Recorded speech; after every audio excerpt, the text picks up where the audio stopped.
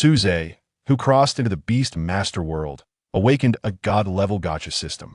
The God-level gacha system allows him to spin once a day, with the chance of obtaining high-quality monster eggs. However, the hatching methods for these eggs are bizarre and varied. Golden egg requires hatching under the kiss of a beautiful woman. The higher her looks, the stronger the monster hatched. Diamond egg needs to absorb a large amount of heat to hatch. The more heat absorbed, the stronger the monster. Crimson blood egg requires special blood to nurture. Divine blood is the best. The usually taciturn Suze, in order to hatch the eggs, helplessly approached the class beauty. Suze, help me out, give my egg a kiss. Suyao. Chapter 1, Global Beastmaster. In the Daxia Kingdom, at Beishan First High School. In Class 3-7. Have you all heard? Our class beauty, Su Yao, has contracted a golden-blooded qingfeng butterfly. Golden-blooded? Seriously, people make me feel inferior. My dad spent hundreds of thousands of summer coins to hire a monster hunter, and I only caught a bronze-blooded monster.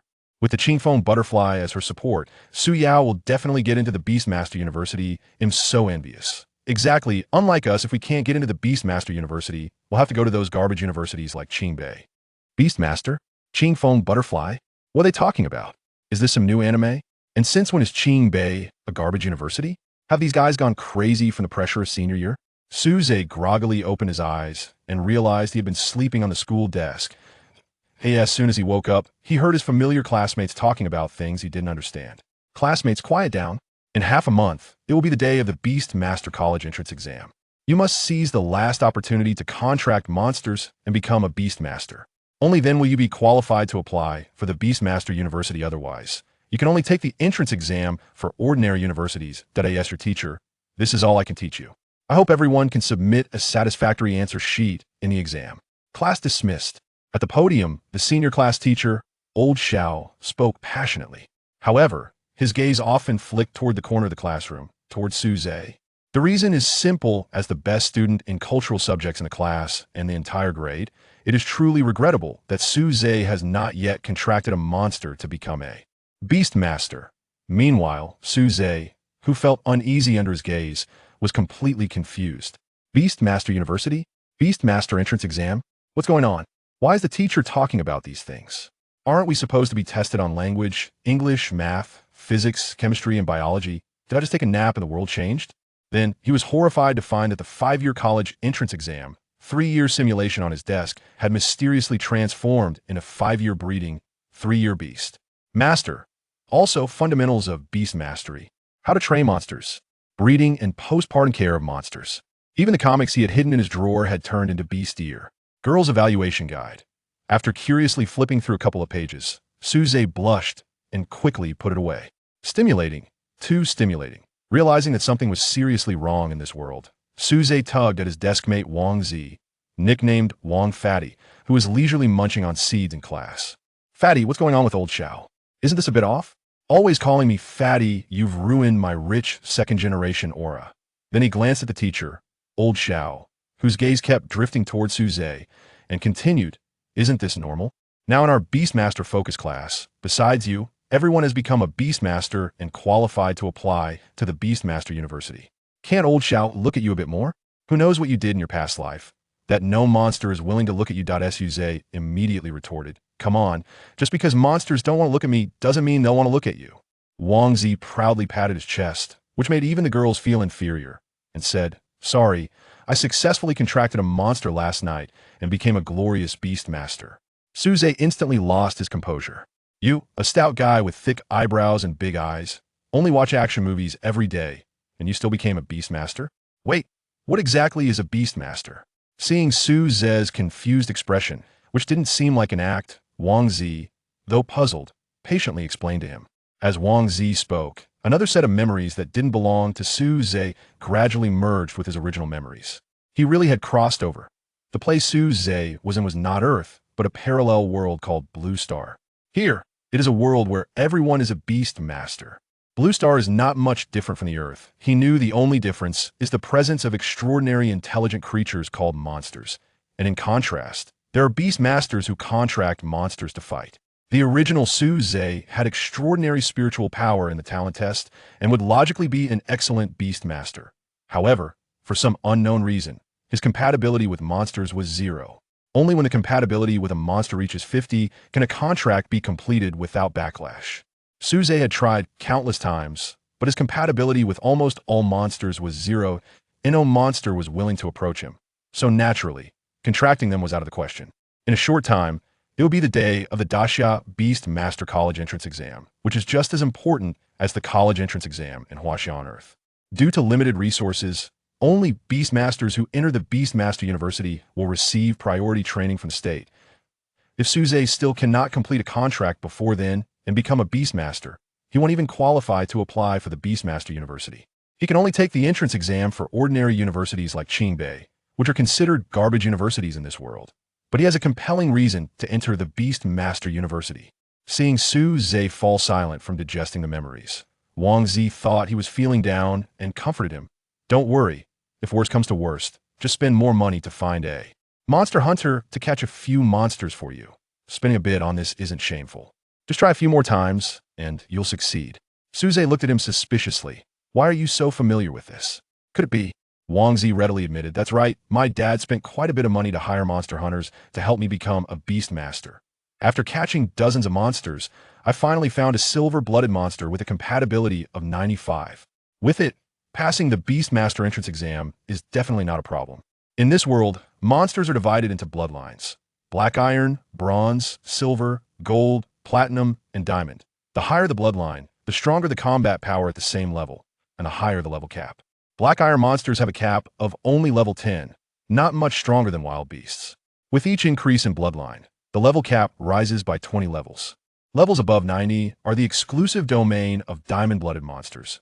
With a maximum of 100, human beastmasters must also have corresponding levels of spiritual power to fully unleash the strength of their monsters.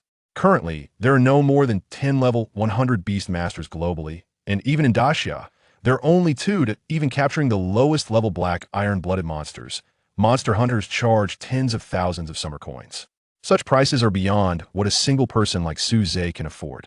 The evil capitalist. Suze could only grit his teeth and scold. Seeing this, the fat man chuckled. Xiaoze, remember, the true evil is not capital itself, but the lack of it. Just as Suze was preparing to continue his tirade against capitalists, a pleasant mechanical female voice suddenly rang out in his mind. Host's foreign soul energy absorption complete. System activated. Chapter 2. Give my egg a kiss. Suze was taken aback. Was his golden finger finally here? But what did foreign soul energy mean? Could it refer to the soul power he brought from another world? Did the system activate because he soul transferred here? Before he could think too much, the system continued speaking. This system is a God-level gacha system. The host can use the gacha machine once a day to draw beast eggs, and the chances can accumulate. The system grants the host of beginners 10 consecutive draws upon first activation. Would you like to use it? Use. Suze said without hesitation. Suddenly, a huge gacha machine appeared in Suze's consciousness space. Countless beast eggs lay peacefully inside the machine, categorized by color and material. Most were bronze and silver-level beast eggs, although there were also a few gold, platinum, and diamond-level eggs, but they were rare. There were even some beast eggs of special colors, the significance of which was unknown. It seemed that black iron beast eggs were not qualified to enter the gacha machine. A number 10 was displayed above the gacha machine, and the moment Suze chose the 10 consecutive draws, the number dropped to 0. The gacha machine started to operate. After spinning for an unknown number of times, a bronze-colored beast egg rolled out, subsequently entering the system's item inventory. Following that, beast eggs started to roll out one after another. Most were bronze level, totaling 6, along with 3 silver-level beast eggs. Although there was still 1 egg left to come out, Suze was already quite satisfied. After all, most people contracted bronze and silver bloodline beasts to participate in the Beast Master entrance exam, and some even hoped to rely on black iron beasts for luck. As the last beast egg rolled out, it burst forth with dazzling golden light. What? Did I hit the jackpot? This can't be the guaranteed outcome of the 10 draws, right? A golden beast egg rolled out of the gacha machine and automatically entered Suze's item inventory. When Suze chose to take out the item, a glittering golden egg instantly appeared in his hand. What the heck? Did you pull this out from your pants? So dazzling. Wang Zi, standing nearby, looked astonished at the suddenly appearing golden egg in Suze's hand. However, The shell's luster was merely the system's way of representing the rarity level of the beast egg for the host to distinguish. After being taken out from the system for a while, it turned into an ordinary beast egg with light blue spots. This is real, so as long as I hatch it, I can become a beast master. Suze exclaimed with joy. But how do I hatch the egg? At that moment, a prompt box popped up on the beast egg in Suze's hand, visible only to him. Golden egg hatching condition. Requires stimulation from a kiss from a beautiful woman. The higher the beauty, the stronger the beast hatched. Suze's face fell. This egg is a bit inappropriate. Nevertheless, he still carefully searched for someone who met the requirements. The higher the beauty, the better? Then it must be you, Su Yao. Suze looked ahead at the school beauty, Su Yao, who was constantly on the minds of a group of youthful boys. Tall and graceful, with delicate white skin, her beauty was exquisite, like a porcelain doll sculpted by the hands of a deity. In terms of looks, Su Yao, being the school beauty, was definitely qualified. Moreover, considering their relationship, such a not-so-excessive request should not be refused, right? Suze shouted, Su Yao, come over and help me out. Give my egg a kiss. Instantly, the previously noisy classroom fell silent. But surprisingly, she didn't seem too angry. Seeing the situation, Wang Zi hurriedly tugged at the hem of Suze's shirt. What the heck, bro? What was that wolfish remark just now? You're blaspheming the goddess. The guys in class will tear you apart, and you don't even have a beast. The fat man sighed as if resigned. Forget it. Luckily, I'm already a beast master.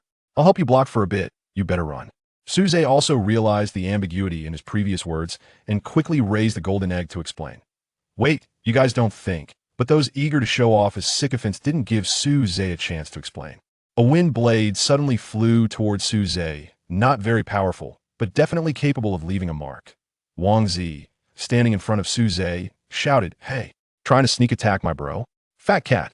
A silver summoning array appeared behind Wang Zi, and then a leopard cat, about a meter long and standing at the height of an average person's calf, wrapped in flames, walked out of the summoning array.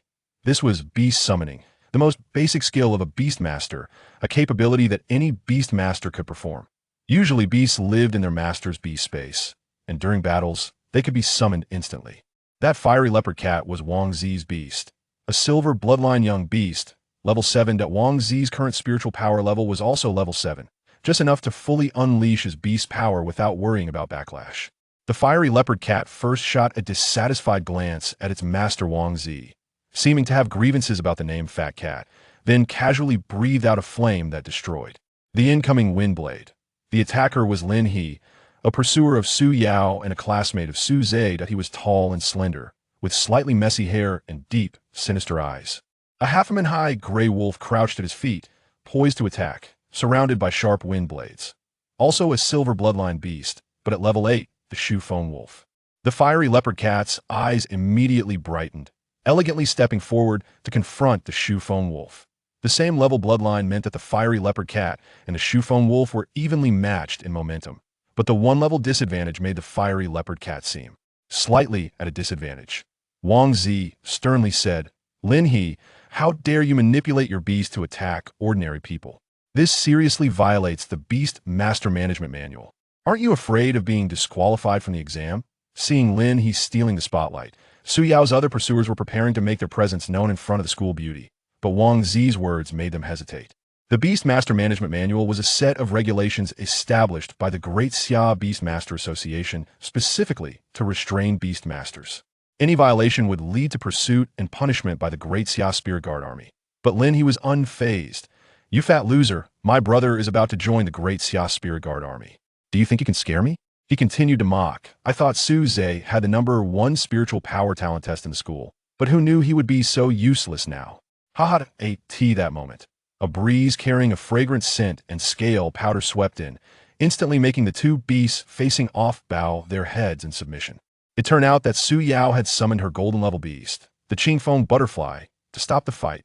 Su Yao, you don't need to get your hands dirty. I can teach this guy who speaks lightly about you a lesson. Lin, he said, trying to take credit. But what awaited him was Su Yao's cold and unfriendly gaze, with the Qingfeng butterfly's wings facing him, seeming ready to launch an attack at any moment. This left Lin He feeling icy inside as he recalled the rumors that Suze and Su Yao were childhood sweethearts. However, during their 3 years in high school, They had hardly spoken a word to each other, even though they were in the same class, and the rumor quickly became a joke.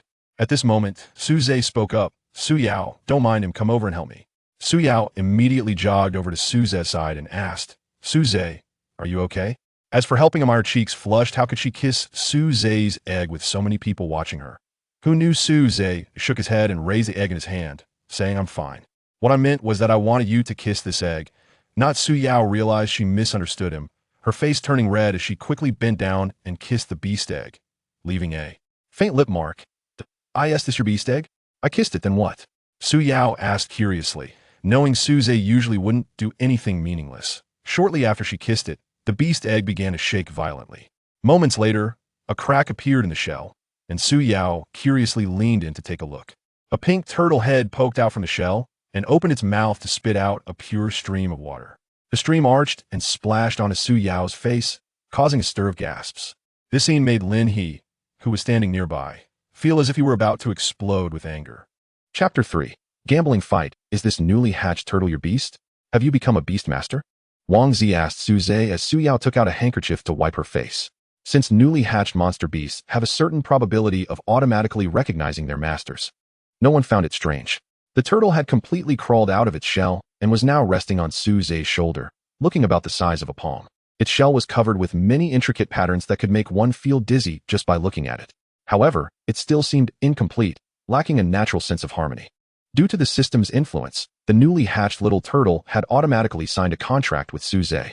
It affectionately rubbed its round head against Su Zhe's cheek while perched on his shoulder. Yes, this is my first beast, and I am now a beast master, Su Zhe said excitedly. Wang Zi and Su Yao beside him seemed to be infected by his emotions and felt happy as well. Strange. What kind of monster beast is this turtle? I can't recognize it, Su Yao said, having wiped the water off her face and curiously examining the turtle on Su Zhe's shoulder. Although there are countless types of monster beasts in the world, the most studied subject in school is how to identify their types, levels, and danger levels. Su Yao is even one of the best in this regard. Yet she still couldn't identify the turtle's type or bloodline. Perhaps because it hatched under her kiss, the little turtle was also very affectionate towards her. This made Su Yao's beast, the Qingfeng butterfly, very jealous and dissatisfied, but it refrained from attacking out of caution. It was precisely because of the bond with her own beast that Su Yao guessed this monster beast was definitely not simple. At that moment, a panel displaying information about Su Zhe's first beast appeared in his eyes. Species, Void Spirit Turtle, Bloodline, Golden Level, can be upgraded. Level, 10, Skills, Water Gun, Water Prison. Light Healing, Talent Skill, Void Spirit Shield. Even monster beasts with a golden bloodline have initial levels ranging from 7 to 10. The fact that the Void Spirit Turtle was born at level 10 also represented the system's acknowledgement of Su Yao's beauty. Since the system stated that the higher the beauty of the person who kissed, the stronger the beast's power. Although Su Zhe had not successfully contracted a monster beast before this, he had never given up on cultivating his mental strength. Coupled with his extraordinary talent for mental power, he had already cultivated his beast master level to 10 early on.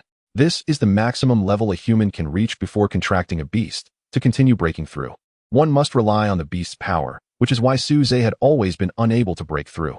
Years of accumulation meant that even with a contracted beast, breaking through the level 10 barrier would be much more challenging for Su Zhe than for ordinary people, requiring external assistance.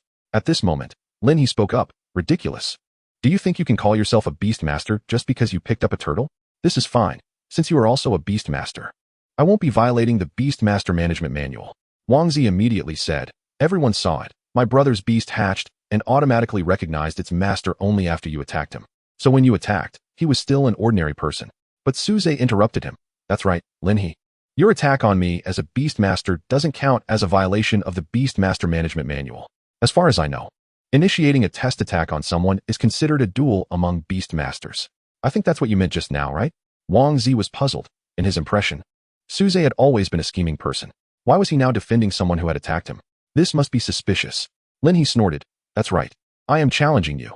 But do you dare to fight me, you waste who just became a beast master? Huh. However, Su Zhe was not angry at all. Instead, he smiled, recognizing that the other party had fallen into his trap. It's just a duel. No one will die, so why should I be afraid? But since it's a duel, we can't do it without some stakes. How about we wager your refining bead? The refining bead is a one-time use precious orb that can refine mental strength and is quite expensive. If Su Zhe wanted to break through the level 10 barrier, he would need the power of the refining bead, but with his financial situation, he could never afford it. However, the school had prepared a refining bead for the most promising students this year in anticipation of the upcoming Beast Master College entrance exam, and Lin he was among them. Just because you want a refining bead?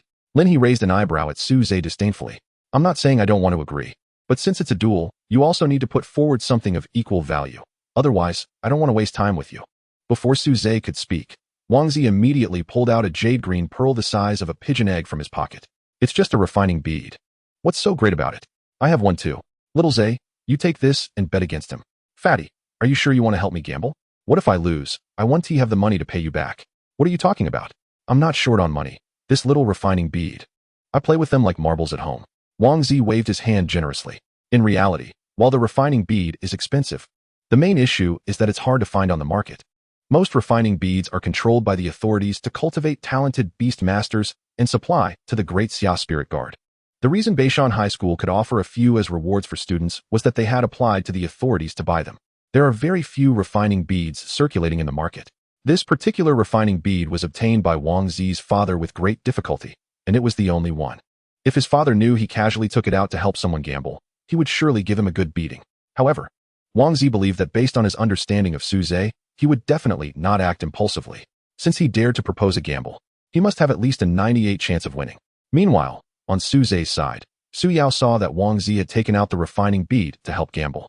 So she had to push back the things she had originally planned to take out. Across from them, Lin He looked at the refining bead in Wang Zi's hand with shining eyes.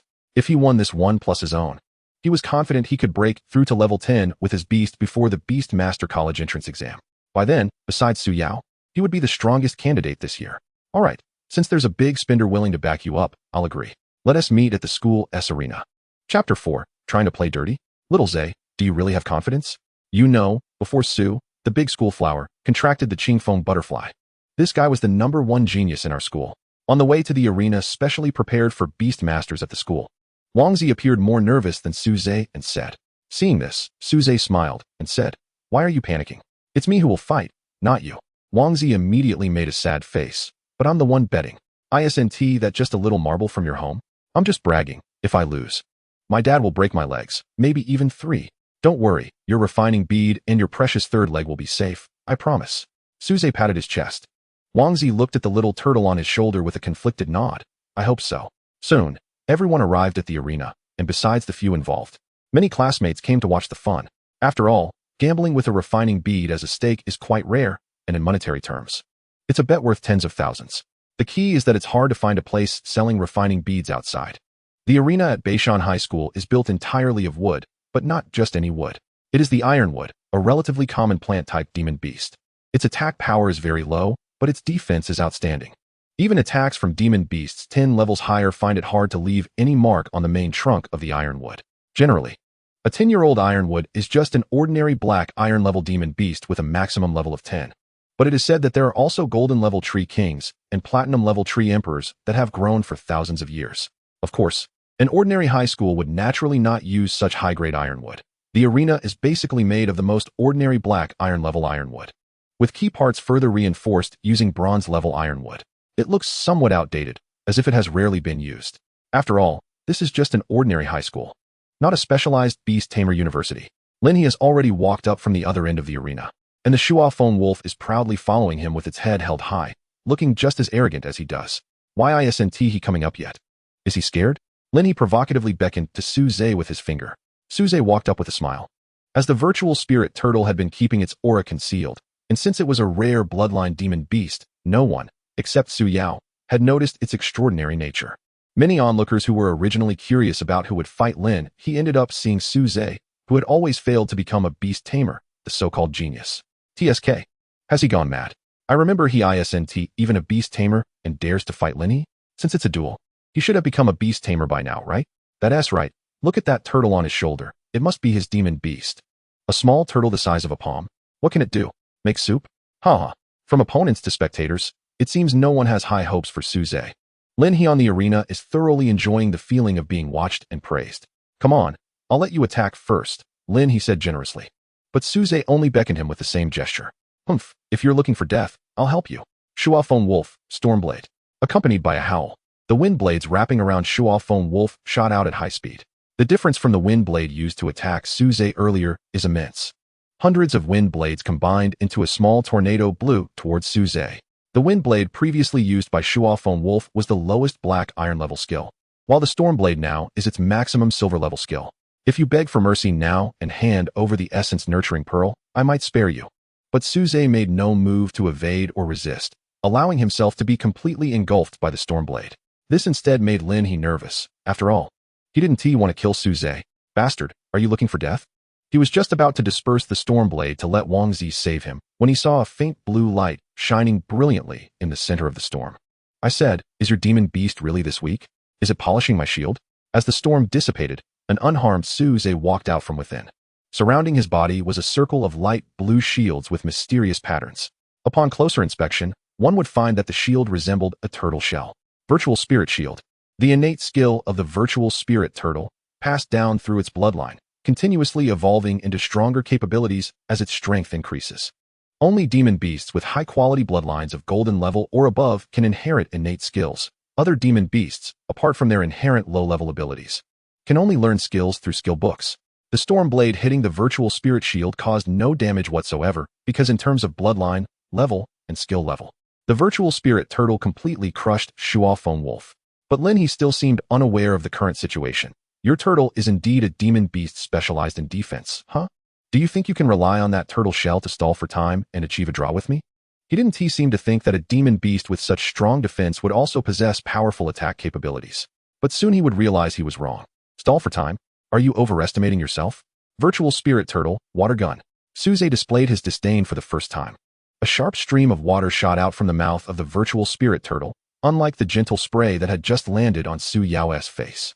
The water flow extended like a spear, directly knocking Shuafeng Wolf away and heavily smashing into Lin He behind. Both Lin He and the wolf flew backward from the impact of the water flow, rolling until the water gun lost its power.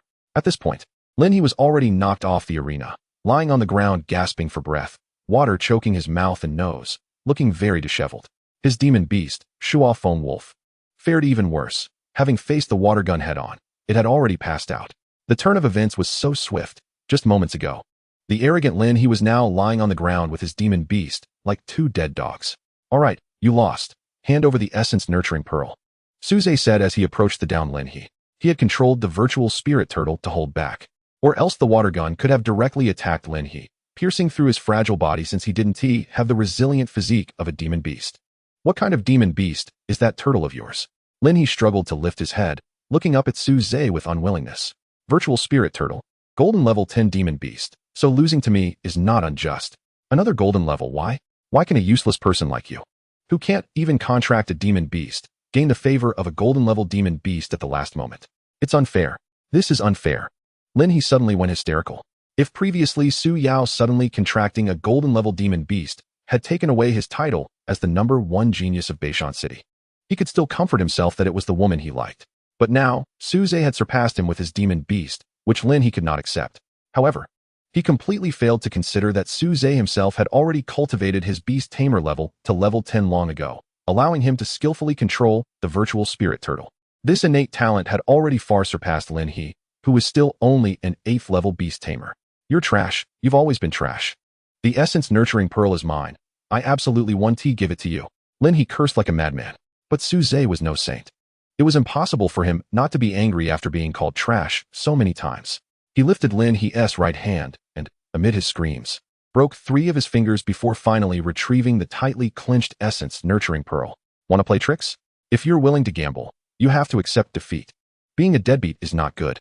He then took the essence nurturing pearl and left the arena. Chapter 5. Are you free this Sunday?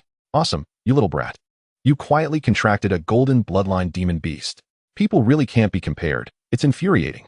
As soon as Suze stepped off the arena, Wang Zi rushed over and hooked his arm around Suze's neck. There was no jealousy in his tone, only full of envy and excitement for Suze finally making a name for himself. Su Yao also stepped forward, but she looked much more composed, only softly saying congratulations.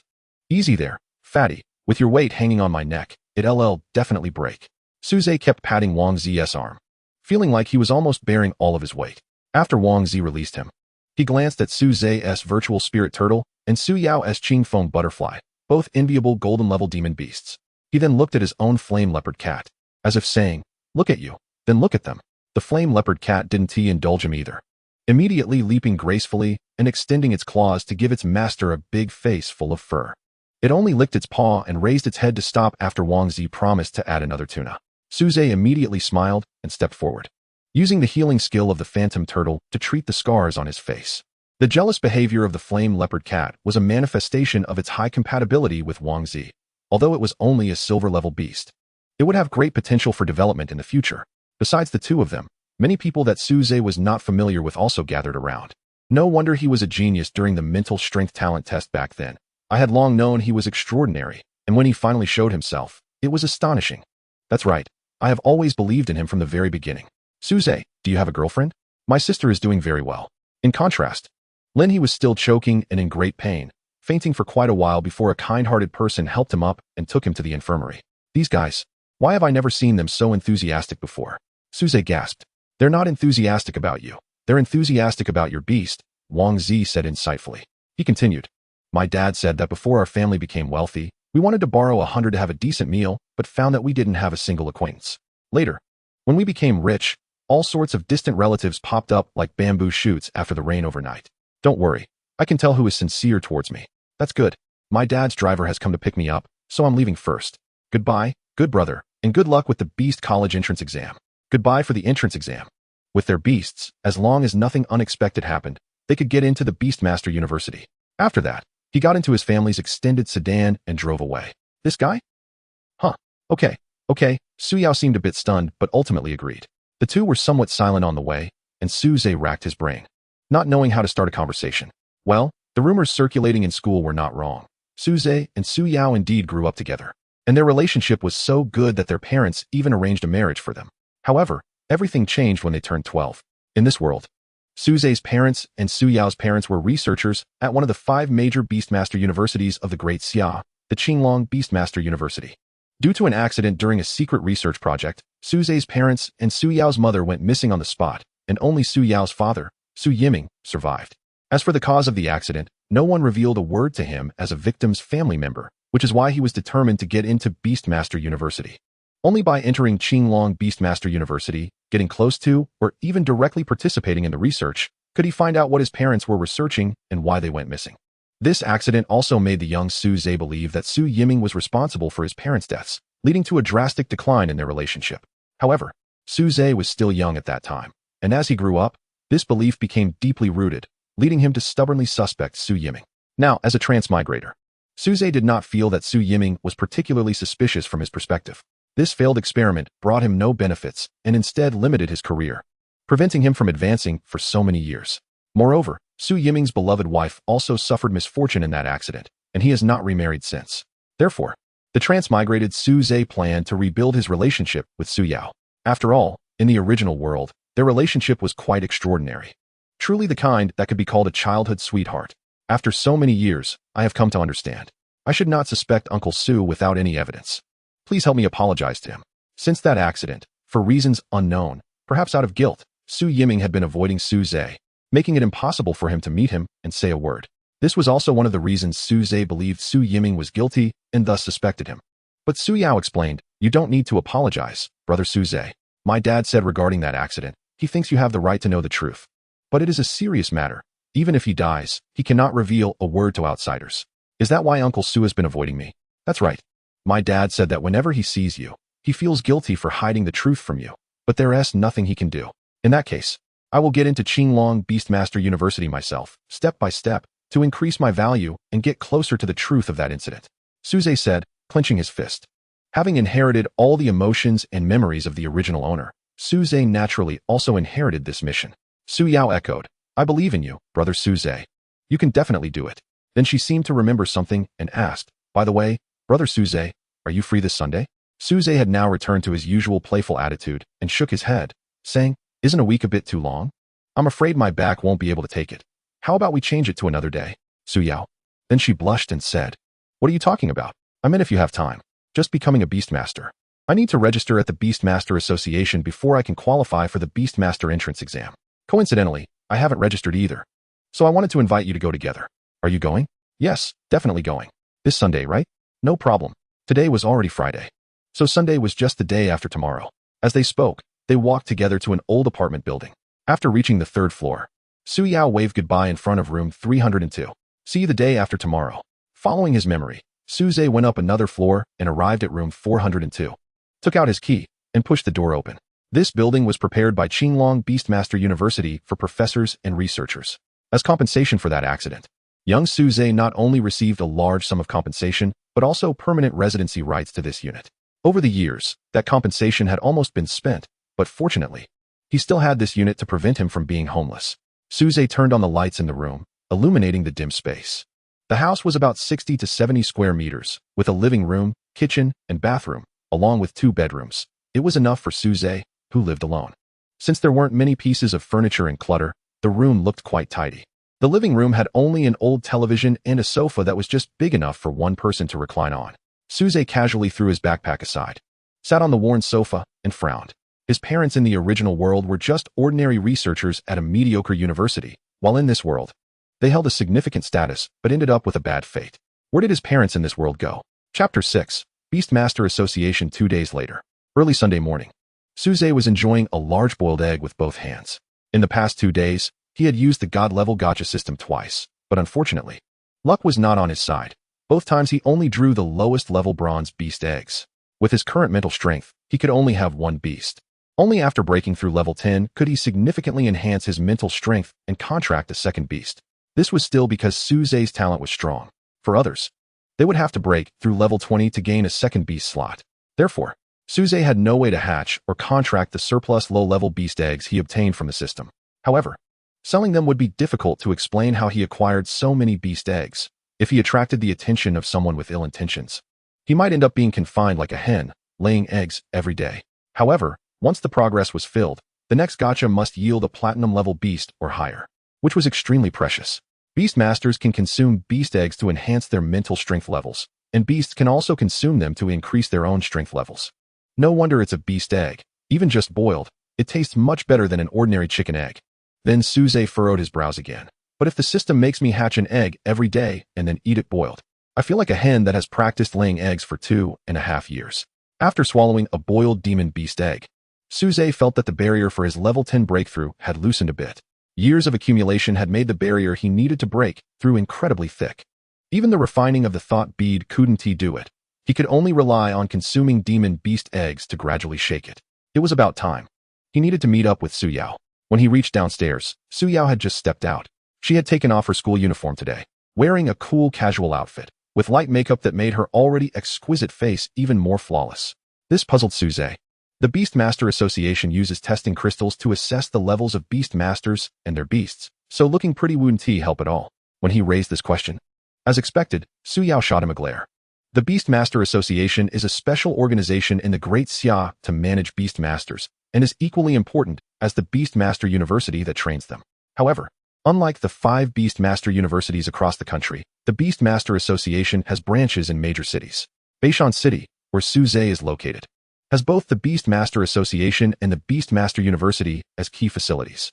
The Beishan City Beastmaster Association is located in the bustling city center, with its grand and magnificent building being quite eye-catching. In front of the association building stands a statue of a man sitting on the back of a dragon, which looks incredibly realistic, as if it could move at any moment. The mane behind the head and the man's hair are finely detailed, appearing vivid and imposing. Dragon Master Xiao Cheng, the strongest Beastmaster from Beishan City, is the pride of the Qinglong Beastmaster University. He has reached level 100. There are only 2 level 100 Beastmasters in the country, and he is one of them. His beast, the Bai Yun Jiaolong, is a standout among diamond-level beasts because of its dragon bloodline. Suze gazed up at the statue and thought, if a dragon bloodline Jiaolong is already diamond level, then it seems that diamond is far from the limit of demon beast bloodlines. Diamond-level demon beasts are the highest bloodlines discovered in this world, with a level cap of 100. It is precisely because of the limit on demon beasts that the highest level for beast masters is also 100. Suze recalled that in his god-level gacha system, there are some special eggs that are even rarer than diamond-level ones. Perhaps those are the demon beasts above the diamond-level bloodline, true divine beasts. Suze couldn't help but look forward to the potential of the system. What are you daydreaming about? Hurry up and go into the association for testing. If you're late, they might close. Su Yao urged from the side. Suze then left the statue. Although the statue was imposing, The people living in this city had long been accustomed to its presence and didn't think it was anything remarkable. The Beast Master Association is a place specifically for serving Beast Masters, specializing in the sale, capture, learning, and upgrading of skills related to beasts. Including the Beast Master test we are going to conduct today. The association has a large space divided into different areas. There is a trading area where registered demon beast hunters sell the beasts they capture. There is a healing area where injured beasts can receive free treatment provided by the association, although serious injuries that require medication must be paid for. There is even a breeding area. The stronger the demon beast, the harder it is to produce offspring, so specialists are needed to assist and increase the success rate. There are all sorts of areas available. What Suze and Su Yao were heading to was the testing area in the public section. There were 5 testing platforms set up for assessments. Each platform had a crystal the size of a human head and a cabin that looked like an open eggshell. The two walked to one of the operating stations. During the test, one only needs to press their hand on the crystal to test the level of their mental strength, while the beast tests inside the cabin. The final beast level is taken as the lower of the two. For example, if a level 10 demon beast tests with level 8 mental strength, it would still be an 8-level beast master. The reverse is also true. However, in actual combat, the former would definitely be stronger than the latter.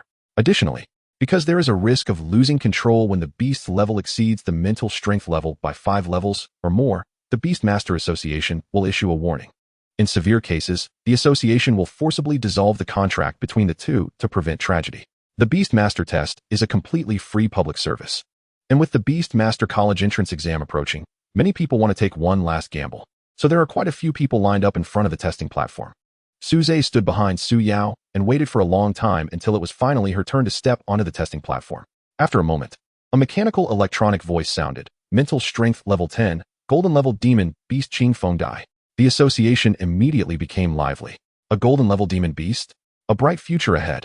That's right, the first demon beast is golden level. It's not impossible to contract a diamond level beast in the future. It is said that Lord Xiao Cheng did it that way back then. Oh my. Under the eager gazes of the crowd, Su Yao slowly turned and walked down from the platform. Her beauty sparked another round of discussions. It's your turn, Su Yao whispered to Suze after stepping down. Suze nodded lightly, preparing to walk towards the testing platform. Suddenly, he heard an increasingly loud commotion coming from the entrance of the Beast Master Association. An anxious voice rushed in, shouting, "Everyone, get out of the way. This person is an assassin from Fusang." In front of him, a small and thin figure was running towards the awakening platform while speaking broken Daxia. You think you can kill me? I'll just kill a Daxia genius right in front of you. Chapter 7. Daxia Spirit Guard. Little girl, I just saw that you seem to have contracted a golden level demon beast.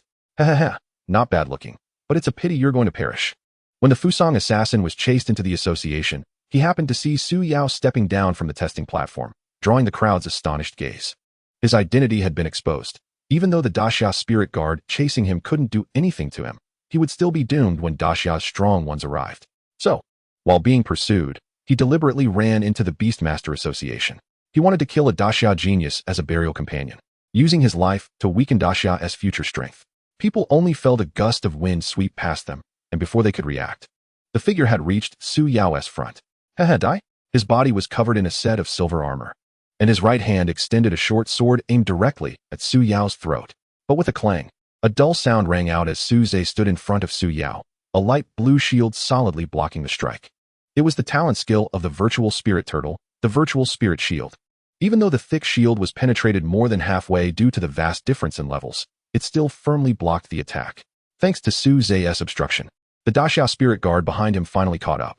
With one attack failing, the Fusang assassin could only retreat to the side. TSK, is that a talent skill? Another one who has contracted a golden level demon beast. The Daxia Spirit Guard had already positioned himself in front of the crowd. He looked to be in his 20s, wearing light armor and holding a shiny silver spear, fully focused on his opponent. The weapon in his hand was transformed from his demon beast, using the beast weaponization technique. This technique allows one to transform their demon beast into a special weapon, depending on the characteristics of the demon beast. For example, if Suze's demon beast, the virtual spirit turtle, were to be weaponized, it would definitely become a shield. The silver armor worn by the Fusang assassin also used a similar beast technique called beast armorization. Unlike the different weaponizations that can turn into various weapons, beast armorization uniformly transforms into a one-piece wearable armor. The difference between the two lies in the fact that the beast tamer's armor can enhance the tamer's abilities in all aspects, such as attack power, defense, and speed. In contrast, The beast weaponization only enhances one specific ability, with a much greater increase than armor enhancement. 4 high-level beast tamers with many beasts. Using different beast weaponizations to form a complete set of beast armor and weapons is the correct approach. Since the strength of the Fusang Dark Guard surpasses that of this Great Xia Spirit Guard, he chose an attack-focused beast weaponization to counterbalance the opponent. While remaining vigilant against the enemy in front of him, he said, "You can't escape now. You thought you could sneak in while the high-level beast tamers are clearing the exam site?" Everyone could sense several powerful auras rapidly approaching from a distance. However, the Fusang Dark Guard was determined and said fearlessly, "So what? I'm going to kill you now and take these 2 talented kids with me." He lunged forward, relying on his beast armor to withstand the Spirit Guard's bright silver spear while continuously attacking, pulling Su Zhe and Su Yao into his attack range. With each of his attacks, the Spirit Guard had to dodge, or they would face certain death. Even the Phantom Shield was broken, causing significant internal injuries. This situation couldn't continue. Su Zhe swallowed the metallic taste of blood in his mouth. Su Yao's clothing was also torn in several places. Leaning against Su Zhe with a frown, asking, "How can we help? Our levels are at least a dozen apart." Su Zhe quickly leaned down and whispered a few words in Su Yao's ear. At this moment, feeling the increasingly close, powerful aura, the Fusang Dark Guard had fully unleashed his power. "You all can die together." The Spirit Guard's expression turned grave. He no longer retreated, but met the attack head-on, thrusting his bright silver spear towards the opponent without hesitation. Great Xia Spirit Guard shall be the first to die. Kill. As the 2 attacks were about to collide, Su Yao's Qingfeng butterfly flapped its wings nearby, sending a refreshing breeze mixed with paralyzing powder straight at the Fusang Dark Guard, infiltrating through his mouth, nose, and wounds. Even if it only paralyzed him for a moment, it allowed Su Zhe to find the holes created by the spear in his body. Although the wounds were not deep, they were all bleeding. Phantom Turtle, shoot the water gun. A high-pressure stream of water shot out immediately, while the Fusang Dark Guard was facing the Spirit Guard's deadly strike. "It's just a stream of water. At most it can wash away the blood on me. What threat can it pose to someone wearing beast armor?" So he ignored it. Finally, the 2 attacks met. Due to the momentary paralysis, although the Spirit Guard was heavily injured and flew out, he didn't suffer any fatal injuries. The Fusang Dark Guard, however, had one arm disabled but still retained combat capability as he moved towards Su Zhe and Su Yao. He even mocked, "That paralyzing powder had some effect. But what else with your water stream? It might be good for a water fight, but it has no killing power at all." In the face of the approaching Fusang Dark Guard, Su Zhe appeared quite relaxed and said, "The power of a simple water gun is indeed not enough. But do you know? Powerful water pressure can be used to launch some things." The Fusang Dark Guard suddenly stopped, his face twisted in anger as he looked down. On his chest, there was the most dangerous wound from his earlier fight with the Spirit Guard, a gunshot wound to the chest. Although it penetrated the beast armor, it only went in half an inch and was not fatal. But now, a sharp dagger was embedded in it, with more than half of the blade deeply buried inside. He muttered in disbelief. "When did this happen?" "Just now. That water gun you ignored concealed this dagger. Although the water flow is weak and hard to injure, the blade propelled by the water is different. Even if it doesn't pierce the armor, it can easily penetrate the flesh." The Fusang Dark Guard took a deep breath. "So what? Even if I have only 1 breath left, I can easily kill you." Hearing this, Su Zhe laughed. "At a time like this, you're still being hard-headed. If you really could kill me, would you still be standing here motionless?" The tail of the Qingfeng butterfly contains potent poison, which can kill even golden-tier monsters. That is a unique skill of the Qingfeng butterfly. And my dagger is coated with this poison. Just now, I scraped the tail of the Qingfeng butterfly with my dagger. Then I shot it out with the water stream, hitting the wound at your heart. The Fusang Dark Guard was already affected by the poison. He was just a corpse that could still say a few words. Indeed, after a few more words, he stared with unwilling eyes and collapsed, breathless. "You dare to bully Great Xia? Who do you think you are?" Chapter 8. Reward. Did we really win? Su Yao said, somewhat incredulously, as the level gap between them and the Fusang Dark Guard was enormous. Although she also knew that this was related to the fact that the Fusang Dark Guard had been heavily injured during his battle with the Spirit Guard. If he had been in perfect condition, it would have been impossible to break through his defenses and let the poison take effect, no matter how many methods they used. Cough cough. I am Wang Chung from the 7th Squad of the 3rd Team of the Eastern Corps of the Great Xia Spirit Guard. Thank you for saving my life. The heavily injured Great Xia Spirit Guard walked over with a limp. His body was covered in blood, and he was coughing blood while speaking, indicating that his injuries were severe. The bright silver spear he originally held had transformed into a long snake with azure eyes and silver scales. Most of its scales having fallen off, and it looked very weak as it flicked its tongue. Not at all. If it weren't for Brother Wang standing in front of us, we would have been dead at the hands of this Fusang person long ago. Suze immediately went over to support him. Su Yao also echoed, "That's right. We should be thanking Brother Wang for saving us." But Wang Chung immediately said solemnly, "Great Xia Spirit Guard, we shall be the first to die." When we joined the Great Xia Spirit Guard, this was already our ironclad training. As Spirit Guards of Great Xia, we must always stand in front of ordinary people, so there's no need to thank me for such matters. No sooner had he finished speaking than two gray-haired old men suddenly appeared in the Beast Tamer Association's hall. Hovering in the air, a powerful aura instantly enveloped the entire place. One of the old men shouted, "Which blind fool dares to cause trouble in my association? Do you want to die?" He was Yu Xinghua, the president of the Beishan City Beast Tamer Association, known as the White-Haired Angry Lion. Despite his old age, his temper was much fiercer than that of an average young man. Beside him was Guo Linshan, the captain of the third team of the Eastern Corps of the Great Xia Spirit Guard, the three strongest figures in Beishan City.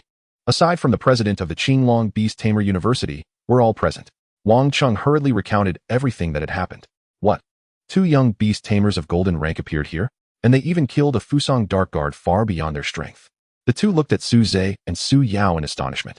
They were shocked by Su Zhe and Su Yao's talent, and even more surprised that two newly promoted beast tamers could actually kill a Fusang Dark Guard.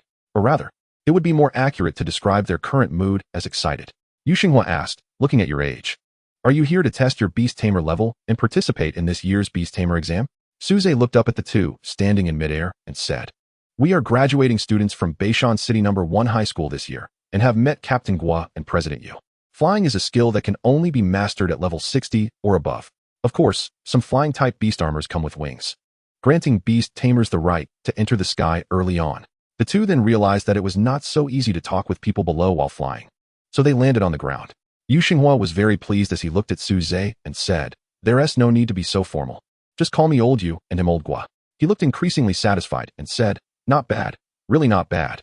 After he completed all of this, Guo Linshan also stepped forward and said, "All right, Old Yu's matters are finished, it's my turn now. You bravely used your wisdom to kill the Dark Guards of Fusang, which not only saved your lives, but also saved the soldiers of our Great Xia Spirit Guard Army and other citizens. Therefore, in my capacity as the captain of the third team of the Eastern Corps of the Great Xia Spirit Guard Army, I am awarding you a commendation." He then took out two egg-sized spirit-enhancing beads and handed them to the two of them, both in size and quality. They surpassed the ones Su Zhe won from Lin He. These are high-quality spirit-enhancing beads specifically for the military, rarely seen in the outside world, and belong to the type that cannot be bought even if one wanted to. Su Zhe and Su Yao exchanged glances and excitedly bowed to thank him, saying, "Thank you, Captain Guo." They initially only intended to save their own lives, but they didn't expect to receive such a significant commendation. Guo Linshan shook his head with a smile and said, "No need to thank me. This is what you deserve. I look forward to the day you join the Great Xia Spirit Guard Army. Students graduating from Beast Control University are all incorporated into the national system, and the Great Xia Spirit Guard Army is a major employer, with a considerable number of graduates joining every year. Some exceptionally talented individuals even work part-time in the Spirit Guard Army while still in school. Of course, the Spirit Guard Army does not accept just anyone. Strength is one aspect, but they value character more, particularly the courage to risk one's life for others." After this, Guo Linshan and Yu Xinghua needed to deal with the destruction caused by the Dark Guards of Fusang in the city. Yu Xinghua was busy cleaning up the association hall that had been damaged during the fight, while Guo Linshan stepped out of the association. Wang Chung followed behind Guo Linshan and reported, "Captain, the number of Dark Guards from Fusang appearing in the city this time is quite large, and the Spirit Guard Army left behind can only capture them in separate groups. I tracked them down during the capture process and arrived at the Beast Control Association." Guo Linshan paused, frowning. "Those guys from Fusang always come to cause trouble during our Great Xia Beast Control College entrance exam every year. But it seems this year's scale is particularly large." However, he found it a bit strange. There are still about 10 days until the entrance exam. Why have these Dark Guards from Fusang exposed themselves so early?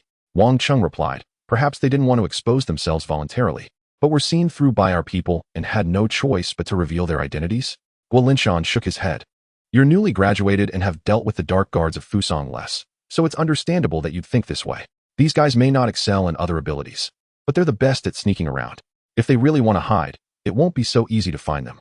He then looked into the distance and instructed, "This time, the higher-ups have chosen a particularly harsh environment for the Beast Control College entrance exam, and with so many excellent students appearing, we absolutely cannot allow anything to go wrong. Inform everyone to concentrate all forces to protect the examination site on the day of the entrance exam." I will go borrow some people from old you. He has quite a few experts under him, and with the principal and teachers of the Qinglong Beast Control University, we cannot afford any mistakes. Yes, sir. Wang Chung saluted quickly and then swiftly left to spread the message.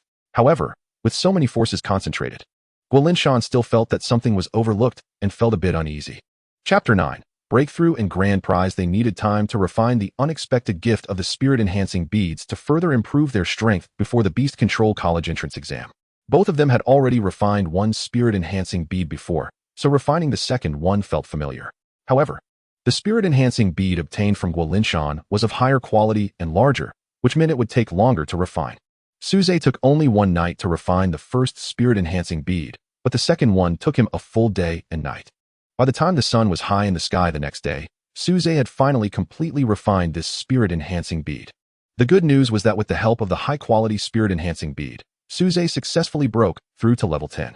At the moment of the breakthrough, the mental energy accumulated from years of practice surged forth, forcefully pushing his level up several more rungs. Although he couldn't break through before, the mental energy he had been cultivating remained within his body. This accumulation of mental energy made what should have been a simple breakthrough exceedingly difficult. Therefore, Suze needed to rely on the power of the spirit-enhancing bead, combined with the demon beast eggs he had eaten over the past 2 days, to forcefully break through the barrier. After breaking through the barrier, the excess energy wouldn't just disappear. Levels 11, 12, 15, 16. Suze rose 6 levels in a row, stopping only at level 16. This was still under Suze's deliberate control of his breakthrough. He originally intended to stop at level 15 and then transfer the excess energy to the Void Spirit Turtle to avoid too large a gap in their levels. However, in the end, both of their strengths unified at level 16, indicating just how powerful the accumulated mental energy combined with the spirit-enhancing bead's power was. Phew, I've raised too many levels at once. I need to adapt properly to fully utilize my power, Suze said, opening his eyes and exhaling a breath of turbid air. The sudden surge of immense mental energy made him feel a bit dizzy. Compared to Suze, the Void Spirit Turtle, which also rose 6 levels, only appeared slightly larger, with a darker shell color, and seemed to have no discomfort. After all, for demon beasts, leveling up is merely a normal part of growth. However, in a natural environment, the growth of demon beasts is quite slow. Once contracted as a beast, they can grow much faster through the complementary relationship with their beast master. Suze slowly got up. He had almost adapted now, at least no longer feeling so dizzy and uncomfortable. This breakthrough not only allowed me to rise 6 levels, but my excess mental energy is now enough to support the consumption for a second beast contract. I can contract a second beast with the divine level gacha system. Suze was not short of beasts. He could hatch a new demon beast anytime he wanted. However, starting with a golden level beast, he no longer looked at lower level bronze or silver beasts. With 10 days left until the Beast Control College entrance exam, I can use the divine level gacha system to draw 10 times, hoping to draw another golden level beast before the exam. Suze decided to save today's drawing opportunities. He wanted to accumulate enough for 10 draws for a 10 consecutive draw. Based on his experience playing card games in his previous life, 10 consecutive draws generally have a greater chance of yielding good results. The only problem was that during these 10 days, he couldn't draw demon beast eggs to increase his progress bar. Anyway, there was no way he could fill the progress bar in 10 days, so it wasn't a loss. In the following days, Suze mostly stayed indoors to adapt to his suddenly increased power. During this time, only Su Yao came to visit once. This girl spent 2 days and nights refining her spirit-enhancing bead and successfully rose 3 levels, breaking through to level 13. She also transferred some power to the Qingfeng butterfly, raising it to level 12. This was already a very good achievement, as consecutive breakthroughs are typically a sign of genius. So, Su Yao immediately sought out Suze to spar with him and familiarize herself with her strength. As soon as Suze opened the door, he saw the Qingfeng butterfly perched on Su Yao's shoulder, flapping its wings proudly. It wanted to teach this human, who dared to compete for its master's favor, a lesson. Then, the Void Spirit Turtle, perched on top of Suze's head, subtly revealed its aura, causing the Qingfeng butterfly to wilt. Under the same bloodline, a 4-level difference was a world apart. Seeing this, Su Yao couldn't help but remind him, Brother Suze, if the beast level is too much higher than the beast master's level, it could be dangerous, so you must be careful. She thought that Suze had mainly distributed the power of the quenching bead to the Void Spirit Turtle, which was why it had leveled up so much. Suze smiled and said, Thanks for your kindness, but I'm currently at the same level as the Void Spirit Turtle, so it's not really dangerous. Same level? Su Yao was a bit confused. This meant that Suze was now a full-fledged level 16 beast tamer. It should be noted that just 3 or 4 days ago, he wasn't even a beast tamer, and this speed of improvement was unprecedented. This made Su Yao feel a sense of urgency, as if she might be left far behind at any moment. So after that day, Su Yao didn't come to find Suze again. It seemed she was focused on meditating and training in her room. 10 days later, on the morning of the Beast Tamer entrance exam, finally, Suze had saved enough for 10 consecutive draws, and early in the morning, he entered the system space. Inside the system space, the gacha machine that had been silent for 10 days started operating again.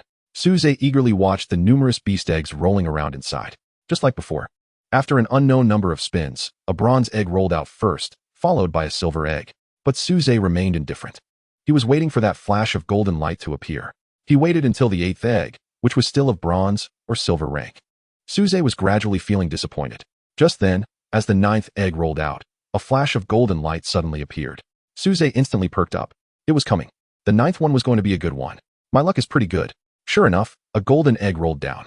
Just as Suze was about to exit the system and not look at the last egg, a dazzling light burst forth from the gacha machine's exit, and a magnificent, eye-catching beast egg slowly rolled down, colliding with the golden egg in front of it. Suze was stunned. The previously satisfying golden egg suddenly lost its appeal. The real prize was right here. The golden egg was nothing. I knew the boy who loves to laugh wouldn't have bad luck, because that egg was a diamond egg, which represented the ability to break through to the maximum level of 100 for diamond-ranked monsters. Chapter 10. Harsh hatching conditions. Diamond-ranked monsters are currently known to be the strongest bloodline level, capable of reaching the level 100 cap. Suze hurriedly excitedly took the diamond egg out of the system. After the dazzling brilliance of the diamond faded, Suze was left holding a monster egg the size of a human head, wrapped in 3 fiery red patterns. The hatching conditions for a diamond-level egg should be even more demanding, right? With some trepidation, Suze checked the hatching conditions for the diamond-level beast egg in his hand. The conditions for hatching a diamond egg required absorbing a large amount of heat in a high-temperature environment. The more heat absorbed, the stronger the hatched beast would be. High temperature? Suze frowned. He wasn't sure what kind of conditions the system would classify as high temperature. In any case, putting the egg in boiling water probably wouldn't work. Forget it. Let us first check the hatching conditions for the golden egg, if they are the same as before. I'll continue to seek Su Yao's help. Suze stored the diamond egg back in the system space and took out the golden egg. The beast eggs obtained from the system could be stored in the system space before hatching, but once they hatched into beasts, they could only be stored in the beast space. Unfortunately, the hatching conditions for the 2 golden eggs of the same rank were not the same. The hatching condition for the golden egg required absorbing precious metal gold. The more gold absorbed, the stronger the hatched beast would be. Suze helplessly complained about these 2 golden eggs, one greedy and one lustful. For him, the hatching conditions of this golden egg were even more difficult than that of the diamond egg in some respects. If it came down to it, he could sell a few monster eggs. A single silver-ranked monster egg could sell for at least several 100,000 summer coins, which should be enough to buy some gold, right? But Suze still had concerns. After all, his current strength couldn't be considered strong. It could only be said to be quite weak. If he only took out 1 or 2 precious monster eggs to sell, it would be fine. Over time, someone would definitely set their sights on him. Just as Suze was in a dilemma, his door was suddenly knocked on. When he opened the door, he found Su Yao standing outside in a capable outfit. Is there something you need? What do you mean? Did you forget that today is the Beast Tamer entrance exam? We agreed to go together, Su Yao said incredulously, seemingly not expecting that Suze could forget such an important matter. Suze's eyes widened as he suddenly remembered. He was so dizzy with joy from drawing the diamond-level beast egg that he almost forgot the most important thing today. He hurriedly said, "Wait a moment. I'll go change clothes." Su Yao nodded. "Okay, be quick about it. Fortunately, we don't have to rush. Have you seen the exam location in the east? It was just released a couple of days ago, and it's not far from our Beishan city, in the scenic area of Tianyun Volcano." Suze had indeed overlooked this matter in the past 2 days and had just learned about the exam location from Su Yao. Today, for Beast Tamer universities would be conducting exams simultaneously, while only the Western White Tiger Beast Tamer University had postponed theirs for a few days due to some accidents during the venue cleanup. Unlike in his previous life, where students chose schools based on their scores after the college entrance exams, there are only 5 Beast Tamer universities in total in Dacia. Generally, candidates take the exam for the university closest to them. After all, the number of people qualified to become Beast Tamers is not high. So the number of people taking the Beast Tamer entrance exam is far fewer than the ordinary college entrance exam before his transmigration. They could gather all candidates within the corresponding area at a single exam site for a unified selection. The exam site chosen by Qinglong Beast Tamer University was Tianyun Volcano, where all candidates would be tested at the foot of the volcano. If you pass, you're in. If not, you're eliminated. Tianyun Volcano? Suze repeated the name. his eyes lighting up. Tianyan Volcano is a level 7 supervolcano. The volcanic eruption index can be used to classify the eruption level of a volcano. Just like the magnitude of an earthquake, the higher the value of the volcanic eruption index, the greater the energy released by the volcano. Each increase of 1 unit in the volcanic eruption index means an increase of nearly 1 order of magnitude in the energy released. And the power of the eruption is 10 times that of the previous level. The highest level is only 8. Levels 5 to 6 are strong volcanoes, while levels 7 to 8 are supervolcanoes. The power of a level 7 volcanic eruption is equivalent to a level 98 earthquake, which can cause a year without summer. Tianyan Volcano has had a previous eruption reaching level 7 and is currently in a dormant state. It may have accumulated energy equivalent to that of a strong level 5 volcano, and there is still quite some time before the next eruption.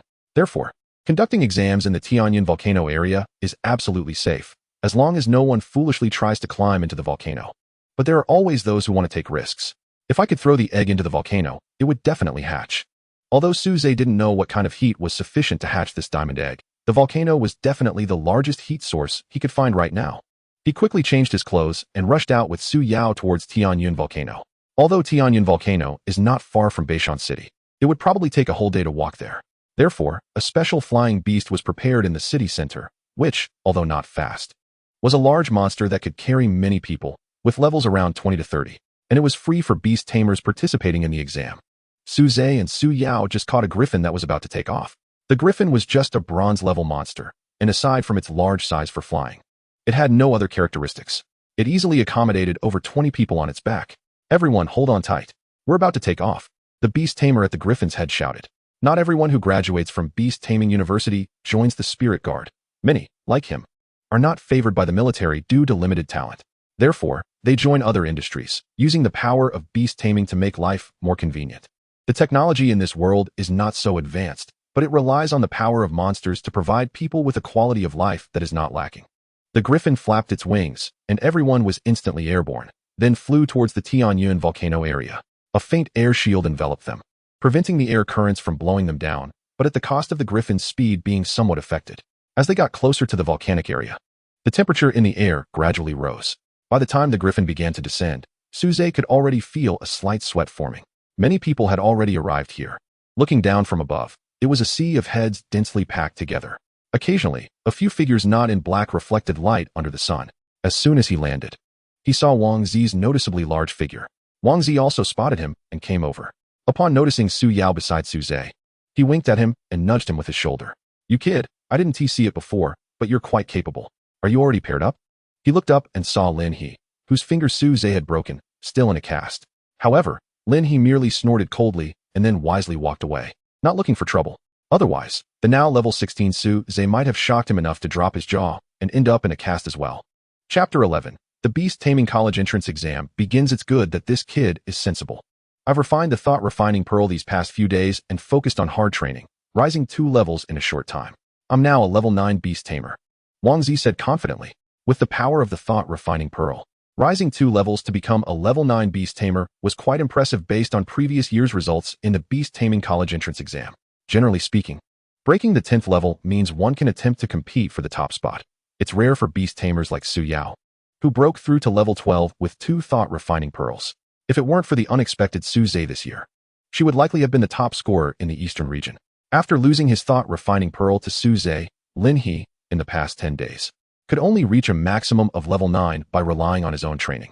This was why Wang Zi had the courage to challenge him to a duel. Seeing Lin He back off, he somewhat disinterestedly asked Suze what it was like to ride the griffin. It's not much different from flying in a plane, at most. The view is wider. Wang Zi immediately felt it was dull. Is it that ordinary? I was thinking that when I break through to level 20 and can contract a second beast, I'd have my dad get me a flying type monster. Suze curiously asked, didn't you ride in on a griffin? He remembered that when he looked down from the sky, he hadn't seen a single road. It couldn't be that they walked here, could it? No, my dad insisted on driving me to the exam, but he gets dizzy on the griffin, so we ended up coming by car. Wang Zi pointed to a nearby dirt-covered luxury sedan. The dirt on the car was minor. It was just that the chassis of such a car was definitely not designed for traversing mountain roads, and it was likely already scraped and ruined. TSK. This is what being rich is like, driving such an expensive car to ruin it. Should I just sell the monster egg to them? Next to the car was a middle-aged man with a big belly, Wang Gui, Wang Zi's father, from his physique. It was clear that Wang Zi was definitely his biological son. He was chatting with a man in military uniform who looked quite impatient. It was Guo Linshan, the captain of the Great Xia Spirit Guard. Due to the threat from the Fusang Dark Guards, he led nearly all of the Great Xia Spirit Guards in Beishur City to ensure safety at the Beast Taming College entrance exam site. Of course, Suze had no way of knowing about these arrangements. He just saw a familiar face and thought about going over to say hello. After all, if it weren't for the thought-refining pearl awarded by Guo Linshan, he wouldn't know when he could break through the 10th level barrier. At this moment, Guo Linshan also saw him and changed his previously impatient expression as he walked over. This left Wang Gui in shock. He had been flattering Guo Linshan for a long time, hoping to secure a good future for his son after graduation. But this Captain Guo had never given him a good face, so why was he suddenly so cheerful now? Following Guo Linshan's gaze, he quickly spotted Suze. Oh, isn't that my little fatty's good friend? What's his relationship with Captain Guo? Wang Gui had previously suspected whether Suze, the poor kid who was close to his son, was after money. But after several interactions, he gradually changed his view. However, at that time, Suze had no power, no money, and was still struggling to become a beast tamer. This made Wang Gui hope deep down that his son would build relationships with those who had power or wealth. But now, unexpectedly, the person he didn't think highly of was being greeted with smiles by someone he wanted to curry favor with. Hello, Captain Guo. Hello, Uncle Wang. Suze greeted the two with a smile. Guo Linshan stepped closer and looked him over twice, his eyes brightening. With his strength, he could naturally see through Suze, who was not good at hiding himself, and nodded repeatedly. Not bad. Really not bad. It seems this year's top scorer in the eastern region already has a candidate. Wang Gui, upon hearing this, understood, surprised that Guo Linshan would give Suze such a high evaluation. Although he had recently heard his son mention that Suze had contracted a golden level beast, making a remarkable debut, it wasn't just him who had contracted a golden level beast. Su Yao had done so as well, and there were hundreds of cities in the entire eastern region. The number of geniuses who contracted golden level beasts was probably no less than 10. How could they be so sure that Suze was the top scorer? While Wang Gui was pondering this, Guo Linshan, who had never given him a good face, now smiled and said, Uncle Wang. Suze, do you know him? Yes. Uncle Wang is the father of my good friend and has taken good care of me. Wang Gui immediately seized the opportunity, pointing to Wang Zi behind Suze. That's right, that's my son. They have a very good relationship, almost inseparable. Is that so? Guo Linshan glanced at Wang Zi, thinking to himself that with your son's physique, it would be a challenge for him to fit into the same pair of pants, let alone squeeze into one with someone else. But he still said, that's good. Keep up the hard work, and you can join my Great Xia Spirit Guard in the future. Wang Gui immediately beamed with joy, constantly praising Wang Zi in his heart for being his son, with such good judgment. Before they could say much more, the Beast Taming College entrance exam was about to begin. Guo Linshan left first to arrange for work. Above, there was a circle filled with 10 stars, representing level 10 beast tamers. Wow, you guys are already level 10 beast tamers. I was still thinking of showing off a bit. Wang Zi said with a smile. Suze and Su Yao did not disclose their real levels to dampen his spirits.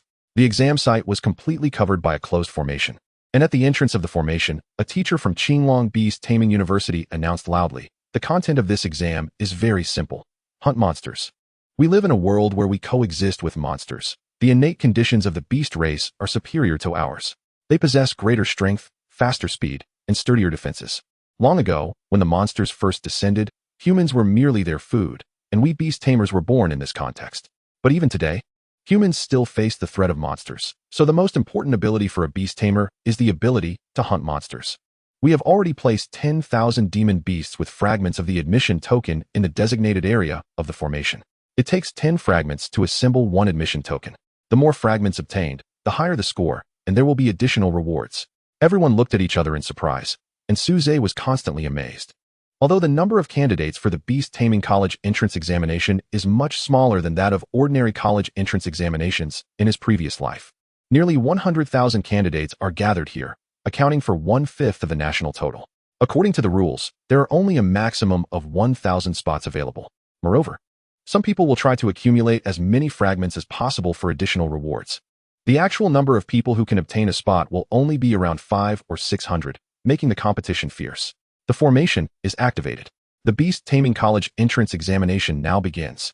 At the teacher's command, the candidates immediately entered in an orderly manner. Accompanying the candidates were the Daxia Spirit Guards, who would ensure the safety of the candidates and prevent cheating. However, they were not allowed to act recklessly and could only intervene in life-threatening situations. Outside the formation, There was also a formation maintained by the president and faculty of the Qinglong Beast Taming University. Once all candidates entered, the formation would seal off the examination area to prevent outsiders from entering during the Beast Taming College entrance examination. In the shadows, there were also strong members of the Beast Tamer Association led by Yu Xinghua. Their goal was not only to ensure the candidate's safety, but also to set traps to eliminate any infiltrating Fusang Dark Guards. However, the preparations made by Fusang this time clearly exceeded everyone's expectations. Chapter 12. Invasion of Dark Guards. As soon as Su Zhe entered the formation, he felt waves of heat hitting his face.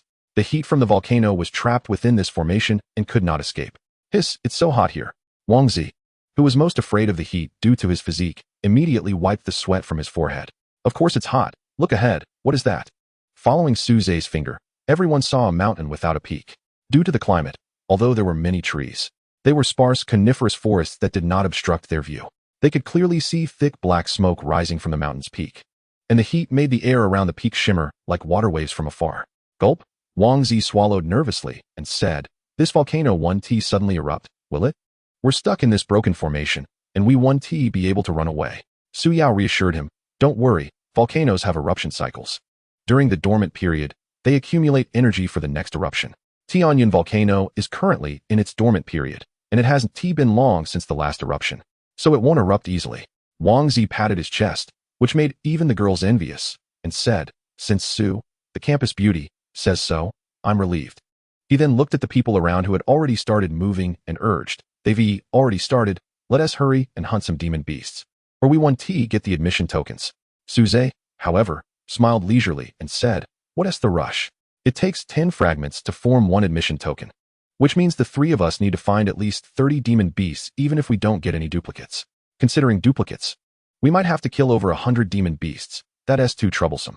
Wang Zi asked in confusion, "What do you want to do then?" Su Zhe waved his hand. "Of course we wait for others to gather their fragments and then borrow from them. Isn't that a bit unethical? No, trust me. There are plenty of people who think like that. After all, people like to take shortcuts. Because everyone had their own agendas. Once they entered the formation, everyone immediately scattered to avoid being targeted by others, at most teaming up with a few acquaintances. In no time, only Su Zhe and the other two remained. Su Yao looked at Su Zhe and asked, "So where are we going next?" Su Zhe pointed to the volcano and said, "Let us go check that out." Since the exam committee specifically chose the Tianyun volcano area as the examination point, there must be a reason for it. Su Yao nodded in agreement. Otherwise, she couldn't understand why they would choose this place. Wang Zi hesitated for a moment, but ultimately gritted his teeth and followed. Not long after everyone had left to find demon beasts, a hole suddenly appeared far from the entrance of the formation, like molten glass. A group of mysterious figures in black cloaks, shrouded in shadows, entered the formation, with the last person holding a bizarre copper mirror. The mirror's surface shimmered with dazzling light, and it was under this light that the formation was silently opened, unnoticed by the president and teachers who maintained the formation. Once inside, the figure immediately put away the copper mirror. With the light of the mirror gone, the formation resumed and filled the gap. Then they spoke in Fusang language. "The formation of the Xia Kingdom is nothing special. All right, everyone, don't let your guard down. We were able to break through the formation only because of the power of the 8-foot mirror. From now on, we need to rely on ourselves to bypass the Daxia spirit guards inside the formation. Don't worry, Captain, in terms of stealth, our Fusang Dark Guards are definitely not inferior to the Daxia spirit guards." The group then concealed themselves in the shadows, approaching Tianyun volcano like phantoms. Outside the formation, Su Yiming, a teacher from Qinglong Beast Taming University responsible for maintaining the formation, exclaimed softly, "What's wrong, Teacher Su?" Another teacher asked, but Su Yiming shook his head, intending to let it go. However, in the center of the formation, a middle-aged man with an imposing presence opened his eyes and said, "An illusion? The Beast Taming College entrance examination is a national affair. It cannot be treated lightly. Teacher Su, how many mistakes have occurred because of your carelessness? Immediately contact the Beast Tamer Association and have them check the perimeter of the formation for any suspicious activity." Su Yiming immediately bowed his head in alarm, admitting his mistake. "Yes, Principal." The middle-aged man was Xiao Su, the principal of Qinglong Beast Taming University, who had not shown himself until now. He was also the youngest and most talented among the 3 great powerhouses of Beishan City. After the incident, he took the initiative to replace the dismissed former principal, which was somewhat beneath his abilities. After arranging for personnel to investigate the area around the formation, he closed his eyes again to focus on maintaining the formation. "Wait for me. This hot place is unbearable. I'm sweating as soon as I move." Soon, The group realized the purpose of choosing the volcano as the examination point. At that moment, Wang Zi's flame leopard cat happened to unleash a fire blade, splitting a completely red scorpion in half, perhaps influenced by its master. The flame leopard cat had gained considerable weight in just over 10 days. Its originally slender and agile form now appeared somewhat clumsy and heavy. Seeing this, Suze remarked, "Wang Zi, what does your pig have for now?" Wang Zi approached the scorpion's corpse and retorted, "You're the pig. The flame is at most a fat cat." Su Yao advised, "But cat-shaped demon beasts excel in agility. Too much weight will affect their performance, so it's best to pay attention." Wang Zi immediately smiled. "I will definitely heed the words of the campus beauty Su, but the flame really eats a lot. And maybe that's why it has such a high affinity with me." Saying this, he found a broken token in the scorpion's body and pulled out a small dried fish from his pocket to reward the flame. The flame leopard cat quickly finished the small fish and affectionately rubbed against Wang Zi's pants, a stark contrast to when it had scratched Wang Zi's face earlier. "This is already the 5th demon beast, but we've only found 1 fragment," Wang Zi said, shaking the slime-covered token in his hand. Suze thought for a moment and said, "The teacher made it very clear when we entered that they released 10,000 demon beasts with tokens. But that doesn't mean there are only 10,000 beasts in this area. The Tianyan volcano covers a vast area, and the fire attribute energy dissipating around the volcano makes it a natural gathering place for fire-type demon beasts, far exceeding 10,000 in number. These demon beasts will instinctively approach the volcano to absorb the fire attribute energy, with stronger beasts getting closer to the volcano. If I'm not mistaken, it's impossible to gather a complete set of enrollment tokens on the outskirts of the volcano. The key components must be hidden within the stronger demon beasts, and they will live in the areas close to the volcano, so let us wait at the foot of the mountain." Of course, this is just a reason Suze found. What he really wanted was to see if he could go to the volcano's mouth and drop the diamond egg to hatch it. However, his deduction wasn't wrong. The closer they got to the volcano, the higher the chances of finding enrollment token fragments on the demon beasts. In no time, Wang Zi had already collected 5 or 6 fragments, although 2 of them were duplicates. Hey, the fragments are glowing again, just ahead. The enrollment token fragments had a mutual attraction effect.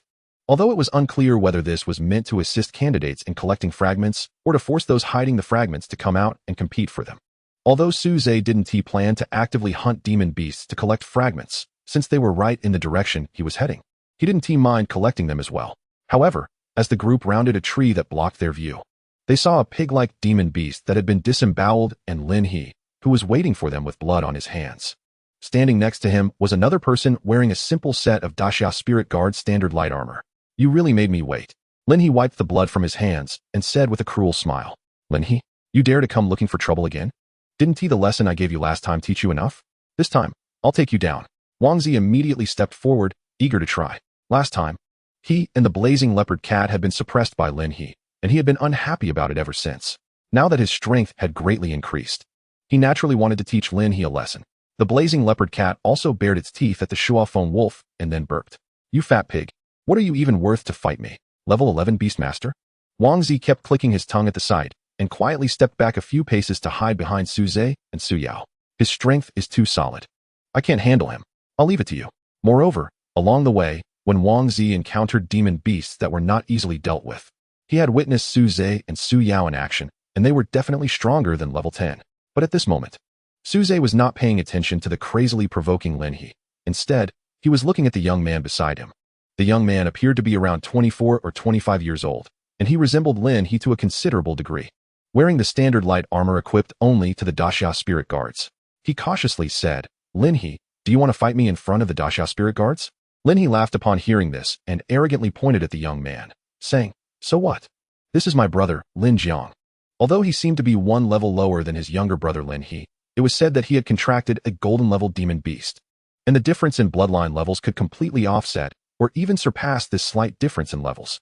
Moreover, having contracted a golden-level demon beast as his first beast, he shouldn't have any enmity. However, the fact that the other party had broken his younger brother's finger was something he could not tolerate. Lin Jiang stepped forward and said, "Stop wasting time. To help you get revenge, I specifically requested to take charge of the defense in their direction. But in 10 minutes, the shift will change. After I teach him a lesson, I'll take you to find demon beasts. The exam is more important."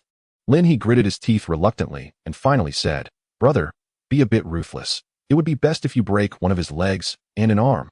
After hesitating for a long time, Lin Jiang finally nodded. A robust bull surrounded by lightning slowly walked out of his beast space. then transformed into a silver short staff in his hand, with both ends continuously releasing arcs of intertwining lightning. Suze's expression turned grave as he looked at the weapon formed from the beast in the other party's hand. A level 20 Beastmaster. This was one of the recruitment criteria for the Daxia Spirit Guards, indicating that Lin Jiang was at least a level 20 Beastmaster. Moreover, the Beast Transformation and Armor Transformation were both courses in Beastmaster Academy, and Suze had no means to learn them, further widening the gap in strength between them. Lightning Strike. A brilliant bolt of lightning shot out from the short staff in his hand, heading straight for Suze. The speed of the lightning was so fast that Suze had no time to dodge. Fortunately, the virtual spirit turtle on his shoulder actively activated the virtual spirit shield to block in front of him. Suze exerted all his strength to maintain the virtual spirit shield against the lightning attack, but after a moment, his expression changed slightly. It doesn't seem that strong. Huh, he murmured softly. Lin He watched Suze being attacked by the lightning with great excitement. Eagerly anticipating the moment he would see him fall with smoke rising from his body. At that time, he would go up and deliver the finishing blow to take revenge for his broken finger. I'm going to break your fingers one by one. I'm going to crush them one by one. However, until the lightning dissipated, Lin He was about to excitedly run over when he found that the light shield in front of Suze was still standing firm. Level 16? Lin He gaped in shock for a moment. Impossible. This is absolutely impossible. He just became a Beastmaster a few days ago. How could he have improved so quickly? Lin He said, unable to accept it. I know. He must have used the refining beads to upgrade his beast first. This is a crooked way, and he will eventually be backlashed. Haha, it won't be long before he is devoured by his own uncontrollable beast. But Lin Jiang frowned, watching Suze skillfully control his beast, and did not agree with Lin He's viewpoint. However, he was also in a difficult position now. Suze then dispersed the virtual spirit shield and looked at Lin Jiang, saying, You haven't reached level 20 yet, otherwise. Your earlier attack wouldn't have been so easy to withstand. You're just a reserve Daxia Spirit Guard? This time, in response to the Fusang Dark Guards. All the Spirit Guards in Beishan City have been mobilized, including us reserve members. Otherwise, the Tianyun volcano area is too large, and it's impossible to set up a complete defense. At this moment, Suze finally understood why Lin He had been able to smoothly break through to level 11 in such a short time after he had won the refining bead from him. As a reserve Spirit Guard, Lin Jiang must have been issued a refining bead to help him break through smoothly, and he chose to give that refining bead to Lin He. Suze and Su Yao had also experienced military-grade refining beads, which far exceeded the general refining beads distributed by schools, allowing him to leap 3 levels from a level 8 Beastmaster. This was good news for Suze and the others. The level of Beastmasters undergoes a qualitative change every 10 levels, since Lin Jiang had not yet reached level 20. The gap in levels between them could fully be compensated for by bloodline. Lin Jiang's beast was also silver level. He did not have no chance of winning. But Suze's thoughts seemed to have been seen through by Lin Jiang as he said, Do you think you can relax, just because I haven't broken through to level 20? You're too naive. Holding the thunder short staff, lightning flickered at his feet. And with a quick step, he arrived in front of Suze, swinging the staff to strike the virtual spirit shield that Suze had just activated. The light screen immediately fluctuated violently, nearly shattering. Suze, at the back, was also struck by the part of the lightning that leaked through, his expression twisting in extreme pain. Kid, now you understand, right? There is not only a gap in levels between us, but also a gap in technique. Lin Jiang's beast mastery was originally specialized in attack. Even though his level was only 19, in terms of pure attack power, he definitely had strength surpassing that of a level 20. Beautiful. Brother, smash his turtle shell, and let me see how wonderful his expression is. Lin He cheered as he saw Suze's pained and twisted expression after the light shield appeared. Seeing this, Su Yao intended to help, but was blocked by the Shuaofeng wolf controlled by Lin He. Behind the Shuaofeng wolf, Lin He wore an uncontrollable smile and said, Su Yao, where do you think you're going? Su Yao gave him a disdainful glance and replied, Get out of my way. I won't let you. What can you do about it? Get lost. Before Lin He could finish his words, the Shuaofeng wolf in front of him was casually flung away by the Qingfeng butterfly behind Su Yao, crashing heavily into him. And then both flew out together again. This scene was strikingly similar to when he was knocked away by Suze's water gun. Your strength, it's impossible. Lin He spat out a mouthful of blood. He originally thought that with the high-quality refining bead given by his brother, he could bridge the level gap with Su Yao, believing it was only a matter of the Beast Master bloodline. Blocking her for a moment was not a problem, but the moment he was attacked, he realized he was wrong. The level gap between him and Su Yao not only hadn't shrunk, but had actually grown larger. This turn of events also caused Lin Jiang to give up on continuing to attack Suze. He came to Lin He's side and helped him up. Brother, are you okay? Su Yao also took the opportunity to approach Su Zhe, but disregarding the advice, she supported the electrocuted Su Zhe and whispered in his ear, "I'm not leaving. Don't you remember? My dad is a teacher at the Beast Master University. He taught me the skills of beast mastery." Chapter 14. The True Spirit Shield, so you can perform beast mastery? Su Zhe looked at Su Yao with anticipation. However, Su Yao awkwardly shook her head.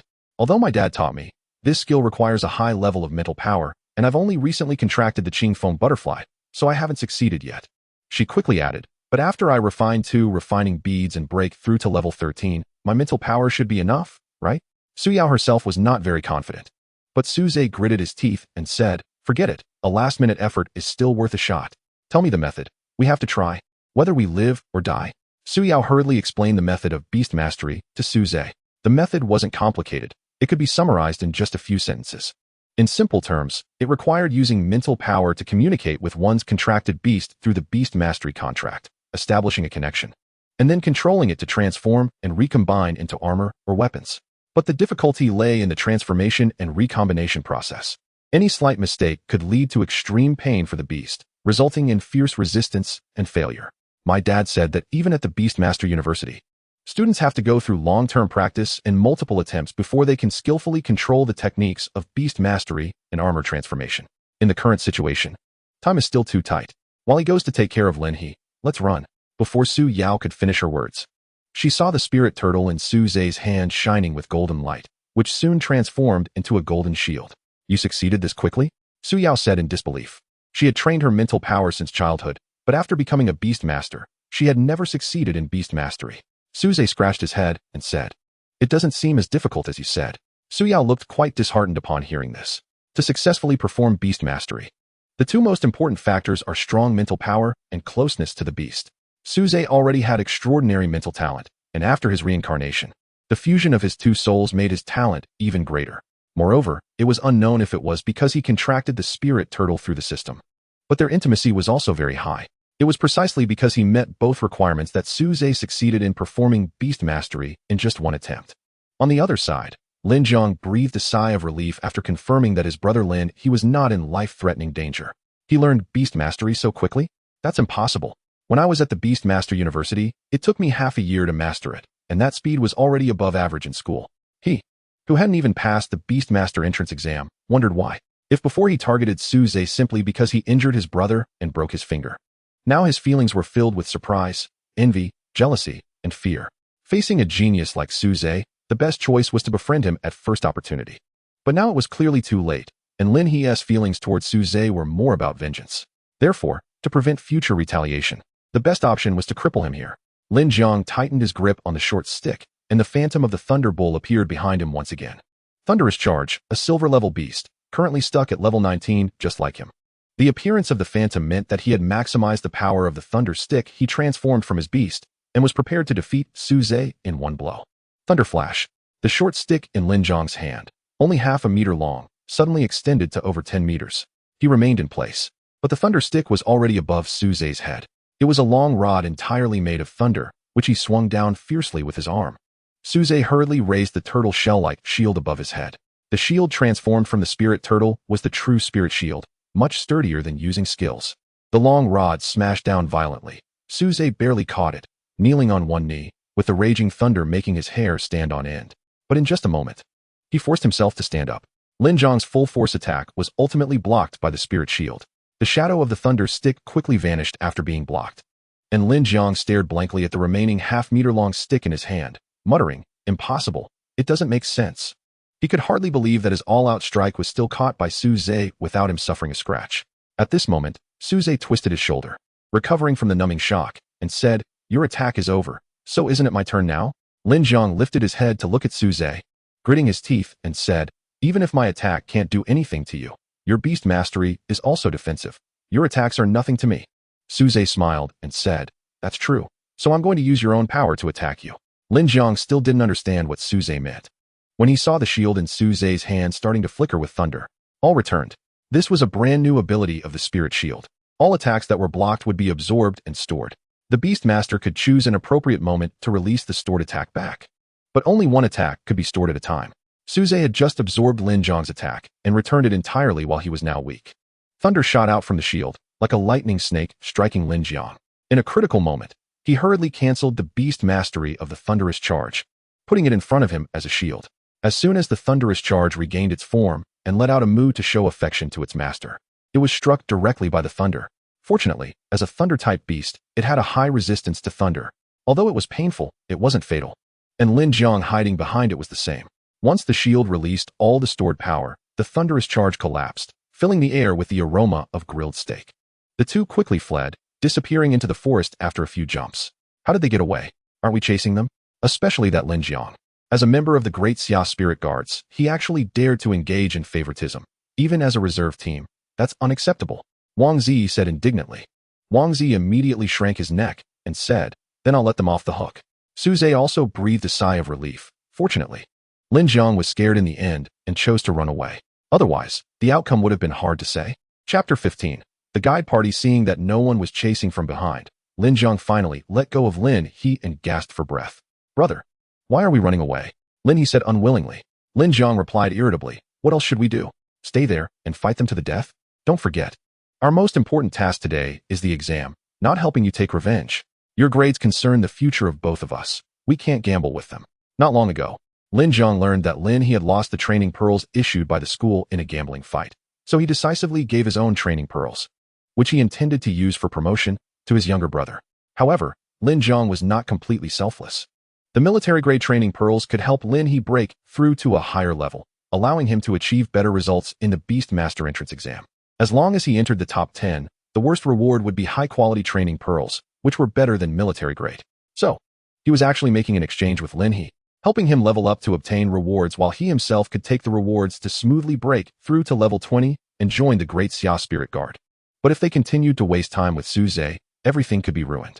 Seeing Lin He silent, Lin Jiang comforted him, brother. You need to understand that the Beast Master entrance exam is the most important thing right now.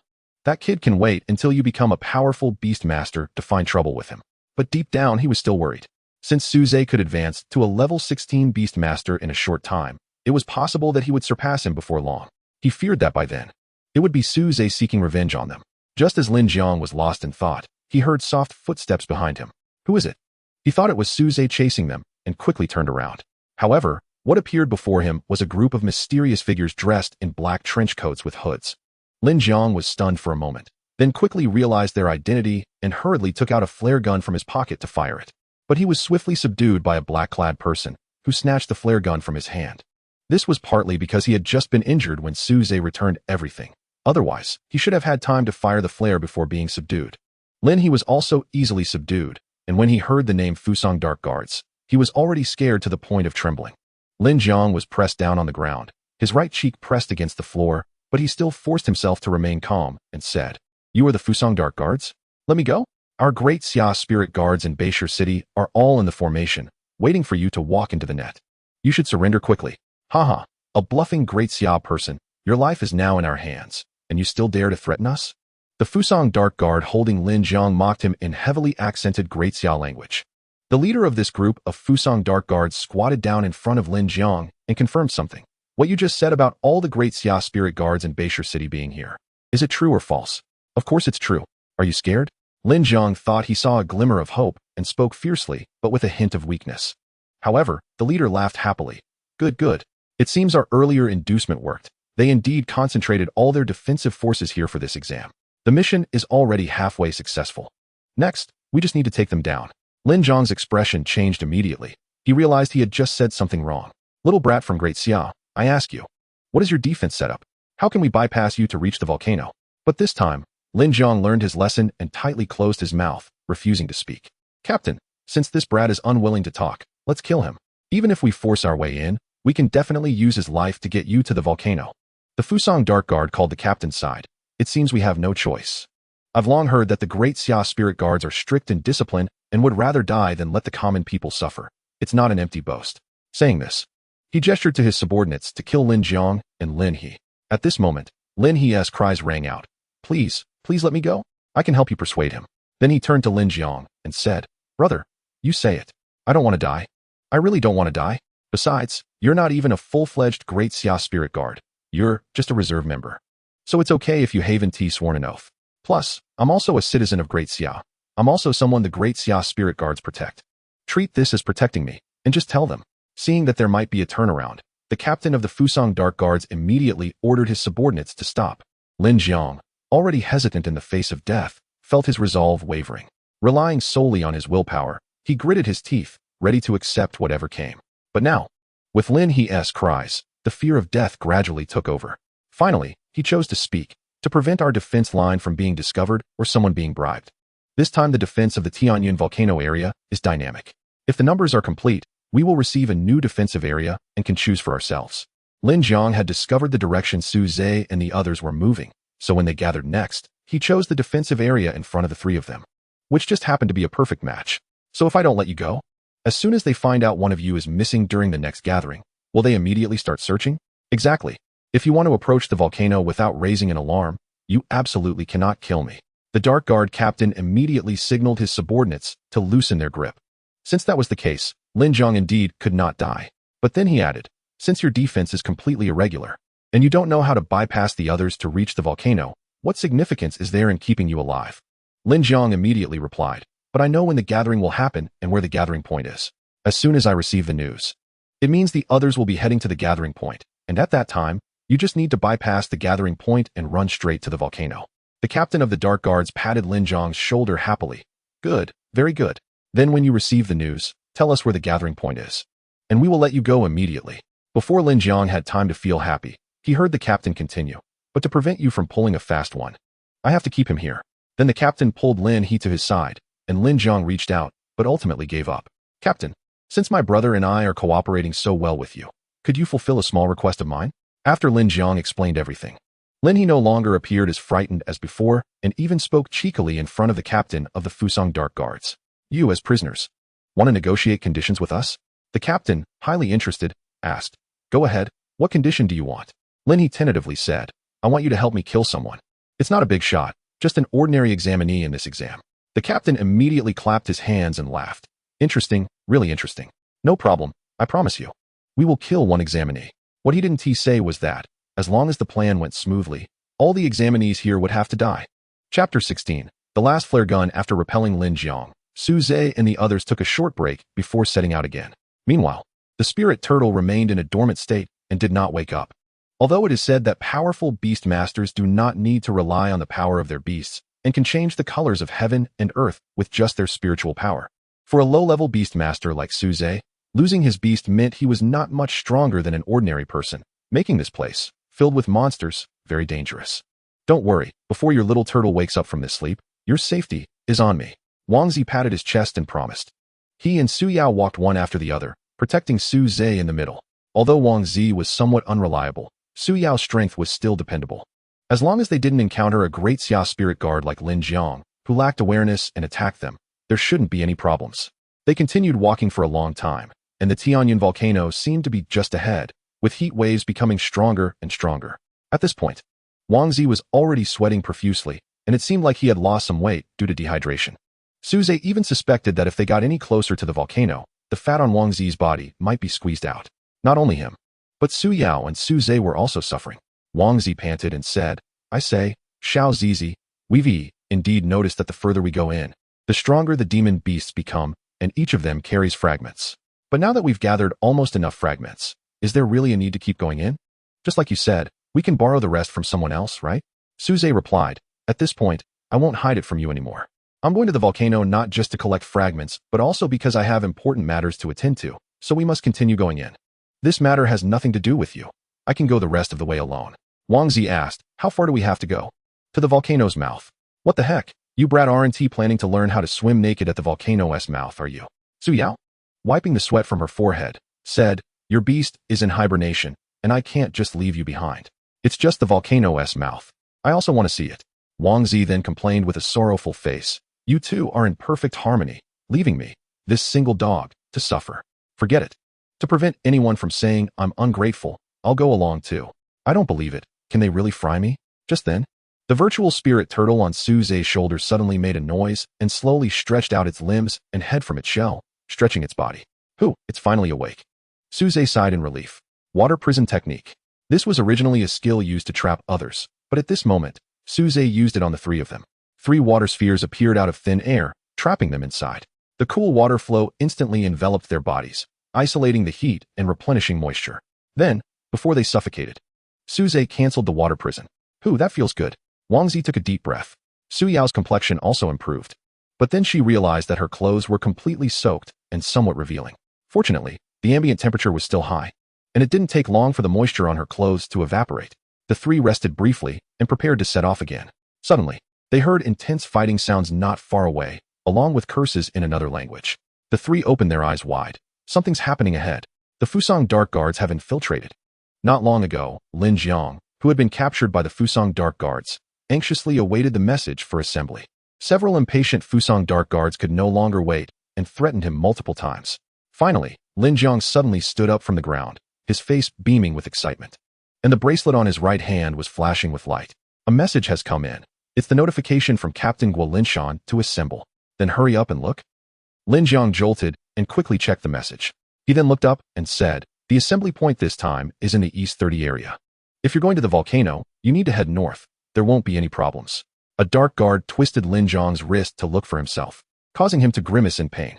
He then turned to the captain and said, the information is fine. He is not lying. The dark guard captain said, very well. Then we will honor the agreement and let you go first, but your brother must stay behind to prevent you from playing tricks.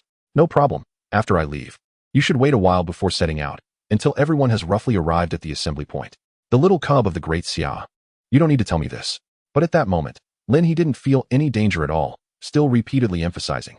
My brother has already gone to cooperate with you. You must fulfill your promise. Haha, don't worry. Tianyan Volcano, East 30 area. To facilitate defense, the Great Xia Spirit Guards divided the four directions of Tianyan Volcano into 100 areas each. The central volcano had 50 areas, totaling 550 people. It seemed like a small number, but the Great Xia Spirit Guards were elite among elites, and the entire Eastern Third Team, along with the reserve team, barely gathered this many people. In previous years, the Beastmaster College entrance examination certainly didn't require so many guards, but this year, under the blatant threats from the Fusang Dark Guards, it was an exception. With such a high and mighty tone, one might think he was already a formal spirit guard. But in reality, like Lin Jiang, he was also a reserve member, just that he had taken the mind-boosting beads and had advanced to level 20. Only one step away from becoming a formal spirit guard. It has nothing to do with you. Lin Jiang replied harshly, then walked into the team. Humph. A guy who hasn't even broken through yet dares to be so arrogant. I'll be waiting to see you get kicked out of the reserve team. After no one else arrived, the captain of the third team, Guo Linshan, began to count. 548, 549. One person is missing. Guo Linshan's expression changed. This was an emergency situation that could interrupt the exam and require urgent alert. But at this moment, someone shouted loudly, report to the captain. Sun Hao, who was in charge of the North 57 area, suddenly had diarrhea just before receiving the message. So I came to report and bring a message that he will arrive shortly. Hearing this, Guo Linshan breathed a sigh of relief but also snorted coldly. No organization. No discipline. I'll teach this guy a good lesson later. However, what he didn't see was that Lin Jiang, hearing this in the assembly line, began to sweat profusely. The North 57 area was exactly where the Fusang Dark Guards would pass through to the volcano. Hopefully, they wouldn't run into each other. But the thing people fear the most often happens. Just when he was extremely anxious, in the northern sky, a flare suddenly exploded in the air, dazzlingly bright. Chapter 17, The Gap Between People. It's a signal flare. There's an emergency situation. Those great Xia spirit guards, whom Guo Linshan called undisciplined, moved in unison at that moment, their expressions resolute as they waited for Guo Linshan's orders. Even the reserve team members were the same. But if one looked closely, they would notice one person was always a beat behind, sweat pouring down his face. Reserve team. Go notify all students that the exam is over and gather at the entrance of the formation. Everyone else, follow me to the North 57 area. Guo Linshan commanded loudly. Yes. Everyone moved in unison. The reserve team quickly broke away from the line and scattered to find the students spread across the exam site. The rest followed Guo Linshan towards the North 57 area. They were all beast masters above level 20, although they couldn't fly yet. They had mastered the skill of beast armor, which increased their speed with the help of the beast armor, and soon they reached the North 57 area. Naturally, the first to arrive was the strongest, Guo Linshan, who flew in the air, and he immediately saw Sun Hao lying on the ground with two familiar figures beside him. The two were Su Yao and Wang Zi, all three looking somewhat disheveled. Sun Hao's arms were completely empty, while Wang Zi held an already fired signal flare. But Suze was not here. Why are you two here? What happened? Where's Suze? After Guolinshan landed, he began to check on the fallen Sun Hao while frowning and asking, as the three of them shouldn't have acted separately. Fortunately, although Sun Hao had lost both arms and looked tragic, he was still alive. Su Yao, looking somewhat shaken, said, "We heard intense fighting sounds not far from Su Zhe and rushed over, just in time to see a group of guys in black attacking this spirit guard brother." At this moment, other members of the Great Xia spirit guards also arrived one after another. Listening to their accounts and seeing the tragic state of their comrade, their expressions were filled with sorrow but also a hint of determination. It must be that group of damn Fusang Dark Guards. They must have found some way to infiltrate. Su Yao continued, "Those people are very strong. Our spirit guard brother was completely overpowered, and we hid nearby, too afraid to make a sound. Moreover, it was as if those people knew exactly where our spirit guard brother hid the signal flare. They struck first and knocked the flare out of his hands. Fortunately, they seemed to be in a hurry. After delivering a lethal blow from a distance, they turned and left. Su Zhe took this opportunity to shield our spirit guard brother with his beast-controlling talent, blocking the residual force of the attack. By that time, our spirit guard brother was already seriously injured but still managed to guide us to launch the signal flare. After that, Su Zhe went after them alone. In fact, the scene at that time was far more brutal than Su Yao described. Those men in black not only accurately knocked down the signal flare hidden in his arms, but also, after failing to kill Sun Hao immediately during the confrontation, decisively chose to sever his hands just in case. They then left behind a continuous damage skill similar to a tornado blade, intending to slowly torture Sun Hao to death before making their escape, as if they were pressed for time. Su Zhe only appeared to block the residual power of the skill when they left. He couldn't withstand the full force of it. He then used the light healing skill of the Void Spirit Turtle to fully heal Sun Hao's injuries, saving his life. Afterward, he instructed Su Yao and the others to wait for the Great Xia Spirit Guards and rushed towards the volcano alone, making it seem as though he was pursuing that group of Fusang Dark Guards. Guolinshan frowned and said, "This is nonsense. With his strength, even if he catches up, what good will it do?" He thought Su Zhe wanted to go alone to stop the Fusang Dark Guards, feeling moved by his spirit, but also worried for Su Zhe's safety. However, he was not afraid of sacrifice. For the sake of the fallen, this kid was simply a born Great Xia Spirit Guard. Unbeknownst to him, Su Zhe was merely trying to hurry to the volcano to hatch the egg, using a suitable excuse to do so. Even he didn't realize that his destination coincided with that of the Fusang Dark Guards. Su Yao continued, "By the way, if I'm not mistaken, one of the candidates in this exam, named Lin He, was captured by that group of dark-clothed men and was acting together with them." Lin He? Guolinshan felt the name sounded somewhat familiar. Someone nearby reminded him, "Captain, there's a person called Lin Jiang in the reserve team. He is Lin He's brother." Lin Jiang and Lin He? It seems the other side was able to act decisively at the first moment we gathered and accurately locate where we placed the signal flares, which provides a reasonable explanation. He had clearly guessed that Lin Jiang was involved. If he had just admired Su Zhe, now he looked down on the Lin brothers. However, stopping the conspiracy of the Fusang Dark Guards was the top priority. As for Lin Jiang, he could be dealt with later at military law. Sometimes the gap between people is even greater than that between humans and dogs. Guolinshan snorted coldly. "Although we are at a disadvantage now, capturing candidates to act together is a huge mistake. That kid won't get into trouble, will he?" Guolinshan increasingly admired Su Zhe and hoped nothing unfortunate would happen to him. "Everyone, set out with me. Don't worry, Captain Gua has taken so many people. Those Fusang people are just a few. It won't be a problem. Let us hope so." "Captain, earlier a little brat helped that Great Xia Spirit Guard block the last attack, saving his life. Why don't you let me go and kill them all?" Not far from Tianyun Volcano, a Fusang Dark Guard couldn't help but ask. Although they had left in a hurry, their levels were much higher than Su Zhe's, so they were clear about what happened at that crucial moment. Encountering that Great Xia Spirit Guard was already an accident, and we wasted time. If everything hadn't gone smoothly afterward, I would have suspected that little brat was plotting against us, disregarding his brother's safety. Moreover, sometimes an injured person can hold back more people for longer than a dead one, so there's no need to waste time just for an insignificant brat. But Captain, that brat actually mastered beast-controlling transformation at this age and blocked my attack, even if it was just the residual force.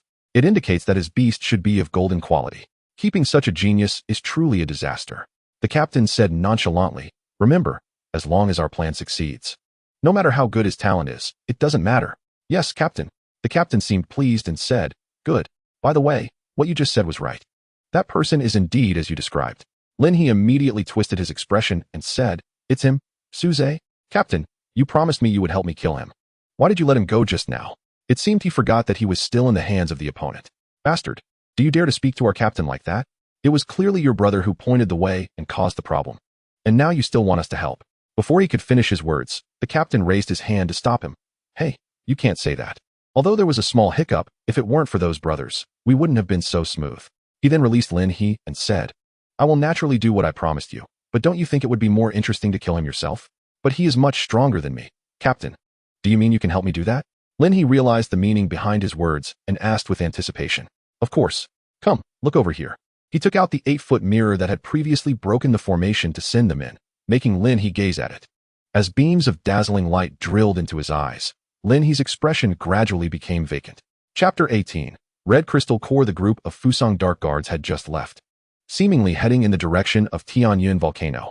What were these guys up to? The more Suze thought about it, the more uneasy he felt. He feared that only by hurrying to hatch the diamond-grade demon beast in his hands could he feel a little more at ease. After all, even at the juvenile stage, such a demon beast would have a power level of 30 to 40, and with the suppression of bloodline level, it could even defeat a 50-level golden demon beast. He hurriedly quickened his pace, running towards the volcano. Just as he finally reached the foot of Tianyun Volcano, ready to climb, intense fighting sounds suddenly came from halfway up the mountain. "What happened again?" Suze muttered. Standing at the foot of the mountain and looking up, he saw that those Fusang Dark Guards had been blocked again, but this time, they were not so easily able to break through. Because in front of them were more than a dozen elite strongmen from the Beastmaster Association, led by Yu Xinghua. "Finally blocked you, you little devils from Fusang," Yu Xinghua said, positioned at the forefront of the intercepting team. The reason they acted faster than the Great Xia Spirit Guards was that they had been on the outskirts of the formation beforehand. After Su Yiming noticed that there was a problem with the formation, the president of Beastmaster University, Xiao Su, ordered someone to notify the Beastmaster Association to conduct a thorough search around the formation. Sure enough, they discovered traces of someone having hidden there, so they immediately gathered everyone. Just then, a request for support arrived from inside the formation. So they opened a gap in the formation according to the message and rushed to Tianyun Volcano first. Unexpectedly, to deal with us, not only Guo Linshan came, but also Yu Xinghua. Together with Xiao Su, who maintained the formation, the 3 top experts from Beishan gathered here today. The Dark Guard captain said with a smile. He didn't seem to feel fear or unease because of the enemy's strength. Instead, he appeared somewhat excited. Yu Xinghua rushed over, exhausted and panting, saying, "Captain Yano Takashi of the 5th Division of the Fusang Dark Guards personally came out. We must take this seriously. But what about your ever-present vice captain? She isn't at home waiting to take your place, is she? She has a more important task, so there's no need for you to worry," Yano Takashi shouted. For years, Yano Takashi, responsible for the 5th Division, had been disrupting the normal conduct of the Great Xia Beast Master examination, making them old rivals. Both sides had their victories and defeats, and indeed many talented candidates had been harmed by them. However, previously it was just minor skirmishes. And this was the first time they had brought an entire division's elite over. The strength of the Fusang Dark Guards lies in stealth, tracking, and assassination. And they are not good at direct breakout combat. However, the Beastmaster Association is not a military organization like the Great Xia Spirit Guards. And they are also fewer in number, so they do have a chance to break through and climb the mountain. Yu Xinghua and the others only needed to block the Fusang Dark Guards and wait for the Great Xia Spirit Guards to catch up from behind. This was a race against time. As Yano Takashi and Yu Xinghua flew into the sky in sync, those left on the ground summoned their beasts and engaged in battle. Beastmasters above level 60 not only gain the ability to fly, but also undergo a drastic change in combat power. Therefore, generally, battles at this level take place in the air to avoid collateral damage to their own side. In this level of combat, Lin He appeared like a rootless floating weed. He shouted loudly, "Don't hit me, don't hit me. I'm a candidate kidnapped by this group of Fusang people. Please save me." The people from the Beastmaster Association indeed learned from their communication with the Great Xia Spirit Guards that a candidate had been kidnapped. So they intentionally avoided attacking Lin He, allowing him to run towards the mountaintop behind them. Lin He cautiously passed through the center of the battle and reached the rear of the Beastmaster Association, but feeling it wasn't safe enough, he continued running toward the mountaintop. Everyone thought he was just scared and didn't find it too strange. However, Suze at the foot of the mountain saw clearly that Lin He had already left the battlefield far behind, but was still running frantically toward the mountaintop, showing no signs of slowing down. This guy is definitely up to something. Although he didn't know what Lin He was planning. The Tianyun volcano was crucial to Suze's egg-hatching endeavor, and he didn't want any accidents to happen. However, the battlefield in front of him had completely sealed off the road to the mountain, and if he wanted to go up, he would have to pass through the battlefield on the Fusang side, which was practically seeking death. Just when he was at a loss, he heard the sound of something flying through the air behind him. The appearance of Guo Linshan, the captain. meant that the other great Xia spirit guards were not far behind. Sure enough, moments later, Suze heard a dense, thick sound of footsteps. A group of people ran past him in unison, rushing out of the foot of the mountain, filled with killing intent as they charged toward the battlefield halfway up the mountain. Fusang bastards, dare to harm my brothers, leave your lives here. Okay. Suze nodded heavily in agreement. Yu Xinghua in the air finally breathed a sigh of relief. Although his level was on par with Yano Takashi, he was getting older, and after a prolonged battle, he felt somewhat powerless.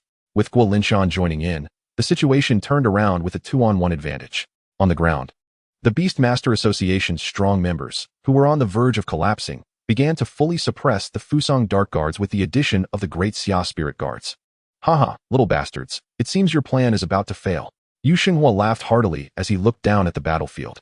Meanwhile, Yano Takashi, who was struggling under their attack, secretly glanced toward the mountaintop and said, who knows? This glance went unnoticed by the two. At the foot of the mountain, Suze did not actually leave. Taking advantage of the Fusang Dark Guards being fully suppressed, he quickly began to run toward the mountaintop. To increase his speed, he had the illusory spirit turtle lie on his back and used the water gun, propelling him forward with the reaction force.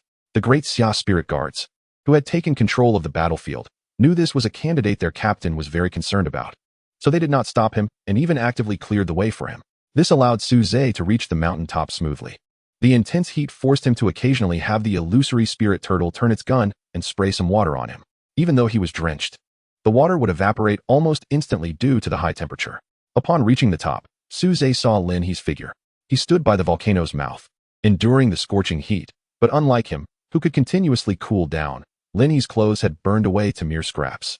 His body was extensively burned, covered in blisters, with a color resembling cooked flesh. Yet he seemed to feel no pain, holding a strange copper mirror, from which he was expelling a red crystal-like object toward the volcano's mouth. He sensed Suze approaching from behind and turned his head. His face, facing the magma, had almost no intact skin left. The flesh was rotten and had even exposed bone, with ruptured eyeballs likely having lost their sight. It was a miracle he was still alive in such a state, but he still recognized that the person behind him was Suze. Ha, you're here. But you're going to die. You all will die. His dry throat emitted an inhuman raspy voice. At that moment, the copper mirror in his hand completely expelled the object. It was a red crystal core the size of a human head, falling straight into the blood-red lava below. Chapter 19. The 8-foot mirror and the red crystal core. After the red crystal core was swallowed by the lava, the volcano suddenly fell silent. But in the next moment, the ground began to shake violently. The lava started to roar fiercely, with the intense sound echoing in everyone's ears. Not only at the foot of the mountain, but even Su Yao and Wang Zi, who had just arrived at the formation's entrance and were about to leave, felt a strong tremor. The volcano isn't really going to erupt, is it? Wang Zi asked Su Yao, his eyes wide. It shouldn't. Tianyan volcano is far from being in an eruption cycle. Before Su Yao could finish her sentence, they saw the volcano's mouth suddenly spurt some lava, and the tremors intensified. I spoke too soon. It really is erupting. The students who were originally confused about why the exam had been terminated immediately became chaotic. The volcano, it's a volcano. The volcano is going to erupt. Everyone run. People rushed towards the narrow formation exit, pushing and shoving each other in a panic. However, there were simply too many candidates, and the exit was too narrow, making it impossible to escape in a short time. Complaints erupted among them. Why is the formation still active at a time like this? The exam is cancelled. Shouldn't it be lifted? Isn't it supposed to prevent us from cheating? At this time, Suze at the volcano's mouth narrowly dodged several splashes of lava erupting from the volcano. What did you do? Suze, wrapped in the water ball, rushed to the volcano's mouth, looking at the crystal core being swallowed by the lava. I just added some fuel to the volcano, Linny stammered. Suze didn't plan to ask anything more from his zombie-like appearance. But since it was just making the volcano erupt early, perhaps he had a way to stop it. He took out the diamond-level monster egg from the system space, and the 3 fiery red patterns on the egg became more vivid upon sensing the high temperature around the volcano, resembling 3 ribbons of flame entwined around the egg. Then, Suze held the monster egg above the volcano's mouth and dropped it. But it was like throwing a pebble into the sea. He could only watch it be swallowed by the lava without causing any ripples. The earth continues to tremble, and the magma continues to surge. Linhe laughed beside him, saying, Haha, do you want to barbecue by throwing an egg down at a time like this? Suze ignored him. He believed that even if it seemed ineffective now, with the hatching of the diamond-level beast egg, the heat it required would increase, and it would surely calm the volcano. Upon sensing the changes in the volcano below, the 3 fighters in the sky immediately changed their expressions. However, The difference was that Shirano Ryu had a smug look of success, while Guolinshan and Yu Xinghua appeared to be facing a formidable enemy. It seems someone is by the volcano, one is Suze, but who is the other? Guolinshan looked towards the volcano behind him and asked. It's Lin He. Before you arrived, we rescued Lin He, who was captured by the Dark Guards. And then he seemed to have gone up the mountain. Guolinshan glared at the already subdued Shirano Ryu and demanded, What did you do? Shirano Ryu wiped the blood from the corner of his mouth and replied, Hee. Your country's defenses are so tight that we can only rely on your own people to approach the volcano. As for what we did, I merely helped your Tianyun volcano charge up. An 80-level fire attribute platinum beast core costs us quite a bit as well. Shirano Ryu was well aware that Daxiao would definitely guard against them approaching the volcano. Perhaps only the people of Daxiao had that possibility. So when he used the power of the 8-foot mirror to control Lin He had already planned to use everyone to cover Lin He to complete the task, even placing the 8-foot mirror on him. Guolinshan and Yu Xinghua's faces changed dramatically. You really spared no expense for an 80-level core. They unconsciously looked towards the volcano behind them, and Shirano Ryu seized the opportunity to wave his hand. The 8-foot mirror, which had completed its task and was floating beside the volcano, suddenly transformed into a streak of light and swiftly fell into Shirano Ryu's hands. At the moment the copper mirror left, Lin He immediately seemed to lose the strength that had been sustaining him in this half-dead state. He let out a piercing scream, then fell into the lava before him, leaving behind nothing but a fleeting scent of charred flesh, not even a handful of ashes. The 8-foot mirror fell into Shirano Ryu's hands, and then radiated a brilliant light that forced the two back. Is that the 8-foot mirror? You actually brought the artifact that suppresses the national fortune this time. Guolinshan was quite puzzled. Even if they successfully destroyed the Beast Master College entrance exam of the Qinglong Beast University, Daxiao still had 4 other Beast Master universities. It was impossible for the younger generation of Beast Masters in Daxiao to be cut off, and there was even the risk of leaving the artifact in Daxiao. Was this really worth it for Fusang? Or did they have other motives? Guolinshan had no time to think it over as he was forced to retreat repeatedly by the divine light emitted from the 8-foot mirror in Shirano Ryu's hand. He crossed his arms over his chest to shield against the divine light's invasion, and soon the beast armor on his arms was completely dissolved. Yu Xinghua, who had lived longer and seen more, immediately said, This is definitely not the real 8-foot mirror. If it were the real 8-foot mirror, we would have been dead long ago. We couldn't possibly stop it. Shirano Ryu candidly replied, That's right. I can't use the real artifact, the 8-foot mirror. This is just a replica, but it's enough to deal with you. Although it was just a replica, it had been infused with quite a bit of the power of the genuine 8-foot mirror, even temporarily losing its divine light. So it could exert about 50 to 60% of its power. Otherwise, it wouldn't be able to suppress the power of the 80-level beast core. However, it could only use power but could not replenish it, and after breaking the formation and suppressing the core, it could now only exert about 30 to 40% of its power. The reason for this trouble was to prevent the 8-foot mirror from falling into Daxiao's hands. Shirano Ryu then turned the mirror towards the ground, helping his subordinates break free from the joint suppression of Daxiao's Spirit Guards and Beastmaster Association. Our task is complete. Everyone start to retreat, as many as can escape. Upon hearing the order, the Fusang Dark Guards immediately took the opportunity to swiftly leave the battlefield, quickly running towards the foot of the mountain. After giving the order, Shirano Ryu held the replica 8-foot mirror while cautiously retreating with Guolinshan and Yu Xinghua. After all, it was a consumable, so he had no intention of using the power of the 8-foot mirror to kill the two before him. Guolinshan chose not to chase after them, but instead said, Elder Yu, I need you and the Beastmaster Association to stop these people. Due to the reinforcement of the formation, they could only leave through the exit, but the candidates had not fully evacuated yet, and their safety needed to be ensured. Yu Xinghua said, No problem. I, the old man, will definitely not let anything happen to these kids. But what about you? He was naturally referring to Guolinshan and the Daxia Spirit Guards below, who were solemnly looking up, awaiting his orders. Guolinshan's expression was grave as he said, We need to find a way to stop the volcano from erupting. Once Tianyun volcano erupts under the catalysis of the 80-level beast core, nearby cities, including Beishir City, will not be spared. As Daxia Spirit Guards, we absolutely cannot allow this to happen. Yu Xinghua then looked up at the formation, which was like a giant bowl being inverted and gradually reinforced, and said, You might be underestimating this kid's ruthlessness. This formation doesn't seem like it's only prepared to prevent candidates from cheating. Chapter 20, Daxia Spirit Guards. The first to die Guolinshan also looked up at the formation and said, If the formation set up by Xiao Su truly has the power to prevent Tianyun volcano from erupting, I wouldn't have any complaints even if I were trapped here. However, since even Fusang's Dark Guards can infiltrate undetected, I cannot trust this formation. So we must go and stop the volcano from erupting. Time is of the essence. Let's set off. Guolinshan turned to everyone and said, "We need a suicide squad." Those who have joined the Daxia Spirit Guard stepped forward. All the Daxia Spirit Guards immediately stood up in unison, undeterred by the name of the Suicide Squad, or perhaps they were simply fearless. Very good. I believe everyone still remembers the oath we took back then. Daxia Spirit Guards, the first to die. Behind the Spirit Guards are the countless lights of Daxia. When danger arises, we will surely die before everyone else. The bodies of the Daxia Spirit Guards are the last guarantee for the people of Daxia. So, even if we have to fill this volcano with our corpses today, we will extinguish it. Any fancy proclamations were unnecessary. Once they became Daxia Spirit Guards, they had already sworn an oath. He turned and faced the Daxia Spirit Guards below, raising his arm high and shouting, "Daxia Spirit Guards, the first to die." The crowd echoed loudly, "Daxia Spirit Guards, the first to die." No one hesitated as they followed in Guolinshan's footsteps.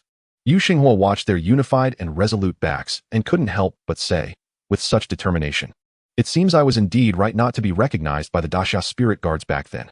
He then shouted loudly, "But we, the Beast Master Association, cannot be outdone by them. We will let those guys know that Daxia's territory is not a place they can come and go as they please." He then led his team, chasing after the Fusang Dark Guards toward the exit of the formation. Yet, even in such a situation, Suze chose not to descend the mountain, which moved Guolinshan. "Kid, human strength is insufficient to shake the will of heaven, especially since you are still too weak to stop the eruption of the volcano. Leave this to me. You should go down the mountain first." Suze looked confused, not understanding what he meant. Guolinshan used his own strength to open a barrier, isolating the heat outside, and Suze was finally able to break free from the water sphere. He said, "Captain Gua, I can't fly. If the volcano erupts, I won't be able to escape with my speed. If you can stop it from erupting, then I won't need to run. So I think there's no need to go down the mountain." Although the system said that once the beast egg hatches, it will automatically sign a contract with Suze, he was still afraid of any accidents. After all, this was a diamond-grade beast, and if someone else got it, he would be devastated. So he absolutely could not go down the mountain. This made Guolinshan appreciate him even more. "If we fail to stop the volcano from erupting, the one I would regret the most among so many people is you." Over the years, Guolinshan had participated in dozens of beast taming entrance exams and had seen countless candidates. But Suze's talent was among the best. And even more rare was his patriotic and compassionate nature. During their conversation, the rest of the Daxia Spirit Guards climbed to the mountaintop and spread around the volcano's crater. Guolinshan instructed, "All right, now we need to see if we can calm this volatile beast down." The beast tamers with water and ice attributes stepped forward, and immediately 100 or 200 people walked out from the group. Under Guolinshan's command, they tried to wield the power of their beasts, attempting to foolishly resist the natural disaster with human strength. However, the lava in the crater seemed to have a life of its own, appearing very dissatisfied with being cooled by water and cold air. This scene left Guolinshan stunned. What's wrong with this lava? Why does it look so strange? Did those guys from Fusang do something else? If he had looked beside him at that moment, he would have found Suze looking very guilty. Does it already have this ability to control lava before fully hatching? The reason it is resisting is probably because it feels the temperature of the lava dropping, affecting its hatching, right? Suze speculated in his heart. At this moment, seeing that water and ice had no effect, Guolinshan called for Earth attribute beast tamers to step forward, and he was among them, wanting to seal the volcano's crater with earth. But it still had little effect. Even after being sealed for a moment, the volcano could erupt with even greater force, feeling the ground beneath him gradually bulging and the violent power within. Guolinshan couldn't help but curse in despair. "Damn it. Today I will fill this volcano even if I have to use my body." Just as the Daxia Spirit Guards were pondering how to stop the volcano from erupting, Yano Takashi led the fleeing Fusang Dark Guards to randomly find the edge of an array. Compared to when they entered, he had already lost more than half of his men, and now he wanted to use the 8-foot mirror in his hand to break the array like before. However, perhaps due to the imitation 8-foot mirror's reduced power, the array continued to operate normally, and he was unable to succeed. Yano Takashi raised his head in frustration and cursed at no one in particular. With a gloomy face, he led his subordinates toward the exit of the array. "The 8-foot mirror can no longer open the array. We can only exit from the exit." He also knew that due to the delay, Daxia must have already arranged personnel at the exit to guard against their escape. But when he reached the exit, he couldn't hide his excitement. "Old Yu, why are only you and these kids here? Where are Captain Gua and his Daxia Spirit Guards?" Yu Xinghua snorted coldly. "To deal with your remnants, we have more than enough." "Haha, simply foolish. This is what is called the #1 military force in the world. Daxia Spirit Guards? I see it's nothing more than this, led by such foolish people." Upon hearing this, Yu Xinghua coldly snorted and flew towards Yano Takashi. You group of faithless and bottomless devils cannot understand this spirit. But this is why my Daxiao spirit guards can become the #1 military force in the world. He was clad in golden beast armor, and the chest plate resembled a roaring lion.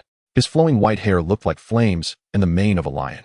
As soon as the two clashed, Yano Takashi felt something was off. Yu Xinghua's moves had become powerful and forceful compared to before, as if he had returned to his best state in his youth. Old Yu, are you burning your own life force? Aren't you afraid you'll lose your life while fighting? Yano Takashi exclaimed in shock. Yu Xinghua laughed dismissively. The greatest regret of my youth was not being able to join the Daxiao spirit guards. Today, I just want to experience what it feels like to be a predecessor who dies for the cause. While Yano Takashi struggled to resist Yu Xinghua's attacks, he cursed angrily. Crazy. You Daxiao people are all mad. Chapter 21. Sealing the array facing the fully powered Yu Xinghua. Yano Takashi could only rely on the remaining power of the imitation 8-foot mirror to counter him. Meanwhile, on the ground, due to their numerical advantage, the Fusang Dark Guards pressed toward the exit of the array. Fortunately, most of the candidates had already evacuated. The original 100,000 candidates had dwindled to around 5,000. Su Yao and Wang Zi were among them, positioned at the end of the group, preparing to leave last. I hope so. He didn't see Lin He among the Fusang Dark Guards and muttered, has Xiaoyi not been with them? Was he released? Or, Lin Jiang knew that the possibility of the second situation was higher. After all, no one would take along an unrelated burden while escaping. At that moment, with another violent tremor of the ground, a commotion suddenly erupted at the exit of the array. Is it my illusion, or does it seem like the entrance is shrinking? Is it going to close? Wait, we haven't gotten out yet. The news that the array was about to close caused the powerful beast tamers from the association to waver for a moment. As they were not the Daxiao spirit guards after all, the Fusang Dark Guards seized this opportunity, driven by their will to survive, and unleashed astonishing power, breaking through the defenses in one fell swoop. They then engaged in a struggle with the candidates and the reserve spirit guards who had not yet evacuated at the entrance of the array. Su Yao and Wang Zi were no exception. In fact, because they were at the back of the group, they were the first to encounter the enemy. In just one encounter, Su Yao and Wang Zi were both thrown out with their severely injured beasts. Fortunately, having gone through multiple battles, the Fusang Dark Guards were now battered and exhausted.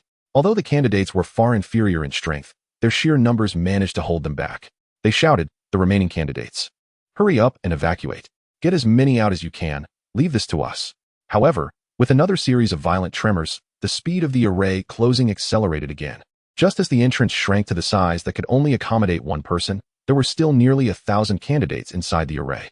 The exit was about to close completely. The candidates crowded at the exit all tried desperately to seize this last opportunity. It was unknown who ultimately managed to slip through. With the complete sealing of the array, the scene fell into silence. Even the fighting parties paused momentarily. In the air, after blocking Yu Xinghua's attack once again with the imitation 8-foot mirror, Yano Takashi said, it seems you have been abandoned, so come accompany me to the grave, haha. Amid his laughter, the ground trembled even more violently, and a loud bang came from the volcano's crater. People leaned against each other in despair. It's over. Outside the array, Su Yiming rushed to Xiao Su, who was preparing to close the array, and questioned, Principal, there are still many candidates who haven't come out, including Captain Gua's spirit guards and the beast tamers led by Old Yu. Isn't it inappropriate to close the array like this? Xiao Su glanced at him and said, this formation should have been closed long ago.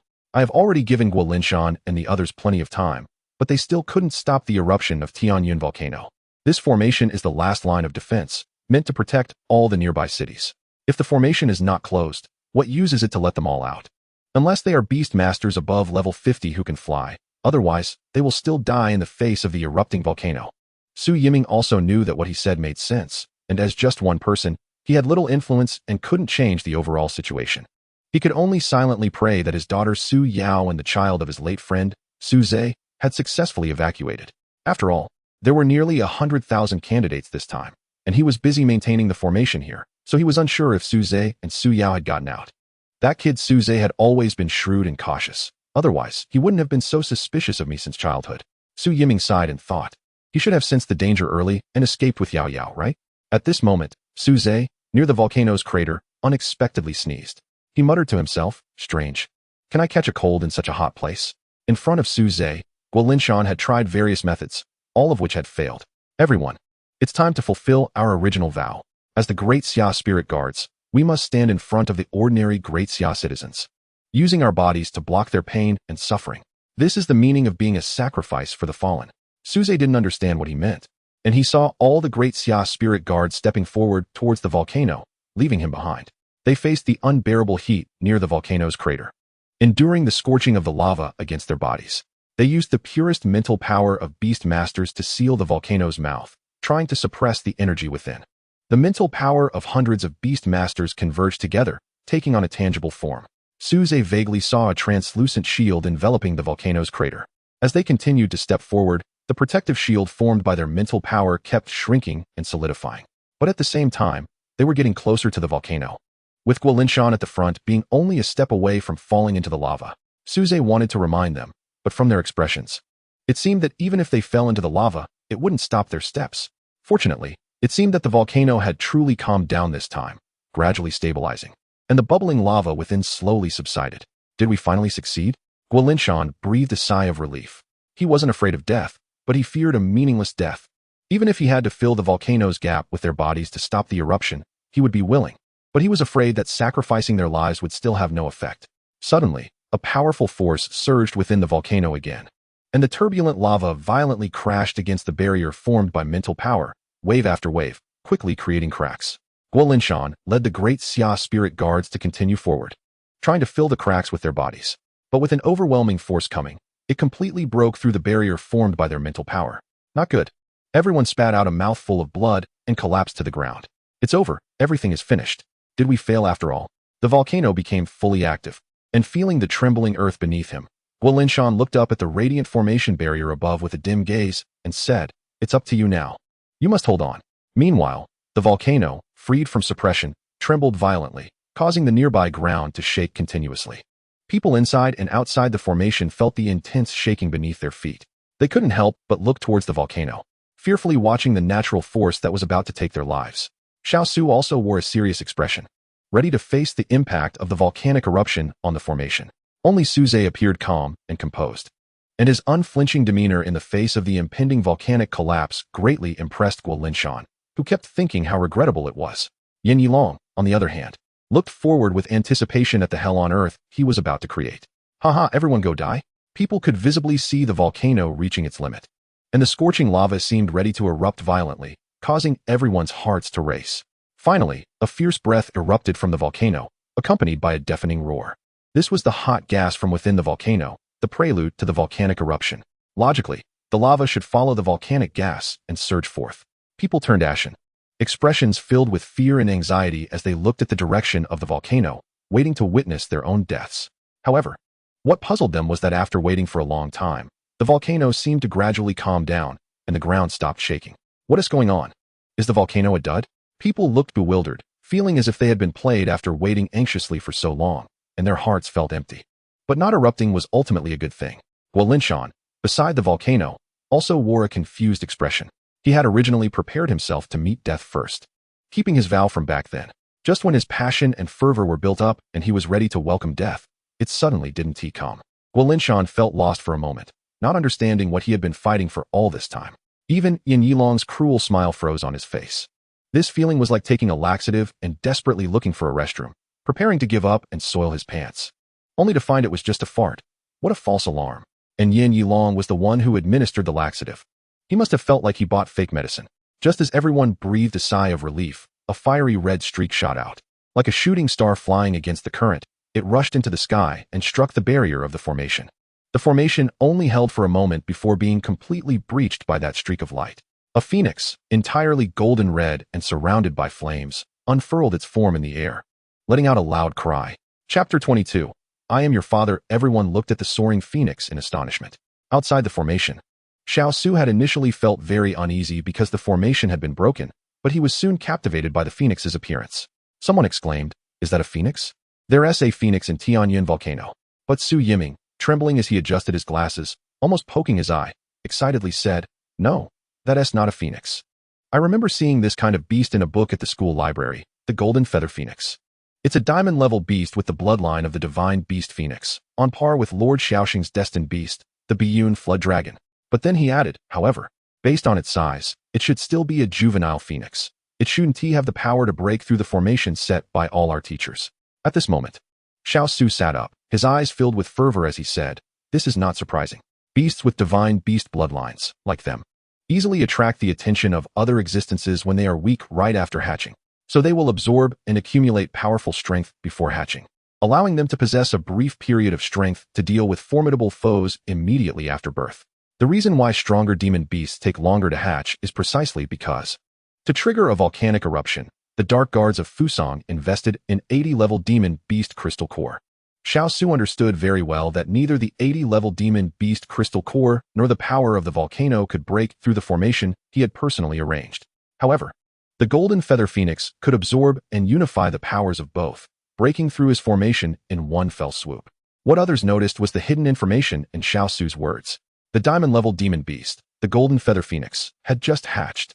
The reason why beast tamers who can contract diamond-level demon beasts are so rare is that, on one hand, their combat power is formidable and difficult to capture. On the other hand, because of their noble bloodlines, they are hard to recognize humans for signing contracts. Currently, there are only 2 known ways to sign a contract with a diamond-level demon beast. One is through bloodline advancement. It is said that the dragon tamer Xiao Cheng's Azure Cloud Jiao Dragon was originally not a diamond-level demon beast, but a golden-level Azure Scale Golden Pattern Python. In a fierce battle, the heavily injured Azure Scale Golden Pattern Python awakened the ancient dragon bloodline within, and then shed its skin 9 times to become the Azure Cloud Jiao Dragon. However, such opportunities are rare, and so far, only Xiao Cheng is known to have achieved this. The other method involves taking advantage of the hatching complex of demon beasts. The so-called hatching complex refers to the high-spirited demon beasts recognizing the first creature they see after hatching as their parents, which greatly increases the likelihood of the beast tamer signing a contract. Of course, this method is not guaranteed to succeed. After all, demon beasts are not like humans. Many of them have no concept of kinship, and some have the instinct to kill as soon as they open their eyes. Among them, the hatching complex is most evident in avian demon beasts, with the highest success rate. And now, the Golden Feather Phoenix before them was a newly hatched diamond-level demon beast, and their eyes had become as fervent as Xiao Su's. However, they also knew that with the presence of strong individuals like Xiao Su, Guolinshan, Yu Xinghua, and even Fusang's Takashi Yano, it was not their turn to act. As the formation gradually broke apart, Takashi Yano, who was originally frustrated by the failure of his mission, also looked up at the sky with excitement. It turned out that the failure of my mission was due to this demon beast absorbing all the heat in the volcano. It was hatched because of the crystal core I invested, and it should belong to our Fusang. Yu Xinghua had just finished burning his own life force and looked older than before, panting as he said, "Heh, what a load of nonsense. This is a demon beast that appeared in our Daxia territory. It has nothing to do with your Fusang."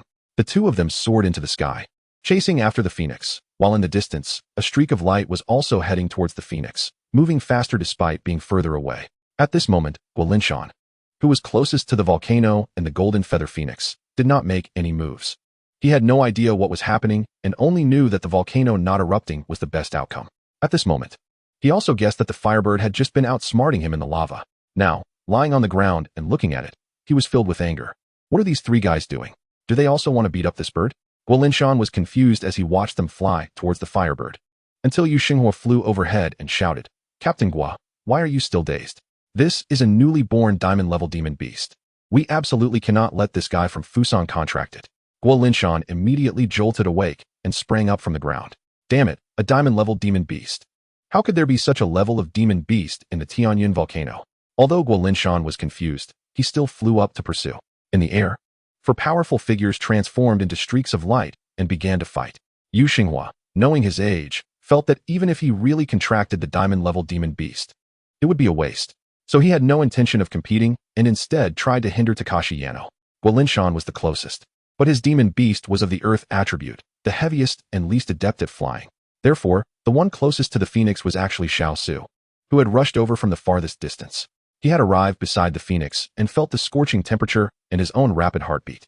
Once the contract was successful, he would have the chance to become Daxia's 3rd level 100 powerhouse. At this moment, the Golden Feather Phoenix spread its body in the air, letting out loud cries to celebrate its birth into this world. Then it looked curiously at the strange human in front of it, whose expression was excited yet trying to appear friendly, with a smile on his face. "Good, I am your father. Come and sign a contract with me," Xiao Su said cautiously, wearing a kind smile. But upon hearing his words, the Golden Feather Phoenix's eyes widened in anger, flames rising around it. And in a clear and melodious young voice, it said, "Pa, want to take advantage of me? I'm your mother. Go die." It suddenly pecked at Xiao Su, who was momentarily stunned, getting pecked for no reason. He was not surprised that a diamond-level demon beast could talk, but was shocked that a newly hatched demon beast could curse. What he didn't know was that newly hatched demon beasts indeed do not curse. Their minds are like a blank slate, just like newborns. However, due to the system's reasons, the Golden Feather Phoenix had signed a contract with Su Zhe as soon as it was born. Subsequently, part of Su Zhe's memories and mental strength stained this blank slate like ink. The Golden Feather Phoenix then spat out a line of scorching fire, forcing Xiao Su to retreat and interrupting his thoughts. It was still in the protective state of just being born. And the power from the 80-level demon beast crystal core combined with the volcano's power made Xiao Su hesitate to confront it head-on. Then the Golden Feather Phoenix spat fire to drive back Takashi Yano, who was approaching with the 8-foot mirror, trying to capture it in the mirror, and Guolinshan, who was slowly flying up and still unclear about the situation. Then it dove downwards. Not good. The Golden Feather Phoenix wants to run. Xiao Su shouted as he chased after it. Although he had just failed to use the hatching complex to contract it directly. As long as he caught the Golden Feather Phoenix, he would still have a chance to try again. However, upon landing at the top of the volcano, the Golden Feather Phoenix did not flee but instead circled around a tall, thin figure at the peak, observing it closely. That person was Su Zhe. He reached out his right hand towards the Golden Feather Phoenix, palm open and straight. The Golden Feather Phoenix tilted its head and gently lowered it to touch his palm. A diamond-colored formation appeared beneath Su Zhe's feet, which was the contract formation. The several people in the air had just landed and were now looking at Su Zhe with incredulity. He contracted a diamond-level demon beast. Chapter 23, Demon Calamity and Beast Tide. Surging flames erupted from the contract formation, enveloping Su Zhe and the Golden Feather Phoenix.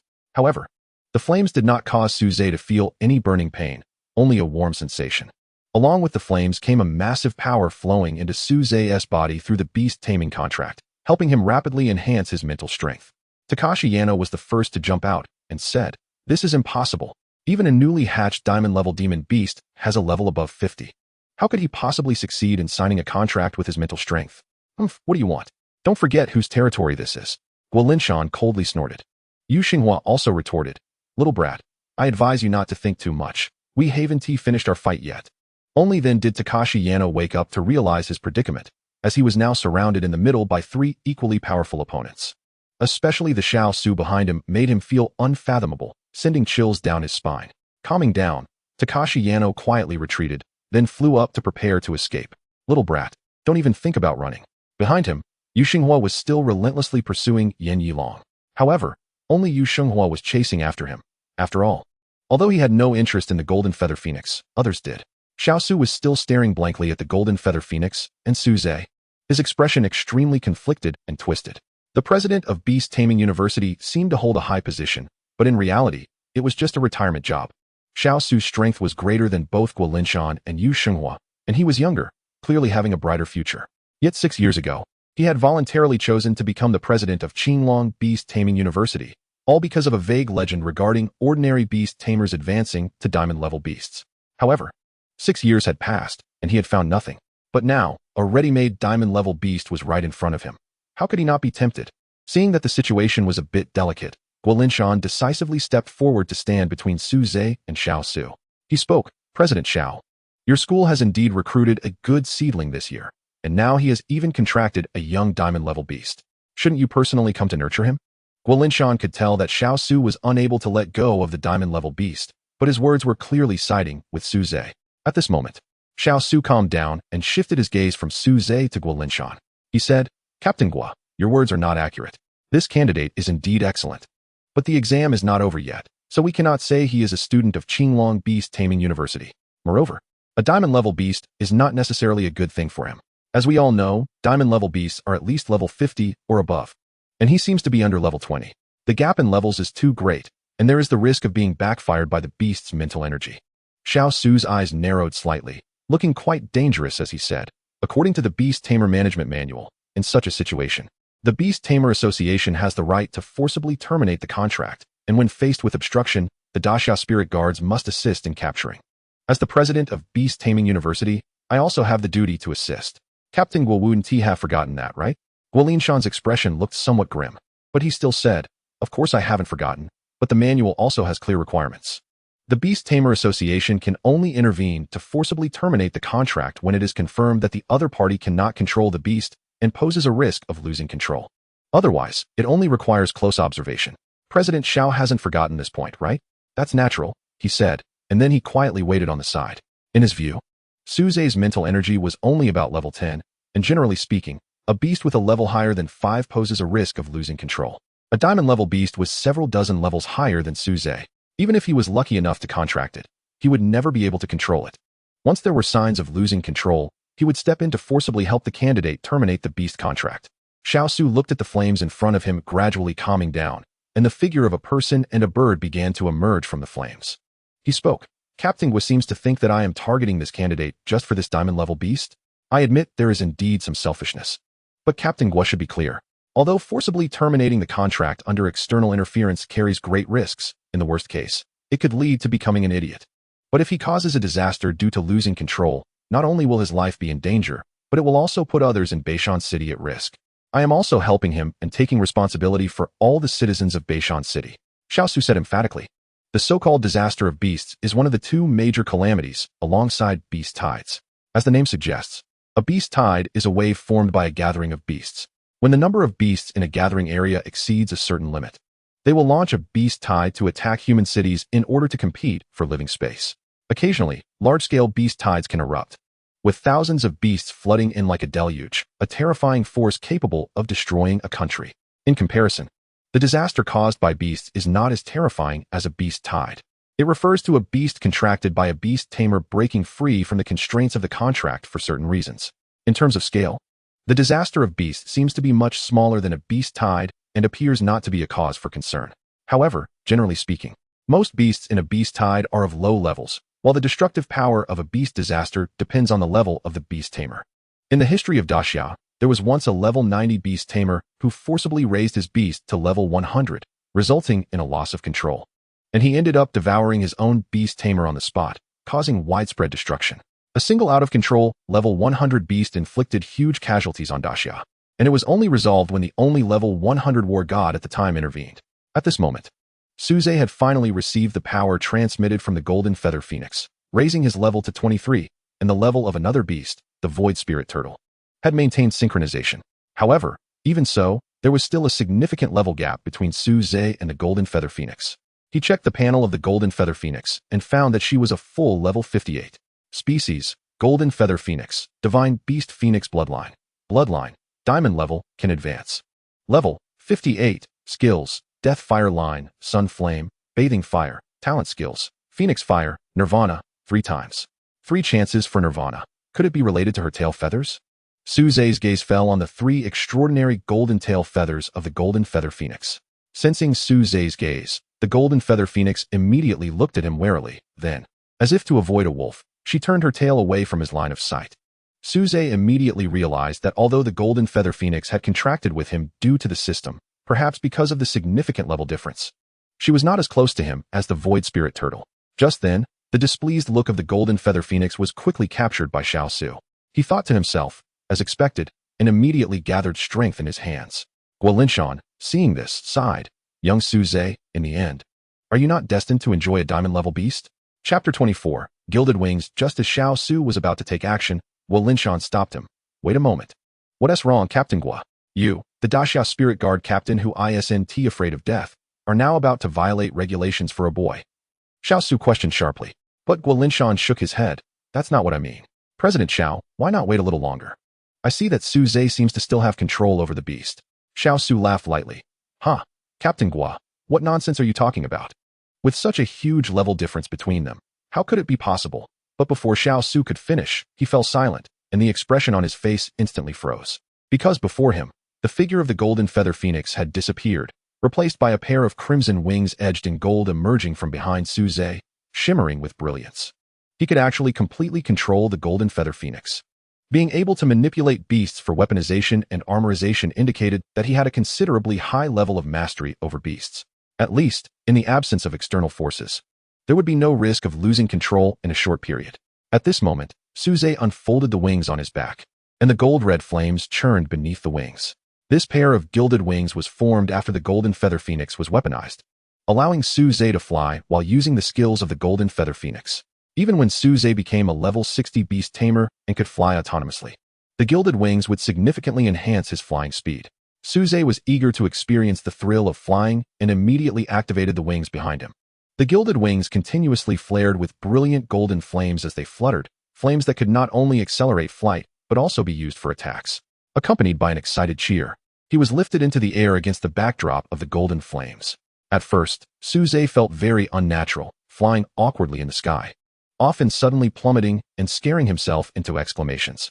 However, it didn't take long for Suze to become familiar with flying. After all, his flying ability was not a biological instinct, but a skill attached to the gilded wings behind him, which could be activated to enable flight. Yoo-hoo! Suze soared freely in the sky, a feeling of freedom that no airplane or griffin ride could compare to. This was the true feeling of conquering the sky, making Suze unable to hold back his loud cheers. As he joyfully looked down, he coincidentally spotted Guolinshan and another middle-aged man standing on the mountaintop. Gazing up at him, Suze didn't recognize the other man, but since he was standing with Guolinshan, he assumed his status wasn't any lower. Just as he wanted to land to greet them, he found that the gilded wings had become unresponsive. He was already in front of the two, but suddenly accelerated, taking him even higher amidst the astonished gasps. The rushing airflow made Suze's expression shift unpredictably, like a plastic bag blown by the wind, and he stammered, "What are you doing? Get me down now." His voice was crisp and pleasant, yet very proud. This was due to the vast level difference between him and the golden feather phoenix, which possessed an innate pride from its divine beast bloodline, making it unwilling to submit to a weak human. Fortunately, the person below, Xiaosu, did not notice Suze's current state and thought it was just a display of his newly mastered flying ability. Otherwise, he would surely judge that he was at risk of losing control. However, because of the system contract, which had a much stronger binding nature than an ordinary contract, the golden feather phoenix could only cause some trouble and would not completely disobey orders, so losing control was still a long way off. Watching Suze fly higher, Guolinshan smiled broadly, looking as if he were the one who had contracted a diamond-grade beast. Principal Xiao. Since Suze has already enabled the golden feather phoenix to be his beast companion, I think there is no need to forcibly dissolve the contract, right? Xiaosu also looked up. Although his expression was grim, he took a deep breath and said, "Of course, but we still need to observe closely. After all, once the golden feather phoenix loses control, besides the three of us, no one else can handle it. Fortunately, as a student of the Beastmaster University, I can keep an eye on his every move at school." Hearing this, Guolinshan's expression changed slightly as he looked at Xiaosu and said, "Didn't Principal Xiao just say that Suze doesn't count as a student of the Beastmaster University?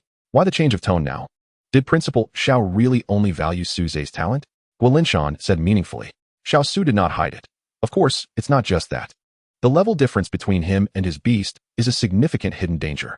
If the golden feather phoenix loses control, apart from you, me, and you Xinhua, no one else in Beishan City can suppress it. Team Leader Gua and President Yu are both in high positions and cannot keep an eye on him every day. So this task will have to fall to someone like me with a less demanding role. Guolinshan knew that what he said was true and reasonable, but he still couldn't rest easy, so he said, "Principal Zhao's representation for the Qinglong Beastmaster University enrollment is definitely not a problem. However, I just sense that Suze's aura seems to have broken through level 20. I think it should be fine to recruit him into the Daxia Spirit Guard, right? Of course, no problem. It's just that previous students usually only go for Spirit Guard internships close to graduation, and the courses in the first and second years are quite tight. Suze probably doesn't have that much time to follow Team Leader Guan tasks. That's fine. As long as Suze can report to us once a week, President Yu and I will also come to the school to see him from time to time." The two men on the mountaintop were at odds, with Guolinshan even bringing up Yu Shenghua, who also greatly appreciated Suze, allowing the two factions to reach a consensus. Meanwhile, Suze finally regained control of the gilded wings in the sky. That direction seemed to be the exit of the original formation, where the fight with the Fusang Dark Guards was taking place. Suze thought, "I wonder how Su Yao and the others are doing. They should have escaped."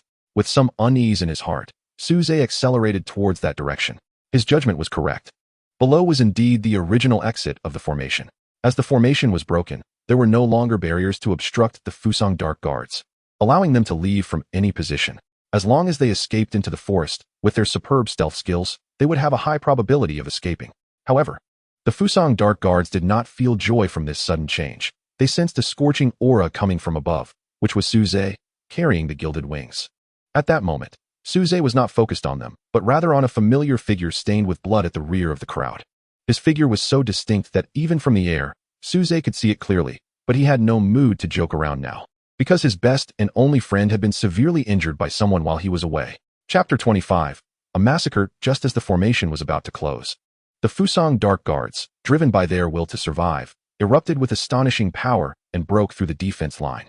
They then engaged in a fight with the candidates and reserve spirit guards who had yet to retreat at the entrance of the formation. Su Yao and Wang Zi, being at the back of the team, were the first to encounter the enemy. In just one clash, both were severely injured. Su Yao's originally fair skin turned pale from excessive blood loss, making it heart-wrenching to see. But Wang Zi was injured even more severely. His body covered in bright red blood, his eyes closed and consciousness lost. The most serious was the blazing leopard cat lying in his arms, which had taken the fatal blow for Wang Zi at a critical moment. However, the death of the beast still dealt a significant blow to Wang Zi's spirit, causing him to faint. The bond between a beast and its master is established through a contract that connects their souls. So the death of the beast affects the master's soul, and in severe cases, it can even render a person foolish. Fortunately, Wang Zi merely fainted. It hadn't reached that extent. As he faced death, the blazing leopard cat actively dissolved the contract, minimizing the damage to Wang Zi. Then, it turned to look at the Fusang Dark Guards behind them. They sensed that something was wrong and desperately tried to escape. But flying is faster than running. Su Zhe dove down and quickly caught up with a Fusang Spirit Guard, unleashing a line of scorching death fire from his wings, instantly incinerating him amidst his screams. 1, 2, 3. Those Fusang Dark Guards who had just been relieved that the formation was destroyed were now turning to charcoal one by one amidst their wails. For them, there was no mercy to be had. After all, if it weren't for the beast eggs Su Zhe had thrown, the erupting Tianyun volcano would have buried several nearby cities. At that time, millions of Daxia citizens would have turned to charcoal like they were now. But considering the bigger picture, Su Zhe still left a few alive, only burning their legs so they couldn't escape. Soon, Su Zhe caught up with the last person, who was the strongest and the first to realize something was wrong and started to flee. But in the end, he was dragged out from a hidden spot in the shade by Su Zhe, like an eagle soaring in the sky clawing out a rat hiding in a dark, damp hole. Strangely, this Fusang Dark Guard did not beg for mercy, but instead spoke with a tone of deep regret. It's you. The captain's judgment was indeed wrong. I should have listened to you and taken more time to kill you back then. At this moment, Su Zhe also recognized that the shadow guard in front of him was the one who had injured the great Xia spirit guard, Sun Hao. He had noticed the hidden Su Zhe and his companions at the time, but Yin Yilong thought that 3 mere examinees posed no threat and would only waste his time, so he let them go. Unexpectedly, they all ended up dying at Su Zhe's hands. Hearing him say this, Su Zhe realized that he had already been exposed at that time, and a cold sweat broke out as he said, "What a pity, you let me live. Now, it's too late to try to kill me." Then, a line of death fire shot out, completely engulfing him and turning him to ashes. Su Zhe vividly remembered his performance when he brutally killed the great Xia spirit guard, and there was no need to leave him alive. But all of this was not over. The real mastermind was now entangled with the residual fire of his life above Su Zhe's head. Su Zhe flapped his wings and prepared to fly higher. Just as he was about to take off, the golden wings were once again influenced by the consciousness of the golden feather phoenix bird, wanting to break free from his control.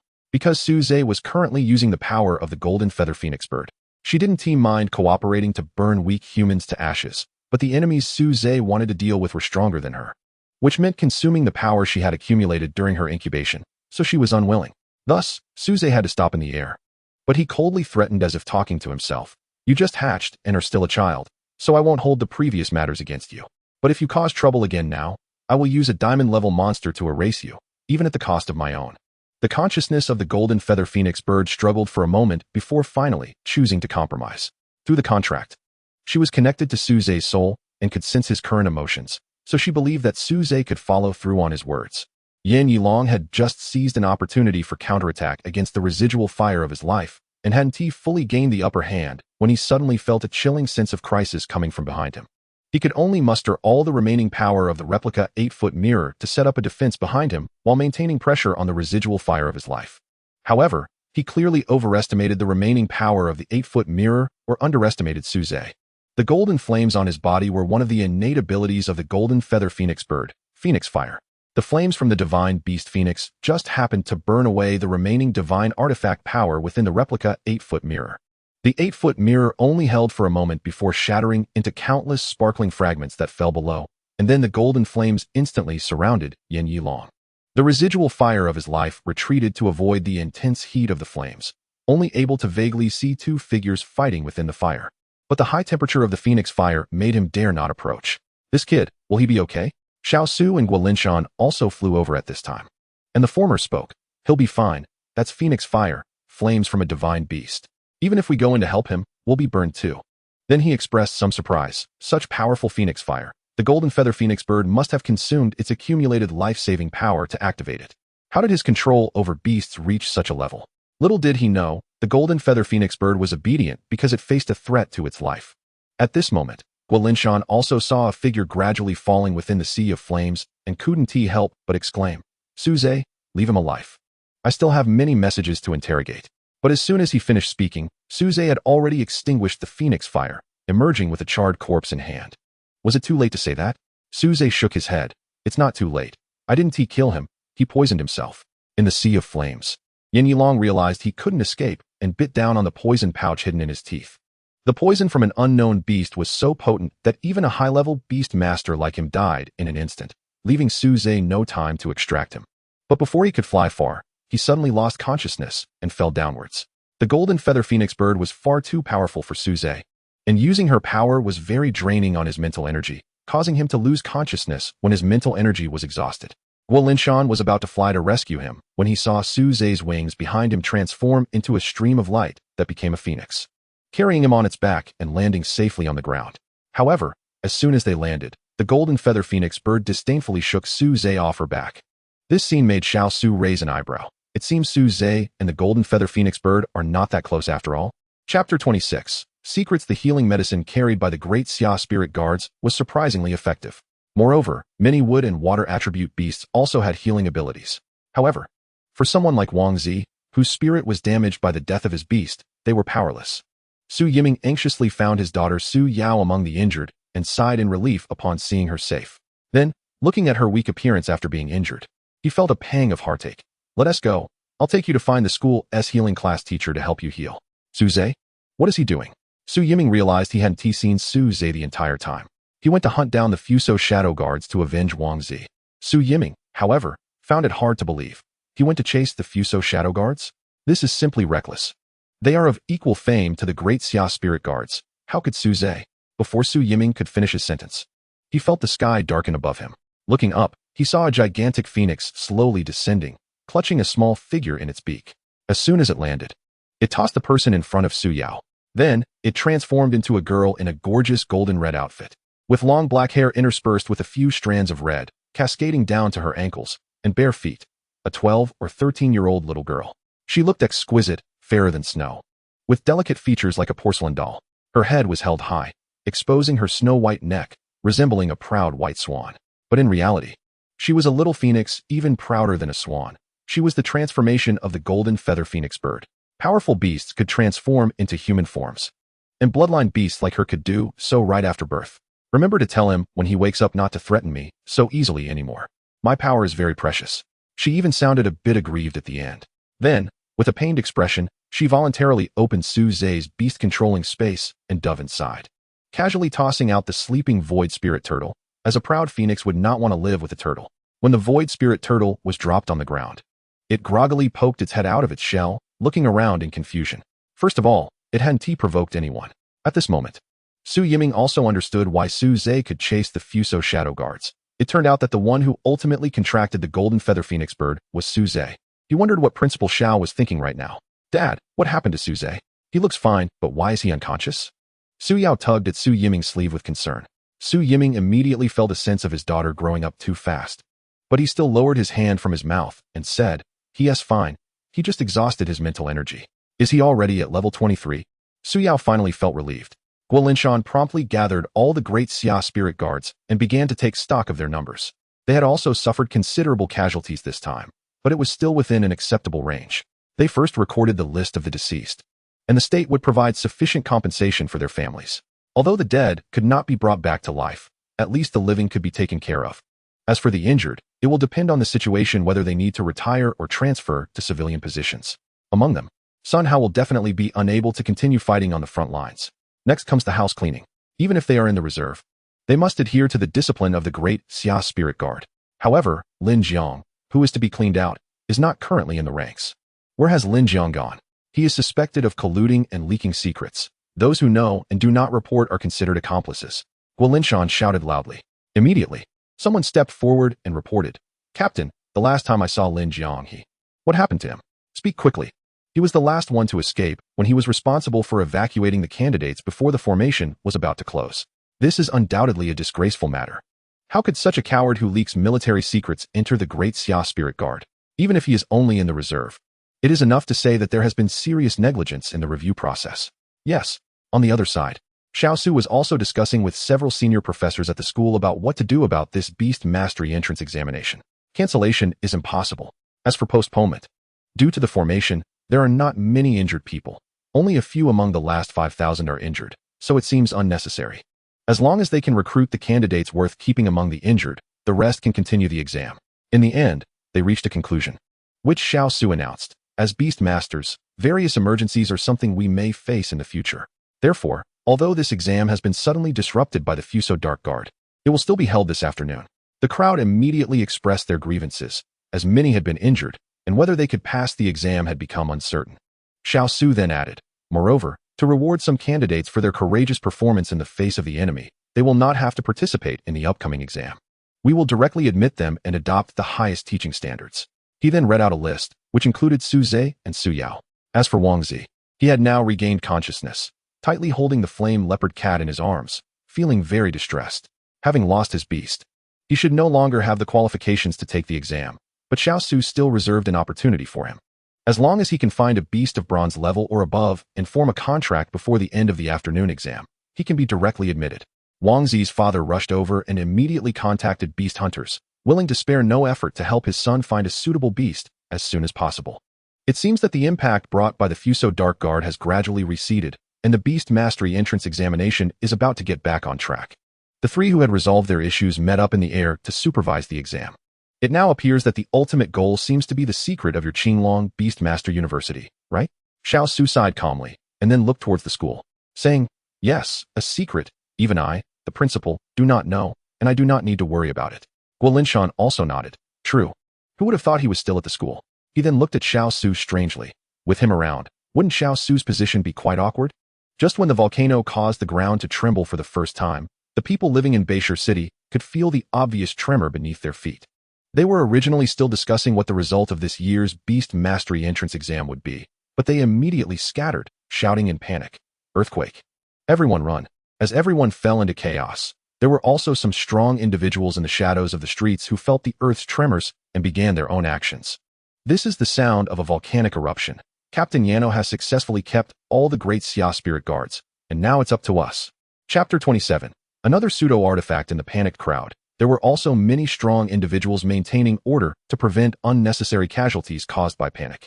Even though the experts from the Beastmaster Association, Beastmaster University, and the Great Xia Spirit Guard had been attracted away by our prior arrangements, there were still a considerable number of strong individuals in Beishir City. The Great Xia should not be underestimated. In the shadows, a woman lowered her voice and spoke in Fuso language. Deputy Captain Seiko, what should we do now? Follow the original plan. Captain Yano took a huge risk to complete a key step in the plan, and we cannot let it fail. She then took out a long object wrapped in cloth from behind and handed it over. Take this. A person next to her took it and said, but Deputy Captain Seiko, what if you encounter an unexpected situation without it? All right, enough of this nonsense. The volcano will erupt completely soon, and the shock will reach here. We need to hurry. Yes. This group quickly split into two teams, hiding in the shadows to leave. One team only had the deputy captain, while the other had dozens of people. They swiftly left the shadows and, before being discovered, had already slipped into another dark area. The Beishir City Beastmaster Association. A faint formation slowly rose to stabilize the area, stopping the shaking of buildings and people within it. Because Yu Xinghua had almost mobilized all the strong individuals from the association, only a few stewards were left to arrange the evacuation of personnel and the safeguarding of valuable items. They were trying to get the panicked crowd into the formation as much as possible. This tremor doesn't seem like an earthquake. It feels more like the sound of the Tianyun volcano erupting, said a steward named Zhao Jin while directing citizens to take cover in the formation. Steward Zhao, don't scare me. Isn't the Tianyun volcano still in a dormant phase? And our formation can withstand earthquake tremors, but it can't withstand lava. I hope I'm wrong. Just then, a commotion spread through the crowd, quickly turning into a tide of panic as people pushed forward. The protective formation of the Beastmaster Association also began to fluctuate wildly, and moments later, It shattered completely under a flash of sword light. Someone nearby squeezed through and said, "Steward Zhao, someone is destroying our formation." "Who is it?" From their conversation, it seemed to be the Fuso people. Are the Fuso people dark guards? Could it be that the destruction of the Beast Mastery entrance exam was just a ruse? Their real goal is actually the Beast Master Association? The Beast Master Association stored many essential items for the numerous Beast Masters of the Great Xia, including various grades of refining beads and beast eggs of different bloodlines. Most of these belonged to the Association and the Spirit Guards, while some were kept by other Beast Masters waiting to be sold or auctioned. But these are not the most important. The most crucial thing is that, as the largest Beast Master Association in the nearby cities, the Beishur City Beast Master Association holds detailed information on hundreds of thousands of Beast Masters in the city. For ordinary people, this might not be of much use, but for a hostile nation, this is confidential information that must not fall into their hands. He couldn't guarantee which side was the true target of the Fuso Dark Guards, the Beast Master Association or the Beast Mastery entrance exam. However, unfortunately, they had just established contact with the outside when they received news that the Fuso Dark Guards had activated the Tianyun volcano. Zhao Jin did not spread the news about the imminent eruption of the Tianyun volcano.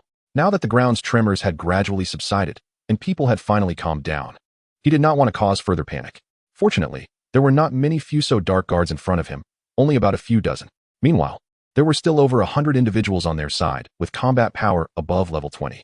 Although none exceeded level 30 and many of their beasts leaned towards support and healing attributes, more experts would rush over once the news spread. Even if these Fuso Dark Guards were elite, they were not unbeatable. "Everyone, charge with me. Just hold them off until help arrives." Zhao Jini charged forward, but after all, he had been in a civil position for too long. Not only was his own physique lacking in exercise, but even his beast companion had gained several pounds. Fortunately, the armor transformation of the beast was not affected by the size of the monster, otherwise, he might not be able to move in the armor. After engaging in combat, they actually seemed to have reached a stalemate with the Fusang Dark Guards at first. Even Zhao Jin found it hard to believe. These Fusang Dark Guards appeared to be nothing special, and he could hold his ground one-on-one. It seemed that with just 2 more people, they could completely defeat them. This gave the civil servants of the Beast Master Association a jolt, as most of them had come to the association because they were not selected by the Daxia Spirit Guards. Now that they could defeat the Fusang Dark Guards, who were of equal fame to the Daxia Spirit Guards, it occasionally suggested that they were not inferior to the Daxia Spirit Guards either. However, what they did not know was that these Fusang Dark Guards had not exerted their full strength, as their goal was to attract more powerful individuals. But if they were to get serious, the opponents might not come forward at all. Sure enough, as more and more people joined the battle, everyone quickly noticed something was off. How could the resilience of these Fusang Dark Guards be so strong? It seemed like they could only be dealt with after a lot of effort. However, the Fusang Dark Guards were also under heavy siege and felt considerable pressure.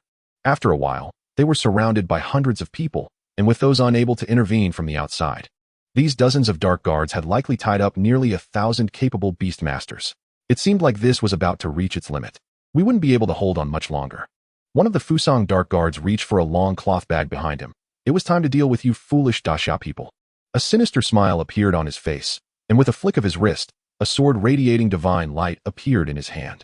A casual sweep easily severed the weapons of many people, instantly causing their beast companions to suffer severe injuries and revert to their original forms, driving everyone back. Everyone looked on in confusion. These Fusang bastards, did they bring their divine artifact, the Amatsukami sword? Everyone retreat. But it was too late. Another flash of sword light passed, and then countless bloodstains appeared on the chests of many people, blood spraying forth. Zhao Jin was among them, but fortunately, he had chosen the more conservative beast armor transformation, so his injuries were not severe. The Fusang Dark Guard expressed his dissatisfaction. "TSK, not a single one died. It seems that the Amatsukami sword consumed quite a bit of power just now to break the formation. But it doesn't matter. My next sword will finish you off." He knew that the sword in his hand was just a replica, and the previous strike along with the one to break the formation had already consumed a lot of power. Now he was just bluffing to buy more time. A cruel smile appeared on his face as he eagerly anticipated how many Daxiao people he could cut in half with his full strength. At this moment, Zhao Jin, who had been at the forefront, decisively retreated and quickly ran towards the back. This scene was also captured by the Fusang Dark Guards, who mocked. "Is this what Daxiao people are like? Charging to the front when outnumbered, and the moment things look bad, they choose to flee immediately. Speaking of fleeing, I hope you won't be scared and run away like a coward later." He then placed the item in his hand on the statue. "Those Daxiao people pretending to be gods, what a bunch of nonsense. Isn't that just a statue? Ha ha." Just as the Fusang Dark Guard's words fell, the statue suddenly burst forth with dazzling light, and then opened its eyes. Chapter 28. Daxia's counterattack. The squad annihilated the stone statue came to life. Now indistinguishable from a living person. Xiao Cheng's hair swayed gently in the breeze, and every scale of the azure cloud dragon shimmered with brilliant light. The azure cloud dragon coiled around Xiao Cheng, shrinking its body as it rested its majestic dragon head on his shoulder like a spoiled child. Is this the manifestation of Lord Xiao Cheng? What manifestation? Lord Xiao Cheng is not dead. This must be his avatar. This is the Beastmaster Association's trump card. A secret weapon handed to the most trusted Zhao Jin by Yu Shenghuo before leaving. As the saying goes, the older the wiser. He wouldn't leave himself without any defensive power. With Xiao Cheng's avatar stationed, the Beastmaster Association would be the safest place. After the stone statue came to life, Xiao Cheng scanned the surroundings and instantly understood why he had been awakened. He could even speak. No wonder I felt the power of a divine artifact. It turns out to be a replica of the Amitsukami sword, but even the real one would have nearly broken in my hands. It was a very dark day for Fusang. With the Azure Cloud Dragon, Xiao Cheng had not yet become a level 100 war god, but he was already the brightest new star of Daxia and a serious threat to Fusang. So they meticulously planned an assassination attempt against Xiao Cheng. At that time, Fusang's only level 100 war god, wielding the real Amitsukami sword, aimed to ambush Xiao Cheng, who had not yet reached level 100, thinking it would be a sure kill. However, Xiao Cheng broke through to level 100 during the battle and counterattacked the Fusang war god, who was said to be the reincarnation of Susanoo above Fusang Island, turning his and his beast's blood into a rain of blood that engulfed the entire island. He nearly broke the Amitsukami sword, which had been passed down for thousands of years. Fortunately, at a critical moment, the resonance of Fusang's 3 divine artifacts saved it. Severely injured, Xiao Cheng did not take risks. From then on, Fusang's status in the world plummeted, completely becoming a vassal of the powerful nation of America on the other side of the world. And Xiao Cheng became the deepest shadow in the hearts of all the Fusang people who had been baptized by the rain of blood, including the Fusang Dark Guard holding the replica Amitsukami sword. His hands trembled uncontrollably. Clearly, facing this shadow, one of Daxia's war gods, Xiao Cheng, was very tense. But he still pretended to be calm and said, "Yes, the sword in my hand is indeed a replica divine sword. But aren't you just an avatar?" Xiao Cheng smiled slightly, looking lifelike. "You have a point. It seems this will be a fair fight. Do you want to strike first?" "Humph, just a mere statue." "How arrogant." That said, the Fusang Dark Guard still took the initiative to attack, pouring all the power of the replica Amitsukami sword into his strike. Die. In that instant, a bloodthirsty and cruel smile appeared on his face. The reason was simple. This beam of sword light did not fly towards Xiao Cheng's avatar, nor did it head towards any other beasts. Instead, it shot straight toward the ordinary civilians hiding in the formation of the Beastmaster Association. Ha. Let's see if you choose to save these people or chase us. He had no courage to fight and only thought about escaping quickly while Xiao Cheng was busy saving civilians. But Xiao Cheng's expression did not change at all, as if he had already guessed this would happen. You Fusang people are indeed as despicable as ever. Then the azure cloud dragon coiled around his shoulder immediately transformed into a gleaming azure dragon halberd, casually raised and swung, shattering the sword light that had been sent forth. The azure dragon halberd, carrying the shattered sword light, retained its power, like a sharp tornado that sucked in all the fleeing Fusang Dark Guards. In an instant, they turned into countless fragments. But in the end, he did not forget to strike a pose he deemed cool, riding on the soaring dragon and transforming back into a statue. Everything happened too quickly, and only then did the people present react. They began to worship Xiao Cheng's statue as if they were venerating a deity. Meanwhile, the lone Jingzi also arrived at the Qinglong Beastmaster Academy. After confirming several times with the map in her hand, she walked into a dilapidated courtyard. Next to the courtyard was a greenhouse, and the smell inside was extremely unpleasant, with the stench of beast excrement filling the air. This was the place where the Qinglong Beastmaster University raised low-level magical beasts. Although only beast masters could enter here, some experiments conducted by the school and students' practical training required living magical beasts. Therefore, they raised some low-level magical beasts, and those that died during dissections and battles would also be sent to the cafeteria for meals. According to that guy, he was very familiar with all the places in the school, and only this place held the secrets we needed to explore. She carefully searched the courtyard, feeling around but found nothing. Time was running out, and she didn't understand why the volcano hadn't erupted yet, but it should be soon. Just as Jingzi became a bit anxious, she caught a glimpse of a feeding trough in the nearby breeding greenhouse. Feeding troughs that are used constantly usually accumulate a lot of dirt underneath, and the ones used for feeding magical beasts were no exception. However, The trough she was looking at had a ring of fine cracks on the hardened dirt around its edge, as if it had been lifted up and down frequently. Jingxi's eyes lit up, and she carefully approached the trough, not afraid of the dirt. Some magical beasts that wanted to come up and protect their food were directly swatted away by her magical beast, a black snake coiled around her arm. Moments later, she indeed found a depression on the trough. Pressing down hard, one end of the trough slowly lifted, revealing a passage below. Jingxi couldn't help but smile, then quickly composed herself and hurried inside. After climbing dozens of steps, she entered a deep corridor, and a rustling sound came from the other end. She immediately became alert. Sneaking closer to the source of the sound, she let out a sigh of relief. It turned out to be a disheveled old man with a balding head and a dirty, tangled beard, holding a broom and sweeping. The rustling sound was from the broom scraping against the floor. Jingxi continued to run down the corridor and soon reached its end. A round platform suddenly appeared in front of her, but Jingxi didn't find it strange at all. On the platform was a golden object resembling a wine glass. And upon closer inspection, it contained a cup of bright red liquid, like fresh blood. I did it. This is the secret of Xiaochang's Bailin snake evolving into the Bai Yun Jiaolong. What bloodline revival? That's all nonsense. The Bailin snake has no dragon bloodline at all. It obtained dragon blood through experiments at the Qinglong Beast Master University, and this is dragon blood, the true essence of a divine beast. She excitedly picked up the golden cup along with the dragon blood, but the moment the cup left the platform suddenly sank heavily, and the entire corridor began to shake violently and collapse. Maybe I should run immediately, Jingxi thought. Fortunately, her greatest pride was her speed. The speed of the underground passage collapsing couldn't catch up with her. She ran straight to the ground, just as the passage below collapsed with a thunderous noise, causing the entire breeding greenhouse to tremble violently, but it no longer posed a threat to Jingxi's life. At that moment, she couldn't believe she had really succeeded. Could it really be this simple? She felt like the process was too smooth, almost too dreamlike. Dream? At this thought, Jingxi suddenly froze. She looked around. She hadn't heard the rumbling of the volcano for a long time. With such a commotion at the Qinglong Beast Master University, no one had come. Even those noisy magical beasts were silent now, and the unpleasant smell was gone. The entire world had become eerily silent, still, and motionless, as if the world had come to a complete standstill except for her. At that moment, the jade-colored cup Jingxi had been holding tightly in her hand suddenly slipped from her grip. The cup fell to the ground and bounced back up, instantly spilling the bright red liquid and dyeing the entire world. That's right, in such a secretive place. How could they arrange for an ordinary disheveled old man to clean up? Had I been in a dream since then? Meanwhile, the disheveled old man with a bald head and a wine jug in one hand and a broom in the other looked at the sleeping woman on the ground, revealing a creepy smile, appearing very lewd.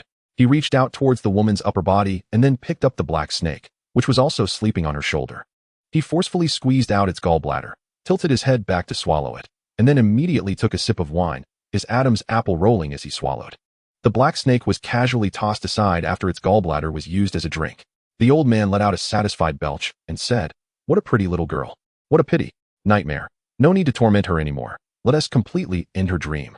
As soon as he finished speaking, the old man's shadow suddenly moved. It detached from the ground and came face to face with the woman. Then one arm transformed into a sharp long spike and violently pierced into the woman's forehead. At the same time, the red world in the dream began to crack and collapse. Jingxi had already slumped to the ground, her face ashen, and upon seeing the collapsing world, she revealed a slight expression of relief, accompanied by Jingxi's limbs violently twitching in the real world. Moments later, she forever lost her breath. The 5th Squad of the Fusang Dark Guards was originally designed to infiltrate the Great Xia for terrorist attacks. If there were too many people, it would be inconvenient to hide their whereabouts. So although they were a squad, they were very few in number, and each one was elite. But now, the 5th Squad of the Fusang Dark Guards had been completely annihilated. Chapter 29, So Fragrant. My head hurt so much. Suze groggily woke up in bed, and the first thing that came into view was the familiar ceiling. Suze raised his hand to rub his throbbing temples, and then noticed that he had an 4 drip in his hand, with a bottle of glucose at the head of his bed. Just as Suze lay there confused, a charming little face slowly moved into his line of sight, facing him silently. That face was delicate, fair, and her features were perfect, like a masterpiece. "I'm hungry," the little face said, her red lips parting slightly. Suze suddenly jolted upright, wondering how such a little loli could appear in his home. Due to the sudden movement, the little loli couldn't dodge in time, and their foreheads collided heavily. The little loli immediately covered her forehead and stepped aside, her eyes red and brimming with tears as she said, "Wow. You're a bad person.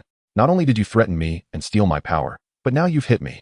Suze also rubbed his head, feeling that the collision had hurt particularly bad, leaving a large red mark on his forehead. At this moment, Suze's brain finally reacted, pointing at the little lowly and saying, "It's you, the golden-feathered phoenix bird. Stop pretending. How could my head have your hardness?" The golden-feathered phoenix bird, transformed into a little lowly, lowered her hand from her forehead, revealing that her pristine white forehead had no marks from the collision. And a mischievous smile appeared on her exquisite little face. It wasn't Timmy who bumped into you. You ran into me. Also, don't call my species name. I have a name. It's Ching-E, Feng-Ching-E. High-level bloodline magical beasts possess a lineage like human families, and they can inherit some memories through their bloodlines. So Suze was not surprised that the golden-feathered phoenix bird had her own name. He rubbed his forehead and sat up, saying, "Feng-Ching-E, how come I'm at home? How long have I been sleeping?" Feng-Ching-E pointed at her chin, looked around, and said, "So this is your home? It's so small and shabby. As for the time, a full day has passed." "A whole day? Then the college entrance exam for Qinglong Beastmaster University must be over, right? Did I miss the exam?" Suze said, somewhat annoyed. "You indeed missed the exam, but you have been recommended for admission." Su Yao's voice, full of joy, rang out at the door. The spare key to Suze's house had been given to Su Yao by the Beastmaster University, after all. She lived just downstairs from Suze and could check on his condition from time to time. She also helped change the glucose to prevent Suze from starving to death in his sleep. Su Yao happily said, "Brother Suze, you're awake." "Oh right, Su Yao? What do you mean I've been recommended?" Su Yao immediately summarized what had happened while Suze was unconscious. "So you've been recommended to Qinglong Beastmaster University too?" Suze asked with a smile. Suze continued to ask, "What about Wang Zi? Is he doing well?" Su Yao's smile suddenly froze, and then she said helplessly, "Uncle Wang has tried his best. He spent a lot of money to help Wang Zi find a beast.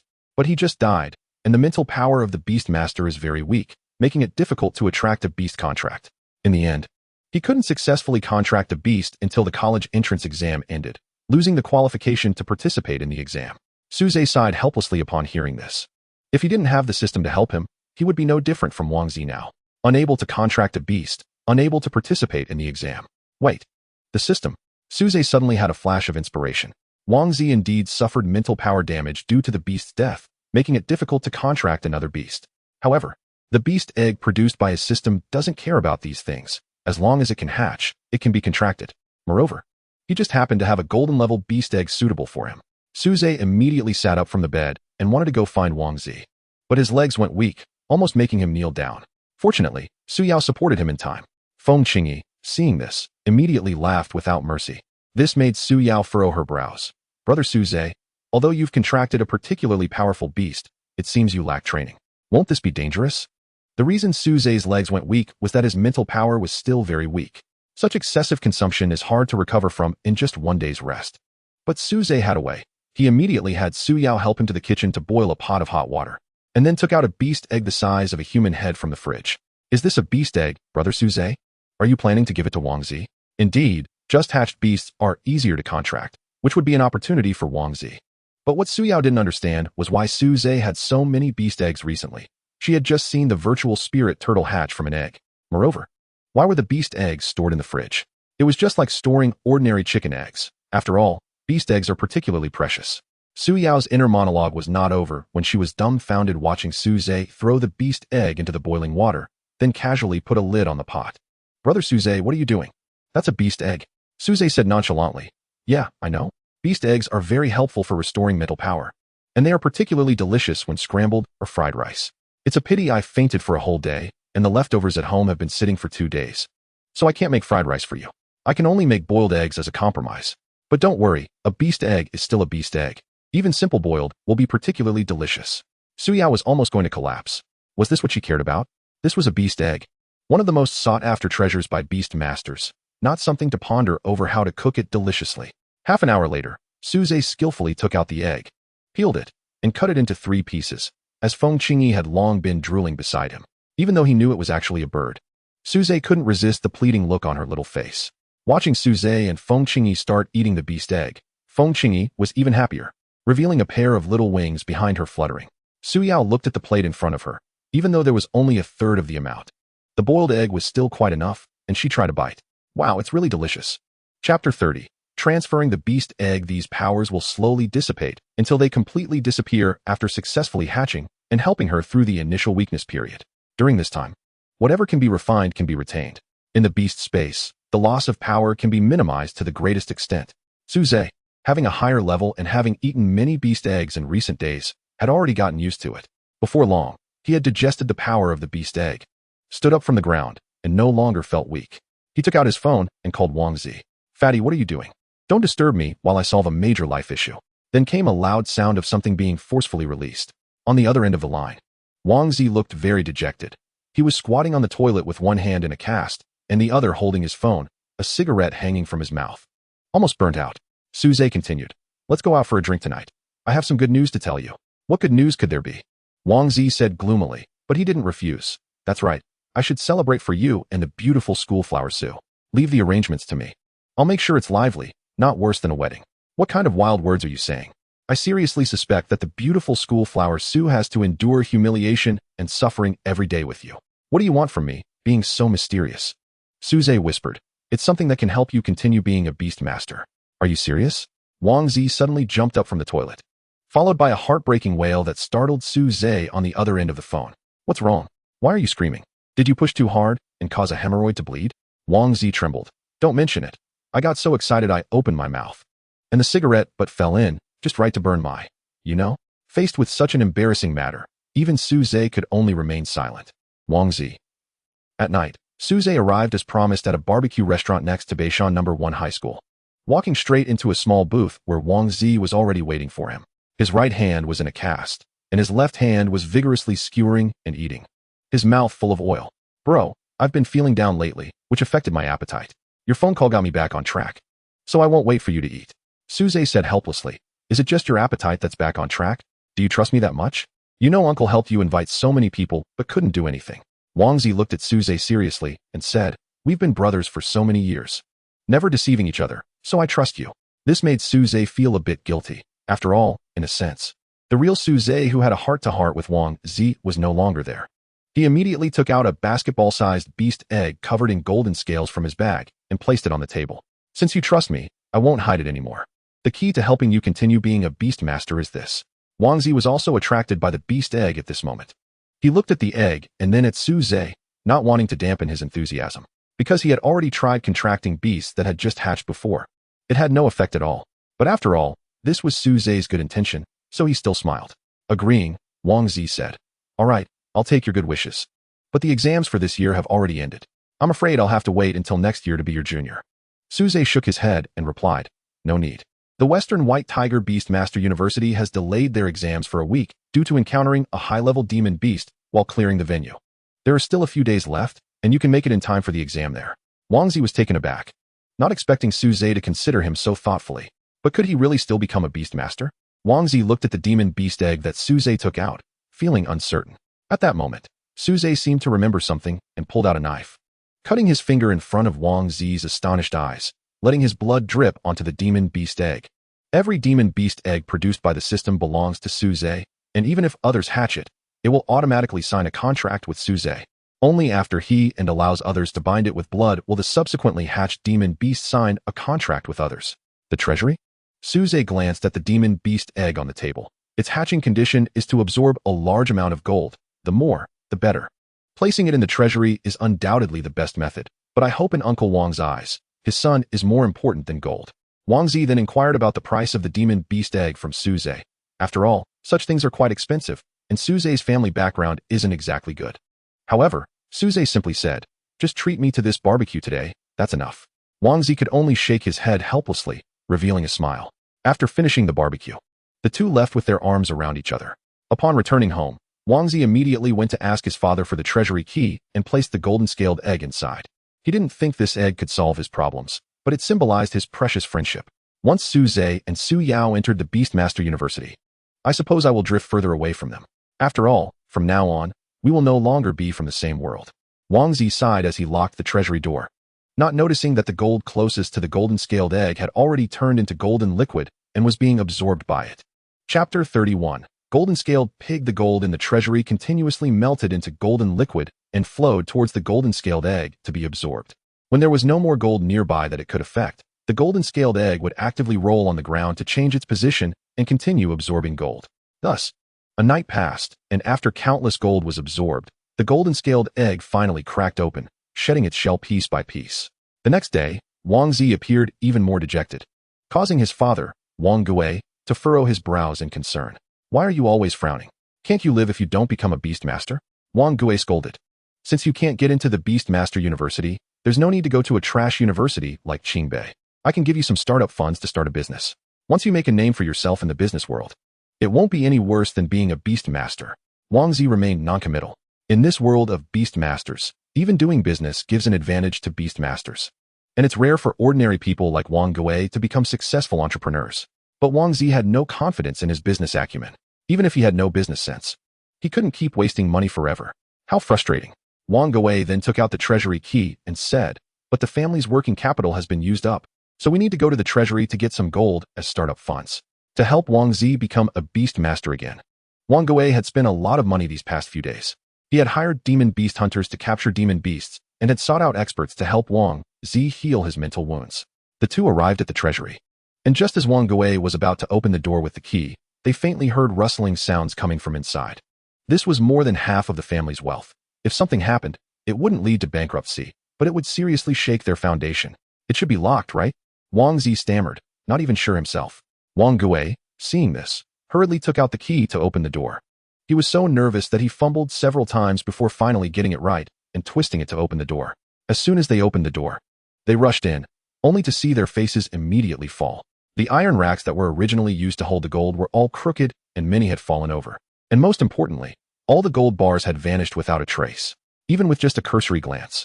Wang Gui could tell that at least half of his gold was missing. What on earth did you do yesterday, you little brat? Looking at his father, who was about to explode with rage, Wang Zi evasively said, I just put a demon beast egg in here. By the way, where's my egg? Just as Wang Zi was about to search the treasury, he saw a golden, round figure struggling to squeeze out from under a fallen iron rack. What is that? Both father and son felt tense. They weren't beast masters, and in a world filled with demon beasts, it was very dangerous. Then they saw a half-meter tall, half-meter long, and half-meter wide round golden pig waddling over to Wang Zi's feet, affectionately rubbing against his pant leg. The little pig had no hair, but instead was covered in fine golden scales, resembling the demon beast egg that Su Zhe had given to Wang Zi. Is this a demon beast? Su Zhe's egg hatched overnight. Wang Zi exclaimed, wait a minute, little thing. Did you turn my treasury into this mess?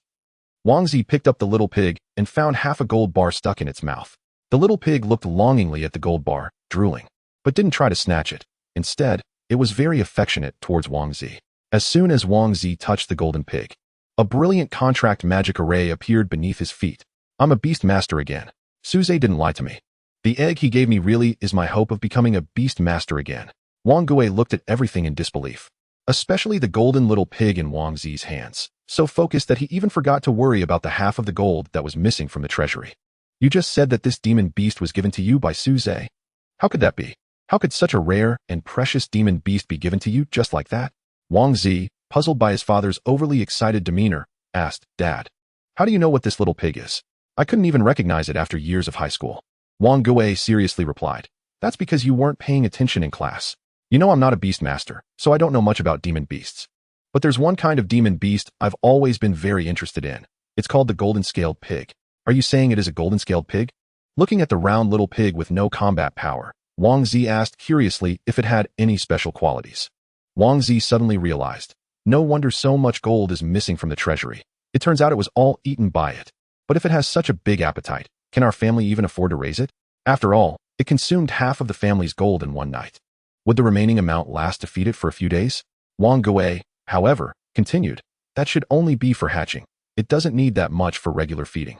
And that's not the point. The point is that the golden-scaled pig is a genuine gold-level demon beast. Gold level. Wang Zi was stunned, unable to believe that for the price of a barbecue, Su Zhe had given him a gold-level demon beast. This level of demon beast egg is practically priceless. Wang Gui also sighed. I used to think that Su Zhe was being taken care of by our family, but now it seems the opposite is true. We are the ones being taken care of by him. Wang Zi also remembered what Su Zhe said yesterday and spoke up. Dad, I heard that the exam for the Western White Tiger Beastmaster University has been postponed, and it will be a few days until their Beastmaster entrance exam is held. I want to go there to take the exam. Wang Zi said firmly. I don't want to wait that long anymore. That kid's talent is frighteningly good. I'm afraid that a year will pass, and I won't be able to catch up to him. Wang Gui smiled with great satisfaction. Good. Having ambition is a good thing. It would be even better if you could also decide to lose some weight. That supports you. Anyway, the startup funds I've prepared for you have already been consumed by your beast, so consider it as if I've already invested. I've never lost an investment since I started in business, and I hope you won't disappoint me this time. Before leaving the vault, Wang Gui took out some gold. After all, before the golden-scaled pig grows to the point where it can turn stone into gold and produce food for itself, it will need gold to be fed. If it were someone else, even with a contract, they probably wouldn't be able to afford it. To prevent any accidents, Wangzi directly booked a flight for that day and planned to set off that night to prepare for the exam. In the nighttime city of Beishan, in a hidden corner of a house, under dim light, two figures were quietly conspiring about something. One of them, speaking in poor Daxiao, lowly roared, "Xiao Jun, there's a problem with the information you gave us. As the principal, why didn't you tell us about the master hidden in Qinglong Beast Master University?" On his other side, in the dim light, Xiao Su's face was faintly visible.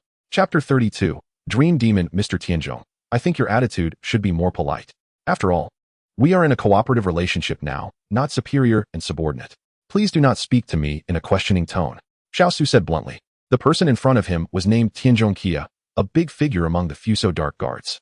Even Yano Takashi was only a squad leader, while Tianzhong Kia was his direct superior, the captain of the 4th squad of the Fuso Dark Guards. In terms of status and strength, he should be a step above Xiao Su. However, in the face of his sudden outburst of pressure, Xiao Su showed no signs of panic except for his hair swaying in the wind. Seeing this, Tianzhong Kia's anger dissipated in an instant.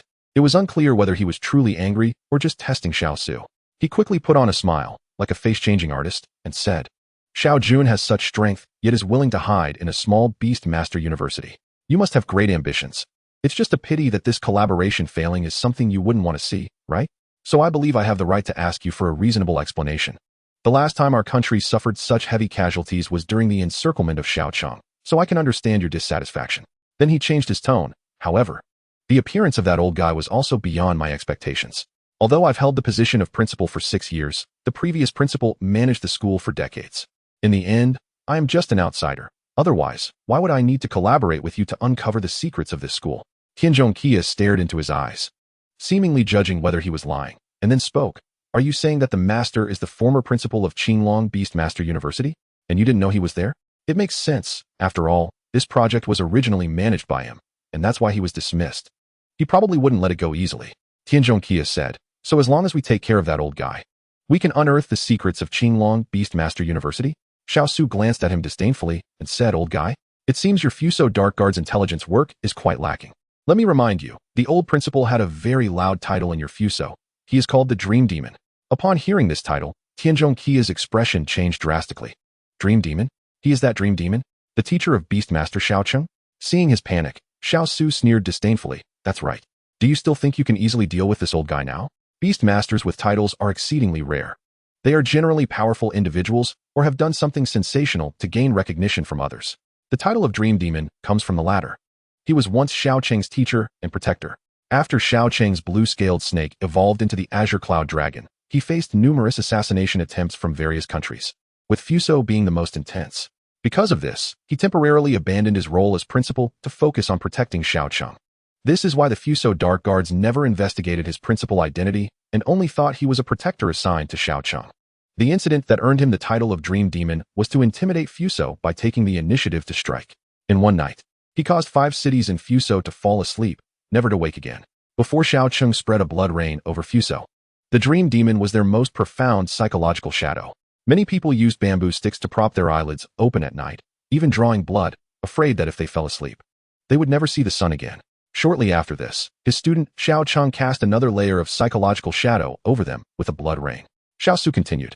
Now you understand, right? Unless your first squad leader brings at least one genuine artifact, don't even think about breaking into the place where the secret lies. Moreover, once you start a battle, it will surely be earth-shattering. By the time Shaocheng arrives, even if you win, none of you will be able to leave. Tianzhong Kia realized that Xiao Su's words were not false and took a deep breath. It seems this has turned into an impossible mission. However, since Xiao Jun invited me late at night, I assume it is not just to discuss how to give up, right? Xiao Su smiled. Of course not. What I mean is that through this attempt, we recognize that this path is difficult to walk. So why not take another path? Upon hearing this, Tianzhong Kia's forehead twitched slightly, realizing that even if Xiao Su didn't truly understand the existence of the Dream Demon, he should have guessed it. That's why he referred to it as a reconnaissance mission, a path paved with the lives of all members of their Fuso Dark Guard's 5th Squad. He suppressed the anger in his heart and asked in confusion, change to another path? If there were an easier path, we would have taken it long ago. What does Xiao Jun mean? Oh, I've also heard of this person. It is said that he has contracted a diamond-level monster, right? He is very likely to become the next Beast Master Xiao Cheng. And now we are already preparing to arrange an assassination plan against him in Fuso. Xiao Su chuckled lightly. You can't even bear to take genuine artifacts off the island, if you can't deal with an old man. I find it hard to believe your assassination plan can succeed. Just as Tianzhong Kia was about to get angry, Xiao Su raised his hand to stop him and continued. Mr. Tianzhong, please don't rush. Also, please tell the lords of the island nation not to act hastily against Su Zhe. Leaning back in his chair, Xiao Su said, the golden feather phoenix bird has the bloodline of the divine beast phoenix. Even among diamond-level monsters, it is one of the top existences. So we should resolve it before it grows, shouldn't we? Xiao Su shook his finger. No, this means that as long as it is given the opportunity, it can activate the phoenix bloodline within to the level you need. Tianzhong Qi's eyes lit up, then he shook his head and said, no. Activating the divine beast bloodline is not as easy as you say. If Daxia could do it easily, it would have long been the strongest country in the world. You are right, but someone has indeed done it, haven't they? Even became a nightmare in your hearts. Tanaka Katsuya said with a grim expression. He is just an exception and does not prove anything. Xiao Su interrupted him again. What I can tell you is that this kid has an extraordinary status with the Dream Demon. Only through him can you replay the events that happened to Xiao Cheng back then. Tanaka Katsuya looked very hesitant, and after thinking for a long time, he said, I will truthfully inform the higher-ups of what you said, and as for the outcome, just wait for my notice. Xiao Su shrugged and said, I don't care, but I hope you can make a decision quickly. Because it's not just us who have set our sights on that kid. If the golden feather phoenix bird falls into the hands of those big families, it will be difficult to handle. Tanaka Katsuya nodded and then disappeared from the spot, melting into his own shadow like snowflakes, leaving Xiao Su alone, lightly tapping the table with his fingertips under the dim light. Below where he was tapping, in the drawer of the table, lay 2 personal profiles. A male and a female ID photo were attached, both looking to be in their 30s. The man wore glasses, had an average appearance, and looked somewhat reserved. In contrast, the woman appeared much more capable, with short hair and a quite pleasant appearance. Chapter 33 Enrollment in front of Qinglong Beastmaster University. Many people gathered with large and small luggage. Besides students, there were also their parents, all wearing smiles that could hardly be contained. The scene at Qingbei University was different. Parents were unwilling to show their faces, as they couldn't afford to lose face. Su Zhe and Su Yao were the only two, as Su Zhe's parents were missing, and Su Yao's father was busy with research, so they could only come together. Su Zhe stood among the crowd, revealing a smile as he looked at the information on his phone. Su Yao elbowed him and asked, What are you laughing at? We're about to enroll. I was reading a message from Wang Zi. This guy ran off to Baihu Beastmaster University last night, and will be taking the Beastmaster entrance exam there in a couple of days. Su Zhe replied noncommittally, Maybe. Su Yao was about to ask something else, but the teacher in charge of enrollment had already called her name. Su Yao. She immediately turned around, raised her hand high, and said, Teacher, I'm here. The teacher smiled and glanced at her. Very good, you're old Su's daughter, right? I carried you when you were little. I didn't expect you to grow up so fast. You are quite sought after. Many teachers want to take you as a student, but who can compete with your dad? Go report to teacher Su Yiming. Su Yao sweetly replied, Okay, teacher. Beastmaster University is different from regular universities. The teaching method is more like a traditional master-apprentice system. After enrollment, everyone does not study in classes, but follows a mentor and becomes their student. Since mentors are not all-encompassing, the school has also set up many public courses for students to choose from. Additionally, the school has credit requirements. Each person must complete the required credits each academic year. Soon it was Su Zhe's turn, but when it was his turn, the teacher frowned. Next, Su Zhe. Your situation is complicated. You have not been assigned a mentor yet. But the principal has instructed me to have you go to his office when you report. Principal? Su Zhe was taken aback. Could it be that the principal wants to take him as a student? At that moment, the other students waiting to enroll were also in an uproar upon hearing Su Zhe's name. He is Su Zhe? The one who single-handedly wiped out a team of Fusang Dark Guards? He is so handsome. I love him. What? Are you kidding me? Those are Fusang Dark Guards. How could someone like us, who just became Beast Masters, deal with them? You don't know? It's said that the recent upheaval at Tianyin Volcano was actually caused by the hatching of a diamond-level monster beast. And that beast recognized the first person it saw as its master, which is Su Zhe. God, a diamond-level monster beast. His luck is too good. Who says otherwise? I'm so envious. But there were also some discordant voices among them. Just lucky. If it were me standing there, I could definitely contract it too. The level difference between him and the beast is so great. There should be a high risk of it going out of control, right? Why doesn't the association forcibly terminate his contract? Probably has connections. I can see from Captain Gui's eyes that something is off. Logically, a genius who has contracted a diamond-level monster beast should be kept confidential to prevent assassination. However, only a few people witnessed Su Zhe contracting it: Walinshan, Yu Xinghua, and Xiao Su.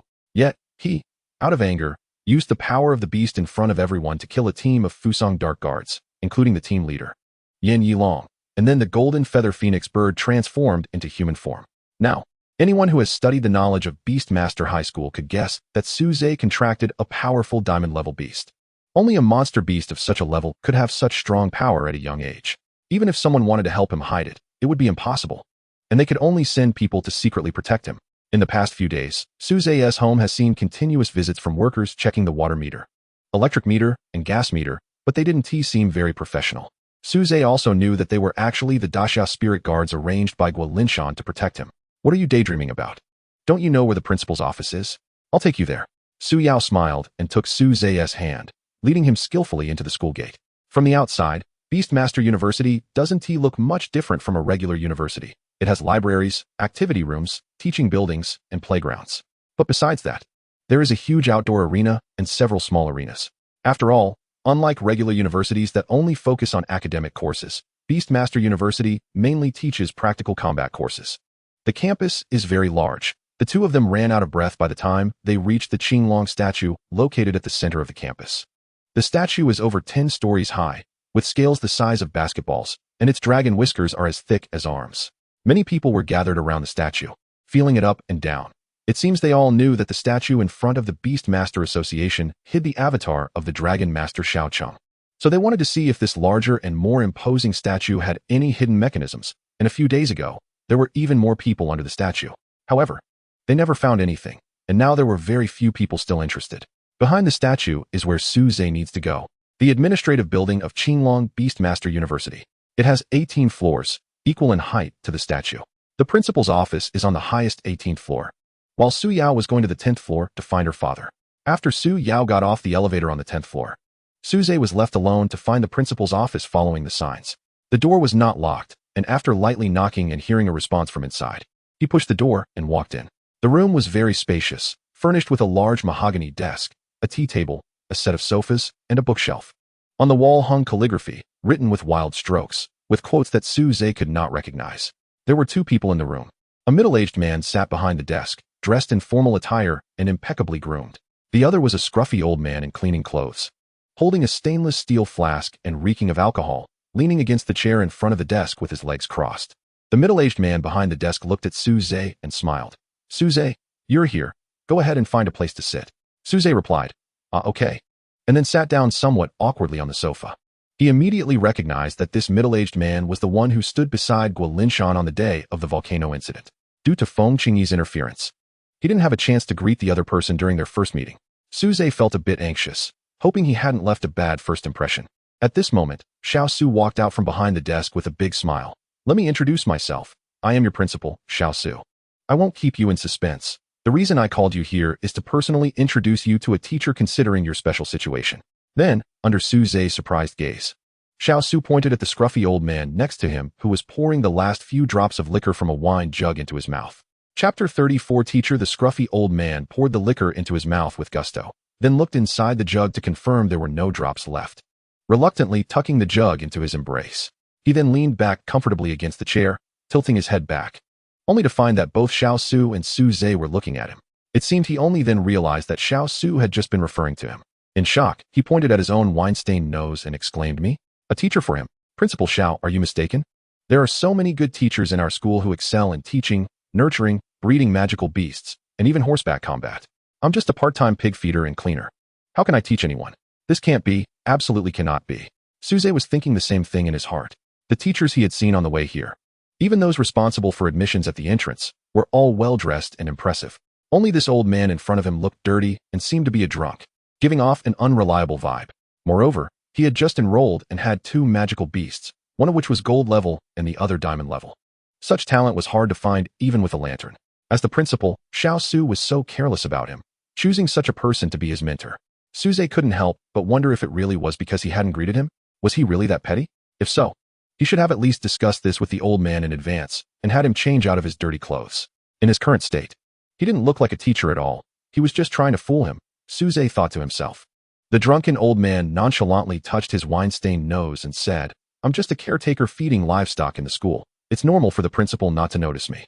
At this moment, Suze glanced at the old man named Lin Shi, feeling that the name paired with his current appearance was somewhat degrading. Then Xiao Su changed the subject. "What you just said is correct. Our Qinglong Beastmaster University indeed has a strong teaching staff. However, I believe you understand the child's situation well. Apart from you and me, there are really not many people in the school qualified to teach him." This statement made Suze's eyes widen in surprise. What did that mean? Did the principal's words imply that the old man was also a figure of equal status? Could he be a monk sweeping the floor? Suze speculated in his heart. At this time, the drunken old man continued, "Principal, you are overestimating me. How can I compare to you?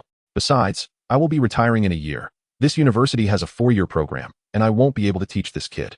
Xiao Su continued smiling. "Rest assured, Lin Lao, the most difficult graduation requirements have been met by this kid upon entering the school, and as for cultural courses, Beast Masters don't place much importance on them.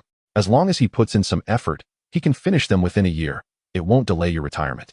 The Beast Master University, like a regular university, is a 4-year program that can be extended to 6 years. In addition to completing the basic credits, one must also meet the hard requirement of reaching level 20 as a Beast Master to graduate.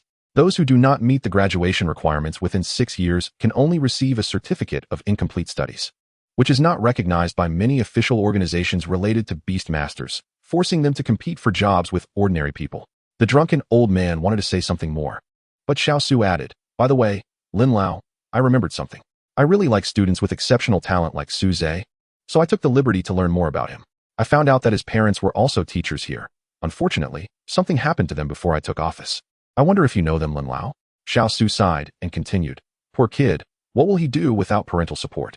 You should know that many people are eyeing this diamond-level magical beast, not just outsiders, but many of our own people as well." This statement startled Suze. It sounded like he was being watched by many people. It made sense. Xiao Cheng, who had also contracted a diamond-level magical beast at a young age, had survived repeated assassination attempts from other countries to grow. There was no reason he could develop safely. However, what did it mean to be targeted by his own people? But it shouldn't refer to him. Could someone else be targeting him? Suze thought to himself. Lin Shi's expression finally changed. The previous drunken stupor vanished for a moment as he stared intently at the smiling Xiao Su. Finally, he turned back into a drunken state, slumping in his chair and saying, "Since the principal isn't afraid of misleading students, what do I have to be afraid of? But if I'm going to be a mentor, I need to work 2 jobs. A raise wouldn't be too much to ask, right?" Xiao Su was still smiling broadly. "No problem. Your original salary will remain the same, and I will add the mentor salary." "Good, that's settled then. Since that's the case, I have no objections. Come with me, kid. Let's check in with the old man." Lin Shi swayed as he stood up from the chair, calling back to Suze, who was frowning in thought. Suze was also jolted out of his contemplation and said, "Ah, okay." The two had not been hiding anything from him in their conversation, and Suze had picked up on some underlying issues. The reason the drunken old man Lin Shi changed his attitude and was willing to be his mentor was because Xiao Su mentioned his parents. Suze could clearly sense Lin Shi's emotional change at that moment. Did this seemingly unreliable old man know something about his parents' disappearance? It seemed that on the first day of reporting, a clue had just presented itself. It was a good omen. Watching the old man swaying back in front of him, Suze was about to ask what he knew. However, he saw the old man bend down just 2 meters outside the principal's office, accompanied by a loud retching sound. And the smell of cheap alcohol immediately filled the entire hallway. It feels so much better to throw up. This fake alcohol really hits hard. Once I get my double salary later, I can afford to buy some good liquor," the old man said, leaning towards Suze, smelling the strong odor of alcohol on him and seeing the stains on his chest and his dirty clothes. Suze couldn't help but take a step back to avoid him. The old man shot him a dissatisfied glance. "I'm going to be your master from now on. Can't you help me a little?" Saying this, he took big strides toward the elevator. It was unclear whether it was because he had just thrown up the alcohol or if he had been pretending before. But now the old man walked without any signs of swaying. Suze hurriedly followed him into the same elevator, pinching his nose and enduring the smell of alcohol and sourness as they descended slowly. Only the cleaning lady passing by looked at the puddle of vomit on the floor and began to curse loudly. Chapter 35. Did you fall into a sewage pit? After leaving the administrative building, The old man and the young man walked along the wide, tree-lined path on campus. Under the dappled shade of the trees, scattered sunlight fell on them, creating a warm, yet silent atmosphere. Suze couldn't help but break the slightly awkward silence and asked, "Teacher, where are we going?" Suze wondered, to the office? Shouldn't the teacher's offices all be in the administrative building? The old man revealed his missing front tooth as he grinned and said, "That little shabby office over there is so small you can't even stretch your legs. How can it compare to my territory?" Suze immediately became interested upon hearing this. Although this old man was dressed in dirty sanitation worker clothes, he appeared to have the respect of even the principal, and considering what he just said, could it be that he was indeed a hidden big shot with a dedicated office area in the school? This curiosity persisted until he led Suze to a remote corner of the campus to a breeding greenhouse. Before entering the greenhouse area, the stench of animal excrement invaded Suze's nostrils, causing him to wrinkle his nose repeatedly. "Teacher, is this your usual office?" "That's right, how about it? Isn't it much larger than those offices in the administration building?" The old man was not wrong, not to mention the greenhouse itself. Even the adjacent lounge was larger than the principal's office. Including the greenhouse, the area was almost as large as the entire administration building. But the problem was that there were hardly any places for people to stand in such a large space. The greenhouse was divided into over 10 fenced areas, similar to a pig farm, raising many different kinds of low-level demon beasts. Most of them were black iron-level demon beasts, which were just animals mixed with some demon bloodlines. They weren't much stronger than ordinary animals, but it was said that their taste and flavor had improved significantly because of this. However, Suze was not interested in eating them. He recalled what Xiao Su had mentioned in the office and asked, "Teacher Lin Shi, do you know my parents?" To get an answer, Suze immediately took the feed bucket from the old man's hands, saying, "No problem, just leave it to me." He then lifted the bucket and, enduring the smell inside the greenhouse, walked in to pour it into a nearby feeding trough. However, the demon beast that looked like a scaly black pig only took one bite, wagged its tail, and moved away with its plump body. Seeing this, Lin Shi immediately shouted from the side, "Hey, what are you doing? I've already fed this scaly pig. Didn't you see how its belly is stretched out? If you keep feeding it, do you want to burst it?" Suze quickly stopped his actions, thought for a moment, and poured the remaining half bucket of feed in front of another demon beast that looked like a goat but had 3 horns. The result was even more extreme. The beast only sniffed it and then went crazy, ramming its horns against the fence. Suze, dodging, wondered, what is wrong with these beasts? They see food and bump into walls. Have they been spoiled rotten? Lin Shi inexplicably pulled out a small wine flask and said while pouring it into his mouth, "This feed has powdered bones from the 3-horned goat mixed in. If you feed it this, it would be strange if it didn't ram into the wall. Feed it to the purple dogs over there. They love bones." Putting himself in the shoes of the 3-horned goat, Suze understood its behavior. He pinched his nose with one hand and used a ladle with the other to scoop the feed he had just poured into the trough, dumping it into the feeding trough of the purple dogs. Seeing the large purple-haired dog eating vigorously, he finally breathed a sigh of relief. He didn't expect that feeding them would come with so much trouble. Indeed, demon beasts were much harder to please than ordinary animals. After all, a domesticated fat pig could munch on crushed stones as if they were crispy and fragrant, showing no pickiness at all. After leaving the greenhouse, Suze placed the feed bucket in front of the lounge and wiped the sweat off his face. Only then noticing that he had splattered some feed on himself at some point, quickly wiping it off.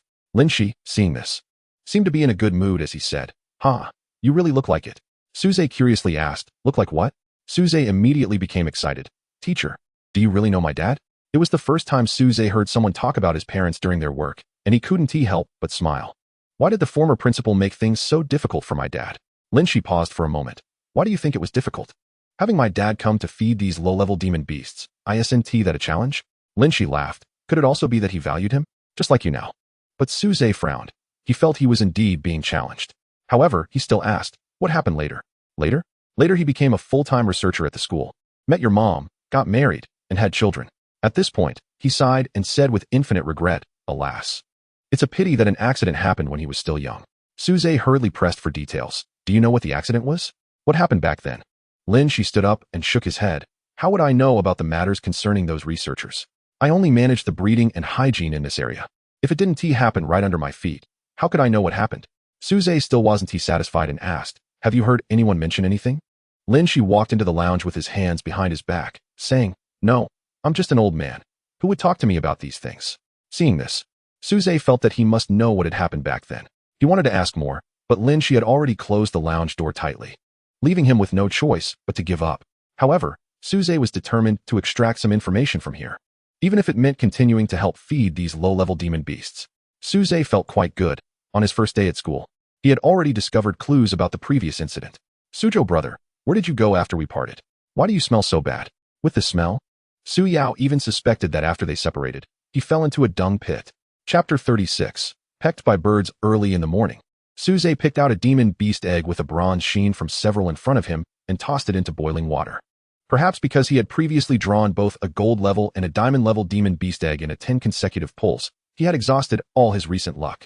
After using up all the gacha chances he had accumulated over the past few days, he didn't even see any silver level demon beast eggs, only a few bronze ones. After thinking for a moment, he took out another demon beast egg and put it in the pot. If others saw this scene, they might feel heartbroken immediately.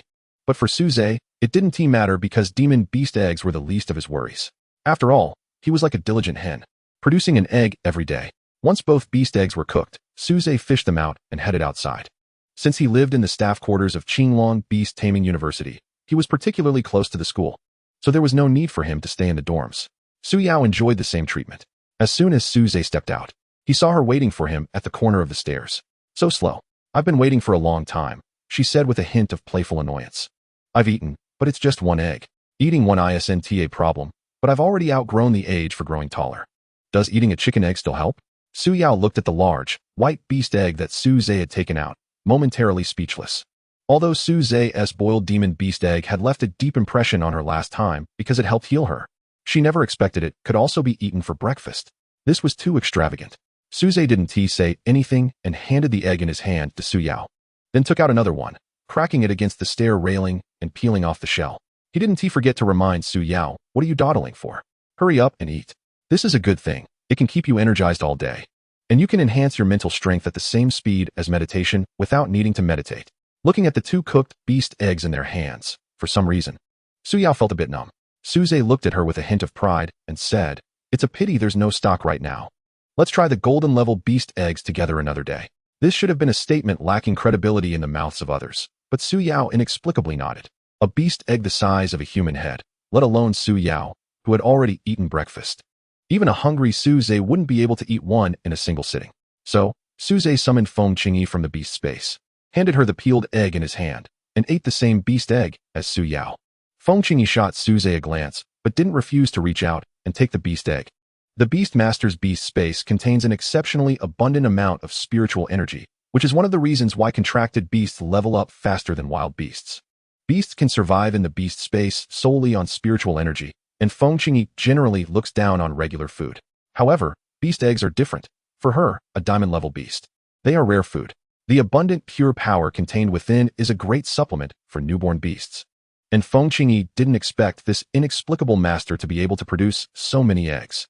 Although she was forcibly contracted by the system, she couldn't sense the system's presence due to her weak position.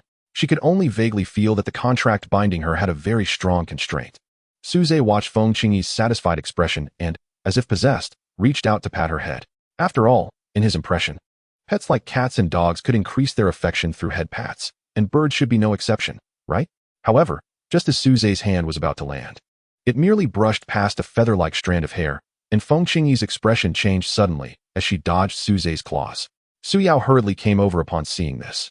Suze's right hand had already turned red, with a small cut bleeding. Brother Suze, what just happened? Why did your beast suddenly attack you? Is there any danger? Su Yao asked worriedly.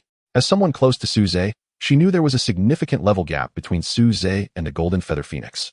Such a situation was quite dangerous. Although the Golden Feather Phoenix had only pecked Suze's hand, it could be a sign of losing control. It's okay. Just a little tantrum. She won't turn the world upside down, Suze said as he let the expelled virtual spirit turtle heal his wound with light treatment. He knew that the Golden Feather Phoenix couldn't lose control due to the system, but her disobedience was also quite a headache for him. After all, if this continued, Suze wouldn't be able to rely on her power during battles. How should he build a good relationship with her? Suze felt troubled. So far, it seemed that Feng Qingyi had only shown interest in the beast eggs. Did he really have to feed her all the remaining beast eggs? Suze thought it was inappropriate, not just because he was reluctant. He also felt that if Feng Qingyi developed a habit, it might not be enough for him to eat one egg a day. Thus, as they walked to the school gate, Suze couldn't come up with a good solution. Brother Suze, I'll go find my dad first. See you after school. After parting ways at the school gate, they each headed toward their respective mentors. In fact, except for Suze, All new students were heading to the administrative building. He was the only one going to the breeding shed. After smelling that familiar, pungent odor, it wasn't long before Suze saw Lin Shi, who was leisurely lying on a rocking chair. While pouring alcohol into his mouth, he said, "Kid, you finally made it.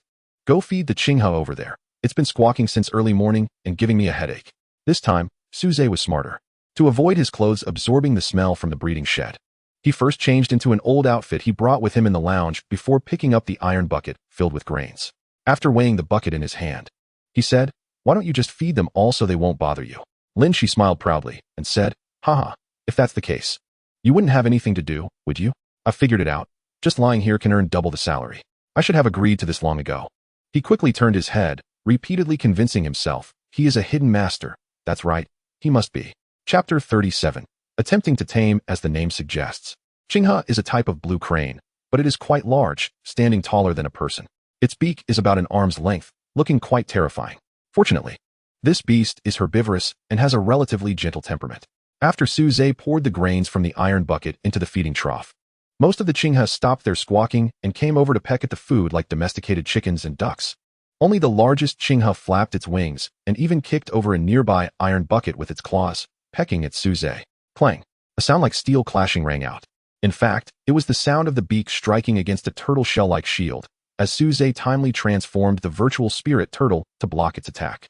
The powerful impact made the Qinghe sway its head dizzily. "Oh, this Qinghe actually dared to attack the feeder. Looks like I can have a little extra today. Old man, I've got food to go with my drink." Lin Shi got up from the rocking chair, first washed his hands by the faucet, and then approached the agitated Qinghe empty-handed. Suze watched nervously from the side, fearing that the creature would peck Lin Shi's old bones apart. Especially as he saw Lin Shi reaching his hand toward the Qinghe's head, he tightened his grip on the virtual spirit shield, ready to fend off an attack at any moment. After all, he remembered that he had just been pecked hard by Feng Qingyi when he tried to pat her head. Being a bird, the Qinghe might not be much better. However, to Suze's surprise, under his tense gaze, Lin Shi's hand smoothly touched the Qinghe's head. After avoiding a few long and beautiful feathers, he gently stroked along its fur. In no time, the Qinghe began to close its eyes, affectionately rubbing against Lin Shi's palm. It completely changed from its previous aggressive demeanor to a very docile one. "Teacher Lin, how did you do that? Why did it become so obedient after just a few strokes?" Lin Shi continued to stroke, smiling as he said, "It's simple. These beasts are not much different from cats and dogs, and also love human affection. Just a couple of pats can tame them." He then gestured toward the Qinghe's neck, mumbling, "With such a long neck, it would be great to stew it and have it with drinks." Suze continued to ask, "To be honest, I also have a avian beast, but when I tried to stroke it today, I hadn't even touched it before it pecked me hard. Why didn't you have any issues?" Suze was puzzled. "Crest? What's that?" Lin Shi put his hands behind his back, pretending to be a teacher, and said, "Since you are now my student, I will teach you this exclusive knowledge. These beasts, while similar to ordinary animals in many habits, are not identical. They tend to be prouder, just like this avian beast. Aside from some sensitive areas that no one would be foolish enough to touch, there are 3 major areas you shouldn't touch." "What are those 3? "The crest, tail feathers, and flight feathers," he explained, referring to the longer, more vibrant feathers on their heads, tails, and wings. Although these feathers may serve the same function as others, avian beasts consider them treasures that cannot be touched casually, not even by their masters. Originally, he thought they were like silly feathers, but now it seemed that was the crest of Feng Qingyi. From this perspective, it seems that the long skirt and sleeves of Feng Qingyi after her transformation correspond to her tail feathers and flight feathers, and they shouldn't be touched casually. Suze thought this was the end, but Lin Shi continued, "Just avoiding these areas is not enough. Additionally, remember that when you touch them, you must follow the direction of their feathers. If you mess up the feathers, it will anger the beast. Your hands also can't be too dirty. They need to be clean for you to handle them." Suze nodded and firmly committed this to memory. After completing a series of tasks in the breeding shed, Suze quietly hid in a secluded spot. Lin Shi, having just gained the trust of the blue crane with a few gentle strokes, brought it out of the shed, followed by a piercing crane call. Soon, Lin Shi emerged wiping blood from his hands, saying, boil water, boil water. We can't leave a beast that attacked a person. That's the rule, not that I'm greedy. You can't blame me. Huh, where's that kid?" At this moment, Suze had changed his clothes and was hiding not far away. After carefully washing his hands, he summoned Feng Qingyi from the beast controlling space. As soon as she appeared, she frowned. "Where is this? Why does it smell so bad?" Then she noticed Suze's malicious expression. "What do you want? Don't think I'll be afraid of you just because you're the master. I'll fight you to the death, if necessary."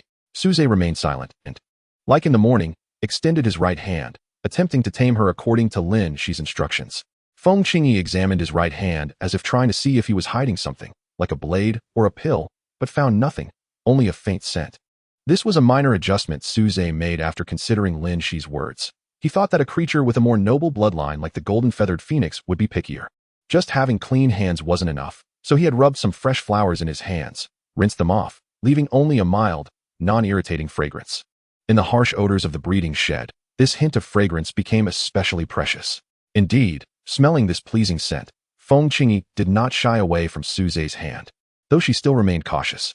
Suze cleverly avoided her few strands of fluff, gently stroking her head along the direction of her hair.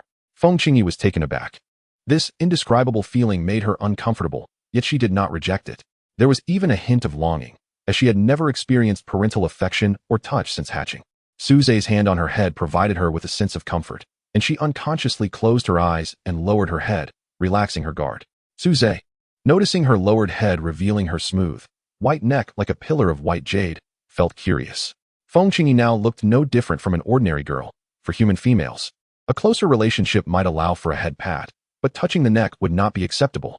However, according to Lin Shi, this seemed to be an acceptable area to touch for beasts. After all, Lin Shi had just been stroking the blue crane's neck while thinking about how to enjoy it with some drinks later. But Feng Qingyi was now in human form. Would that work? Suze curiously reached out. The moment he touched her, he felt Feng Qingyi's body tremble, but she did not shy away or refuse. The area where he touched felt cool, very delicate and smooth, truly like stroking a piece of fine, soft white jade. But soon, this cool jade suddenly became warm. Suze looked down and saw that Feng Qingyi's cheeks were flushed, her eyes glistening as she looked at him, leaving him at a loss. Just then, Lin Shi came over, emerging from around the corner of the wall, saying, "Kid, come help me pluck some feathers." "Who is this young lady? What are you two doing here?" Chapter 38. All efforts wasted. His words were interrupted by Lin Shi's outstretched hand. "No need to explain. I've been there before. I understand. When I was young, I also went into the woods with several female classmates." Then he stroked the beard on his chin and leaned closer to Suze's ear, saying, "But one as stunning as her is quite rare. You should cherish it." Just then, since everyone was here, let us invite her to enjoy some chicken. No, Crane. Looking up, he found that only Suze remained. Huh? Where did she go? She left. Lin Shi frowned and looked around, saying, "How could she vanish like that? Is there a hole in this shed? She just shows up and then disappears." In reality, Feng Qingyi had entered the beast controlling space the moment Suze turned around, which was why she vanished instantly. Forget it. I guess she just wasn't lucky. I can't be blamed for being stingy. He then turned to Suze. According to school regulations, we can only keep a small portion of that blue crane. The rest must go to the cafeteria. With one less person, we can eat a bit more. The blue crane is incredibly delicious. Come help me process it. With Suze's help, they ended up keeping only one crane leg and Lin Shi's longed for neck, while the rest was prepared to be sent to the cafeteria for students' extra meals. Goodness, this neck is almost as long as mine. Let us marinate it for some drinks. He skillfully took out various seasoning packets and set up a large pot in the break room to start marinating. From his actions, it was clear he had done this many times before. He was clearly a habitual offender. However, upon smelling the fragrant spices overpowering the pungent odor in the shed, Suze swallowed and chose to go along with it. Generally, duck necks take about 40 minutes to an hour to marinate, but this crane neck, being longer and thicker than duck necks, took them a full 2 hours before they fished it out of the pot. Suze tried a piece and found that compared to the ordinary marinated duck neck sold on the market, this one had much more meat, and the texture was firmer and more succulent. Just this meal made Suze feel that choosing this teacher was definitely the right decision, especially since he had learned a lot. He even used the knowledge he gained to strengthen his bond with the golden-feathered phoenix, which was a significant achievement. Moreover, with Lin Shi, an old hand at Qinglong Beast Control University, Suze could learn even more about things he wanted to know. While tearing off the meat with his teeth, he asked, "Teacher, you know my parents, right? Do you know what happened to them back then?" Lin Shi paused, stopping his hand reaching for the marinated neck, turned to grab a drink, and took a few swigs before replying. "How would I know? Your parents were the most outstanding and youngest researchers at the school, and I was just a livestock caretaker." Suze was undeterred, saying, "But that day you were talking to Principal Xiao Su." His words were interrupted by Lin Shi. "All right, enough with the rambling. Are you full? If you're full, it's time for class." "Class?" Suze was taken aback. "Aren't I in class with you right now?" "It's a cultural class required by the school. Xiao Su wants you to finish your cultural classes within a year, so your schedule is quite tight. Yesterday, I was supposed to help you select your courses, but I forgot. But don't worry, the courses I picked for you are all practical and one TB boring. Suze looked at him, feeling a bit skeptical. Why didn't you say so earlier? Suze snatched the paper from his hand and hurriedly stood up. Then he realized his worries were justified. The first course on the schedule Lin she helped him select was actually called Beast Breeding and Postpartum Care. However, Suze didn't have time to argue because this class was oddly located at the other end of the school, and it would be quite a challenge to make it in 10 minutes. Watching his hurried figure, Lin she showed a gentle smile and murmured, "In such a hurry, huh? Back then, your father also loved this class the most." Then his expression suddenly became serious. "Xiao Su, I know what you mean by bringing this child to me. But do you really want to involve him?" Perhaps because of what had happened before, when Suze was running until he had no strength left. Feng Qingyi took the initiative to come out of the Beast Master space. "As my master, it's quite embarrassing for you to be so slow. Let me help you." Soon, Suze felt a surge of power within him, and his speed instantly increased several times. This was the first time he had not forcibly extracted Feng Qingyi's power through a contract, but rather she had actively transmitted it to him. Clearly, the increase in intimacy made Feng Qingyi no longer resist him. As soon as the man and the bird settled down, they attracted the attention of the entire classroom. To be precise, it was Feng Qingyi who attracted the attention of the entire classroom. Although Suze's looks were already quite outstanding among humans, he was still somewhat overshadowed by the transformed beast. If it weren't for the timely ringing of the class bell, many people would have already approached to chat. After all, they had no idea that he and Feng Qingyi were on completely different paths. On the podium, a young woman with a full figure and black-framed glasses introduced herself. "All right. Students, I am your teacher for this course. My name is Chen Xian, and you can call me Teacher Chen." Below, Feng Qingyi also showed great interest. "Is this what a human classroom is like? Interesting. We beasts inherit knowledge through bloodlines and practical combat.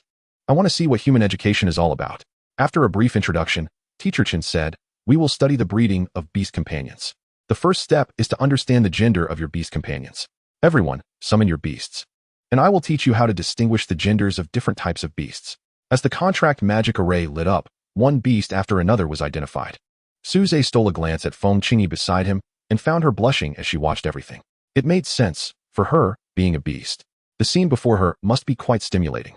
However, I shouldn't need to verify Feng Qingyi's gender, right? Suze thought to himself. After all, she had already transformed into a lowly girl. His gaze was also sensed by Feng Qingyi, who blushed and glared at him fiercely, saying, "If you dare to treat me like that, even if the contract erases me, I won't let you off. This is a misunderstanding. I didn't doubt your gender, nor did I intend to strip you." Before Suze could finish his words, he found himself unable to receive any messages from the other end of the contract magic array, just like before. Oh no, the hard-earned intimacy has gone to waste. Chapter 39. Underage little birds can't see this soon. The teacher walked up to Suze, and the attention of the other students followed. Huh, where did the beauty who was just by his side go? I don't know. She seems to have left the classroom. Wait. Do you guys think he looks a bit familiar? Isn't he the one who claimed to have contracted a diamond-level beast? It really is. Oh my god. Does that mean I'll get to see what a diamond-level beast looks like? Their conversation reached Chen Xian's ears, since she was not a combat-type beast master. She wasn't present on the day of the Beast Master entrance exam and had never seen the golden feather phoenix bird splendor. Coincidentally, she approached Suze and asked, "This student, where is your beast? Let me take a look." Even as a teacher, she had never seen a diamond-level beast. In the history of Qinglong Beastmaster University, a diamond-level beast had only appeared once, creating the legendary beast tamer Xiao Cheng. At that time, she had not yet come here to teach, which had become a regret in her heart. It is known that the artificial breeding and cultivation of diamond-level beasts has always been a blank field, as many people go their whole lives without ever seeing a diamond-level beast. And now, there was an opportunity right in front of her. Perhaps she would have the chance to fill that blank and leave her name in history. Thinking of this, Chen Xian couldn't help but feel excited, her heavy breathing causing her ample bosom to rise and fall. So Suze had no choice but to settle for the virtual spirit turtle that had been driven out of the beast space by Feng Qingyi and could only stay in his backpack. Suze was also very curious about the gender of the virtual spirit turtle. After all, turtles are different from other animals, and he didn't know how to distinguish their gender. "Teacher, this is my beast. Could you please help me check if it is male or female?" Suze presented the virtual spirit turtle, which had grown to the size of 4 sheets of paper, to Chen Xian. Look, is that a diamond-level beast? I thought it was a phoenix bird. Why is it a turtle? It doesn't look imposing at all. Is this really a diamond-level beast? Could it be a scam?" Chen Xian's smile froze on her face. Although the virtual spirit turtle was very rare, so much so that none of the other students could recognize it, as a teacher, she recognized it at a glance. So she clearly knew that this was actually a golden level beast, not the diamond level beast she had hoped for. Teacher Chen, is there something wrong with my beast? Suze asked, looking at Chun Xian, who seemed lost in thought. She leaned in closely, her chest nearly bumping into him, almost giving him a face-to-face greeting. Suze quickly dodged the oncoming bulk, saying, no, that's not it. Then why don't you let it out? Suze sighed, feeling somewhat helpless, and said, sorry, teacher, I can't summon her right now. In fact, if Suze chose to forcibly summon her, Feng Qingyi would not be able to escape and would be pulled out of the beast space by the contract. He had already created some misunderstandings, so he didn't want to force her and lower their intimacy. Moreover, it wasn't an important matter. He was already clear about Feng Qingyi's gender. However, to others, it had a different meaning. As expected, all this talk about diamond-level beasts is just bragging. But I was there that day, and I witnessed everything. He just can't casually use the power of his beast. After all, there's such a big level difference. Maybe it would eat him as its master as soon as it was summoned. That's why he doesn't dare to summon it. Everyone nodded in realization. Makes sense. I heard he was just lucky to contract it right when the diamond-level beast hatched. So if I had been there at that time. Thinking of this, everyone couldn't help but feel envy and jealousy. Chen Xian also speculated similarly, so she didn't force Suze to continue summoning his beast. After all, if it came out of control, she wouldn't be able to handle it either. She could only pick up the virtual spirit turtle, examine it carefully, and said, this is a male turtle. It seems to have just hatched not long ago and is not yet sexually mature. What a pity, it can't be involved in breeding experiments. Although it wasn't as attractive as breeding a diamond-level beast, it was enough to pique her interest. Seeing this, Suze continued to ask, teacher, how do you determine its gender and whether it is sexually mature? Chun Xian returned to her normal teaching state, pacing to the podium as she said, that's a good question. Students can easily determine the gender of beasts like cats and dogs, but for turtles, birds, fish, and snakes, it's much harder to start with. Taking Suze's virtual spirit turtle as an example, there are 4 key points to distinguish the gender of turtle-type beasts. First, look at the tail. Female turtles have thin and short tails, with the cloaca located at the edge of the carapace. Male turtles have thick and long tails, with the cloaca located outside the edge of the carapace. Second, look at the carapace. Male turtles generally have longer carapaces, while female turtles have rounder carapaces. This difference may be due to female turtles taking in more food or being able to store more turtle eggs. The third way is to look at the plastron. The plastron of male turtles is concave, meaning it is not flat, but dips down near the tail. The plastron of female turtles is flat. And some turtles raised in heated environments even have a convex shape. This structure of the turtle's plastron is designed to facilitate mating. When the male turtle is on top, the concave plastron fits perfectly against the female turtle's carapace. At this point, Chen Xian also drew a simple diagram on the blackboard. It looked something like this. She couldn't bear to see it with her immature little bird. The last point is to look at the front claws nails, but this applies to large adult turtle-like magical beasts. This is because the nails of male turtles appear longer, while those of female turtles are shorter. Male turtles often need to fight with other males to defend their territory and compete for mates, so they frequently use their front claws in fights, leading to longer nails compared to female turtles. Suze looked down at his little spirit turtle's short, delicate nails and understood why he was immediately recognized as a newly hatched, immature magical beast. After that, Chen Xian introduced methods for distinguishing other magical beasts like snakes and birds. Among them, birds generally have longer tail feathers for males and shorter ones for females because males need to show off to attract the attention of females. Chen Xian's vivid illustrations, combined with her gestures as she got excited, left Suze still wanting more by the end of the class. Chapter 40. Got duped. He had just gotten closer to Feng Qingyi by following the other party's teaching methods, so when a problem arose, Suze's first thought was of him. How to get along well with bird-like magical beasts. Lin Shi put down the folding fan he was using to shield his face from the sun and repeated Suze's question. How would I know about these things? Before Lin Shi could finish, Suze interrupted him. Just tell me everything you know, and from now on, you can leave all the work to me. You just need to lie down every day and collect 2 salaries. Hey, how can I feel good about that? Although he said so, he straightened up in his chair. Ahem, I'm a bit thirsty. Suze quickly handed over the teapot. How can this quench thirst? I want to drink wine. That's the real thirst quencher. Suze entered Lin Shi's messy room and rummaged through it to find his stainless steel flask. Lin Shi took a beautiful sip before saying, using my wine to please me doesn't count. I'll definitely bring a good bottle of wine tomorrow. All right, it's a deal. Lin Shi then put down the flask and raised his head, saying, you asked the right person. I've raised magical beasts for so many years, so I'm quite familiar with their habits.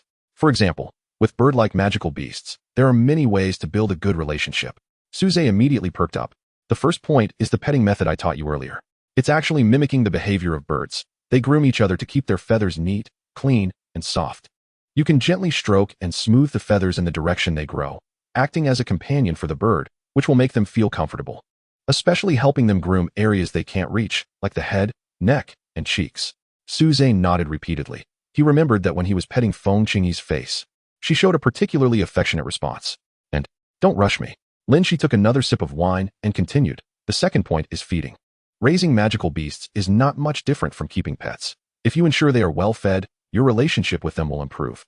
However, birds are a bit different from other magical beasts. You have to hold the food they like in your hand and feed it to them directly for the best effect. It seemed that the food issue was already resolved. Now the problem was feeding it to her by hand. Lastly, birds are very clean. So, you should take them for baths often, using clean water. The cleaner, the better. After the bath, you can use a towel to dry their feathers halfway. This is also a good way to build a closer relationship. Suze was stunned. While the first 2 points made a lot of sense, he held doubts about the last one.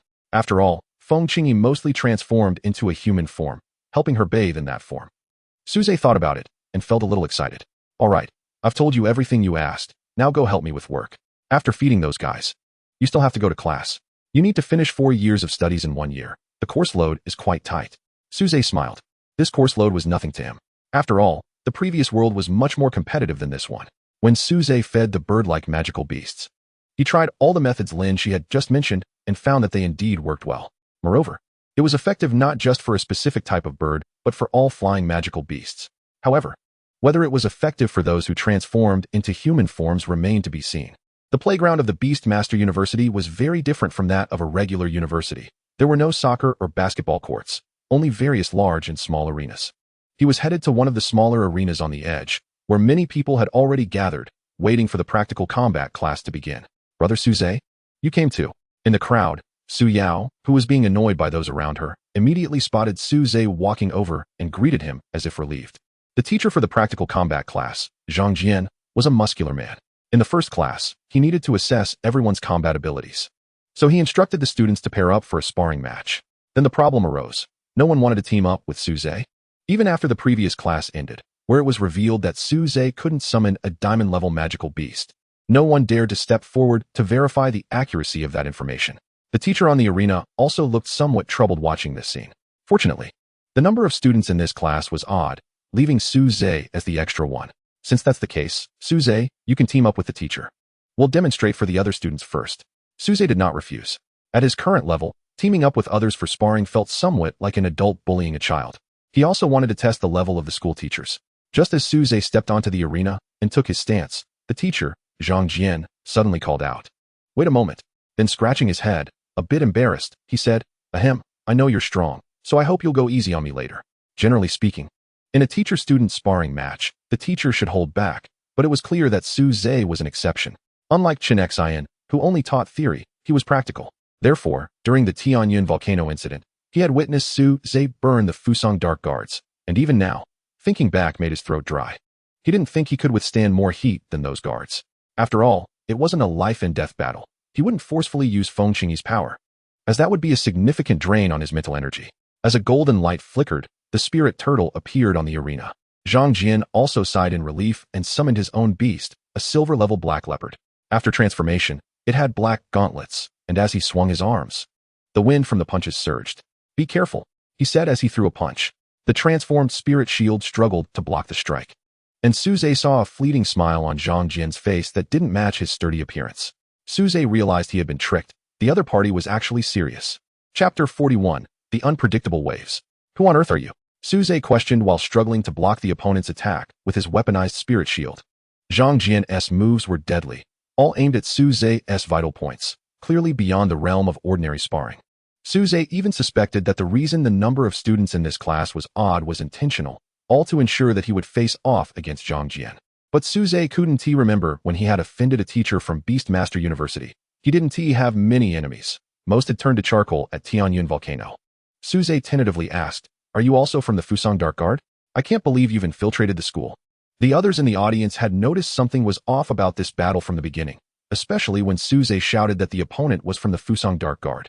Su Yao immediately leaped up, wanting to rush to the stage to help, but was stopped by a thin protective shield outside the arena. After all, Zhang Jian was a teacher at the school, and he had the authority to activate the shields on these small arenas. They were originally meant to ensure that actual combat exams on the stage were not interrupted. They weren't particularly sturdy, but enough to keep the students out. Damn it. Brother Suze, hold on. I'll go find someone for help. She hurriedly flew towards the administration building, knowing she could only seek help from other teachers. Hearing her words and knowing time was running out, Zhang Jian increased the intensity of his attacks, yet he still couldn't break through Suze's defense. Why is this damn turtle shell so hard? His time was running out. Once other teachers arrived, it would definitely be a death sentence. Zhang Jian didn't seek to kill Suze. He only wanted to severely injure him, to make him unworthy of having a diamond-level beast. And that was enough for him. Initially, when he heard that Suze couldn't summon a diamond-level beast, Zhang Jian had breathed a sigh of relief, thinking his mission was achievable. But the outside world only knew that Suze was lucky to have contracted a diamond-level beast, not realizing that his own strength had also reached level 23, an astonishing achievement at his age. Even Zhang Jian, nearing 40, barely surpassed level 30, and his Black Wind Leopard was merely a bronze-level beast. Faced with the defense-specialized Spirit Shield, it couldn't make a dent for a while. However, Suze wasn't doing well either. The opponent's punches were incredibly fierce, penetrating through the shield and impacting his body, causing a trickle of blood to escape from his mouth. The force of the punches also bypassed the Spirit Shield, continuously slicing through Suze's body. Suze hesitated, wondering if he should forcibly borrow Feng Qingyi's power through a contract, just like he did when he burned the Fusang Dark Guard. But if he did that, his relationship with Feng Qingyi would worsen, and it could become problematic if she didn't listen to him in future battles. For now, he could still rely on the Spirit Shield's defense for a while longer. He just had to wait for help to arrive.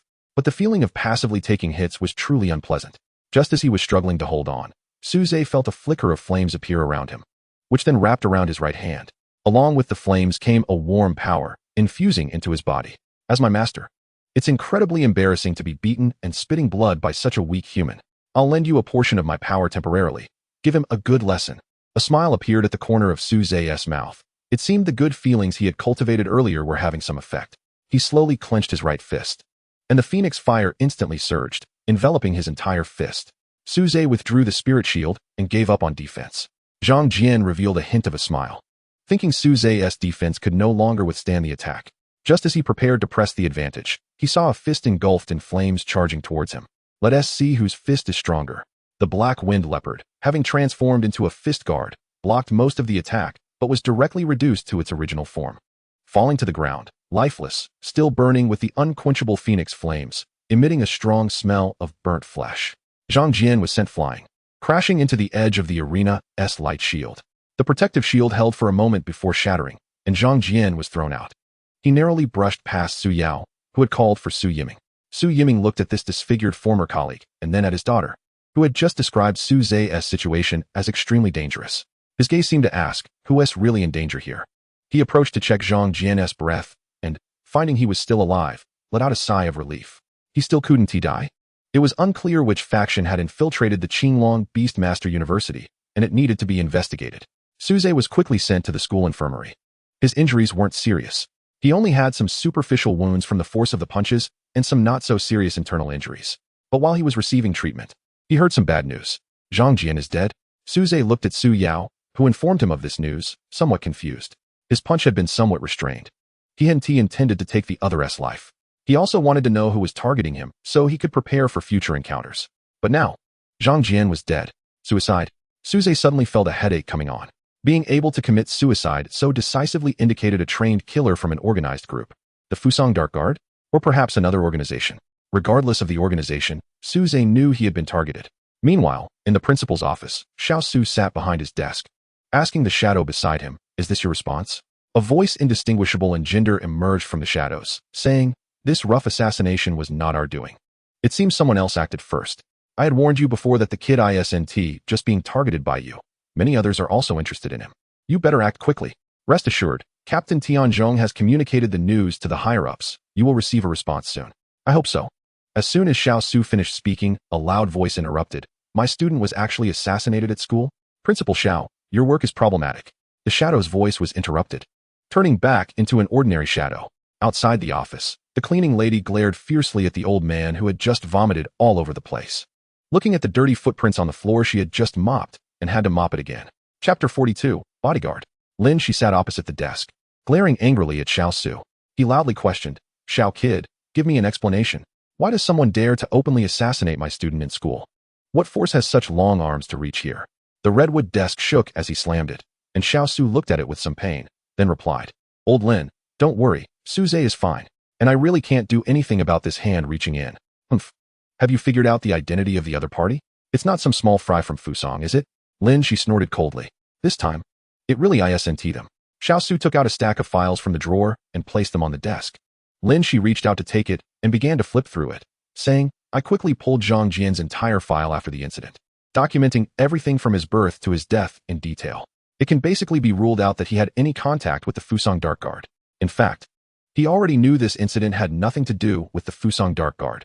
He had just questioned the Shadow earlier to probe and test the other party's response. As for the true mastermind behind Zhang Jian, Lin, she slammed the document onto the table. The Zhang family. So it was you. The Zhang family.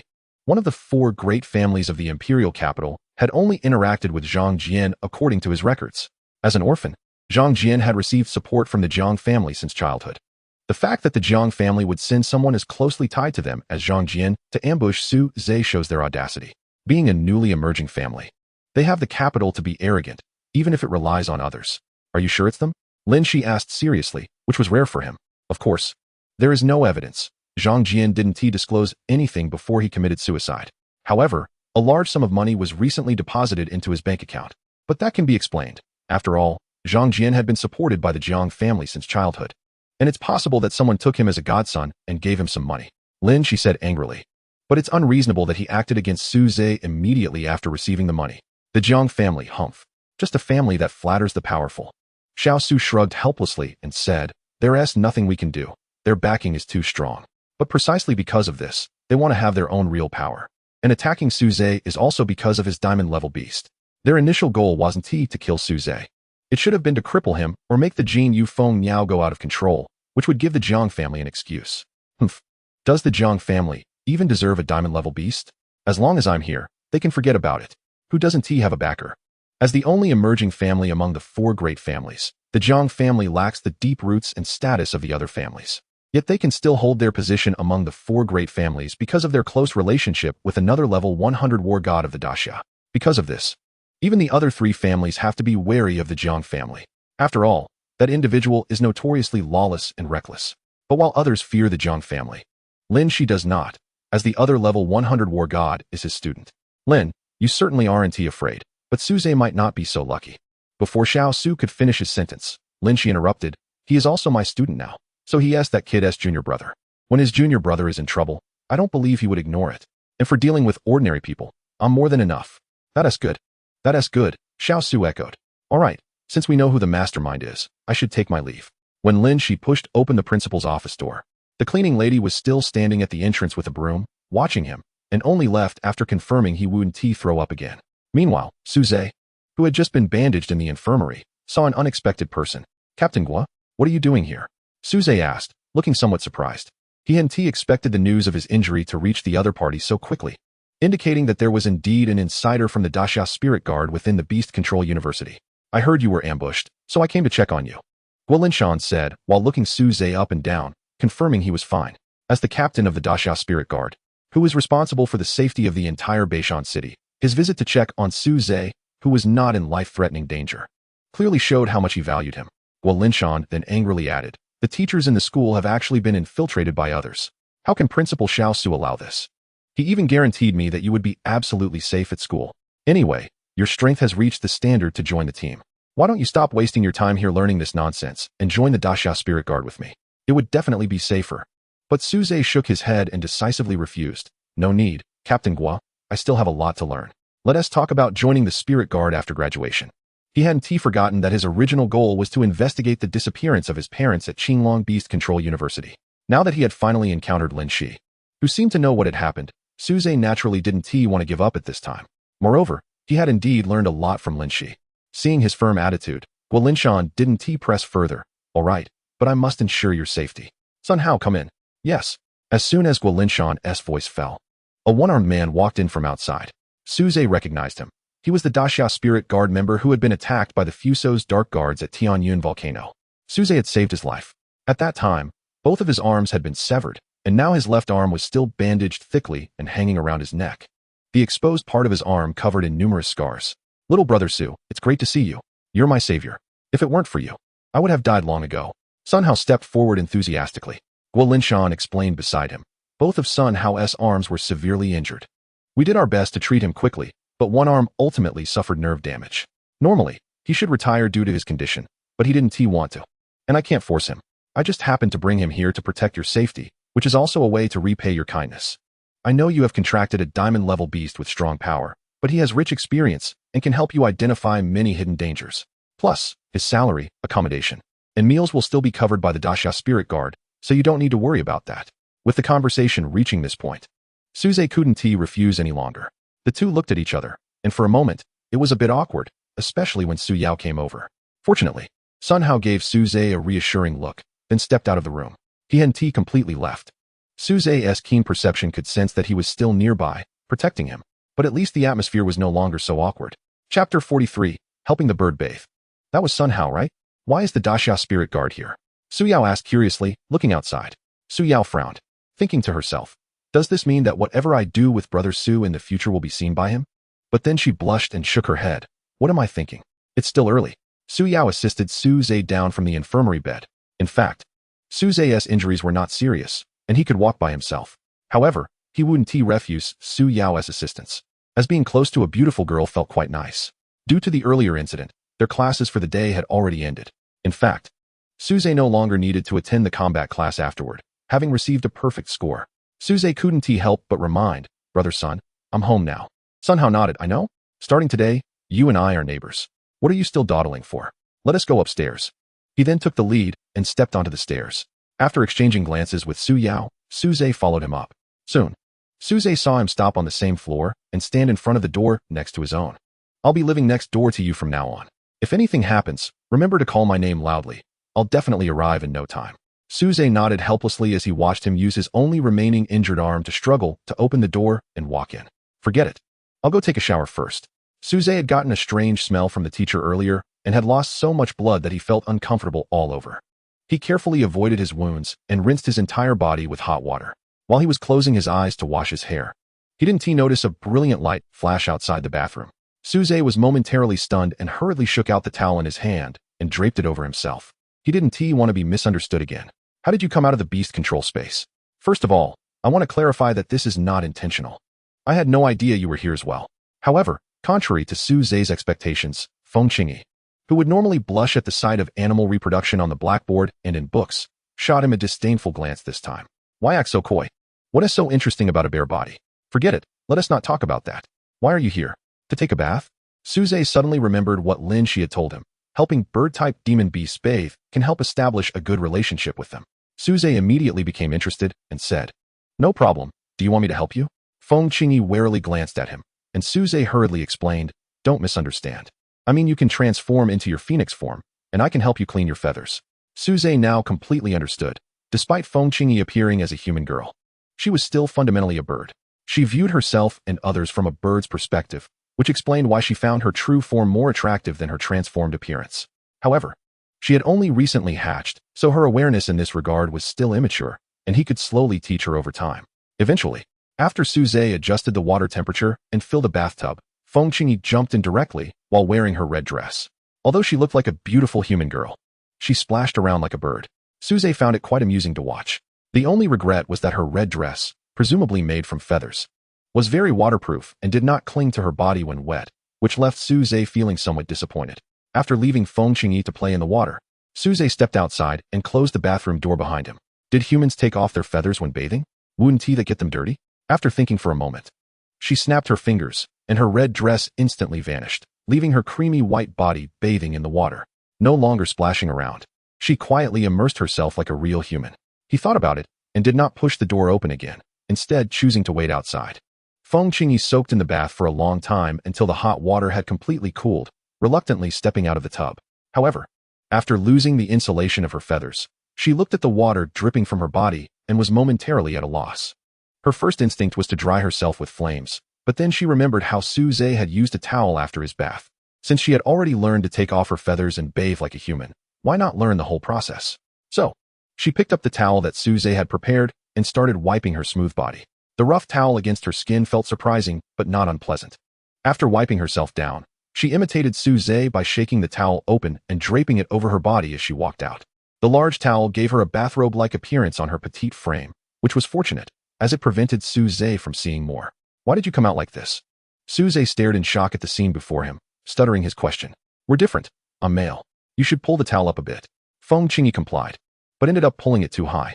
Suze had to ask her to lower it a bit more. Forget it. I don't need this anymore. Saying that, she tossed the towel aside. Suze quickly covered his eyes, shouting for her to not show anything inappropriate, and through the gaps between his fingers. He saw that the moment she discarded the towel, Feng Qingyi had already changed back into her red dress. My feathers are still more comfortable. Suze lowered his hands, letting out a sigh of relief mixed with regret. Looking at her still damp hair, he recalled Lin Shi's teachings. He picked up the towel that had been thrown aside and stepped forward, taking a strand of her hair in his hand. What are you doing, human? Feng Qingyi recalled the scene of being touched earlier, which was her most embarrassing moment. Yet, she did not resist and allowed Suze to help her dry her wet hair. Seeing her blushing and calming down, Suze smiled slightly. Successfully managed again. Chapter 44. Taming Birds. Suze stared blankly at the red-dressed girl sleeping in his arms. He hadn't expected Feng Qingyi to fall asleep so easily under his comfort. It made sense, though. After all, even though she looked like a 13 or 14-year-old human girl, she was actually just a fledgling that had recently hatched. If converted to human age, she might only be considered an infant. Thus, the technique he learned from Lin Shi, of adult birds grooming chicks, easily helped her relax and fall asleep. Gently, Suze extracted himself, noticing Feng Qingyi had sprawled across most of the bed, leaving him to curl up on the remaining small portion. The next morning, when Suze groggily awoke, he felt as if he was tightly bound by ropes. Upon opening his eyes, he discovered that Feng Qingyi was clinging to him like an octopus, her limbs wrapped around him. After a struggle, he finally managed to free himself, only to find that Feng Qingyi remained asleep, her red dress looking quite disheveled. After washing up quietly, Suze took the opportunity to use his gacha token while brushing his teeth. His luck was decent today, drawing a silver-level demon beast egg. After putting it away, he took out a bronze-level demon beast egg from the system. However, after some thought, he decided to seize the moment and also bring out the silver-level egg he had just drawn. He then tossed both eggs into a large pot of boiling water. This was a big iron pot Suze had specifically bought for cooking demon beast eggs. After all, one egg was about the size of a human head, so a sufficiently large pot was necessary to boil multiple eggs at once. Suze had attempted to make dishes using demon beast eggs before, but the additional seasonings ended up ruining their flavor. Ultimately, he found that the simplest boiled egg was the most delicious. About half an hour later, a delightful aroma wafted through the air. The scent seemed to lift Feng Qingyi from her sleep, and she sat up in bed, eyes wide open. It smells so good. Following the scent, she ventured into the kitchen and saw the boiled demon beast egg with its shell removed. Just as she was about to pounce on it, Suze grabbed her, saying, "First, go wash up." Although Suze was unsure if birds had teeth and needed to brush them, since Feng Qingyi was currently in human form, he felt it was necessary to hold her to human standards. He also wanted to test how obedient she was to him. To his surprise, Feng Qingyi looked longingly at the steaming demon beast egg, but still followed Suze into the washroom, clumsily brushing her teeth and washing her face under his guidance. At that moment, Suze even felt a sense of parenting. After a rather impatient wash-up, Feng Qingyi became all smiles the moment she tasted the boiled demon beast egg. This was just like a child needing to be coaxed with delicious food. Suze also began to eat his slightly smaller bronze-level demon beast egg, feeling as if he was a parent leaving the best food for his child. When Suze opened the door, Sun Hao simultaneously pushed open his own door. Upon seeing Feng Qingyi behind Suze, his eyes widened in shock, and he visibly tensed up. My heart raced. Who is this little girl? Why is she in Suze's house? I clearly didn't sense a second person entering last night. Could she have already been hiding in the house? At that time, I was severely injured and unconscious, so I had never seen Feng Qingyi in her human form and naturally couldn't recognize her. At that moment, Sun Hao felt a pressure like a mountain bearing down on him, causing him to involuntarily retreat and bump into the door. His remaining right hand had already reached for his waist, ready to contact the Daxia spirit guard. At this moment, Suze hurriedly grabbed Feng Qingyi's hand to stop her. It's a misunderstanding. We're all on the same side. Sorry, Sun Bro, are you alright? Sun Hao did not immediately relax his guard, but suspiciously glanced at Suze and Feng Qingyi. Could she, like me, be another bodyguard sent by some organization? The Beastmaster Association or Beastmaster University.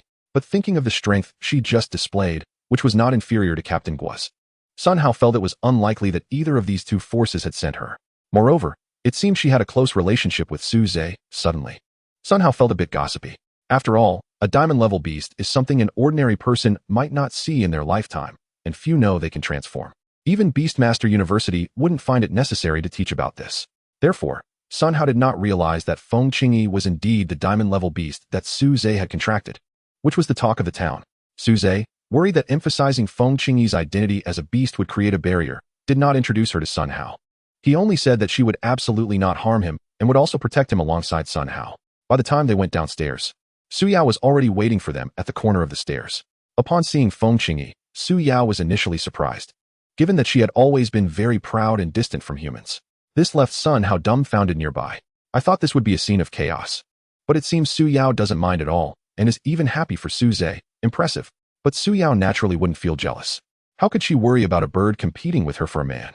She was only glad that Suze had finally tamed the golden feather phoenix, as it had been a hidden danger before, potentially losing control and putting Suze at risk. However, not long after they set off for school, Su Yao began to feel something was off. She noticed that Feng Qingyi was not only following closely behind Suze, but was also acting coy and asking Suze to pet her head. This made alarm bells ring in Su Yao's mind. After all, although Feng Qingyi was a bird, she was currently in human form. Plus, it had only been one night, and Feng Qingyi's attitude had undergone a complete 180-degree turn. This made Su Yao suspicious. How did you tame this bird? With a stick?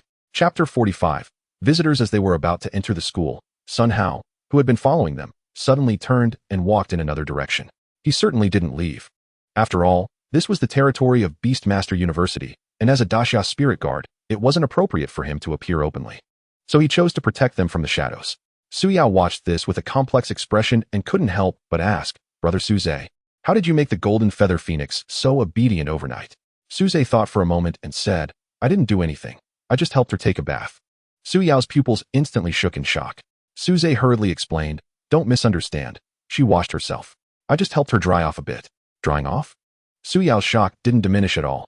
Don't think too much. It wasn't a full body dry, just her hair. Yes, just her hair. Su Yao finally calmed down a bit, but still said with a hint of jealousy, Brother Suze hasn't helped me dry my hair yet. Suze sighed in relief and casually said, well, there's always next time. We can take a bath together then. Su Yao's eyes widened again, and then she blushed and ran away like the wind. Notably, she did not refuse Suze's suggestion. Suze shook his head helplessly and walked into the breeding shed. Lin Shi was still lying in the rocking chair, waiting for Suze to help him with his work. Just as Suze changed his clothes and picked up a nearby feed bucket to go feed the animals, he was stopped by Lin Shi, who was sipping a drink. Wait a minute. As your teacher, I haven't given you a master gift yet. Let me remedy that today. Saying this, he picked up a small black object and threw it at Suze. Suze put down the iron bucket, hurriedly caught it, and found it was a thumb-sized black little doll. He didn't know what material it was made of. It felt like jelly in his hand. Just as he caught it, a small black shadow seemed to emerge from the doll and then instantly vanished. Suze blinked and saw nothing, thinking he might have misseen. Teacher, I'm not a child anymore. Humph, this old man can only give you this kind of thing. You can take it or leave it. I'll take it. Suze had no choice but to take the little doll's strap and hang it on his keychain. It was just the right size. Lin Shi took a sip of his drink and didn't look at where Suze placed the doll, but instead focused on his shadow. Suze's shadow rippled like water. And then a small tentacle extended from the shadow, waving at Lin Shi as if greeting him. When Suze followed Lin Shi's gaze, his shadow had returned to normal, with nothing strange about it. All right, you've received your master gift. What are you still dawdling for? Get to work. To find out about his parents, Suze had to pick up the iron bucket and start feeding. After a busy half-day, quickly finishing his work, Suze once again pestered Lin Shi, who was almost dozing off under the warm sun. Teacher, tell me about my parents. He had just checked today's schedule. Since he no longer needed to attend practical classes, he had a lot of free time. Therefore, today, Lin Shi could no longer send him away as he had yesterday. Lin Shi looked at Suze, who was eagerly persistent, seemingly about to say something, when suddenly Sun Hao walked in. He first greeted Lin Shi. Although he didn't know the other's identity, he respected elders, which is a traditional virtue. Then he quickly approached Suze. Brother Suze, if you're done here, could you come with me to the headquarters of the Daxia Spirit Guard in Beishan City? Is there something important? If it wasn't important, I would have preferred to wait until later, Suze said reluctantly. Sun Hao continued to persuade. The captain just used an emergency contact to notify me, so it shouldn't be a small matter. Suze glanced helplessly at Lin Shi, who shrugged, indicating it had nothing to do with him, purely coincidental. Ultimately, Suze chose to compromise. All right, I'll go with you. After all, Lin Shi was here and wouldn't run away, He looked quite healthy. As long as he was willing to share what he knew, it didn't matter if it was sooner or later. But suddenly, the person responsible for the safety of Beishan City and nearby areas, Linshan, requested to see him, and it was unclear what urgent matter it was. Shortly after Suze left, Lin Shi, who seemed to be dozing off in his chair, suddenly raised an eyebrow. No wonder that kid called someone away. It turns out someone has come. There are quite a few of them, but they're just a bunch of lowly characters. I want to see what you plan to do. Meanwhile, at the entrance of Qinglong Beastmaster University, Xiao Su stood there personally, smiling as he welcomed a group of people. At the forefront is a middle-aged man with a goat beard, proudly holding his head high as he walks at the front of the group. Beside him are two other middle-aged men, standing just half a step away from him. This implies that their status is relatively equal. But this time the leader is the man with the goat beard in the middle. Xiao Su stepped forward and said, "Principal Jiang Chun, what brings you here?" He also reminded Principal Xiao not to be blinded by so-called talent. For an ordinary family at this age, contracting a diamond-level beast is mostly due to luck. If an unexpected incident occurs and leads to a loss of control, I believe Principal Xiao wouldn't want such a severe beast disaster to happen in the campus he is responsible for, right? If such an incident occurs, it would be your negligence. Therefore, our task this time is to determine whether this person has the ability to control a diamond-level beast. We cannot let the treasure be tarnished, nor can we indulge in danger like Principal Xiao. Jiang Chen appeared aloof, as if he were a leader inspecting the work of his subordinates. Xiao Su nodded repeatedly and said, "What Vice Principal Jiang said is correct. By the way, may I ask who these two are?" He seemed to maintain a smiling and flattering demeanor, but in reality, he subtly added a word to the title, exposing the other's identity as Vice Principal. Sure enough, Jiang Chen's face visibly turned cold. He was indeed just the Vice Principal of the Imperial Capital Beastmaster University. But since the Imperial Capital Beastmaster University is ranked higher than the other 4 Beastmaster Universities named after the 4 holy beasts, the Vice Principal holds a status equal to that of Principal Xiao Su. Even so, no one likes to be referred to as Vice. He coldly introduced. The gentleman to my right is Vice President Chun Zhe of the Imperial Capital Beastmaster Association. And to my left is Captain Jiang Tianlong of the 4th team of the Imperial Capital Legion of the Daxia Spirit Guard. Xiao Su nodded in understanding. I see. Vice President Chun Zhe, Captain Jiang Tianlong, and Vice Principal Jiang Chun. I've prepared tea in my office, so let's discuss things there. Upon hearing this, the faces of the 3 men synchronously turned cold. Chapter 46. Arrival of Fusang Humph. There's no need for tea. Where's that kid named Suze? Jiang Chen snorted coldly. Xiao Su continued with a smile. Unfortunately, he is not at school right now. Would you like to wait and have a cup of tea? Jiang Chen sneered. Oh, not at school. It's class time, and he just happens to be absent? Principal Xiao Su, are you intentionally hiding him? If this is an intentional interference with our mission, don't blame me for being rude. Xiao Su repeatedly waved his hands. How could that be? Vice Principal Jiang is overthinking. I will definitely do my utmost to assist you in completing the task, and we will all happily resolve this matter together. However, just a little while ago, Captain Linshan of the Daxia Spirit Guard called Suze away for something important. It's not that I intentionally hit him. Seeing that Xiao Su's expression did not seem to be fake, Jiang Chun and the others fixed their gaze on the youngest, Jiang Tianlong, who is also the vice captain of the Daxia Spirit Guard, and it should be his turn to step forward and demand the person. Sensing the attention of the crowd, the young and arrogant Jiang Tianlong chuckled lightly and disdainfully said, I thought it was someone important, but it's just that old man Linshan. At his age, he still managed to become the captain of the Eastern Legion team. Don't worry, I'll personally lead the team over. He definitely wouldn't dare to refuse. Although both are team captains, the Imperial Capital Legion consists entirely of the elite among elites, and naturally, under the same rank. Their position is half a step higher than that of other legions. Since you say so, Tianlong, I can rest assured. Among these 3 men, Jiang Chun and Jiang Tianlong both hail from the Jiang family, one of the 4 great families of the Imperial Capital, while Chun Zhe is affiliated with the Jiang family's influence. Therefore, among the 3 seemingly equal in status, Chun Zhe's position is actually the lowest. Additionally, Jiang Tianlong is younger and one of the new generation talents of the Jiang family. Although Jiang Chun has a higher seniority, he is a marginal figure in the family. As a result, he has to curry favor with Jiang Tianlong, who is of a much lower generation. This is evident from their respective positions. As an outsider, Chun Zhe was arranged to join the relatively powerless Beastmaster Association by the Jiang family. Jiang Chun, on the other hand, has entered the Imperial Capital Beastmaster University for a comfortable retirement, which, while lucrative, is not a promising place. Jiang Tianlong, however, has joined the Daxia Spirit Guard, the core power of the Daxia Kingdom, which is a true position of real power. Aren't you all going to stay for a cup of tea? Seeing the 3 of them turning to leave, Xiao Su hurriedly tried to keep them. The 3, preparing to depart once again, skillfully swapped positions, with Jiang Tianlong now at the forefront and the other two slightly behind. Watching the three gradually fade into the distance, Xiao Su's expression also grew colder. Guo Linshan must have known they were coming to take the talent and called Suze away, but he did not know if he was aware that the other side was so well prepared, sending a representative from all three forces. The Jiang family's reach is growing longer. Xiao Su need not worry about Suze's situation, as Guo Linshan, who values him so highly, will surely do his utmost to protect him. Even if Guo Linshan and Yu Xinghua cannot withstand pressure, there is still Lin Shi. That old man's temper is not good, and he has a backing that is as formidable as the Jiang family. If the Jiang family truly wants to force the issue, they might not gain anything good. After pushing open the door, he found the lady who was always hovering in front of his door, responsible for cleaning the top floor of the administrative building, inside.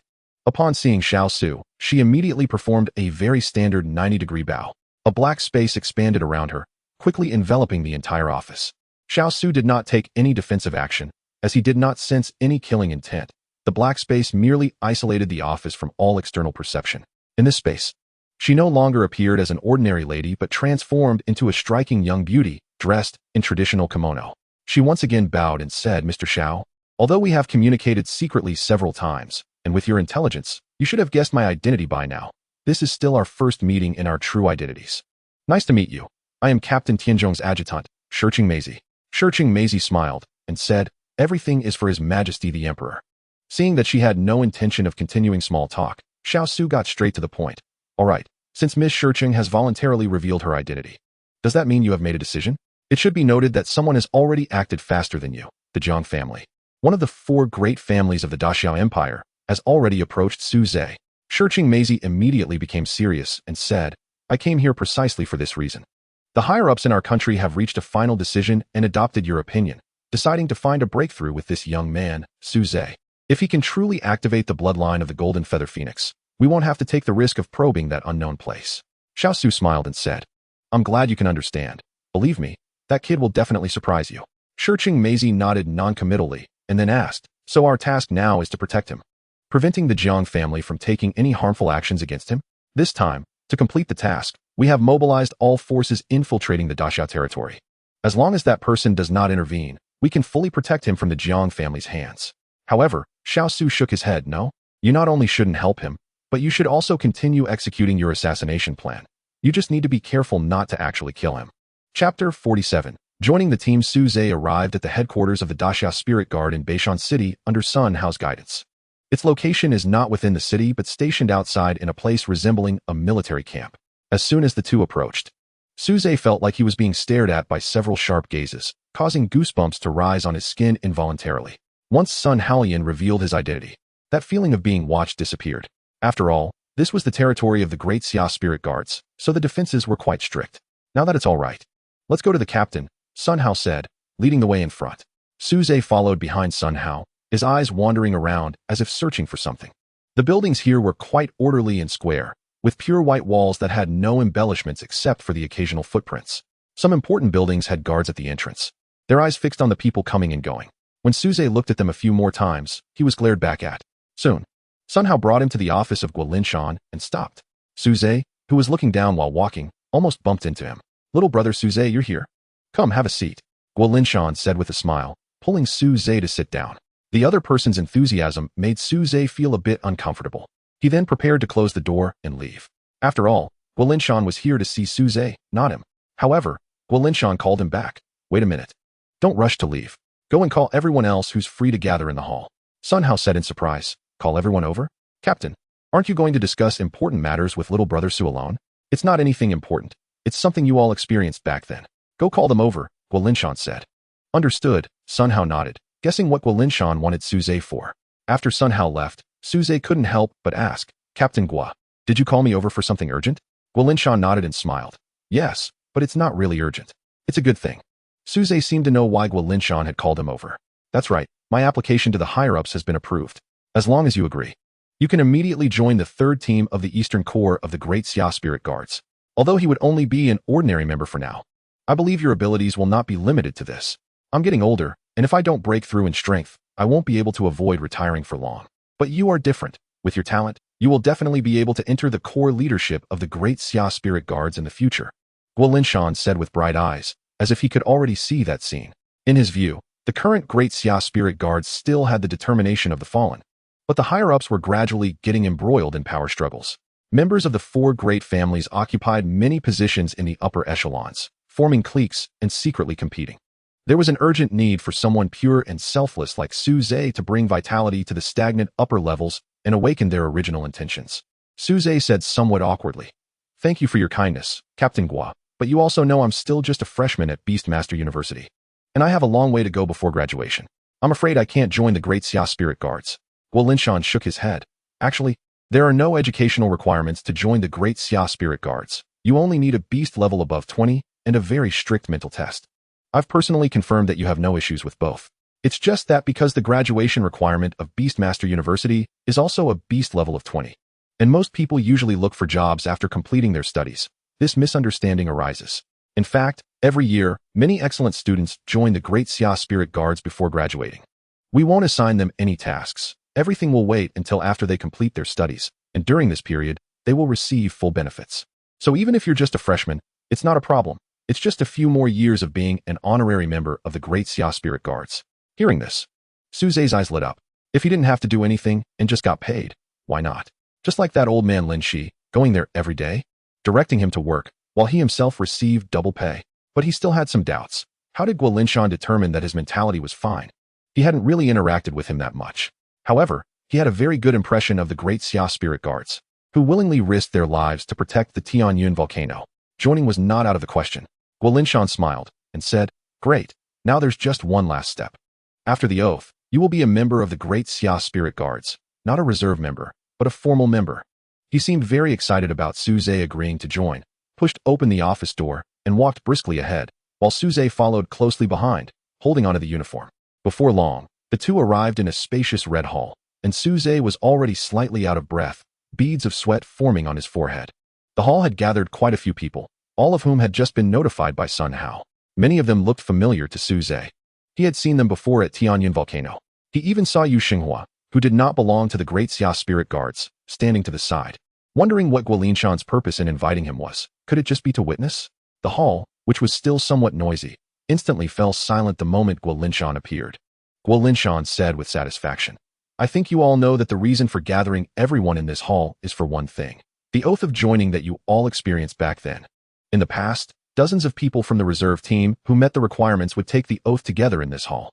But today, there is only one person who will recite this glorious oath." Guo Linshan did not waste any words and directly asked Su Zhe to come to the stage. A flag slowly rose in front of him, depicting a simple outline of the Great Xia Dragon Sparrow guarding numerous stars behind it. Those star-shaped patterns symbolized every ordinary family in Great Xia, while the Great Xia Dragon Sparrow represented the Great Xia Spirit Guards and was also a symbol of the Great Xia Empire, a guardian beast.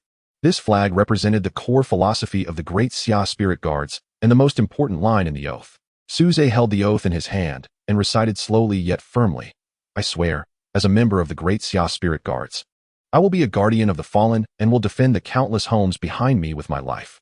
Chapter 48. Uninvited guests. As soon as Su Zhe solemnly finished reciting the entire oath, he officially joined the Great Xia Spirit Guards. Guo Linshan smiled and walked over to Yu Xinghua, who had been waiting beside him. Before they could say much, they heard someone rushing over. "Captain, someone is coming outside." Guo Linshan said somewhat unhappily. "Who? How can outsiders just enter the territory of the Great Xia Spirit Guards?" "But Captain, the one leading them is also from the Great Xia Spirit Guards. It seems he is a sub-team leader." "Sub-team leader?" Guo Linshan frowned. He had indeed received news that the Jiang family had sent someone to pressure the principal of the Qinglong Beastmaster University, Xiao Su. They had also called for help from both the Great Xia Spirit Guards and the Beastmaster Association. That was why he had called Su Zhe to the Great Xia Spirit Guards to complete the oath as soon as possible. Only in this way could he come forward to protect Su Zhe with legitimacy. After all, the Great Xia Spirit Guards, as the core military core of the Xia Kingdom, could only handle internal matters, avoiding interference from external forces as much as possible, just like Lin Jiang before. Although he hadn't completed the oath and was just a reserve member, he was still sent to a military court, and he would probably spend the rest of his life in prison. Moreover, to avoid unforeseen circumstances, he had also invited Yu Xinghua to help ensure Su Zhe's safety. "Let them in," Guo Linshan said in a deep voice. As a fellow team leader, he couldn't refuse the other party at the door. Outside the camp, Jiang Tianlong and the two others, who originally intended to stride in boldly, had their expressions darkened as they were stopped. They constantly exerted pressure on the guarding Daxia spirit guards with their mental strength. Just as the guard was about to collapse, Guolingshan's order finally came through, allowing the three to pass. Humph, blocking the way like a dog.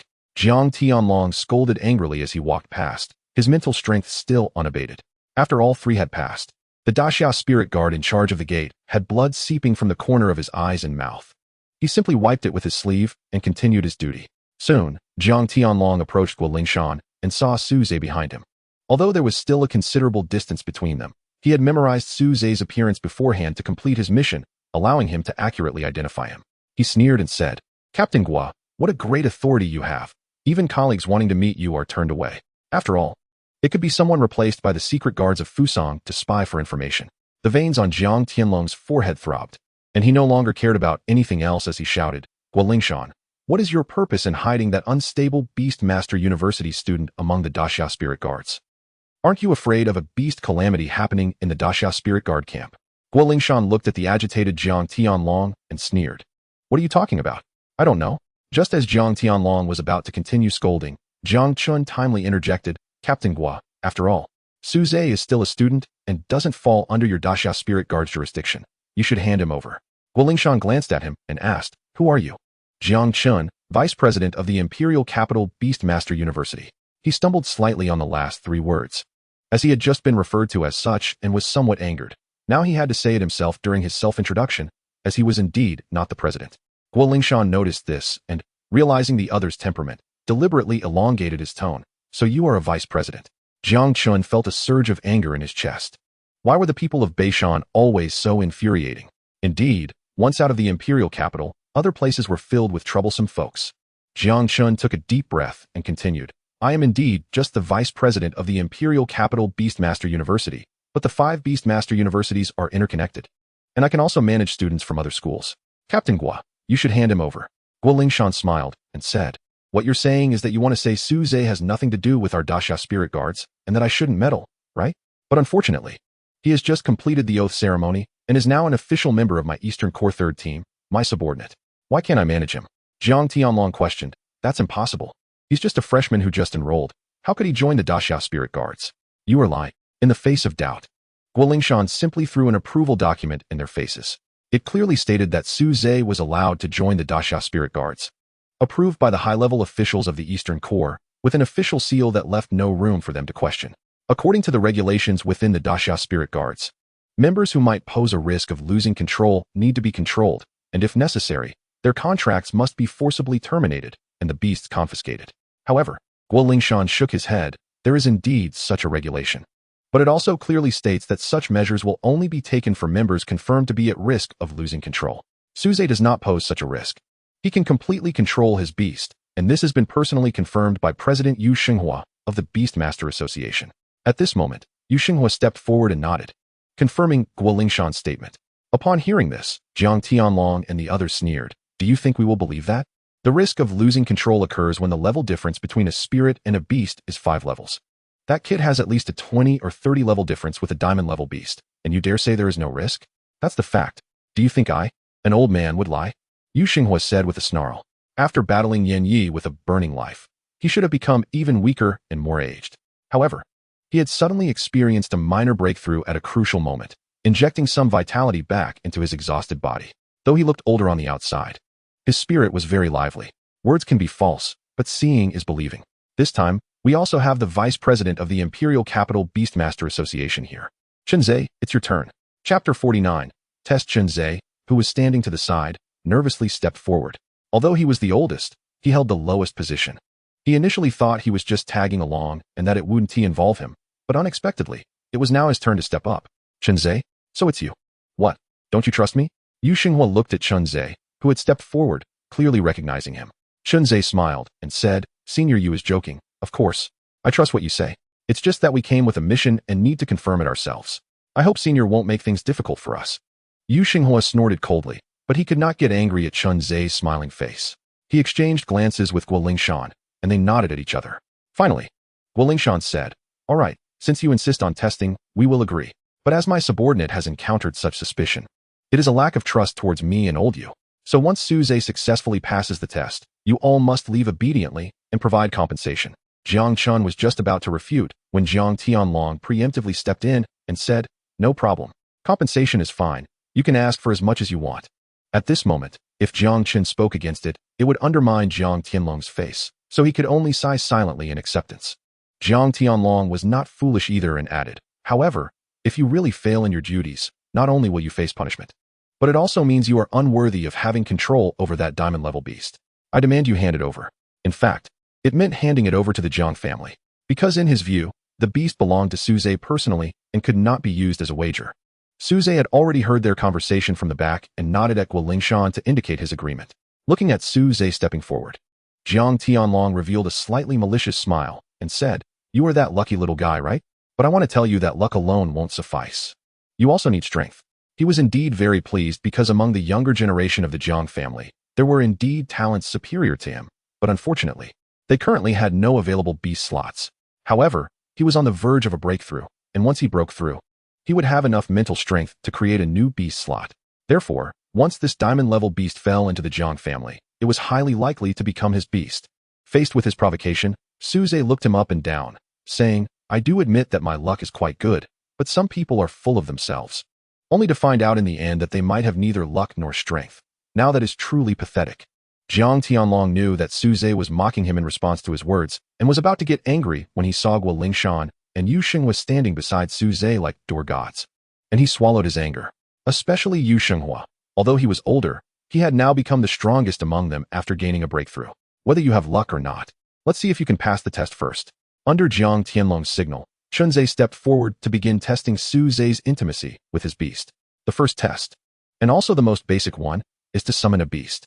If you can't even summon a beast, then everything you say is meaningless, Chunze said with a smile. According to the information they received, Suze couldn't control a diamond-level beast, and even when their arranged person plotted against him, he didn't dare to summon it. Sure enough, Suze showed no intention of opening the beast space to summon a beast. Instead, he waved his hand to the side. This left a few of them puzzled. Just as they were about to step forward to tell Suze to stop struggling in vain, they saw a fiery red figure floating in like the wind from afar and landing in Suze's arms.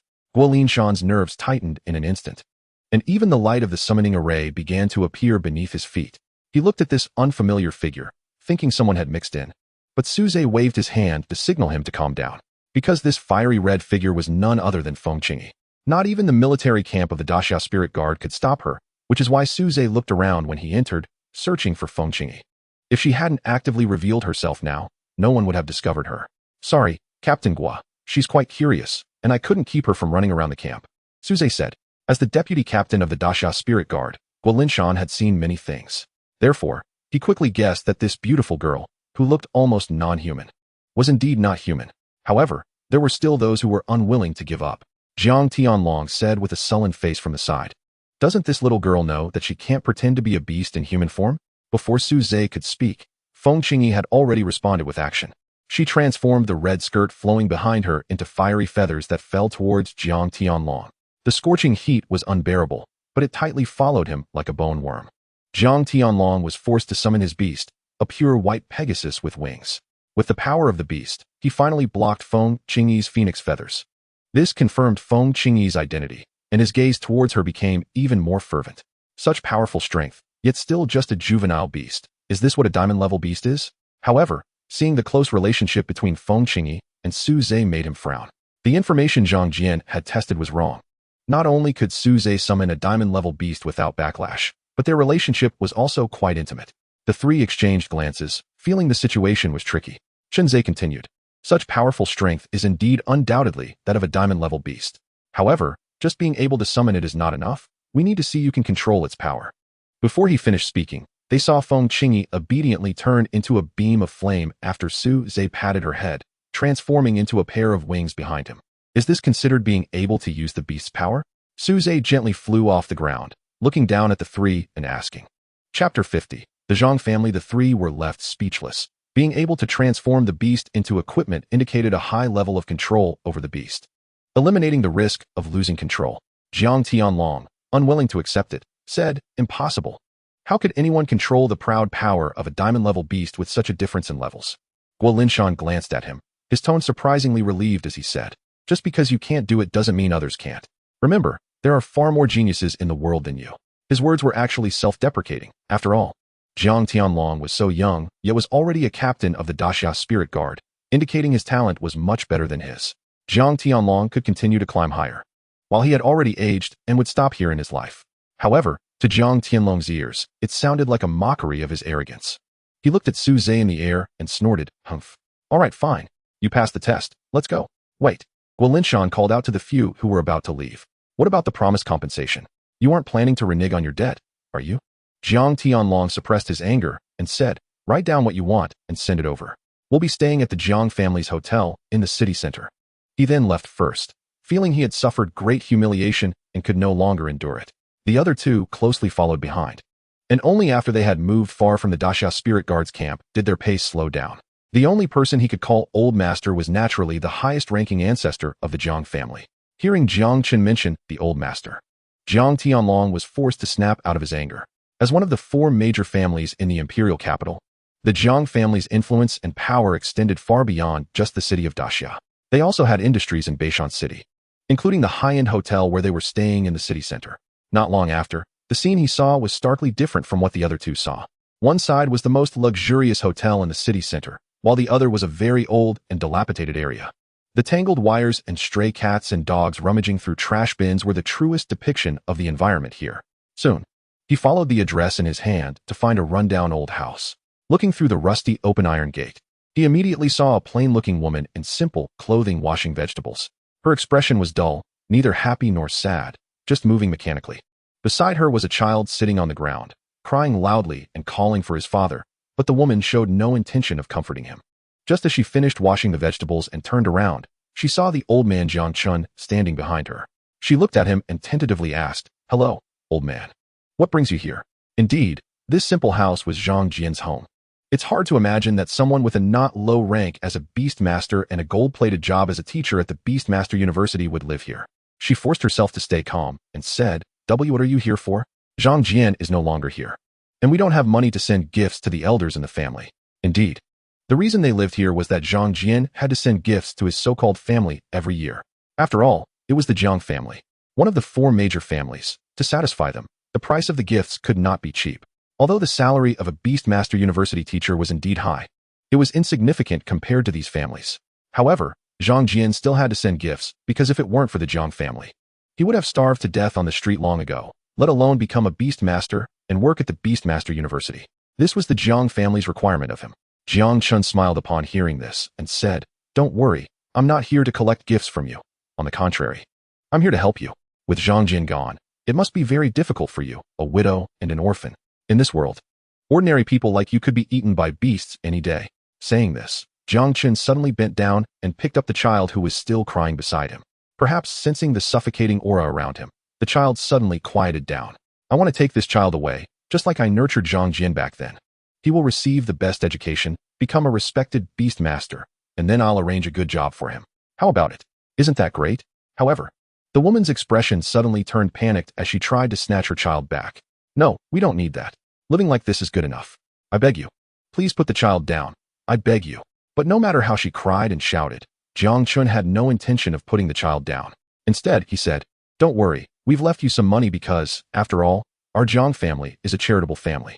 The woman suddenly went hysterical. She was unable to stand up straight under the pressure exerted by Jiang Chun, but still held tightly onto his clothes. "Let him go? You promised. You spoke to Zhang Jian about it. As long as he listens to you and carries out the mission, you would let us go. Let the child go." Jiang Chun finally stopped hiding his intentions and said coldly, "Yes, we did promise him. But what was the result? He didn't complete the mission at all. And the information he gathered turned out to be fake. Therefore, the conditions we agreed upon are naturally void."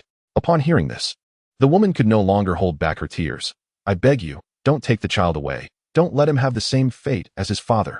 However, she could not stop Jiang Chen's steps. Her arm was kicked away, and she helplessly watched as her child was carried out the door. Chapter 51. The young child was forcibly separated from his mother and had long since lost his voice from crying. His cries annoyed Jiang Chun, and he fainted under the emotional strain. After leaving the old city, Jiang Chun took a few deep breaths of fresh air. The smell there was truly unbearable, oppressive, damp, and the stench of rotting garbage. If it weren't for the mission, These things should not exist in his world. Thinking of this, he tightened his grip on the child's hand.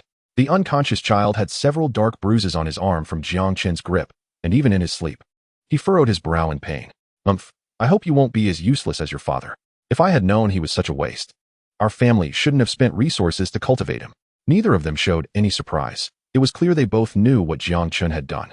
Hearing this, Chen Zhe, who was nearby, looked a bit awkward. Although he wasn't an orphan raised by the Jiang family like Zhang Jian, he owed his current status to the resources expended by the Jiang family. Seeing this, Jiang Chun immediately stopped Jiang Tianlong, who wanted to say more, and explained. Young Master Tianlong, we can't say it like that. Our Jiang family is still young, and our foundation cannot be compared to the other 3 families that have followed the great Xia royal family since the founding of the country. That's why our ancestor allowed outsiders to join the Jiang family to recruit talents. According to our ancestor, even if they don't share the Jiang surname, they are still family, and that esteemed person also emerged from this, which proves that our ancestors' approach is effective. When it came to that esteemed person, even the arrogant Jiang Tianlong showed a look of reverence, but he still said, that esteemed person is indeed very powerful. It's hard to imagine he came from such humble beginnings. However, he is just an exception. With his talent, he would stand out anywhere, so he cannot be considered a representative. Jiang Chun agreed. Young Master Tianlong is right, but according to our ancestor's meaning, those supported by the Jiang family are all Jiang family members. There is no need for you to exclude them. As he spoke, he quietly glanced at Chen Zhe, who noticed Jiang Tianlong's gaze and realized he had just misspoken, quickly shutting his mouth. Chen Zhe also cast a grateful look at Jiang Chun. All right, let's not talk about this. What were young Master Tianlong and Chairman Chen just looking at? At this point, Jiang Tianlong's anger flared up again. That old man Guo Linshan actually sent the item list over.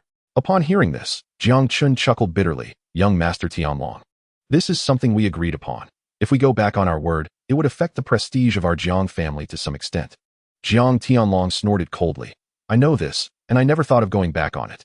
But that old man Guo Linshan actually took this opportunity to ask for an outrageous price. Jiang Chen stepped forward and picked up the note that Jiang Tianlong had just slammed on the table. Wanting to see what Guo Linshan had requested that made him so angry. 50 military-grade refining beads. The quantity is a bit much, but it's still somewhat acceptable. 1 golden-grade beast egg. Does Guo Linshan want to contract another beast? This old guy's potential should have been exhausted by now. When he saw the 3rd item, he immediately understood why Jiang Tianlong was so angry, and why Guo Linshan wanted a new golden-grade beast egg.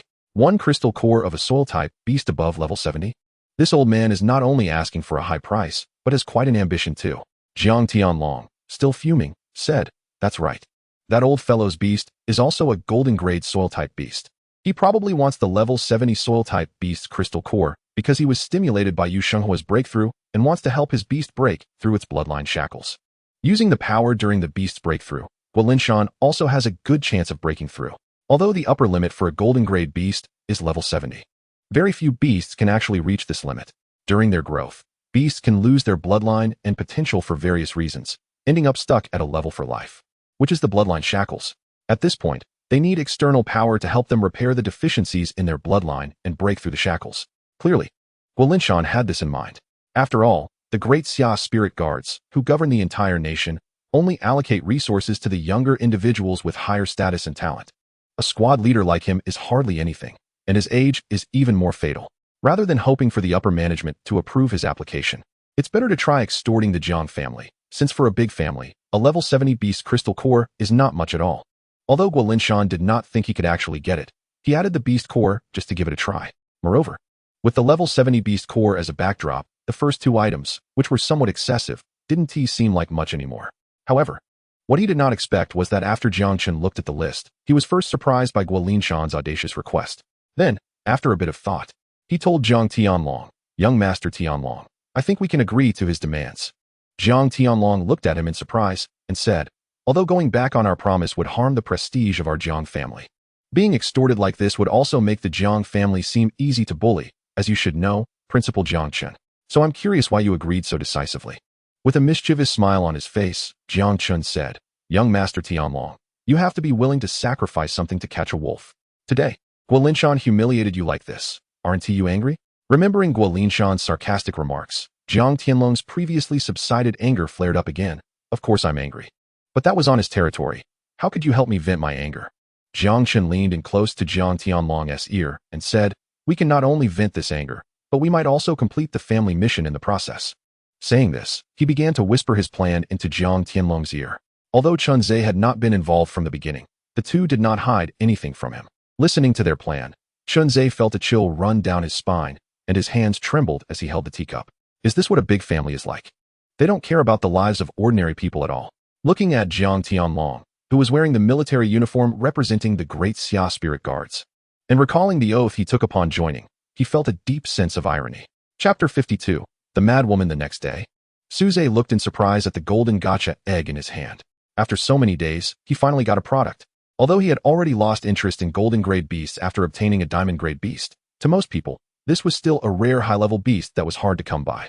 Even Guo Linshan, the captain of the Great Xia Spirit Guards, only had one golden grade beast, while his other initial beast was a pitiful bronze grade. Stuck at the level cap of 30 for a long time, Guo Linshan basically never summoned it during battles. However, now Suze was torn inside about whether to cook this egg for the birds. He wasn't just trying to get on good terms with Feng Qingyi. Suze had noticed early on that a beast egg, rich in energy, was as effective for beast tamers as a refining bead was for beast masters. Over the past few days, Feng Qingyi had eaten quite a few beast eggs, and with her continuously digesting the power of that level 80 crystal core, her level had already risen to 60, which had also boosted Suze's mental power by a few levels. Currently, his two beasts were a level 60 golden feather phoenix and a level 25 void spirit turtle, while Suze's mental power was also at level 25. If this golden level beast egg were to be given to Feng Qingyi, she would likely level up at least once. And Suze and the void spirit turtle could level up alongside her. Eating a golden level beast egg felt too extravagant, and he was somewhat reluctant. Leveling up wasn't an immediate concern. After having breakfast, Suze, along with the three of them and one bird, headed to school as usual. But just as they were about to enter the school, a wild woman with disheveled hair rushed over from the side and lunged at Suze. Sun Hao reacted immediately, shielding Suze behind him and restraining the woman with his remaining arm. The woman, ignoring the pain in her arm, stared desperately at Suze and said, "You are Suze, right? I've seen your photo from my husband. Please, help me." Suze took a careful look and confirmed he didn't know this woman, curiously asking, "Who are you, and why does your husband have my photo?" The woman avoided his gaze and stammered, "Who I am isn't important. My husband is Zhang Jian." Zhang Jian. Suze remembered. Wasn't he the beast tamer professor who tried to assassinate him a couple of days ago? Sun Hao also realized the situation, tightening his grip on the woman's arm. If he hadn't sensed that the woman didn't carry the unique mental fluctuations of a beast tamer, he would have already summoned his beast. However, Suze could tell that the woman wasn't there to assassinate him like her husband, but seemed to be asking for help. Suze said, "Brother Sun Hao, let her go. You're holding her so tightly that her arm might break." Sun Hao hesitated and didn't immediately release her. Suze continued, "Brother Sun Hao should have sensed that she isn't a beast tamer. Besides, my beasts are right here. What can she do to me?" Sun Hao glanced at the beautiful little lowly, Feng Qingyi, standing next to Suze, and he now knew that this stunning little girl was actually the transformation of a diamond-level beast. With her around, it was indeed impossible for an ordinary person to harm Suze, so he let go. As soon as Sun Hao released her, the woman scrambled to Suze's feet, pleading, "Please, help me, save my child." She wasn't a beast tamer. She knew that controlling her husband's Jiang family was very difficult to deal with, but she had no idea how powerful the Jiang family really was. The reason she sought out Suze was that she believed since the Jiang family was trying to deal with him, he must have the capital to contend with them. Suze was left confused. After helping her up from the ground, he listened carefully. The woman recounted everything she knew. And although her knowledge was limited and her narration somewhat disordered, Suze understood the situation's background. The Jiang family? So it was them targeting me all along? I thought it was the Fusang people, but I didn't expect the first to act would be my own people. Sun Hao also sensed the gravity of the situation and explained to Suze, although the Jiang family is a new family, they have a lot of power, having forcibly turned the original 3 major families in the capital into 4. However, as a beast tamer family, what matters most isn't how many assets you have or how much you earn each year. The most important thing is the number of high-level beast tamers. In this regard, the Jiang family has always been inferior to the other 3 families with deep roots, especially in terms of top combat power. I think that's why they are targeting you. After all, top combat power usually refers to powerful diamond-level beast tamers. Suze recalled the 3 people from the capital who had come to trouble him yesterday, 2 of whom seemed to have the surname Jiang. It appeared they were indeed from the so-called Jiang family, and they hadn't given up. Moreover, from what Zhang Jian's wife had just described, the person who took her child was probably the vice principal Jiang Chun from the capital. Suze didn't want to sit idly by. After some thought, he said, Now we have your sister-in-law as a witness that the Jiang family wants to harm me. Can we report them? Let the Jiang family think twice before trying to target me again. Sun Hao shook his head, saying, don't think too much. The evidence is insufficient. Just one person's word is definitely not enough. Otherwise, Jiang Chen wouldn't have just taken the child and not silenced anyone. This is precisely because they are confident.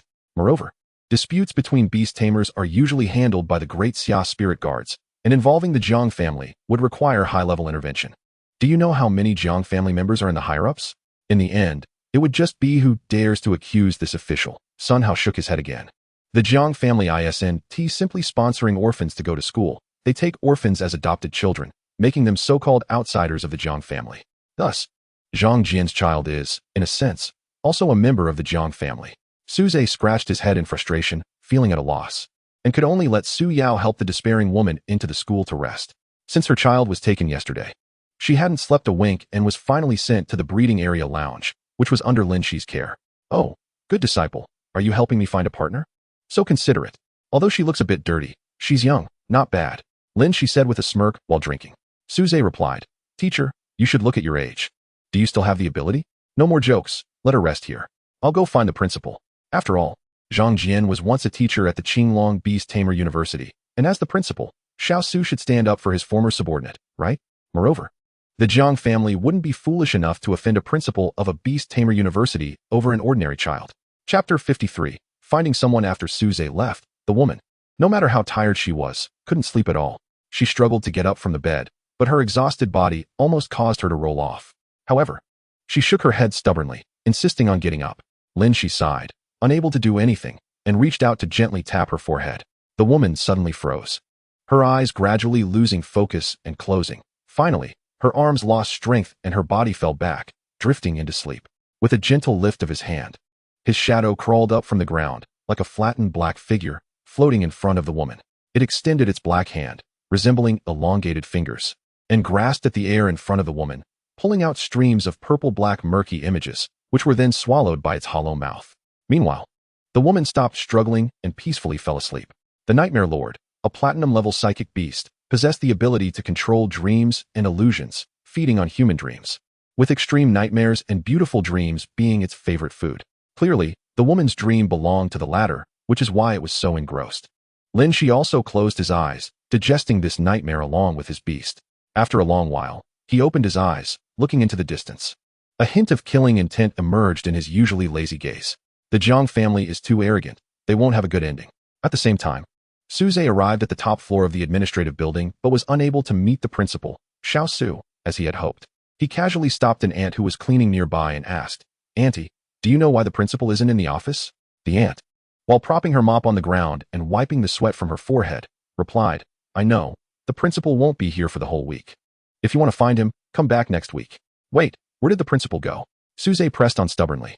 As she spoke, the ant picked up the mop again and said, lift your feet, lift your feet. I haven't finished mopping yet, and it'll get dirty again soon.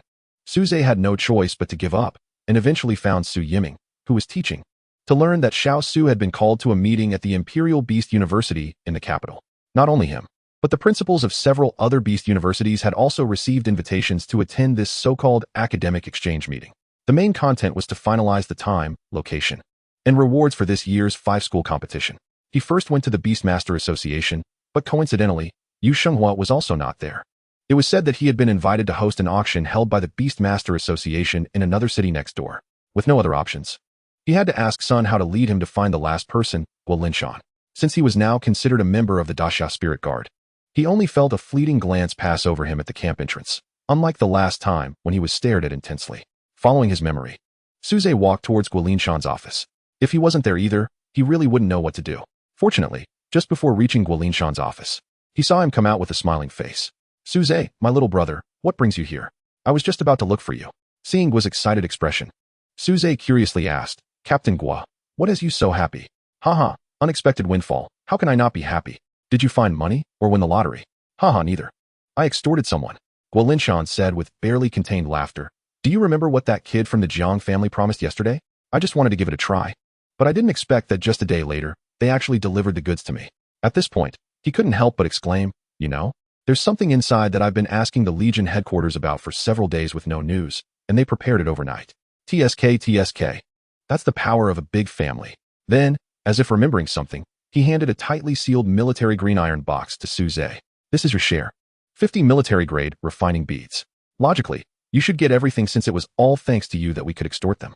However, there's one thing in there that's really important to me, so although I'm embarrassed, I still shamelessly kept it. As for a golden-grade beast egg, that was personally added by old you. He seems to want to use it as the finale item at the auction in the second half of the year. But he doesn't seem to be here now. Suze didn't put on airs and took the iron box, saying, Captain Gua, you're too kind. These refining beads are enough for me. After handing over the items to Suze, Guolinshan then asked, by the way, little brother Suze, did you come to find me for something?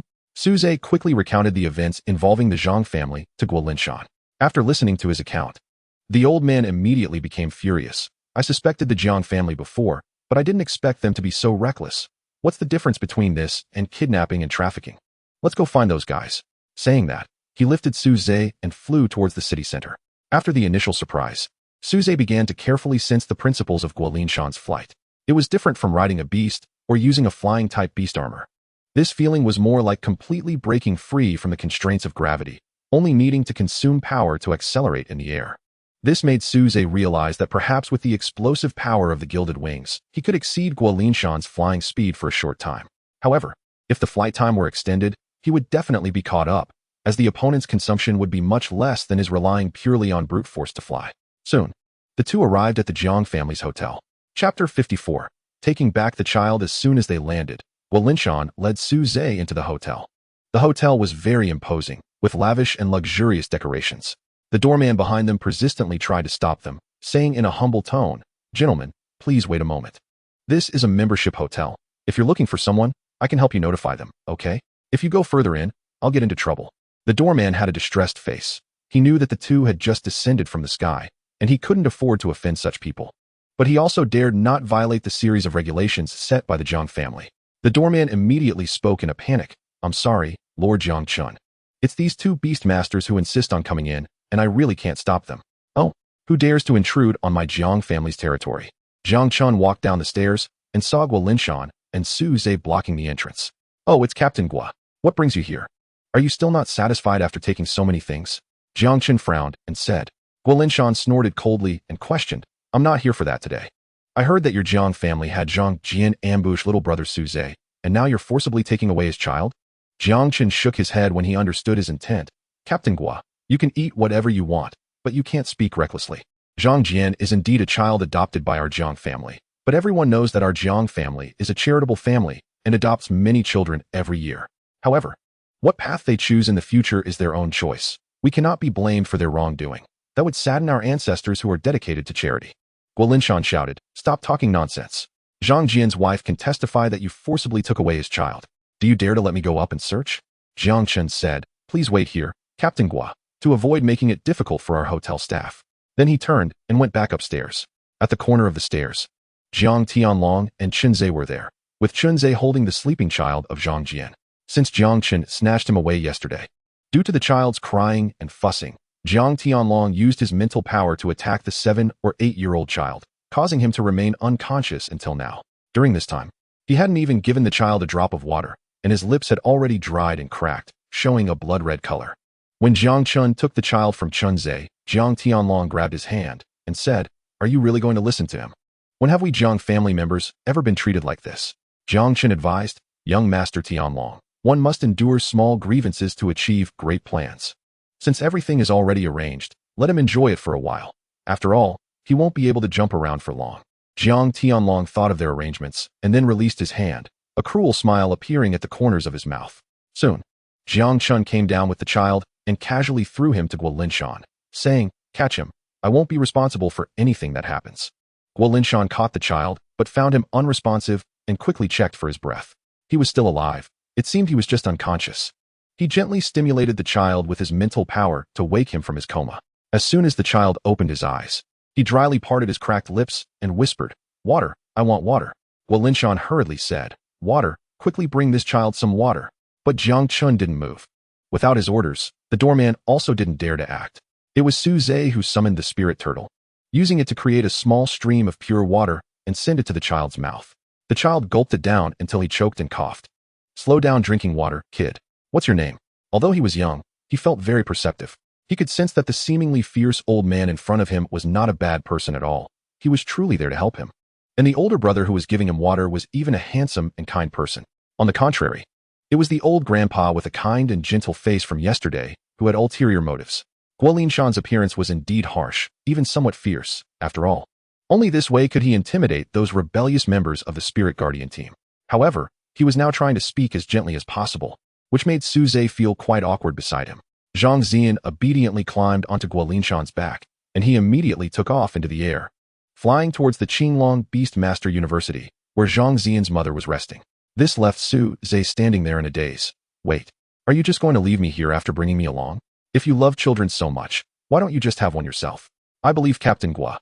Your stamina must be exceptionally good. After silently complaining in his heart, Suze felt the unsettling gaze behind him and suddenly remembered that these Jiang family members were still keeping an eye on his beast. He hurriedly called out in his heart. In an instant, Feng Qingyi, who had just been playing somewhere, appeared beside Suze, holding a string of fried silkworm pupae, truly deserving to be a bird. As for the money to buy things, it was given to her by Suze, just like raising a child. Giving her some pocket money allowed her to go out and play. Suze said to Feng Qingyi, "Hurry, catch up with that old man in front." Feng Qingyi nodded, swallowing all the silkworm pupae in one bite. Then, observing Guolinshan's posture, she came to Suze's back, wrapped her arms around his waist, and spread her fiery red wings to take off. She originally wanted to carry Suze, but that way her wings wouldn't open, so she had to change her position. Suze quickly adapted to this flying method. Although the speed couldn't compare to the gilded double wings after beast weaponization, the experience was much more comfortable. As long as he tilted his head back, he could rest on a pair of small, soft wings, which was very cozy. Chapter 55. Trapped inside Qinglong Beastmaster University. Zhang Jian's wife excitedly held her child in her arms, crying uncontrollably. "Thank you. Thank you." She kept bowing with one hand holding the child, expressing her gratitude to everyone, while the other hand pulled out some crumpled bills from her pocket. "My husband left us this little bit of money, if you don't mind." The woman then looked at Suze, tears in her eyes, and suddenly knelt down with her child. "Little brother, our family owes you so much. My husband treated you this way, yet you hold no grudges. I truly don't know how to express my gratitude." Suze hurriedly helped her up, shaking his head repeatedly. "It's just a matter of business. The source of my grievances is the Jiang family, and it has nothing to do with you." After the woman stood up, she wanted to say something, but she heard her child crying out in hunger. He hadn't eaten anything since yesterday. Suze had only given him water, not food. The woman immediately felt distressed and apologetically glanced at everyone, carrying her child back home. "All right." Zhang Zian nodded with a smile, holding his mother's hand. Suze noticed that Guolinshan was watching the child leave. Remembering how he had comforted the child earlier, he seemed to really like kids. Yet he had never heard of him having any. Suze stood beside him and followed his gaze, casually saying, "This child is very obedient. Despite going through such an ordeal, he still comforts his mother without crying or fussing. He truly is likable. Why don't you adopt him as a godson? Losing his father at such a young age is quite pitiful." Suze looked up at him enviously, admiring his carefree flying, wondering when he would reach that level.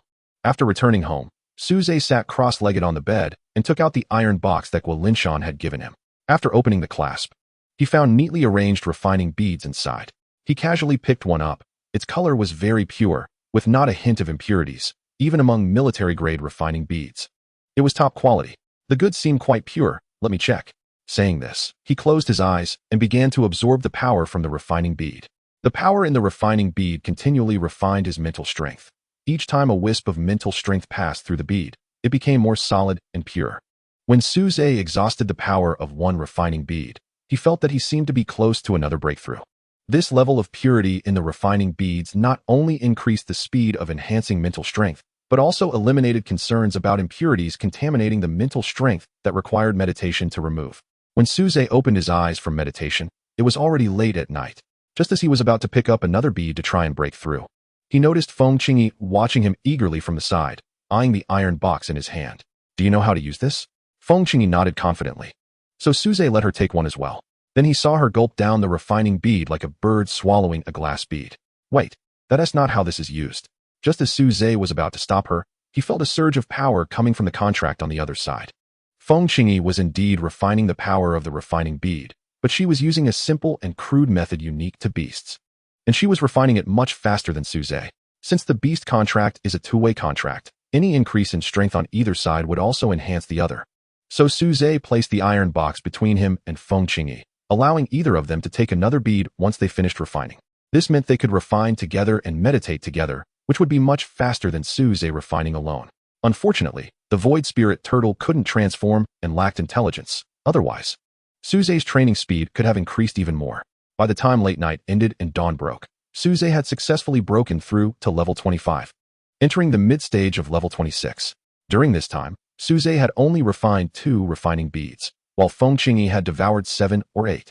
However, her level was too high, and breaking through level 60 was another hurdle. So even after consuming so many refining beads, there were still no signs of a breakthrough. But there were still plenty of refining beads left, so helping Feng Qingyi break through wouldn't be a problem. Suze simply decided to take a 2-day leave to refine all the refining beads first. After all, now that he was being targeted by the Jiang family, the pressure had increased significantly. Moreover, among the 3 strongest in Beishan City, Xiao Su and Yu Xinghua were not around. Therefore, he could only strengthen his own power as much as possible. Being able to protect himself was the most important thing. Meanwhile, in the Dasha Spirit Guardian camp, in a secret room known only to the team leader underground, Guolinshan was sitting cross-legged on the ground, meditating with his eyes closed. Beside him was a shrunk-down armored rock rhinoceros. Between them was a round, yellowish crystal core, large enough to be hugged by a person, continuously emitting yellow energy that the armored rock rhinoceros was absorbing. This was the level 70 Earth attribute beast crystal core he had asked the Jiang family for. Originally, he thought the Jiang family would not respond to his request at all, but unexpectedly, it was delivered overnight.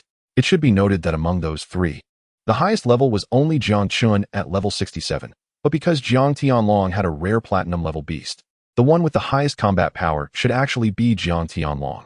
However, they were able to easily provide a level 70 beast crystal core, which showed the Jiang family's strong power. Guolinshan's level is the same as his beast, both being level 68. The upper limit for golden level monsters is 70. But due to the multiple injuries suffered by the armored rock rhinoceros on the battlefield, it has lost its original bloodline and has been unable to break through. The reason Guolinshan needs monster crystal cores is to help his beast complete its bloodline deficiencies and break through to the upper limit of 70. The 2-level difference is not a big deal, as risks generally arise only when the difference exceeds 5 levels. After breaking through this stagnation, Guolinshan believes he can also raise his level to 70 within his lifetime. His hopes seem bright. And the armored rock rhinoceros indeed successfully broke through to level 69 after absorbing a small portion of the crystal core's power, shattering the level barrier that had troubled both the man and the beast for a long time. A hint of joy appeared on Guolinshan's face. What he did not notice was that among the earthy yellow energy absorbed by the armored rock rhinoceros, there was a trace of very thin blood red, which gradually crept up to the rhinoceros's eyes. Chapter 56. Monster Disaster. 2 days passed in a hurry, during which Suze and Feng Qingyi consumed all 50 military-grade refining beads. This extravagance would undoubtedly be seen as a lavish act by outsiders. But it was precisely through this luxury that Feng Qingyi not only broke through the threshold of level 60, but also steadily rose to level 62.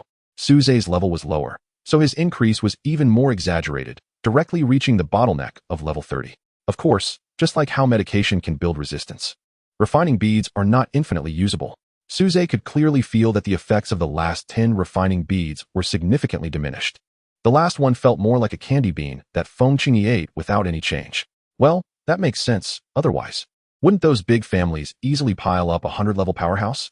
It's worth noting that his 50 refining beads were casually taken out by just 2 or 3 people from the Jiang family, indicating that 50 refining beads are hardly anything. I haven't eaten in 2 days. I'm starving. I'll boil an egg first, Suze said, rubbing his belly. Feng Qingyi's eyes immediately lit up at his words. Don't worry. I'll boil one for you too, Suze replied with a smile. Then Suze awkwardly realized that he had been eating eggs a bit too much recently, making it hard for him, a chicken that had practiced for 2.5 years eating 1 egg a day, to keep up. Now, only 1 bronze-level beast egg was left in the system's inventory. Fortunately, he still had some gacha attempts left for the past 3 days, so he could just draw a few fresh eggs to eat. Suze entered the system space and began a single draw. The first draw yielded the most ordinary bronze egg, which made Suze curl his lips dismissively. The second draw, however, flashed with a white light, and a silver-level beast egg rolled out. For an average person, contracting a silver-level beast egg would be enough to secure a good life, even allowing them to join the Dasha Spirit Guard. But for Suze, it was just a matter of taste being better than the bronze level. The third draw also yielded a white light, and Suze shook his head, feeling disinterested. He hadn't expected much from the single draw. But then he sensed something was off. Although it was the same white light, it felt even more brilliant and dazzling this time. Then he saw an egg roll down and collide with the silver-level beast egg in front of it. The comparison made it clear that these two eggs were different. Suze carefully examined the egg he took out from the system. Platinum? This is a platinum-level beast egg. Suze immediately checked excitedly. Sure enough, it was true. Platinum egg hatching conditions. Must be hatched in a supergravity environment. The greater the gravity, the stronger the beast hatched. Although Suze had no idea where such a supergravity environment was, the platinum-level beast egg itself was attractive enough. Feng Qingyi leaned over to look at the beast egg in Suze's hand, drooling. Let's eat this egg today. Stop. This egg can't be eaten. It's too precious. We'll eat other eggs. Saying this, he took out a silver egg and a bronze egg, giving the silver egg to Feng Qingyi. As he was fine with just the bronze egg, Feng Qingyi pouted a bit unhappily, but didn't continue to press Suze. Soon, the two eggs were boiled. Although they were still delicious, perhaps stimulated by the platinum egg, Feng Qingyi felt that the silver egg didn't taste as good as before. Watching Feng Qingyi shove the boiled egg into her mouth, Suze suddenly had a peculiar thought. Since Feng Qingyi's diamond egg and other beast eggs came from the system, does that mean the egg they are currently eating could be considered a sister? Even Suze found this thought amusing, causing Feng Qingyi to glance at him curiously. However, despite being a rather absurd idea, it raised a question in Suze's mind. Where exactly did the beast eggs in the system come from? Or rather, where did the system come from? Suze couldn't figure it out, but felt that it wasn't something that could be easily explained by a typical transmigrator's cheat. Not long after Suze finished eating, he keenly heard a commotion coming from outside the house. Frowning, he took Feng Qingyi outside. And he found it strange that Sun Hao, who usually accompanied him, was not present today. His house showed no signs of activity. Is he not home? Did he leave thinking I would be safe at home these past 2 days? Suze shook his head, feeling it was unlikely. Maybe he encountered something more important. Suze didn't think he was the most important person in anyone's heart. There would always be matters of higher priority. When he arrived downstairs, he found the outside in chaos. People were rushing from one side of the city to the other, occasionally complaining. A few days ago, there was an earthquake. And now it's a high-level monster disaster. What's going on in Beishan City? Stop complaining, run. If you delay, it will be too late. Even the Daxia Spirit Guard can't stop it. Monster disaster? Suze finally realized that the direction they were fleeing was precisely where the Daxia Spirit Guard's camp was located. Logically, it should be the safest place. What on earth was happening? Could Captain Guan not handle the monster disaster? Was there a platinum-level monster over 70 going berserk? Beishan City shouldn't have such high-level monsters or beast masters, right? Feeling an unsettling anxiety in his heart, Suze ran against the crowd toward the source of the chaos. Just as more and more people gathered, it became increasingly difficult for Suze to move against the tide. For every 2 steps he took forward, he was pushed back 3. Just as he was about to call Feng Qingyi to fly over, he spotted a familiar figure in the crowd. Suze hurriedly called out, "Brother Sun, what are you doing here? What happened at the camp?" Seeing him, Sun Hao finally seemed relieved and said, "Just in time. I was about to look for you. Come help me." Suze saw his urgency, but both couldn't squeeze through. So, Feng Qingyi transformed into gilded wings. And Suze lifted Sun Hao's one arm, and together they flew toward the camp. On the way, Suze asked Sun Hao what had happened. Sun Hao only said one sentence. Captain Guan's beast lost control at the camp, causing a monster disaster, and the Daxia Spirit Guard suffered heavy casualties. Chapter 57. The cause. Just a few days ago, when he saw Guo Linshan, he was doing fine. How did his beast suddenly lose control? The captain was the first to suffer and was seriously injured. We other team members also suffered heavy losses trying to stop the rampaging beast. Sun Hao's words carried a hint of sorrow. Suze nodded without hesitation. He had originally intended to go help. The speed of the gilded wings was pushed to the limit, and soon Suze saw a massive rampaging beast ahead. It was a giant armored rock rhinoceros, resembling a huge rhinoceros clad in heavy rock armor. It continuously used its horn to launch rocks that it manipulated out of the rock layers, hurling them heavily. However, their camp had already been destroyed, reduced to ruins, with many of the great Xia spirit guards lying among the debris, their lives unknown. At the forefront of the rampaging armored rock rhinoceros stood Guo Linshan, covered in blood, wearing a slightly crude bronze beast-controlling armor. Although he had lost the support of his strongest beast, he still held the front line. The armor on him was his first beast, a bronze-level monster. His talent was not particularly good. He barely passed the beast-controlling college entrance exam and took 5 years to break through to level 20 before graduating from the Beast Control University. After that, he joined the Great Xia Spirit Guard and earned numerous military achievements, which led to the reward of a gold-level beast, the very armored rock rhinoceros he was facing now. His bronze-level monster had been living in Guolinshan's beast space after reaching the bloodline limit at level 30, but now it had to fight again. Due to its low level, Guolinshan chose the beast armor transformation method, using his mental power to enhance the beast's strength. However, the level difference was too great. After taking a massive rock aimed at the crowd, Guolinshan spat out a mouthful of blood, his breath weak. Seeing this, Suze did not rush into battle, but first landed with Sun Hao and rescued Guolinshan. After all, this was his beast, and he knew its abilities and weaknesses very well. Knowing oneself and knowing the enemy leads to victory in every battle. Captain Gua, what happened? Suze asked after placing Guolinshan in a safe spot. But Suze shook his head firmly. Captain Gua, don't forget that I am also a part of the Great Xia Spirit Guard now, and I have sworn an oath to protect the fallen, so I cannot leave. Moreover, who else can stop it from causing havoc? By the time the Great Xia Spirit Guards from other cities arrive, it will be too late. Guolinshan was momentarily stunned by Suze's words, then could only shake his head in appreciation and angrily said, "You just joined the Great Xia Spirit Guard and have this awareness, yet Jiang Tianlong, that kid, is already a team leader, but for his own selfish desires. He still disregards the lives of the people." Suze immediately guessed that this incident was related to the Jiang family, but he still did not understand. Captain Gua, how did Jiang Tianlong make your beast lose control? Guolinshan sighed and revealed that he had planned to use the monster crystal core obtained from the Jiang family to help his beast break through. It had been going smoothly at first, but then something went wrong. The monster crystal core he received actually concealed a hint of malevolent energy. Over the course of 2 days, the armored rock rhinoceros continuously absorbed the power from the crystal core, and its mind was eroded by the malevolent energy. Ultimately, this trace of malevolent energy completely corrupted the armored rock rhinoceros's intellect, turning it into a ferocious beast that broke free from the beast contract, causing the calamity. At the end, he looked sadly at the still rampaging armored rock rhinoceros. For decades, in Guolinshan's heart, it had long ceased to be just a monster. It was his partner, his best friend. But now, his best friend had fallen into madness and almost killed him. The root of all this was the Jiang family. Suze was also shocked. The refining beads he had been using these days were also from the Jiang family, although he had carefully checked before refining, confirming that they were all very pure refining beads. Hearing Guolinshan's experience now made him worry that there might also be hidden dangers in the refining beads. Seeing Suze's slightly flustered expression, Guolinshan understood his concern and comforted him. The crystal core is too large, and the energy is more complex. So I couldn't detect the trace of malevolent energy hidden deep within. But the refining beads are different. They are not only small in size, but also have purer power, making it hard to tamper with. Guolinshan said with some indignation, "They are coming for me this time."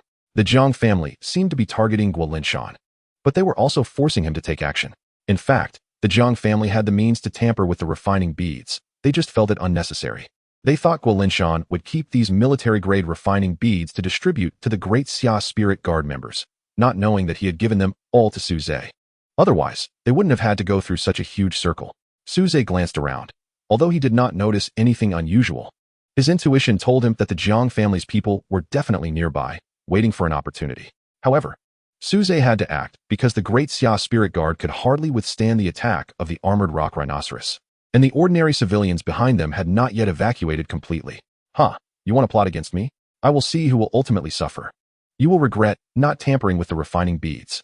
Chapter 58. Attack Specialization Phoenix Feather Flame Fan. After learning about some special skills and weaknesses of the armored rock rhinoceros from Guolinshan, Suze stepped forward alone, urging the other Great Xia Spirit Guards to retreat.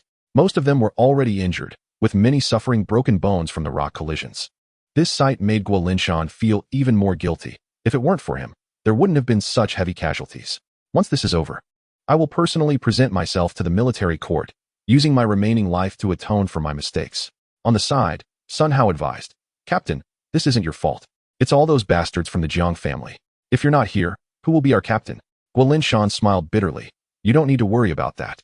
The Corps headquarters will naturally send someone to take my place, and I am no longer qualified to continue as a team leader."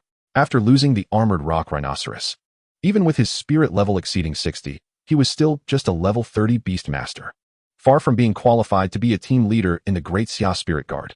It was Suze who released Feng Qingyi from her beast weapon form, and her gilded wings instantly transformed into a massive phoenix that blocked out the sun. She looked much larger than when she had just hatched at Tianyun Volcano, now resembling a mature phoenix.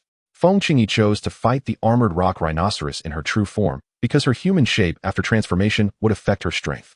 Although the armored rock rhinoceros had gone berserk, its level had genuinely risen to 70, a full 7 levels higher than Feng Qingyi's level 63. Even with her absolute bloodline advantage, she dared not be careless. What made Feng Qingyi feel uneasy was that high-level bloodline monsters could often defeat lower-level bloodline monsters of higher levels.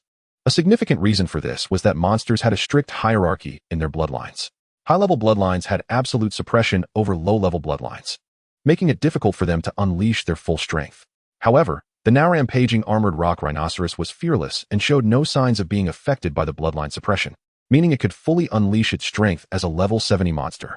Fortunately, this aspect was not entirely a disadvantage for Feng Qingyi, as the opponent would not evade her attacks and had a single attack pattern that was easy to capture. A scorching line of death fire shot from the sharp beak of the golden-feathered phoenix bird, accurately striking the massive body of the armored rock rhinoceros. It did not dodge, but lowered its head to endure the damage from the attack. If it were anyone else or another beast, Suze would have already smelled the aroma of roasted meat wafting through the air. However, this time nothing happened. Not even the tragic screams of the armored rock rhinoceros being burned. When the death fire line ended, everyone saw that there was no armored rock rhinoceros on the ground. Only a huge piece of rock that had melted from the burning. But then, this already molten stone moved. It slowly raised its head, revealing its single horn. It was indeed the armored rock rhinoceros, and the melted part was just its thick rock armor. The armored rock rhinoceros suddenly began to shake violently, like a pet cat or dog shaking off water after a bath, shedding all the lava on its body. Suze quickly had his other beast, the spirit turtle, transform into a shield to block in front of him, and he also created wall after wall of water in front of himself. As the lava penetrated through the layers of water walls, it turned into a piece of black basalt that smashed onto the spirit shield, causing Suze to stagger backward despite its impact. The other Daxia spirit guards also retreated, avoiding this area-wide attack. Without the protection of the rock armor, the armored rock rhinoceros revealed its relatively more vulnerable body, and under the earthy yellow light emitted by its horn, more and more rocks were about to form new armor on its body. A thick column of scorching fire erupted from beneath the armored rock rhinoceros's belly, lifting even its massive body off the ground due to the powerful force. This was precisely the ability of the armored rock rhinoceros and the countermeasures Suze learned from Guolinshan. The rock armor of the armored rock rhinoceros had astonishing defensive power, making it very difficult for flames or ice to penetrate the armor and directly attack it. Moreover, once the armor was damaged, as long as it touched the ground, it could use the power of the earth to reassemble new rock armor, making it quite troublesome. However, the armored rock rhinoceros was not without weaknesses. On the contrary, apart from its amazing defensive power, it had numerous shortcomings. Its attack power and speed were far inferior to other demon beasts, making it a slow-moving target in battle. After being armored by a beast master, the slow movement issue was resolved, and it provided significant defensive capabilities to the beast master. However, Suze did not have time to slowly wear down the armored rock rhinoceros. He needed to eliminate it quickly before it caused more significant damage. Therefore, Guolinshan proposed a solution. First, destroy the rock armor, then force it off the ground to interrupt the reassembly of the rock armor, and finally take the opportunity to finish it off in one go. The plan seemed simple, but executing it was not easy. Every step needed to be tightly controlled and completed promptly. Now, Feng Qingyi had completed the first 2 steps, and only the last step remained. Take advantage of the armored rock rhinoceros's opportunity to lose the support of the earth while floating in the air and finish it off in one go. This required Feng Qingyi to unleash her strongest power. As a beast master, her strongest power was not through her own body, but through the transformation of her beast used by the beast master, Golden Feather Phoenix, specialized in beast transformation attacks. This time, Feng Qingyi did not transform into golden wings like before. After the attack specialization, she transformed into a fire-red feather fan, the Phoenix Feather Fire Fan. Suze grasped the Phoenix Feather Fire Fan and aimed it at the armored rock rhinoceros that was about to land, pouring all his mental energy into the fan and fanning it fiercely. Phoenix Fire. A ball of crimson golden flame shot out from the fire fan, as if moving slowly yet quickly, accompanied by a wave of scorching wind that blew the armored rock rhinoceros, which was about to touch the ground, back up into the air, igniting everything in its path. The crimson golden phoenix fire encountered the armored rock rhinoceros's hard skin without any obstruction, igniting it instantly, as if it had met dry straw. The armored rock rhinoceros finally let out a heart-wrenching wail, causing Guolinshan, who was far away, to feel a pang of heartache, but there was nothing to be done. The beast that caused the disaster must be killed, without exception. Moments later, Guolinshan's face turned red, and he spat out a mouthful of blood. He sensed that his beast was dead, and he was thus subjected to a backlash. It was over, it was all over. At that moment, Suze, who had forcibly used the Phoenix Feather Fire Fan after Feng Qingyi's transformation, felt his mental energy deplete and sat down in a daze. Suddenly, a thick fog enveloped the entire Daxiao Spirit Guard camp's ruins. Chapter 59. The fog grew thicker, until it enveloped the entire battlefield where Suze and the armored rock rhinoceros had fought. Strangely, however, the fog was confined to that area and did not spill over to other places. Guo Linshan, looking at the dense fog, said solemnly, Suze might be in danger. We should go in together to check it out. After saying that, he took the lead and brought the remaining Daxia spirit guards who could still move into the fog. The fog was so thick that as soon as they entered, they could no longer see the others beside them. Breathing was filled with moisture, giving a suffocating feeling as if they were sinking to the bottom of the water. The group endured this sensation, continuously feeling their way through the fog, heading towards where they remembered Suze was. This was not ordinary fog. It was the mist produced by the Shenshi beast. Guo Linshan gritted his teeth and said, glaring at the expanding fog. Although he had lost his beast, his level 68 mental power still remained, allowing him to become lost in the fog. The beast that created the mist was at least level 65. Those bastards from the Jiang family. Is their target still Suze's diamond level beast? Guo Linshan chose not to recklessly walk into the fog, but instead flew along the edge of it. Beast masters above level 60 possess flying abilities based on their powerful mental strength, so even without a beast, he could still fly. When he reached nearly 1,000 meters in altitude, the fog finally thinned. Guo Linshan continued upward, completely above the mist before changing direction and flying towards the center of the fog. He relied on his memory to judge Suze's location, repeatedly confirming before diving straight down into the mist. Guo Linshan blocked all his senses to avoid being disturbed and losing his direction by the fog, maintaining high-speed descent until he crashed into the ground. Meanwhile, in the center of the fog, Suze was enveloped in a ball of scorching flame, clearing a radius of several dozen meters around him. The moment the mist appeared, he had immediately taken action, but it was still a step too late and was hit by a beam of light hidden in the fog. Strangely, this beam did not cause any harm to Suze. He only realized that he could not the beast transformation of Feng Qingyi. At the same time, Suze also heard the sound of footsteps coming closer through the fog. Before long, the person arrived at the place where Suze's flames had cleared the fog, revealing none other than Jiang Tianlong. Jiang Chun was also beside him, with a huge shell floating above his head, which was currently wide open, spewing mist outward. Inside the shell, a pearl the size of a fist lay on the soft flesh. Don't struggle, no one will help you. In the mist produced by my Shenshi beast, absolutely no one can find you. After all, you are now part of the Daxia Spirit Guards, and we wouldn't want anyone to see us making a move against you, Jiang Chun said triumphantly. His beast, the Shenshi, was merely a demon beast with a golden level bloodline, and the mist it produced did not have much power, so it was often underestimated. Unexpectedly, this time it was finally his turn to shine. Just as he finished speaking, a sound of breaking air came from above, accompanied by a loud thud of something heavy hitting the ground. Guo Linshan felt his whole body ache as he heavily crashed to the ground, finally his sealed five senses. As soon as I opened my eyes, I saw Jiang Chun with a pale face and Jiang Tianlong frowning beside him. Suze was mocking mercilessly. Who just said that absolutely no one could find me? Isn't this immediately a slap in the face? Guo Linshan instantly understood everything that had happened and retreated to Suze's side to fight together. Jiang Tianlong, Jiang Chun, it was indeed your doing. Using the manipulated beast crystal core to scheme against me was just to lure my little brother Suze into the game. I will never let you succeed. Hearing this, Jiang Tianlong sneered. Old man, your contracted beast has just been killed. What else can you use to fight us? We initially used the mist of the Shun beast to avoid being seen by others, saving us the trouble of having to silence anyone. But since you've come to seek death, then don't blame me. The Aurora unicorn in his hand transformed into a beautifully ornate silver spear, the spear tip shimmering with colorful light under the glow of Suze's fire. Meanwhile, the powerless Jiang Chun hid next to the Shun beast, continuously creating mist. Guo Linshan saw this and took a step back, whispering in Suze's ear, "Can you still fight?" Suze forced a bitter smile and said, "The mental energy consumption of the Phoenix Feather Fire Fan is too great. I just used it and drained all my mental energy. Then why not, and let the Golden Feather Phoenix turn into its true form? At least that can save you." Moreover, her flame seemed to have a restraining effect on the mist. Carrying you out should not be a problem.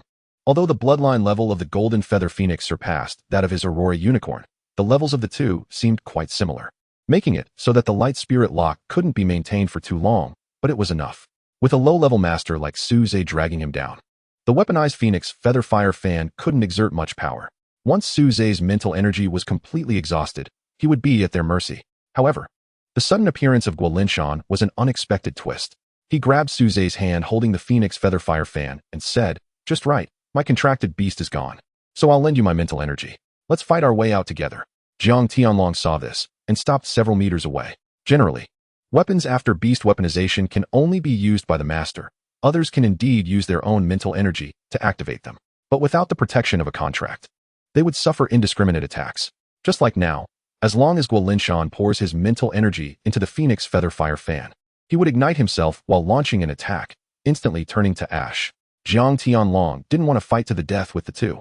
His life was far more precious. But not taking action was not an option either, so he stood far away, gripping his spear and gathering power, a light beginning to coalesce at the spear tip. He wanted to force Su Zhe and Guolinshan to reveal their life-saving trump cards first.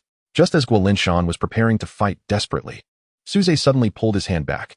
In Guolinshan's astonished gaze, Su Zhe took out a shimmering golden beast egg from somewhere and said, "That's right. My mental energy is indeed exhausted, but I can just replenish it." He then smashed the eggshell and tilted his head to pour the contents into his mouth. Chapter 60. Luxurious Battle. What did you just eat? Guolinshan immediately asked when he felt Su Zhe's waning mental energy recover. Nothing much, just a golden-level beast egg.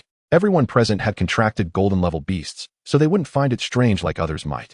Even Jiang Tianlong and Jiang Chun, born into the Jiang family, had never seen such a way of eating. Only a few cultivated black iron and bronze-level beasts had made it to the table.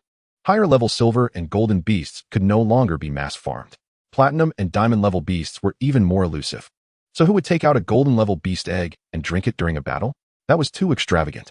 Su Zhe curled his lips. The beast egg he had previously hesitated to eat had ultimately met its fate of being digested.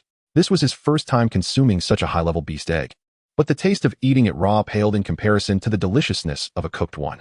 The slimy, sticky egg liquid sliding through his mouth made Su Zhe feel disgusted. When he finally swallowed it and saw Guolinshan's puzzled expression, he asked, "You didn't know that beast eggs can quickly help beast masters replenish their mental energy?" Not only Guolinshan shook his head, but even Jiang Tianlong and Jiang Chen couldn't help but do the same. "Now you know," Su Zhe said, looking at Jiang Tianlong not far away.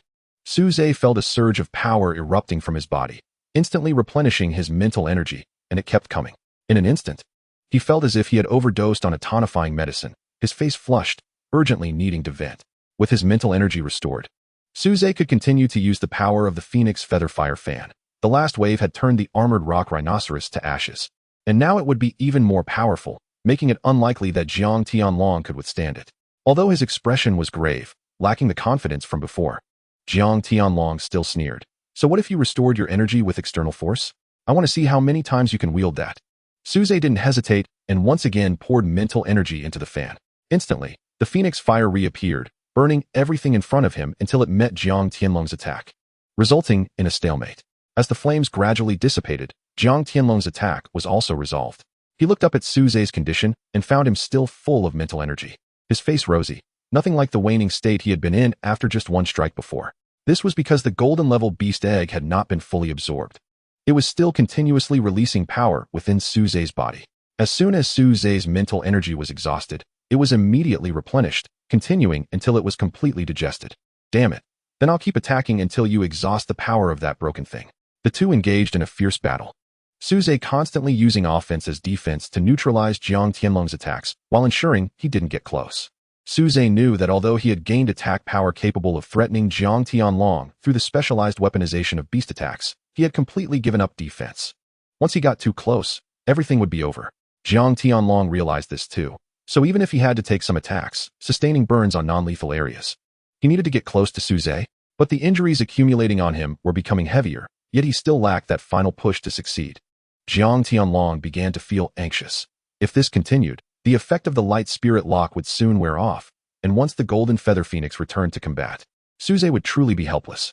Just at the critical moment of their standoff, suddenly Su Zhe's offensive slowed, his head lowered and buried in his chest. Jiang Tianlong was overjoyed. Indeed, the golden egg couldn't keep Su Zhe energized forever. Now his mental energy had once again run out. "This time, let's see how you handle it." To be cautious, Jiang Tianlong decided to end it quickly. He didn't choose to charge up from a distance. Instead, he closed in.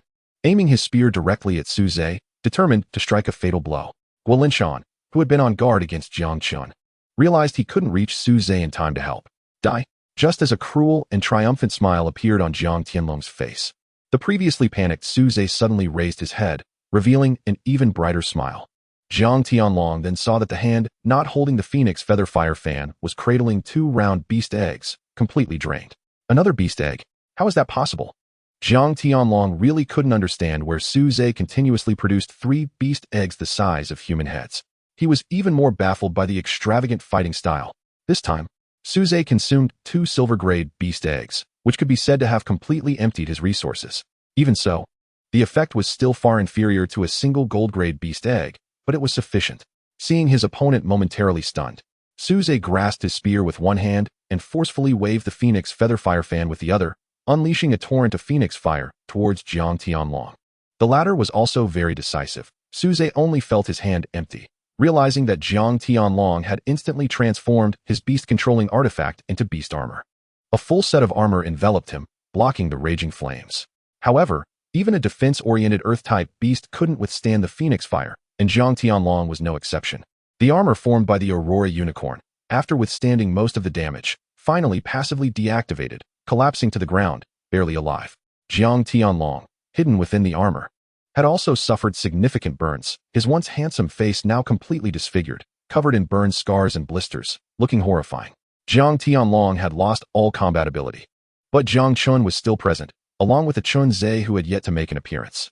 Thus, Su Zhe once again held up that platinum-grade beast egg, looking towards Jiang Chun, ready to smash the shell and drink its contents at any moment. Beside him, Guolinshan's brows were furrowed, a platinum-grade beast. He had never achieved such a level of beast control in his lifetime, yet now it was being treated as a meal. Fortunately, just then, the effect of the time spirit lock disappeared. The Phoenix Feather Fire fan in Su Zhe's hand trembled and transformed back into a giant phoenix, dispersing all the fog. The platinum-grade beast egg was saved, but just as Su Zhe relaxed his guard, Jiang Chen's shadow suddenly moved. Chapter 61, Alliance Shadow Decapitation Technique. A figure dressed in a black full-body knight suit suddenly sprang from Jiang Chen's shadow, wielding a black dagger aimed at Su Zhe's neck. At this critical moment, when the dagger tip was merely half an inch from Su Zhe's neck, a fireline was expelled from the flying golden-feathered phoenix's mouth, forcing the attacker back. The black-clad person rolled agilely on the ground a few times before touching a patch of shadow, instantly slipping into it like a stream of black liquid. However, Feng Qingyi's flames still chased after the black-clad figure at the last moment, causing him to enter the shadow engulfed in a fire that clung to him like a bone-deep maggot. Immediately, from all directions, the sounds of his shrill screams echoed from the shadows. This was also the reason why the Fusang assassins excelled at assassination. Jiang Chun, I didn't expect you to collude with the Fusang assassins. This is already treason. Guolinshan glared at Jiang Chun and scolded him, even more furious than when he himself had been schemed against by the Jiang family. He simply couldn't imagine that a large family like the Jiang family was secretly cooperating with Fusang. This would be a fatal blow to the great Xia kingdom. Jiang Chun shook his head desperately. No, that's not it. I did scheme against you, but I truly have no ties with the Fusang people. How could he hide in your shadow? Guolinshan continued to question. The Fusang assassins couldn't enter someone's shadow without contact, which indicated that he must have had close encounters with the assassins recently. Moreover, a living person just slipping into one's shadow, Jiang Chun couldn't possibly be unaware. Last night, that guy Chun Zhe invited me to drink. My alcohol tolerance was usually decent, but I got drunk after just a few drinks last night. I thought it was because the alcohol he brought was too strong. When I woke up this morning, Chun Zhe had vanished without a trace, and young Master Tianlong and I thought he had run away, unable to bear the responsibility of scheming against the captain of the Great Xia Spirit Guard. Saying this, he cast a furtive glance at Guolinshan, and, upon seeing he was not furious, let out a sigh of relief. Meanwhile, not far away, a figure also emerged from the shadows beneath a tree. His flames had extinguished, but his clothes were completely burned away, and he had numerous burn marks all over his body. The black mask on his face had naturally been burned clean, revealing a somewhat aged face. Chun Zhe, it really is you. We, the Jiang family, treated you well, yet you went to ally with Fusang. Jiang Chun pointed angrily at him. But Chun Zhe simply deactivated the failed assassination dagger in his hand, transforming it into a set of black armor to replace the clothes that had just been burned off, and then slowly said, You've made a mistake. I am not allying with Fusang. I have always been a person of Fusang. Just as everyone's attention was drawn to Chun Zhe, suddenly another figure appeared from Jiang Chen's shadow. This time, He did not choose to attack Suze, but rather Jiang Chun, who was closest. However, Jiang Chun seemed angry but was actually keeping a close eye on the changes in his shadow. The fog of the Mirage Beast had not yet dissipated, making it difficult for outsiders to enter. The only transit point was his shadow. Who knows how many people Chunze stuffed into his shadow while he was drunk all night. Therefore, at the moment an attack surged towards Jiang Chun, the Mirage Beast overhead suddenly appeared in front of him, using its hard shell to absorb the attack. At the same time, the pearl hidden within the shell shone brightly, illuminating Jiang Chun. Just like the shadowless lights in an operating room, it made his shadow nearly invisible. The Fusang assassins, relying on the shadows to conceal themselves, had no choice but to escape one by one from Jiang Chun's shadow. 1, 2, 3. After a total of dozens of figures escaped, they surrounded him, their lower halves hidden in the shadows of various objects while their upper halves were exposed. This allowed them to make instant judgments about whether to launch an attack or evade an incoming strike, shifting positions. It could be said that their shadow techniques were far superior to those encountered by Suze in the 5th squad. Among these people, including Chunze, there were at least 3 auras that were not weaker than the golden feathered phoenix. Though Chunze had just sustained some burns, they were not severe and did not affect his combat ability. In comparison, even if Suze and Jiang Chun reconciled, they would only have 2 combat powers of the same level. Just as Jiang Chun was calculating the power comparison between both sides, Chunze spoke up. Jiang Chun, we have dispatched 3 squad leader-level combatants this time. Given your current situation, you will not be our opponent. However, our target is only Suze. We cannot allow another Shao Chung to emerge in the Great Xia Kingdom, so this matter has nothing to do with you. After you disperse the fog of the Mirage Beast, you can leave. Guo Linshan turned to Jiang Chun, noticing his expression was indeed one of struggle, seemingly quite tempted. However, the surrounding fog not only had not dissipated but instead thickened, enveloping all the Fusang assassins within it. It was indeed a tempting proposal. But I also have my bottom line. For the sake of the Jiang family, he had schemed against many people, including this time against Guo Linshan, setting a trap. But he absolutely would not reconcile with the Fusang assassins, because his son had once been a more brilliant genius in the Jiang family than Jiang Tianlong is now, even receiving the recognition of their ancestor. Just as he was about to receive the best training from the Jiang family, he fell victim to the schemes of the Fusang assassins. What a pity! Chunze's voice drifted from the fog, growing increasingly hollow. Then suddenly, he burst forth from beneath several people's feet, and at the same time, the other Fusang assassins launched their attacks. Most of them targeted the mission objective, Suze, while the rest attacked Jiang Chun's Mirage Beast. They would not allow the mist of the Mirage Beast to continue spreading across the battlefield. Although there was no immediate impact, it was hard to say what would happen later. Feng Qingyi single-handedly blocked Chunze and a captain, while Jiang Chun held off another one. Suze, wielding the Void Spirit Shield, barely managed to withstand the remaining assaults with Guo Linshan's help. It seemed like a stalemate. But Suze looked up anxiously at the battlefield involving Feng Qingyi and the other 2. Just moments ago, when he was using the Phoenix Feather Fire Fan to attack, he had mainly relied on Feng Qingyi's power. Now, having consumed a large amount of energy, he wasn't sure how long he could hold off 2 beast masters of the same level. Sure enough, Feng Qingyi soon found herself in a tight spot. Suze gritted his teeth and decided to take a gamble. He abandoned the safest option of letting Feng Qingyi fight alone and chose to transform into a beast master again. Chapter 62. Deterrence and Betrayal. Feeling the fluctuations of the contract, Feng Qingyi was puzzled. Having just suffered a setback, why was Suze still asking her to transform? Did he intend for her to specialize in flight and escape? Feng Qingyi, trusting Suze's command, complied. Yet the result was still the attack-specialized Phoenix Feather Fire Fan. After forcing back the remaining insignificant Dark Guards with one sweep, Suze took the initiative to attack Chunze and that captain of the Fusang Dark Guard. As long as he could unexpectedly eliminate one person, he could slowly wear down the other, just like he had done with Jiang Tianlong. The remaining platinum egg was hidden in his arms, and once his full force attack achieved results, he would immediately engage in a tug-of-war with the other. However, what he didn't expect was that after exchanging a glance with Chunze, the captain fearlessly welcomed Suze's attack, allowing the surging flames to engulf him, taking the hit while tightly grabbing Suze's hand. Chunze seized this opportunity to strike with his dagger towards Suze, feeling the threat of death. Suze was filled with despair, yet found it strange. The other party could have chosen to behead him in this moment. But why did it feel like the dagger was aimed at his chest instead of his neck? Was it possible that the flames had dazzled their eyes? While that was a possibility, Suze still felt it was too absurd. Just as the blade was about to slice into his skin, several tentacles grew out from his shadow. These tentacles extended instantly, touching all the Fusang Dark Guards, causing them to fall into a daze. Even the captain who had taken the flames fell silent, his movements frozen. Not only them, but all the enemies seemed to be asleep, standing still in place. Guolinshan, seeing this, glanced at Suze. Meanwhile, Linshi was still in the Qinglong Beast Master University, rocking in a chair and basking in the sun. But with his eyes closed, he was monitoring everything through the nightmarish Lord Avatar implanted in Suze's shadow. He knew that Suze had faced numerous life-threatening situations. Yet he had not moved an inch. The direction in which his chair faced was a feeding trough in the breeding shed, beneath which lay a secret passage. For this reason, he could not leave the school. It seemed the Fusang Dark Guards had not been dealt with for too long. It was time to contact Xiao Cheng to apply some pressure on them, ensuring they wouldn't act like nothing had happened after 2 attempts right under my nose.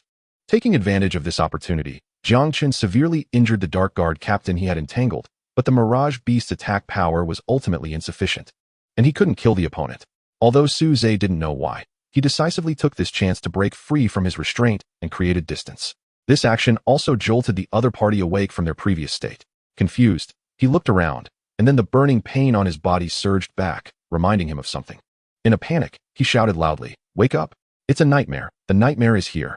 With his help, the other 2 regained their senses. Chunze looked at his dagger, which bore no blood, with a puzzled expression. It seemed in his understanding that he should have completed the task of severely injuring Suze. The other person, equally confused, distanced himself, not understanding why he had developed a serious injury. Meanwhile, the other lower-ranked Fusang Dark Guards remained oblivious, or rather, they would never wake up again. It's the nightmare. It's him. I can't be wrong.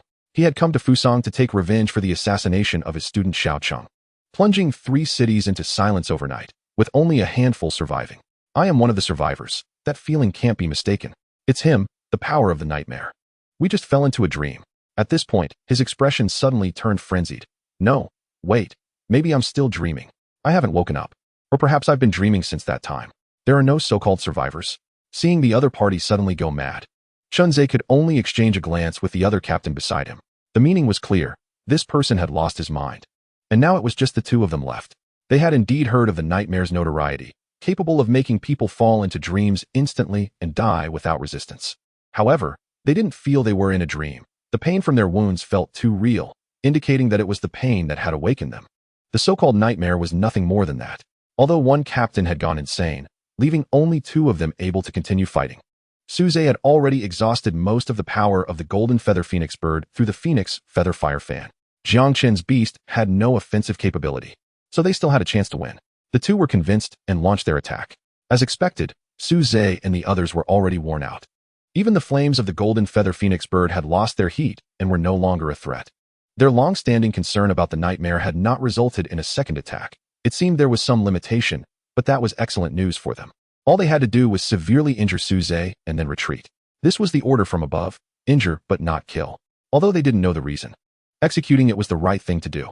Unfortunately, Chunze, who had worked hard to reach this position, now had to expose himself. Chunze nodded. Everything was developing in a favorable direction. Meanwhile, Suze and Guolinshan looked at the suddenly collapsed Chunze and other Fusang Dark Guards with confusion. Some were even snoring, sleeping soundly. None of them woke up. Everything that just happened was a dream. This power was truly bizarre and terrifying, lurking within his shadow. Although it had helped them now, Suze still felt uneasy. Guolinshan said, "As far as I know, this power that makes people fall into dreams can only be achieved by the former president of Qinglong Beast Master University. He resigned from his position 6 years ago after that incident, and Xiao Su took over. As for the old president, no one has seen him outside since." Suze suddenly thought of his unreliable, alcoholic teacher and asked, "If no one has seen him outside, what about inside the school?" Guolinshan shook his head again. "That old principal is very mysterious.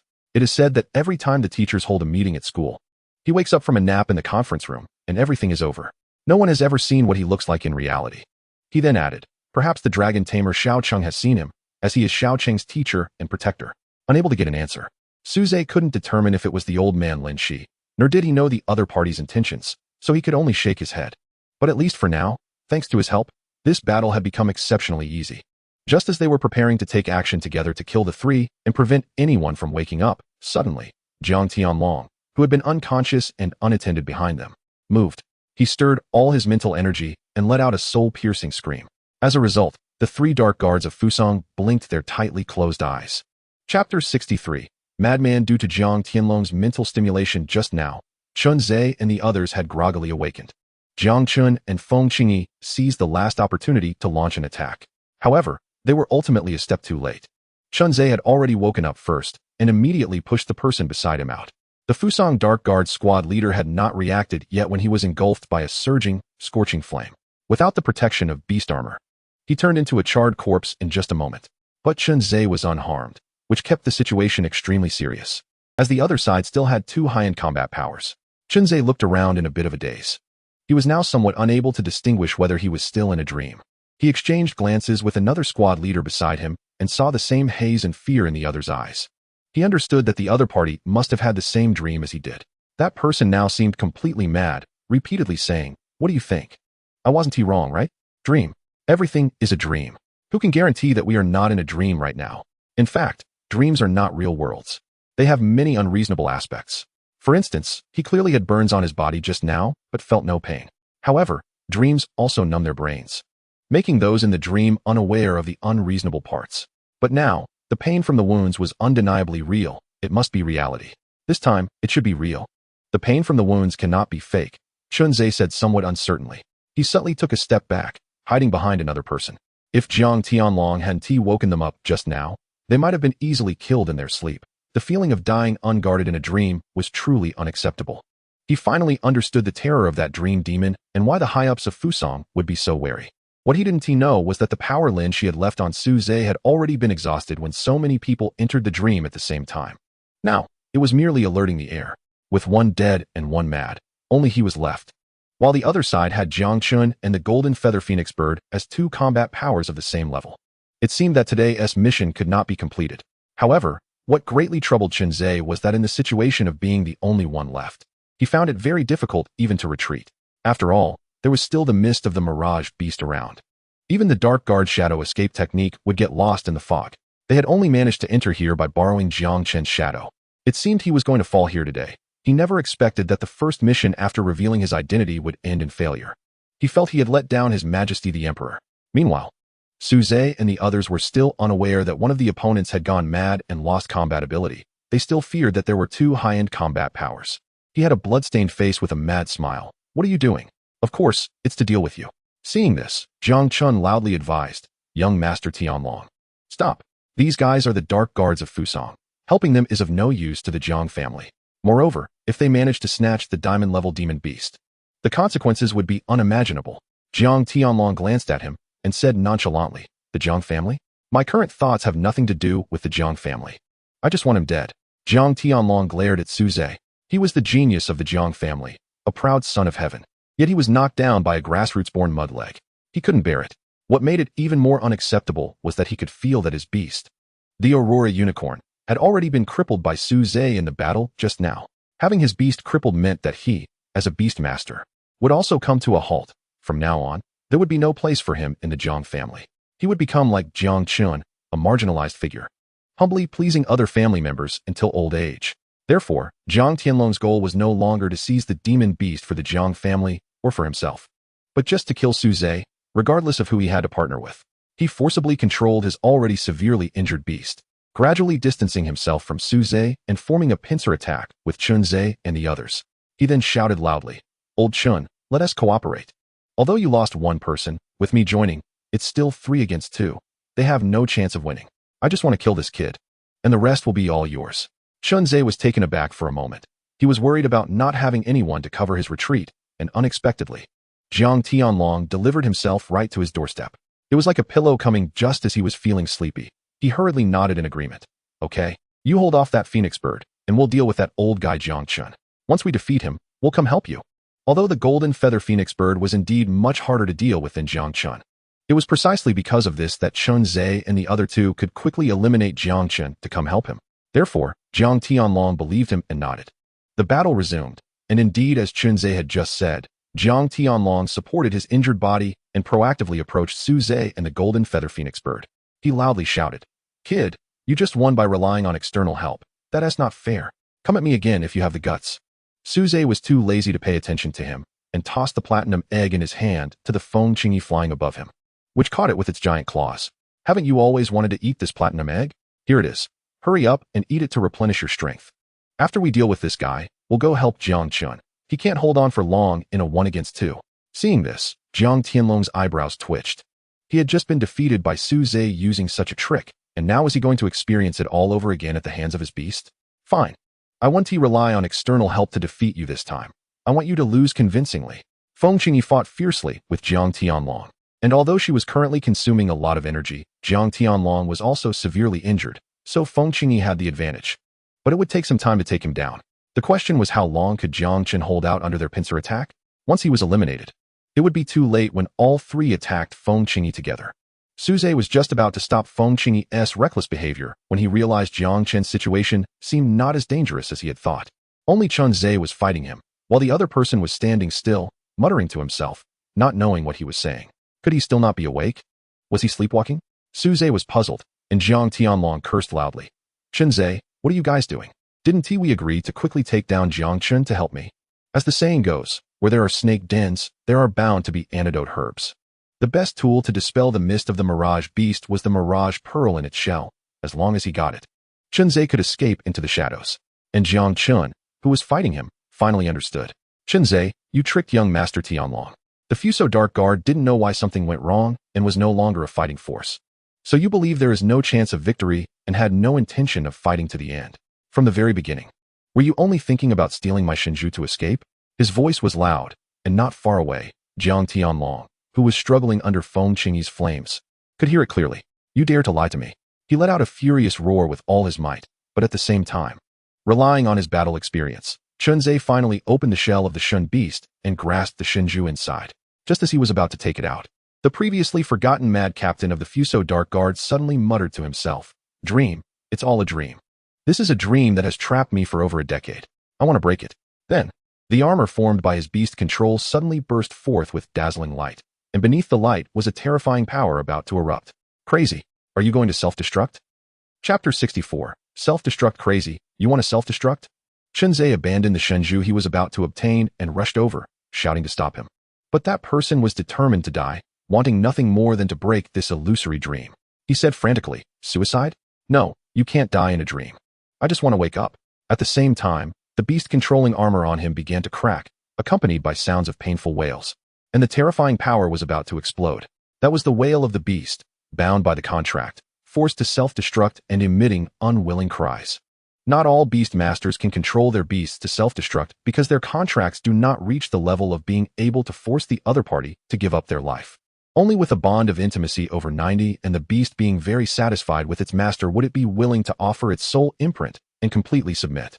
After obtaining the soul imprint, the master will have absolute control over the beast. This is somewhat similar to the binding strength of the contract that Su Zhe signed with the beast through the system.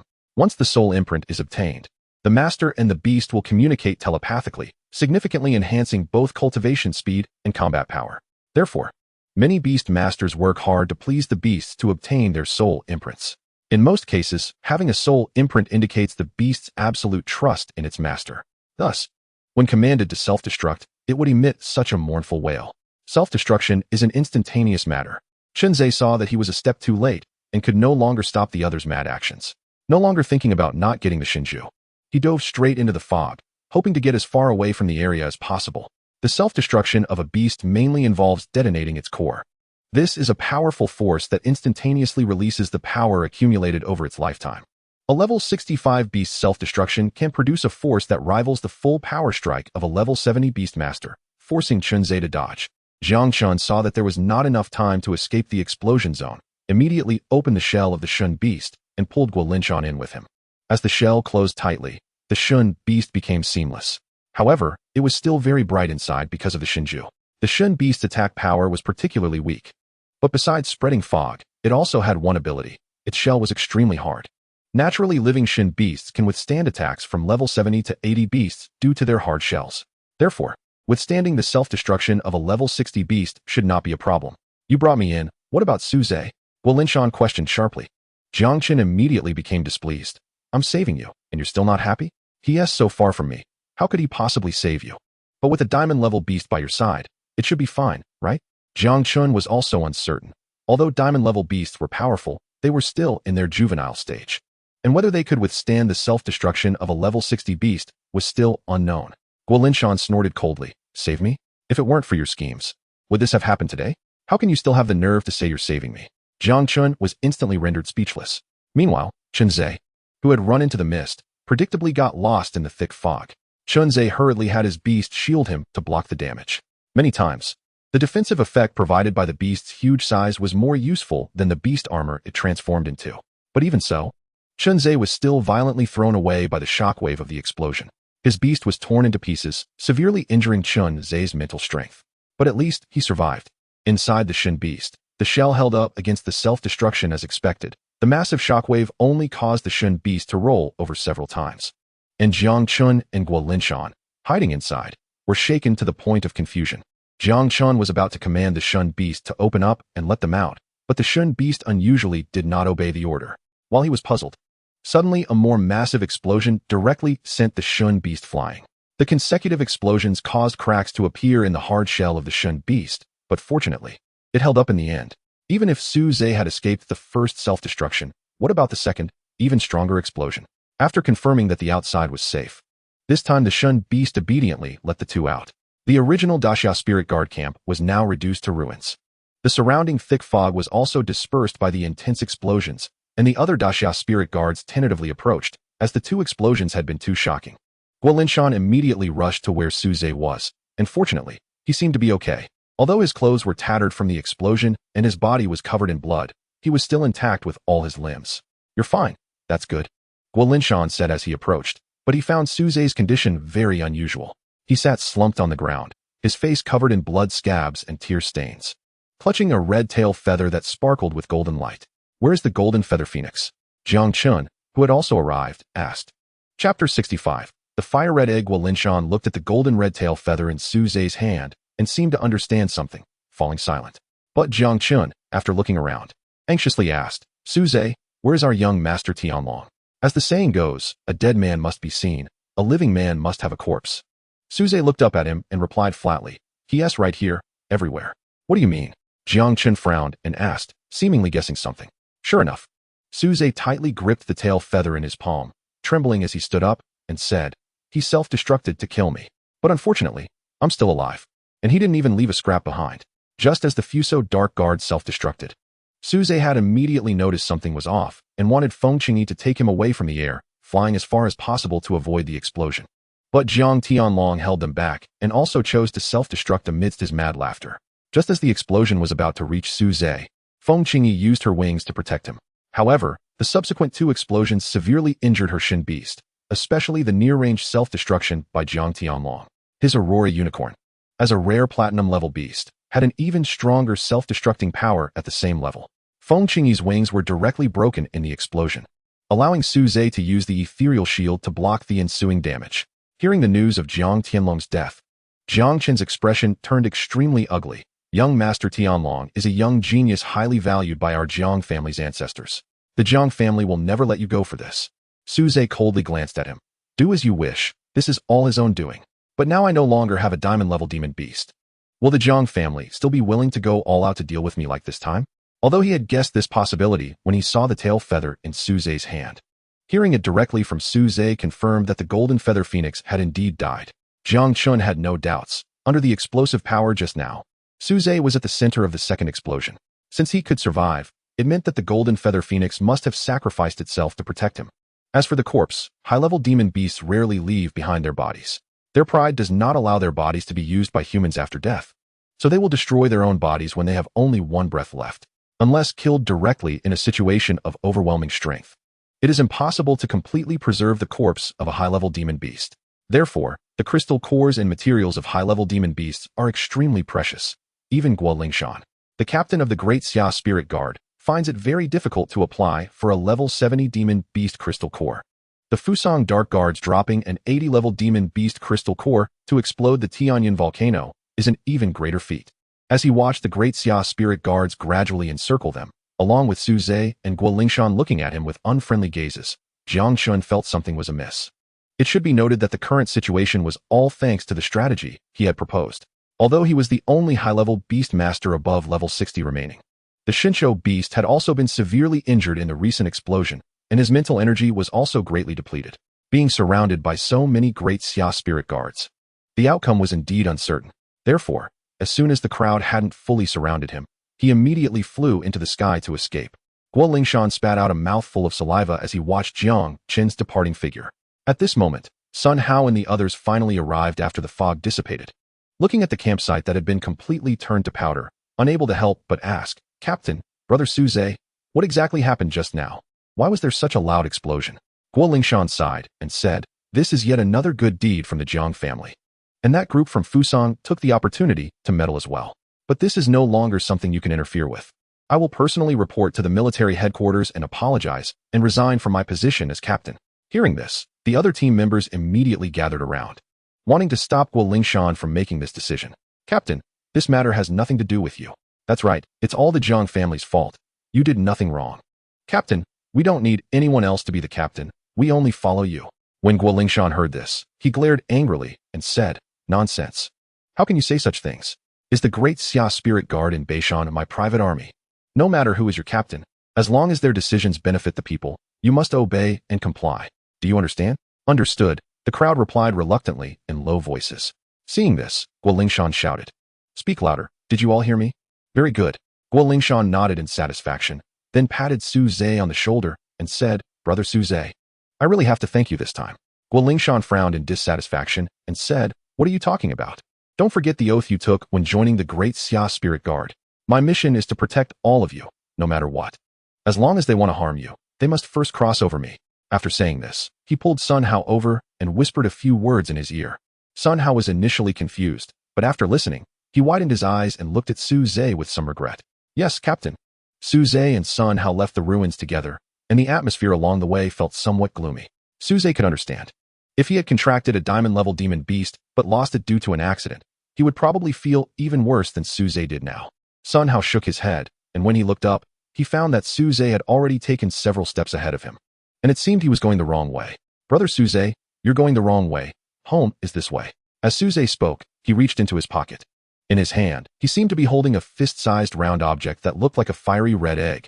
Chapter 66. Underground space. Because his clothes were practically useless now. Going to school like this would get him arrested as a delinquent in no time, and he would even make the headlines. He had already thought of the headline. Shocking. The school's prominent figure is actually this huge. While taking a shower, Su Zhe repeatedly cleaned the fist-sized fiery red egg in his hand. But he couldn't find any useful information. Su Zhe did not lie to Jiang Chun. To save him, Feng Qingyi had indeed sustained fatal injuries, but in the end, Feng Qingyi activated her life skill, Nirvana, which could only be used 3 times. After dropping a golden red tail feather, it transformed into this fist-sized egg. This egg, in terms of appearance and size, was far from the demon beast eggs Su Zhe had obtained from the system. The key point was that because this egg was not produced by the system, Su Zhe could not see the hatching conditions in his eyes. Su Zhe had reason to believe that as long as he could hatch this egg, Feng Qingyi would successfully be reborn. But the question was how to hatch it. It seemed he had to go to school to find him. After changing his clothes, Su Zhe hurriedly walked towards Beast Master University. Is there really someone in this world who loves studying this much? Could this be the difference between a top student and a slacker like me? Sun Hao sighed. It seems the old saying is true. Top students are forced out. At that moment, the teacher of the beast breeding class, Chen Xian, who had missed the class time due to the commotion in the city and was rushing along, happened to pass by. She was a genuine top student during her school days, so she immediately retorted, "You're wrong. Not all top students are forced out. I was a cesarean." Sun Hao. The school was very noisy. The previous demon disaster had made the students uneasy, and many ordinary people from outside had run in to take refuge. The subsequent 2 loud explosions further threw them into chaos, causing them to flee in all directions.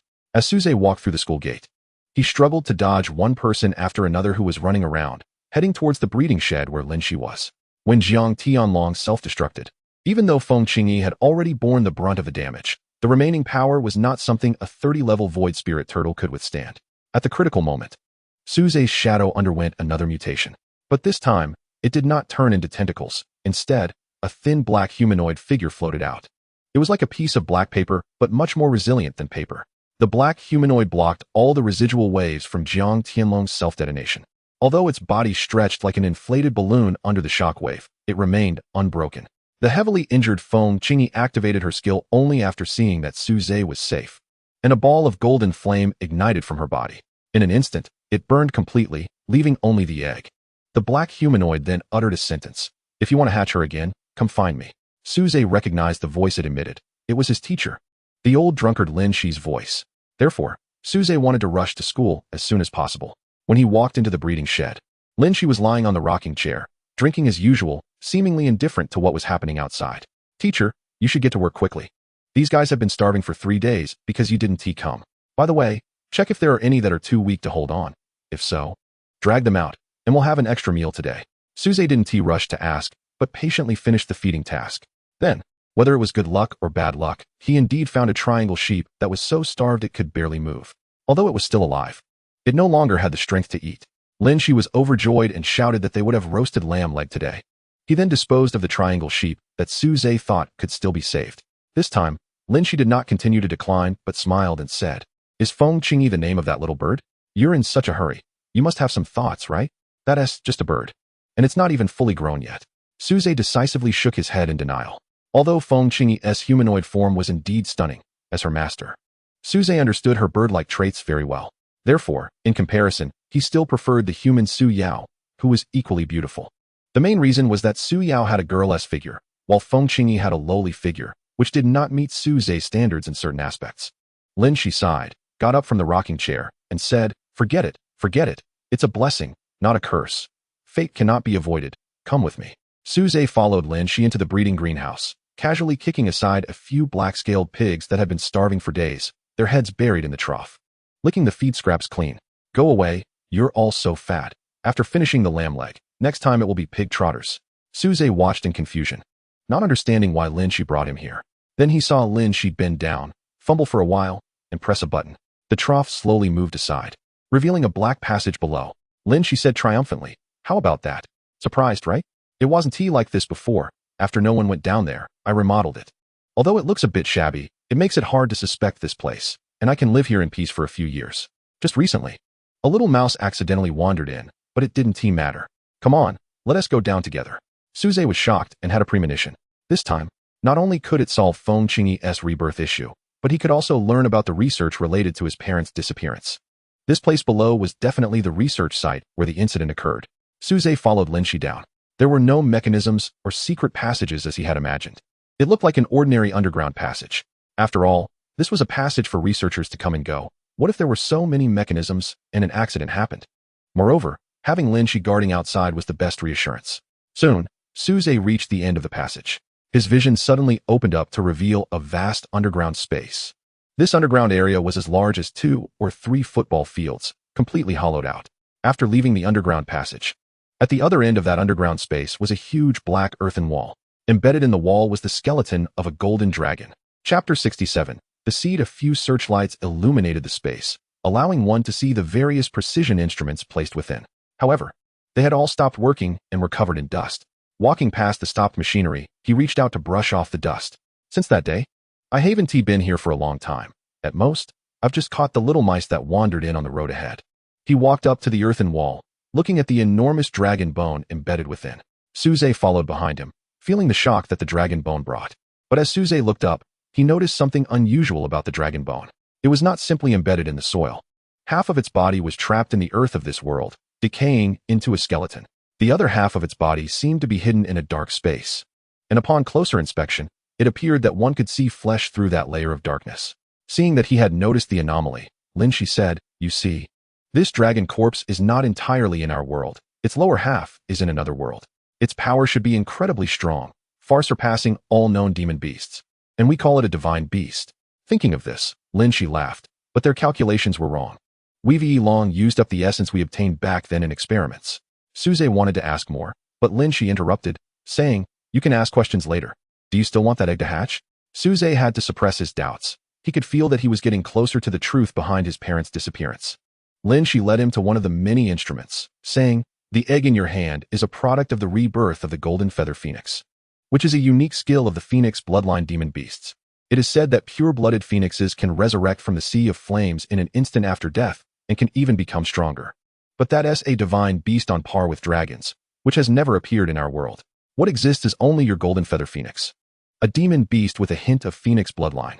Thus, its rebirth has significant drawbacks, as it cannot immediately resurrect, but rather transforms back into an egg that needs to be hatched.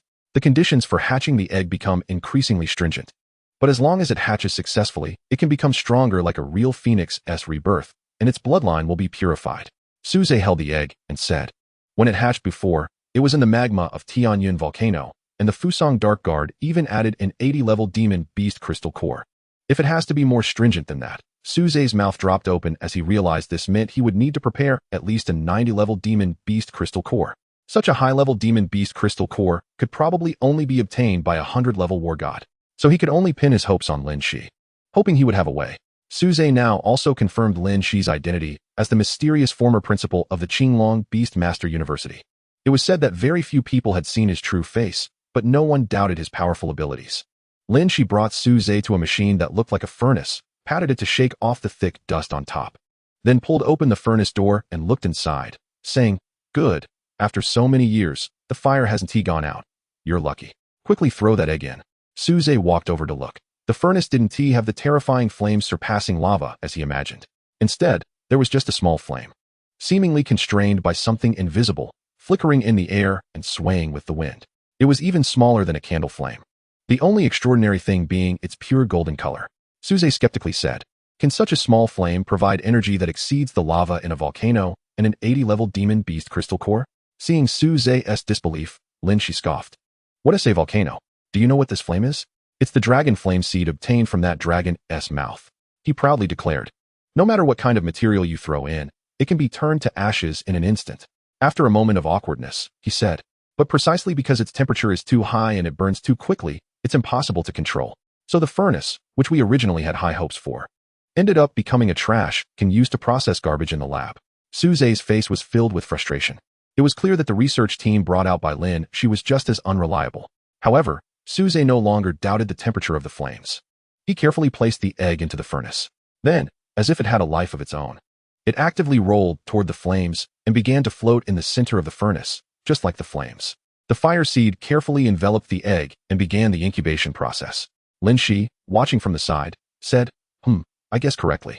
The diamond-level phoenix bird's egg can already withstand the burning of the fire seed that has been consuming energy for decades. This is the first time I've seen something that can withstand dragon flames." Suze straightened up to look at him. "So you're not sure if the flame's temperature might be too high, huh? If that's the case, I almost turned Feng Qingyi into a roasted egg." He took a deep breath to calm himself and asked, "Teacher, how long will this incubation take?" Lin Shi shrugged and replied, "How would I know? This is your beast. Anyway, there's no one else here, so just wait." Saying this, he stepped away, but Suze hurriedly moved in front of Lin Shi to stop him and said, "Teacher, if I'm not mistaken, this is the place where my parents conducted their research, right? Since you've brought me to such a secret place, is there still a need to hide the past from me?" Lin Shi looked at Suze's determined expression and finally sighed. "All right, it's time to tell you the truth." Chapter 68. The truth. After a moment of silence, Lin Shi seemed to be organizing his thoughts on where to start. After much consideration, he said, "Actually, in the academic world of beast tamers, there has always been much debate about the origin of beasts. Through archaeological discoveries, almost all animals, including humans, can find fossils of their evolutionary processes. Yet, for beasts, no matter how many years we dig through the strata, we can never find traces of their evolutionary path. It's hard not to suspect that beasts do not belong to our world. They come from another world. As for why they appear in our world, it could be an invasion, a mistake, or perhaps a collision of the spaces of the two worlds. About 40 to 50 years ago, we discovered this dragon corpse." Lin Shi paused to calm himself before continuing. "At that time, many young researchers were gathered to study this dragon corpse, and I was among the first group of researchers. Through studying the dragon corpse, we gained many results. Some of these have been implemented, while others were shelved due to difficulties. Like that furnace that ended up being used to burn trash." Lin Shi sighed and continued, "However, not long after, we realized that these results were actually all related to the dragon corpse itself, and did not touch upon the world behind it, which is what we truly wanted to understand. After exhausting the value of the half-dragon corpse, there was no further progress in the research. All projects fell into suspension, and gradually, people began to leave, leaving only a few in the once lively laboratory." At this point, Lin Shi turned to look at Suze, making Suze's heart inexplicably uneasy, knowing that what was coming next was about his parents. He pointed to the black void in the middle of the dragon corpse, where half was in this world and half remained in the original world, saying that was their research direction. And then, Suze couldn't help but ask. Then their research confirmed one thing, that the appearance of this dragon corpse here was not accidental, but intentional. The strong ones from the beast world used their powerful bodies as anchor points to fix the two worlds that should have brushed past each other. Suze asked in confusion, "Why would they do that?" Lin Shi snorted coldly. "Why? Of course, it's for invasion. From the moment the first beast appeared in this world, these anchor points must have existed. These anchor points brought the two worlds closer together, allowing more and more powerful beasts to appear. The increasing number of powerful beasts over the years has validated this point. One day, when the distance between the two worlds is close enough, and the spatial passage allows divine-level beasts to descend, it will spell disaster for humanity. Lin Shi sighed and looked at Su Zhe, saying, when they discovered this chilling result, you had just been born, not wanting the world you live in to become one dominated by beasts, with humanity reduced to their food and slaves. Su Lin and his wife decided to use every possible means to change the future, so they completed all preparations after years of calculations and validations, attempting to destroy the dragon corpse and break the anchor points. If successful, they could gradually destroy all known anchor points. Unfortunately, they ultimately failed and caused spatial turbulence, with both of them being swept away by the turbulence and going missing. Su Zhe, looking up, saw a deep mark at the position dividing the two worlds in the dragon's bones, penetrating deeply into the bones. This must be the mark left by his parents. From Lin Shi's earlier description, this laboratory could mobilize the resources of the entire country for research at its peak. Yet even with that, they could only grind down the bones bit by bit for study. The Su Lin couple, relying solely on their calculations and strength, managed to sever half of the dragon's bones in one go. One could only imagine how much effort and dedication they put in, just to secure a bright future for their son. Su Zhe suddenly felt a coolness on his face and, upon touching it, realized it was two streams of tears flowing down. At the same time, he felt a subtle change in his soul, as if it had completed a certain kind of fusion. The souls of the two worlds finally merged perfectly into one. Su Zhe never expected that his parents in this world would go missing for such a reason. They are heroes, Su Zhe whispered. But unfortunately, this news cannot be known to the outside world. If ordinary people find out, perhaps decades later, there will be a group of powerful, unbeatable beasts ruling the world, freely preying on humanity. What do you think would happen? Su Zhe fell silent. Lin Shi continued, so we concealed all information, including your parents' research results and objectives. We also hid the true reason for your parents' accident from the young you. Su Zhe finally understood why Su Yiming said it was of great importance, and thus he couldn't tell him, precisely to keep this secret. The fewer people who know, the less likely it is to leak. Then why are you willing to tell me now? Su Zhe asked. Lin Shi replied, puzzled, haven't you been pestering me with questions? Besides, I've observed that you're not the type to spill secrets. Saying this, Lin Shi moved to bypass Su Zhe and intended to leave. At this moment, Su Zhe asked again, is there a possibility that my parents didn't die but went to the beast world on the other side? Lin Shi then completely left, leaving Su Zhe alone to wait for Feng Qingyi's hatching once more. Chapter 69. Undercurrents. After revealing everything to Su Zhe, he seemed to be much more relaxed than usual. After taking a swig of alcohol, he suddenly remembered something and took out his phone to dial a number. Not long after, the call was connected. Hearing the greeting from the other end, he immediately said, stop the nonsense. Recently, things in Fusang have been quite intense. They've already made 2 moves right under my nose. What are you doing? Meditating? Lin Shi said irritably, you're already at max level. What are you meditating for? The person on the other end was about to say something when Lin Shi interrupted, you should go and pressure Fusang. I know you can't act rashly, just intimidate them. Have you forgotten the shadow we left them after so many years of not acting? This time, we must give them a big show. After finishing everything, Lin Shi hung up the phone. Meanwhile, Xiao Su and Yu Sheng, who had been sent away earlier, returned after completing their tasks and happened to meet on the way. They saw the tragic scene below as they flew in the air. The location of the Daxia Spirit Guard camp had been completely leveled, creating a shocking circular pit several thousand meters wide. After exchanging a glance, both flew toward their respective areas with serious expressions. Just as Xiao Su was about to reach the Qinglong Beastmaster University, his expression suddenly changed, and he flew toward the shade of a large tree. Accompanied by the swift movement of shadows, he was quickly engulfed by the tree's shadow. Inside the shadow, Fusang's dark guard, Shengmizi, had been waiting for a long time. Xiao Su, looking displeased, said, you've gotten bolder, haven't you? Coming to find me so openly. Don't forget there's a former principal in the school. Shengmizi bent down and apologized. I'm sorry, Xiao Jun. We didn't intend to do this, but the situation is urgent, and we had no choice. What on earth is so urgent? Xiao Su asked, frowning. Shengmizi hurriedly recounted everything that had happened previously. Unexpectedly, after listening, Xiao Su nodded and said, isn't that quite good? Where's the problem? Shengmizi anxiously replied, Xiao Jun, the golden feather phoenix has died. This means this path is no longer viable. We can only proceed with the original plan to obtain divine blood. Xiao Su interrupted her. Regardless of whether the so-called divine beast's essence still exists, or if it has all been used on Xiao Cheng's Azure Cloud Flood Dragon. Let's talk about Su Zhe's golden feather phoenix. Don't you Fusang people know too little about demon beasts? Shicheng Mizi, puzzled, said, I don't understand. I hope Xiao Jun can enlighten me. She then bowed deeply again. Xiao Su had to explain, perhaps you Fusang people don't understand the legendary phoenix of the Xia kingdom. The phoenix undergoes nirvana, reborn from the ashes, which means that a phoenix-like demon beast isn't so easily killed. The golden feather phoenix, which possesses the phoenix bloodline, is the same. Moreover, this is good news for you. A phoenix reborn from the ashes will become even stronger, with a more refined bloodline power. Xiao Su continued to explain, I told you to seriously injure it to prevent you from accidentally killing Su Zhe. Otherwise, the golden feather phoenix might be erased due to the contract's effect, leaving no chance for rebirth. Hearing this, Shicheng Mizi also breathed a sigh of relief. She then bowed to Xiao Su again and said, Xiao Jun, the reason I came so recklessly to see you is that my identity won't remain concealed for long. This time, we have mobilized almost all the forces hidden within Daxia for so many years, which must have attracted the attention of the Daxia Spirit Guard. It won't be long before the remaining people are dug out. However, Xiao Su smiled and said, not necessarily. Although I was deliberately sent away by the Jiang family this time, I managed to secure some good news while discussing the Beast Master competition with the principals of several other universities. As long as we cultivate Su Zhe to become the champion of the competition, we can reap the rewards. If she didn't leave now, she might never set foot on Fusang's soil again.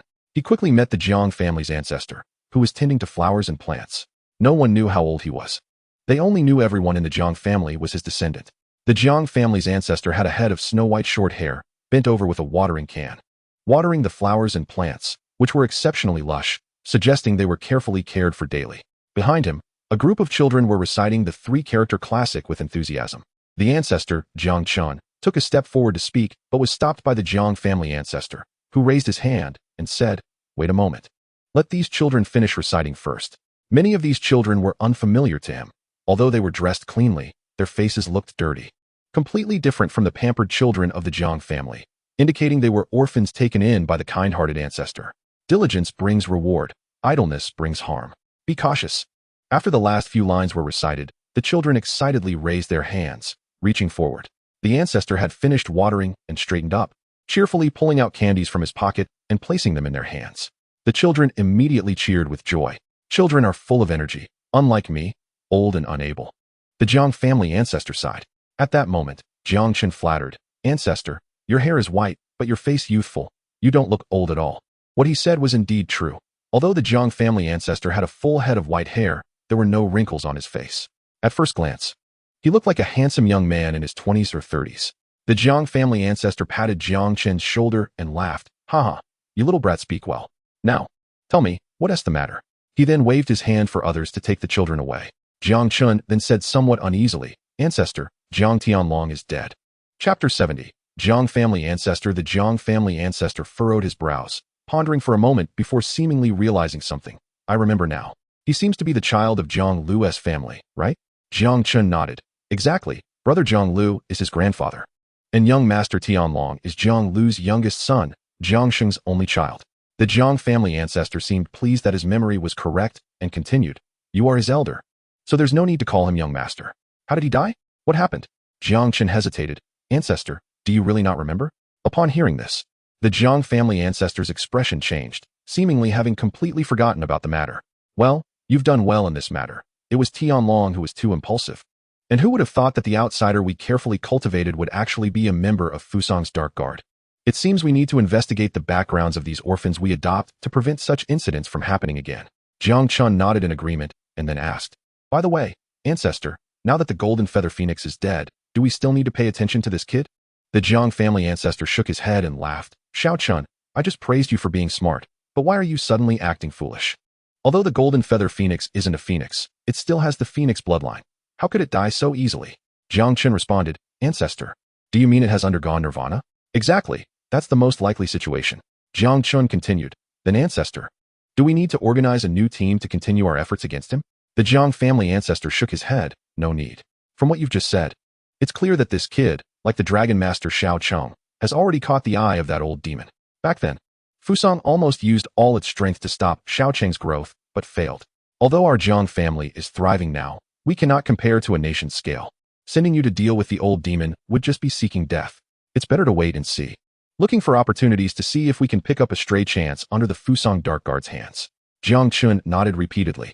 But then his expression turned somewhat ugly as he said, Ancestor, Tianlong is the most outstanding genius of brother Jiang Lu's lineage. He definitely won't be reconciled to his grandson dying without a clear reason. Should we stop him? The ancestor of the Jiang family thought for a moment and then shook his head, saying, aside from Tianlong, there really aren't any more outstanding talents in Jiang Lu's line. It's a pity about Tianlong. I was originally thinking that once we obtained a diamond-level monster, I would help Tianlong form a contract and try to cultivate a true level 100 warrior belonging to our Jiang family. Now it seems that's just a wishful thinking. As he spoke, he trimmed a lush bush, saying, if he wants revenge, let him go. It will also allow us to see how strong the dream demon is after all these years, even in old age. The ancestor spoke lightly. But Jiang Qin couldn't help but shiver at the sight. Perhaps to the ancestor, the current Jiang family, although strong, was like that bush, with too many branches becoming a burden that needed to be pruned. This time, it was Jiang Lu. Would it be his turn next time? While Jiang Chun was lost in thought, the ancestor had finished his work and started to walk over to a rattan chair woven from vines to rest. Seeing this, Jiang Chun quietly withdrew. The vines used to weave the chair were actually still alive, stretching out from the ground to support the ancestor of the Jiang family, drawing unseen blood-colored energy from the earth above for him to absorb. His appearance seemed to become a bit younger, and with his dry, white hair, he looked quite eerie. Suze had been in the underground space for 3 full days, and just as he began to doubt whether that tiny flame could help Feng Qingyi achieve her rebirth, a weak soul communication came through the contract. Master, are you there? Suze hurried to the furnace, looking at the small bird egg floating in the flames, and said, I'm here. The eggshell had already developed fine cracks, seemingly ready to hatch at any moment. Suze thought there might be an accident that would cause her to fail to hatch, but he heard Feng Qingyi's voice, filled with comfort, say, Master, where did you find this flame? It's so comfortable. Suze was speechless. Comfortable? Fine, as long as you're happy. When can you successfully achieve rebirth? Feng Qingyi's cheerful voice replied, as for rebirth, I can end it at any time now. But this opportunity is just too rare. The power in this flame is abundant. I can not only absorb it to level up, but also use the chance of rebirth to purify my bloodline. When we monsters are still in the egg, everything is not solidified, and the plasticity is at its highest. If I end my rebirth now, the absorption effect won't be as good. So I've decided to extend my rebirth time and absorb as much of this flame as possible. If I succeed, I can enter the maturity period as soon as I hatch, she said excitedly. The maturity period for a diamond-level monster is above level 75. Compared to before rebirth, that's a leap of over 10 levels. It's worth noting that the higher the level, the harder it is to improve. Breaking through 10 levels in a row is practically impossible for high-level monsters. So Suze no longer urged her. He only asked, how much longer do you think you'll need? Feng Qingyi thought for a moment and said, at least a month, but it might take up to half a year. Suze frowned at the mention of half a year. The enemies he currently faced were no longer something the Void Spirit Turtle could deal with. Although Suze publicly claimed that his diamond-level monster had died, which deterred many people's attention, there were always some who would come to test him. So for safety, he needed a stronger monster. Suze took out the platinum egg that needed to be hatched under strong gravity. This was his reliance. After these days of improving his mental strength level, he had gained another contract slot. He just didn't know where to find a strong gravity field. Before that, Suze first entered the system space.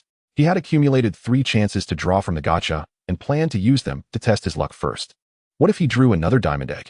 After all, he now had 1 extra contract slot, and good resources should be used wisely. As the gacha machine spun, the first 2 draws were predictably bronze and silver-level monster eggs. But on the 3rd draw, a familiar dazzling white light burst forth. Another platinum level? Although it wasn't the ideal diamond level, it was still good. If an ordinary person heard this, they would be furious. How could he not be satisfied with a platinum-level beast? Suze looked at the new platinum egg and started to have other thoughts about the one in his hand. Chapter 71, Unexpected Good News. Eat it. That seems a bit extravagant. Suddenly, a figure appeared in Suze's mind. Captain Gua had helped me many times, and this time I got him involved. Why not give him this egg? Among the several experts in Beishan City, aside from Xiao Su, who had an ambiguous attitude towards him, the other 2 were quite friendly. Now that Gua Linshan had lost his beast because of himself, Suze felt guilty for not helping him. It was decided. After making the decision, Suze left the underground space. The sun, which had not been seen for 3 days, was very dazzling to Suze, and he couldn't help but close his eyes. Linshi still looked lazy, watching him come out from underground without any surprise. What's wrong? Did that little bird achieve rebirth? Suze nodded, saying sort of, but she wants to continue using the flame to improve herself, so she hasn't chosen to hatch. Suze didn't hide it. After all, the underground space, including the flame, was monitored by Lin Shi. If Feng Qingyi wanted to use it to level up, she had to inform Lin Shi. Lin Shi nodded and did not stop him. So why are you coming out now? There are many people outside who want to test whether your beast is really dead or just a rumor. Are you thinking of following through on your promise to help me with the old man? I tell you, these past few days, it's been your little girlfriend helping you with the work. Little girlfriend? Suze thought for a moment and guessed that he was talking about Su Yao. In fact, it was indeed the case. Suze hadn't shown up for many days, and with all the rumors about him swirling outside, Su Yao was quite worried. In the end, under Su Yiming's hint, she found Lin Shi and had been pestering him for news about Suze these days. After learning that Suze was fine, she finally breathed a sigh of relief and, as a reward, took on all the work in the breeding area. In a little while, she would be coming over to help after class. Suze also thought of reporting his safety to Su Yao before finding Guo Linshan, but Lin Shi, while rocking the rattan chair, said, "By the way, since you're out, do you want to take the opportunity to send Guo Linshan off?" "Captain Guo, what's wrong with him?" Suze asked. Lin Shi said, "He has resigned. Starting today, he will no longer be the captain of the Daxia Spirit Guard in Beishan City." Suze's eyes widened. "Why? Is it because of this incident that the military headquarters blamed him? That shouldn't be. This is entirely Zhang's fault." Lin Shi replied. Although the Eastern Legion sent people down to investigate and prove that this incident had nothing to do with Guo Linshan, they couldn't do anything to the Zhang family. In the end, they had to push the blame entirely onto the Fuso's Dark Guards. However, Guo Linshan's age is indeed getting up there. And with the loss of his strongest beast this time, he is no longer strong enough to hold the position of captain. Given Guo Linshan's strength and age, he was already close to the retirement requirements of the Daxia Spirit Guard. This is also why he was so eager to find monster cores. After this incident, his retirement was officially put on the agenda. Suze couldn't wait for Su Yao any longer and hurried towards the direction he remembered. Without Feng Qingyi's help, his speed was significantly slower. Fortunately, after walking this route so many times, he had memorized it well. Before long, he found a new campsite. Located slightly east of the ruins of the old camp, they had built a fully functional campsite in just a few days, working at the speed of soldiers. Some of the more demanding facilities were still under construction. This time, he didn't encounter any surveillance, which he found a bit strange. However, once he entered the camp, everything made sense. Everyone was gathered to send off Guo Linshan. Although he was older now, he still had a strong spirit, but he appeared to have aged considerably. The Daxia Spirit Guards were the soldiers of this world. Guo Linshan noticed Suze's arrival immediately and waved his hand, allowing the crowd to part. "What are you doing here? I heard from that old senior that you were in closed-door training." In the past few days, Guo Linshan had found the Beast Taming University and met Lin Shi. Combining that with the earlier incident where the Fusang Dark Guards collectively fell into a dream in front of him, he easily guessed Lin Shi's identity. Knowing that Suze had Lin Shi protecting him allowed him to retire with peace of mind. Guo Linshan, like an elder to Suze, gently patted his head. He was genuinely pleased with Suze, especially since he had no children of his own. Suze was slightly moved by his gesture. Seeing this, Guo Linshan laughed and said, "Why the long face? Let me tell you some good news that only we spirit guards know about in Daxia." Suze raised his head, genuinely unsure what kind of news could make him happy in this situation, until Guo Linshan said, "The Futa Mountain over in Fusang has erupted. Unlike our last Tianyun volcano incident, which was a dud with no casualties, I've heard their losses are severe. Even the Dark Guards lost several squads. Haha, how satisfying. When they plotted against Tianyun volcano, everyone was at a loss. Now it's their turn." This news truly lifted the cloud of worry from Suze's heart. For the people of Daxia, nothing could be more uplifting than seeing Fusang suffer a setback. However, while Futa Mountain was indeed more active than Tianyun volcano, it shouldn't have reached the point of eruption yet. Could it be? Suze looked at Guo Linshan, who was smiling at him, and leaned closer to whisper. "The Fusang Dark Guards have plotted against us so many times. Do they really think the Daxia Spirit Guards are pushovers? This operation is led by Lord Xiaocheng. Our Eastern Legion is spearheading a revenge mission with the goal of triggering the eruption of Futa Mountain, not for any other purpose." Haha. It's a pity I got caught up in this. Otherwise, I might have been able to take part. Suze's head snapped up, not expecting even the 100-level battle god to get involved. It seemed like just triggering Futa Mountain wasn't enough. But what he didn't know was that Xiaocheng hadn't actually taken action. He simply flew around the entire Fusang archipelago on the Baiyun Jiaolong. As a result, everyone on the island was restless. Their emperor and the high-ranking members of the Fusang Dark Guards brought out all 3 divine artifacts and stood ready. While all attention was focused on Xiaocheng, the Daxia Spirit Guards could take action. They then left swiftly, which caused them massive casualties. After all, the sacrificial spirit of the Daxia Spirit Guards was something they could never learn. Chapter 72. The gloomy place Guolinshan was very happy and said, I didn't expect to hear such good news just before my retirement. It's worth it. He waved his hand and said, everyone, no need to see me off. All good things must come to an end. The crowd reluctantly said, Captain, I'm no longer your captain. A new captain will arrive in a few days. He then looked at Suze with some concern and quietly said, from the internal news I've received, it seems that someone from the Jiang family is very active in wanting my position, clearly targeting you. I've tried my best to stop it, but the outcome is still uncertain. You need to be careful. Suze nodded in response. This was Guolinshan's biggest concern, but thinking of Suze's teacher, he felt a bit relieved. The crowd sent him to the camp entrance, but as they were about to step out, Guolinshan shouted loudly, what are you doing? Don't forget your identities and responsibilities. Only Suze followed behind Guolinshan. Don't forget, even though I've joined the Daxia Spirit Guards, you personally said that before graduation, I don't need to carry out any orders or tasks. Guolinshan didn't say anything further. He intentionally led the way to a secluded area, wanting to see what Suze had up his sleeve. Now, he still felt quite surprised. How had he managed to hide a head-sized egg in such thin clothing? Did he have an ultra-rare space-type beast? Before Guolinshan could react, Suze stuffed the egg into his hands. Captain Gua, no, I should call you Old Gua now. This is a farewell gift for you. Please accept it. Unlike Wang Zi, Guolinshan had encountered golden-level beast eggs before, so he could feel right away that this egg was of a higher level than golden. Does that mean? However, Suze jumped back and refused to accept it. Old Gua, just keep it. You don't need to worry about me. I have something better. Better? Guolinshan looked at him in confusion. Something better than a platinum-level beast? Could it be his diamond-level beast hadn't died? Guolinshan was shocked, but didn't ask further. He knew he couldn't expose anything until Suze had sufficient strength. However, he still declined, saying, this beast egg is a waste for me. The death of my armored rock rhinoceros has severely damaged my mental strength due to the contract. I can't contract any other beasts now, not even freshly hatched ones. So even if you don't want to contract it, you can exchange it for training resources to quickly enhance your strength to deal with the Jiang family's troubles. Suze shook his head and continued, Old Gua, I don't know how to explain this to you, but my beast egg is different from other beast eggs. As long as you can meet its hatching conditions and successfully hatch it, you can complete the contract. Oh, Guolinshan looked at Suze suspiciously. He had lived most of his life, but had never heard of such a thing. But if this were true, Guolinshan realized it was a huge secret, and Suze telling him indicated his trust, so he no longer doubted it. Seeing this, Suze continued to persuade, Old Gua, you just mentioned that I'm being targeted by the gigantic Jiang family. As an orphan with no backing, I've only had you to help me. So giving you this egg is not just helping you, it's helping me too. I'll wait for you to break through and return, becoming even stronger to help me. With Suze saying this, how could Guolinshan refuse? After successfully transferring the beast egg through a blood ritual, Suze suddenly said, by the way, I forgot to tell you, Old Gua, the hatching conditions for this egg are quite strict.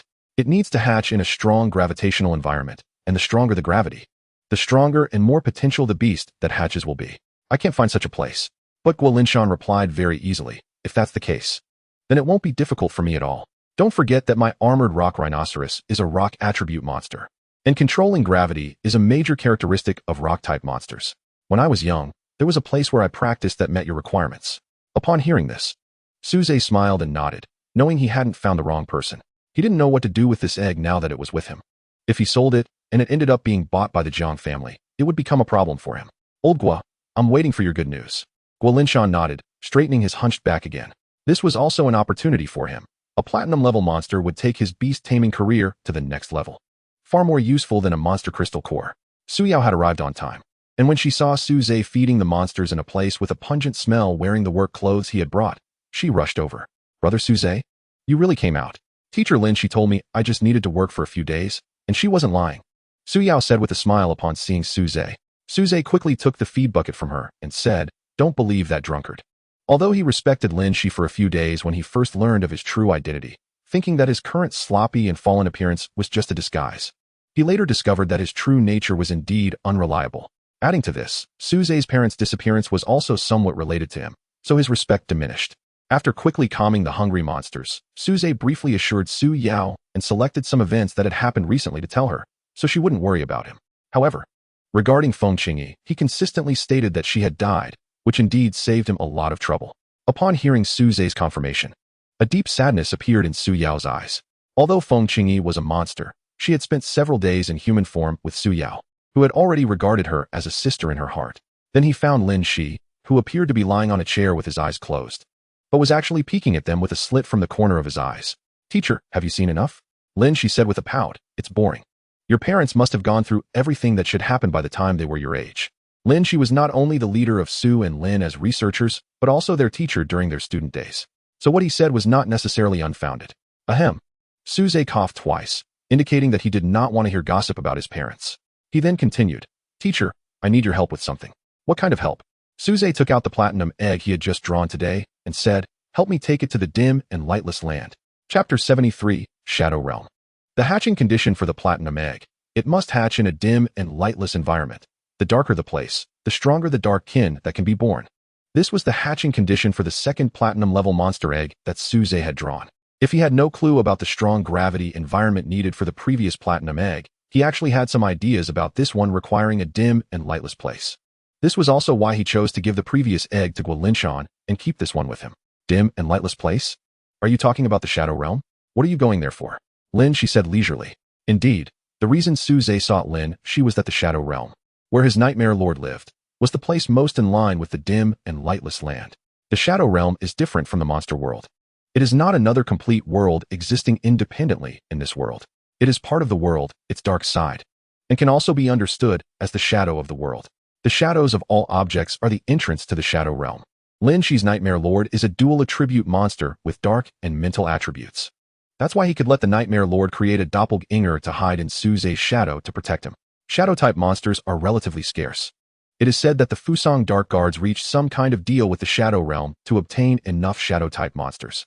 But aside from that, the only person Suze had encountered who had a Shadow-type beast was Lin Shi. So if he wanted to go to the Shadow Realm to hatch the Platinum Egg, he had to ask for Lin Shi's help. Lin Shi looked at him with some surprise, but did not say much. He just stood up from the recliner and swayed as he said, "Let's go. Come with me inside." Seeing this, Suze hurriedly followed behind him. Su Yao wanted to come over, but was stopped by Suze, who said, "I'm fine. It won't take long. You wait outside for now." Her current strength was too weak, and it was inconvenient for her to get involved in Suze's battles. It was better for her to know as little as possible. "Okay," Su Yao said somewhat aggrieved, stopping in her tracks. Suze, seeing this, apologetically ruffled her hair. Once inside, Lin Shi did not waste words. Suddenly, his shadow came to life and wrapped around their feet. This is another benefit of shadow-type monsters. They can stay in the Shadow Realm to enhance their strength without needing to enter the Beastmaster's beast space. This greatly reduces the time it takes for Beastmasters to summon their monsters. Just as Lin Shi's shadow expanded and spread under their feet, the solid ground suddenly turned into something like a water surface, causing both of them to fall through. The moment they felt weightlessness. Suze hadn't had time to scream before he felt his feet touch the ground and landed safely. "Wow, we're here? Is this the Shadow Realm?" Suze looked around and found that it was indeed much darker compared to the real world. A dim sun hung in the sky, casting a cold light as if it were dead, making the Shadow Realm not entirely dark. The Shadow Realm also had many plants, but the branches of the trees looked as if they were dead, twisted, and deformed. Occasionally, a huge vertical eye would open on a tree trunk, staring intently at anyone who looked at it. Eerie and terrifying. It seems he had entered the Shadow Realm many times already. Beside him, the Nightmare Lord finally revealed its true appearance in the Shadow Realm. Contrary to Suze's expectation of a nameless black monster covered in tentacles, it looked exactly like Lin Shi, just much darker. A human, like Lin Shi's shadow. What's so surprising about that? Lin Shi looked at Suze and instructed. Your diamond-level monster can turn into human form right after birth. Although the Nightmare is a platinum-level monster, it has a higher level, so it can transform. That's quite normal. It just chose to take my form, the one it's closest to. The bloodline of a platinum-level monster is only one rank lower than a diamond level, although it cannot transform. Being able to communicate with humans right after birth is not a problem. However, to transform, it must reach full maturity. This means that the Nightmare Lord's level is as high as the upper limit of platinum level, level 90. Lin Shi is also likely a level 90 Beastmaster. As the president of Qinglong Beastmaster University, he was the strongest in Beishan City back in the day. Now, Xiao Su Guolinshan and Yu Xinghua seem to be quite a distance from Lin Shi. What are you still standing there for? The Shadow Realm has brought you here. Hurry up and do what you need to do, Lin Shi urged from the side. Humans cannot stay in the Shadow Realm for too long. He is not one of those Fusang Dark Guards who have been mentally and physically eroded by the shadows. However, Suze hesitated and said, Teacher Lin Shi, isn't there a bit of light, even in the Shadow Realm? He pointed to the sky and said, that sun, although the light is dim, does indeed bring light to the Shadow Realm. It's not the dim and lightless place I'm looking for. Lin Shi laughed upon hearing this and said, "You're making a big mistake. Have you heard of the concept that extremes lead to opposites? The Shadow Realm, as the place with the densest and most abundant dark elements, is where such a sun was born. However, paradoxically, it does not represent light, but rather the purest darkness." Suze nodded at this, but he was still unsure if this met the conditions for hatching the platinum egg. Lin Shi, seeing this, said, "If you are looking for the darkest place, I know of one. It is a fragment that fell from the dark sun of the Shadow Realm. Since it has detached from the dark sun, it does not meet the conditions of extreme opposites, becoming pure darkness." Upon hearing this, Suze quickly nodded, and Lin Shi had a nightmarish lord, who looked exactly like him, lead the way. The place Lin Shi mentioned was not far. Soon, Suze saw what he referred to as the ultimate darkness. It was a massive dark meteorite, about 6 stories high, devouring all surrounding light. There were no better words to describe it other than darkness. Yet, within this dark meteorite, there were many flat humanoids with extending tentacles, moving in and out like bees diligently collecting nectar. Upon closer inspection, one would find that their 2 longest tentacles were indeed grasping onto some colorful or murky auras, just like bees holding onto pollen. Sure enough, the usually taciturn, nightmarish lord spoke. "This is my home, and they are all nightmares, my children." Chapter 74. The system showed its flaws. The nightmarish lord is not only his race, but also his status. He is the king of the nightmare race in the Shadow Realm. Ordinary nightmares are silver-level beasts, with a few reaching gold level, which can be distinguished by their size. He has reached platinum level, making him the most special existence among nightmares, known as the Nightmarish Lord. Upon the Nightmarish Lord's return, the other nightmares all respectfully welcomed him. Their bloodlines and levels were insufficient, preventing them from speaking. However, they respectfully presented the most beautiful and the worst dreams they had collected to the Nightmarish Lord. They did not care about good dreams or nightmares. What they liked most were the strongest and most genuine emotions of humans hidden within the dreams. The rest was merely a matter of taste. The other nightmares also maintained the same respect for Lin Shi, the master of the Lord, but were slightly cold towards Suze, who didn't mind. Suze found it strange that, as a human beast master, the Nightmarish Lord could still manage a group. Seemingly sensing Suze's confusion, Lin Shi explained, "This is also an advantage of dark attribute beasts compared to other beasts. Generally, after forming a contract, beasts can only reside in their master's beast space. However, because dark attribute beasts can stay in the Shadow Realm, they can continue to manage their forces before the contract." He added, "For ordinary beasts, one reason they are willing to contract and become human beast masters is that the beast space born from the contract greatly helps their level advancement. But dark attribute beasts are different. They only have the fastest advancement speed in the Shadow Realm, which makes it difficult to subdue them. I also signed an equal contract with the Nightmare due to some fortuitous circumstances, but I have no way to help his kin. Otherwise, I could help the Great Xia Spirit Guards cultivate a team with hidden abilities not inferior to the Fusang Dark Guards." The Nightmare beside him said, "Master, I respect my kin's choices." Lin Shi replied, "Rest assured, I am not blaming you. I am just curious about how that group of Fusang Dark Guards managed to do it." Over the years, he had also tried to find traces of the Fusang Dark Guards in the Shadow Realm, but found nothing. Although there is a certain connection between the Shadow Realms. For example, they all shine under a dark sun. Each Shadow Realm also has boundaries that are difficult to break. Therefore, unless by chance, he and the other Fusang Dark Guards hid in the same shadow, it would be difficult for even Lin Shi to see them in the Shadow Realm. After the small talk, Suze also obtained the consent of the Nightmare Group to allow him to place the Beast Egg in the Nightmare's residence. The fragment of the Dark Sun. The pure dark attribute of the Dark Sun made it very comfortable for the dual attribute nightmares to reside there, even improving their leveling speed significantly. Therefore, under normal circumstances, they would not allow other beings to approach. However, Suze was a guest brought by the Lord, and since it was only an egg, it probably wouldn't consume much power from the Dark Sun. The nightmares thought so and even took the initiative to help Suze bring the platinum egg to the center of the Dark Sun.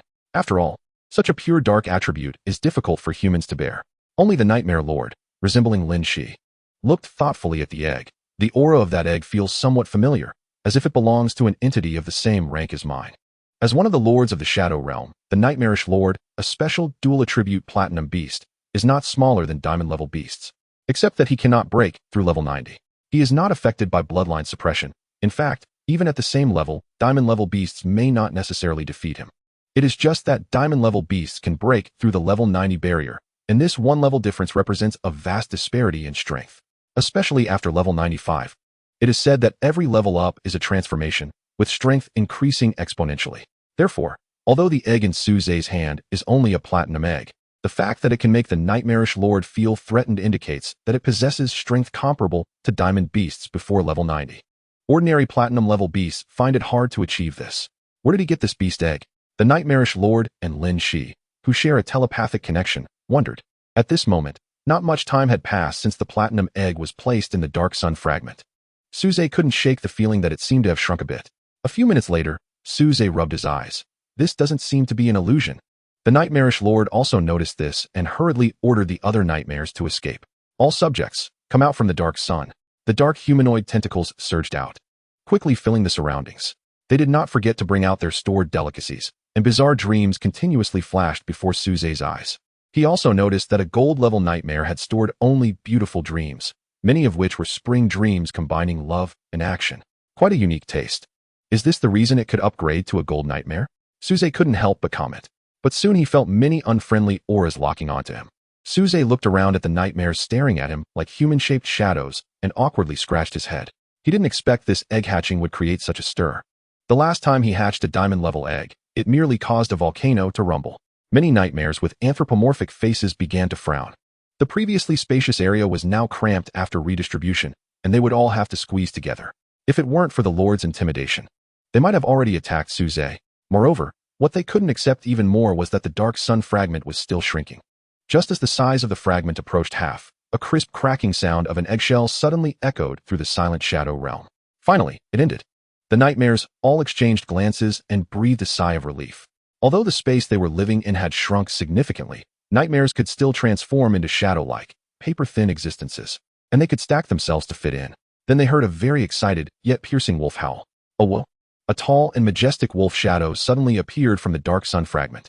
It let out an extremely excited howl towards the dark sun in the sky, then began to lower its head to gnaw at the remaining dark sun fragment.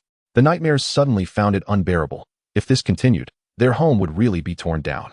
They were just about to fly over and teach the newly hatched unknown beast a lesson when the Lord stopped them. The Nightmare Lord looked at the equally happy Suze and said with confusion, "That is the Shadow Moon Wolf King. One of the strongest Lord-level beasts in the Shadow Realm, powerful and unique. It is said that not long ago, the old Wolf King was attacked and, before dying, condensed its bloodline into a beast egg. When the enemies found it, they couldn't discover it. Why is it here with you now?" The Nightmare Lord's question left Suze stunned. It seemed he had caught a flaw in the system. Chapter 75. Why does this wolf look a bit like a husky? However, Suze still had to rely on the system and couldn't afford to offend it, so he didn't dare to press too hard. He could only keep this question in mind and endure for the time being. The shadows in the dark sun fragments were still gnawing away incessantly, which made the nightmares anxious, but they didn't dare to move forward to stop it because of the Lord's obstruction. They could only watch helplessly as the already small dark sun fragments became even smaller. Soon, it was gnawed down to 1/5 of its original size, and the wolf's shadow finally stopped, letting out a loud belch. The nightmares immediately surged over, only to look at the broken dark sun fragments in despair. It wasn't just eating, it was also dismantling. The remaining fragments were scattered, making it impossible to stay any longer. At this moment, the Nightmare Lord spoke up. "There's no need to be so dejected. We can just move somewhere else. We nightmares are dual attribute beasts, and the dark sun is the purest dark attribute. In the short term, it can indeed enhance our leveling speed, but over time, the attribute imbalance will be harmful. That's why he has long wanted to move the nightmares. Today just happens to give him this opportunity." Although the other nightmares were still somewhat reluctant, they understood that the Lord was speaking the truth. The dark attribute overshadowed the mental attribute, making it difficult for them to enter human dreams to feed now. Compared to hunger, a slightly worse living environment was nothing. After eating and drinking to their fill, the newly hatched Shadow Moon Wolf King also walked out from the dark sun. Although it had just hatched not long ago, perhaps due to absorbing enough energy during the hatching process, it directly skipped the relatively weak juvenile stage and entered the growth stage. "So this is the Shadow Moon Wolf King? No wonder it's a Lord-level beast like you. It looks quite majestic," Lin Shi exclaimed while drinking. The Nightmare Lord beside him was also very interested. Originally just an ordinary nightmare, it had gradually broken its shackles after being contracted by Lin Shi and had purified its bloodline due to some opportunities, gaining its current Lord-level strength. Therefore, it had not had the chance to fight with other lords of the Shadow Realm and had only learned some information from its subjects.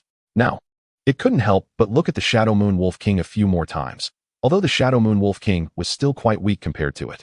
Only Suze, listening to their praises and watching the Shadow Moon Wolf King walk confidently with wise eyes towards him wore a strange expression. Majestic? Did you guys make a mistake? Isn't this just a slightly bigger husky? Indeed, in Suze's eyes, the so-called Wolf King looked just like a husky. It was even a purebred husky with 3 flames and blue eyes. Considering its previous behavior of dismantling the Nightmare's home, there was no doubt about it. This was just a husky. The husky, with its full belly, walked up to Suze and said with wise eyes, "Are you my master?" Burp, so weak.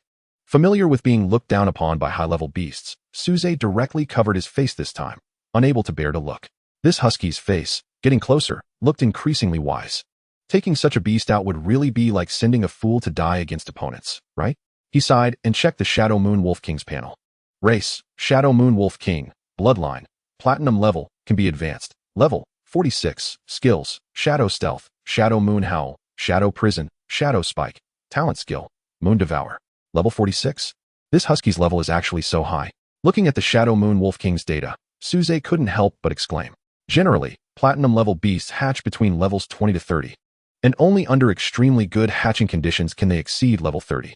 Yet, the Shadow Moon Wolf King, resembling a husky, surprisingly reached level 46 right after hatching, which left Suze astonished. Moon Devour can not only be used in battle to directly devour enemies, but also allows the Shadow Moon Wolf King to absorb power to level up quickly. It had just used the Moon Devour skill to consume the large dark sun fragment down to 1/5. However, this skill also has a drawback. After reaching saturation, it will enter a long cooldown period during which it won't be able to level up at the normal speed of beasts. So, in a way, using the Moon Devour skill to level up is like overextending future time for rapid leveling.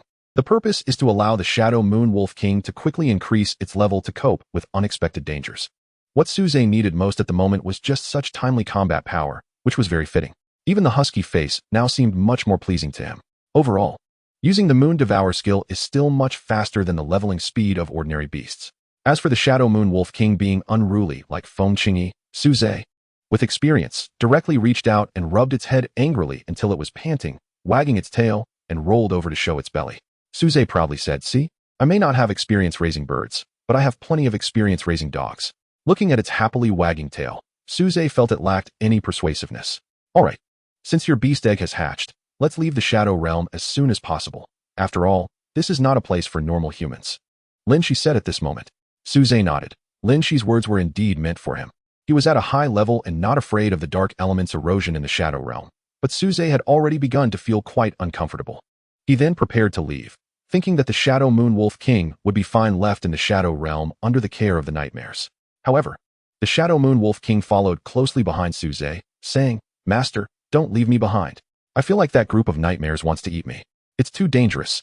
Also, my bloodline memory tells me that there are enemies chasing me in the Shadow Realm, so it's not safe to stay here. Anyway, after using Moon Devour, it doesn't matter where I train. It's better to go with you to the real world to hide." Suze thought this made sense and put it into the Beastmaster space. Now that Feng Qingyi was not around, no one was occupying his Beastmaster space. Lin Shi then took him back to where they had come from, as if passing through a layer of black water curtain. But as long as Lin Shi summoned, he could immediately come out from the Shadow Realm to fight. Just as Suze steadied himself and wanted to go out to greet Su Yao, he heard that the breeding area, which no one usually wanted to visit, seemed particularly lively today. Su Yao, the outside world is saying he's already useless. Just forget about him. Chapter 76. Has he always been so brave? The Shadow Realm is a part of the real world, so the flow of time in both is synchronized. The longer Suze stayed in the Shadow Realm, the longer Su Yao stayed in the real world. Not long after Suze and Lin Shi had just left, a few people came looking, pinching their noses. They were all suitors of Su Yao, but anyone with eyes could see Su Yao's attitude towards Suze. When Suze's reputation was soaring, everyone knew he had a diamond-level beast. Later, he defeated the school teachers with a single blow, which shattered the hopes of those people. Not long after, news came that Suze's diamond-level beast had been killed. Then the rumors became more and more outrageous, and it was even said that he himself had been crippled due to the backlash of the contract. At first, everyone was still skeptical, but as the news from the outside world became more and more heated, and Suze never stood up to clarify, their hearts were already nearly convinced. What they didn't know was that at that time, Suze was accompanying Feng Qingyi to complete her nirvana and had no idea what the outside world was saying. Even if he had known, he wouldn't have cared because it was he who had asked Guo Linshan to help spread the news. Among those present, except for the great Xia spirit guards, most had already died. If Guo Linshan had instructed them to keep quiet, Probably not many people would have known about this matter. However, Suze insisted that Guolinshan help spread the news about his lost diamond-level beast as much as possible. The more people knew, the better. This would help dispel most of the secret scrutiny on him. Of course, it was only most, not all. People like the Jiang family ancestor and Xiao Su, who had extensive connections, could still guess the truth. While the attention of the big shots was diverted, some small fries became even more brazen, like Su Yao's suitors. Su Yao, how can you work in such a dirty breeding area? Don't tell me, like others say, that you're helping that kid Suze work for his teacher? He's already crippled, and doesn't he deserve you doing this for him? That's right. How dare that old man in the breeding area order you around? Do you want us to teach him a lesson?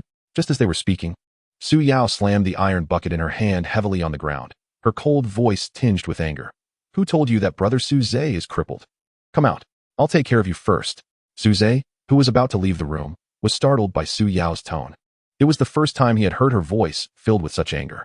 But thinking that her anger was all for him warmed his heart. Lin Shi, who was beside him, patted Suze's shoulder and said, Kid, your little girlfriend has quite the temper. Looks like your days ahead won't be easy. Heh. I have a disciple here, so I don't need to step in. Go ahead, let them know our power. He added, by the way, don't forget to accidentally involve those nearby beasts when you make a move. I want to have a little extra meal today. He then pushed Suze out. Seeing Suze suddenly appear, the few who had been so boastful just a moment ago all took a step back in unison, feigning calm. Su Yao was also momentarily stunned before she blushed and walked up to Suze, asking in a voice as soft as a mosquito's, Brother Suze, when did you arrive? Did you hear everything just now? Suze nodded, looking at Su Yao, who stood up for him, with a gratified expression. But Su Yao just wanted to find a crack in the ground to hide herself. Why did she have to be overheard? Her ladylike image was ruined by her own shout. Her captivating appearance not only mesmerized Suze, but also attracted the attention of her suitors. But thinking that this was not a pose she had put on for herself, she started to feel embarrassed and angry. Suze, have you heard that your beast has a problem? The leader, a rather hefty and stable-looking man named Zhu He, tentatively asked. Upon hearing Suze admit it, the others exchanged glances and were immediately overwhelmed by a sense of confidence. Zhu He spoke first. Suze, since you know you're now a cripple, don't cling to Su Yao anymore. You're not worthy. Just as Su Yao was about to jump in and defend Suze again, she was pulled behind Zhu He, who said with a menacing glare, Not worthy? Then who is? You? Surprisingly. Zhu He nodded with a lack of self-awareness. Anyone is more worthy than you. Suze, enraged to the point of laughter, pointed at the innocent black-scaled pig happily eating beside him and said, Worthy? I think you're quite suitable to mate with it. The fat man was already sensitive about being compared to a pig, especially regarding mating. Zhu He immediately flew into a rage. Cripple, this is what you asked for. Saying that, he summoned his beast, a short-bodied canine monster. He didn't even master the beast's weaponization, charging at Suze with both his beast and himself. Suze was not to be outdone and summoned the void spirit turtle, pointing forward, jet water gun. A water stream much thicker than before shot out rapidly, sending both man and beast flying. Even with his considerable weight, he was launched over 10 meters, landing precisely in front of the black-scaled pig's trough. The black-scaled pig, happily eating, licked Zhu He's face a few times, which scared him so much that he screamed and fainted. Suze looked at the remaining few trembling individuals and asked, Has he always been this brave? Although I lost a beast, my level crushes him by more than 10 levels. Does he still dare to come at me?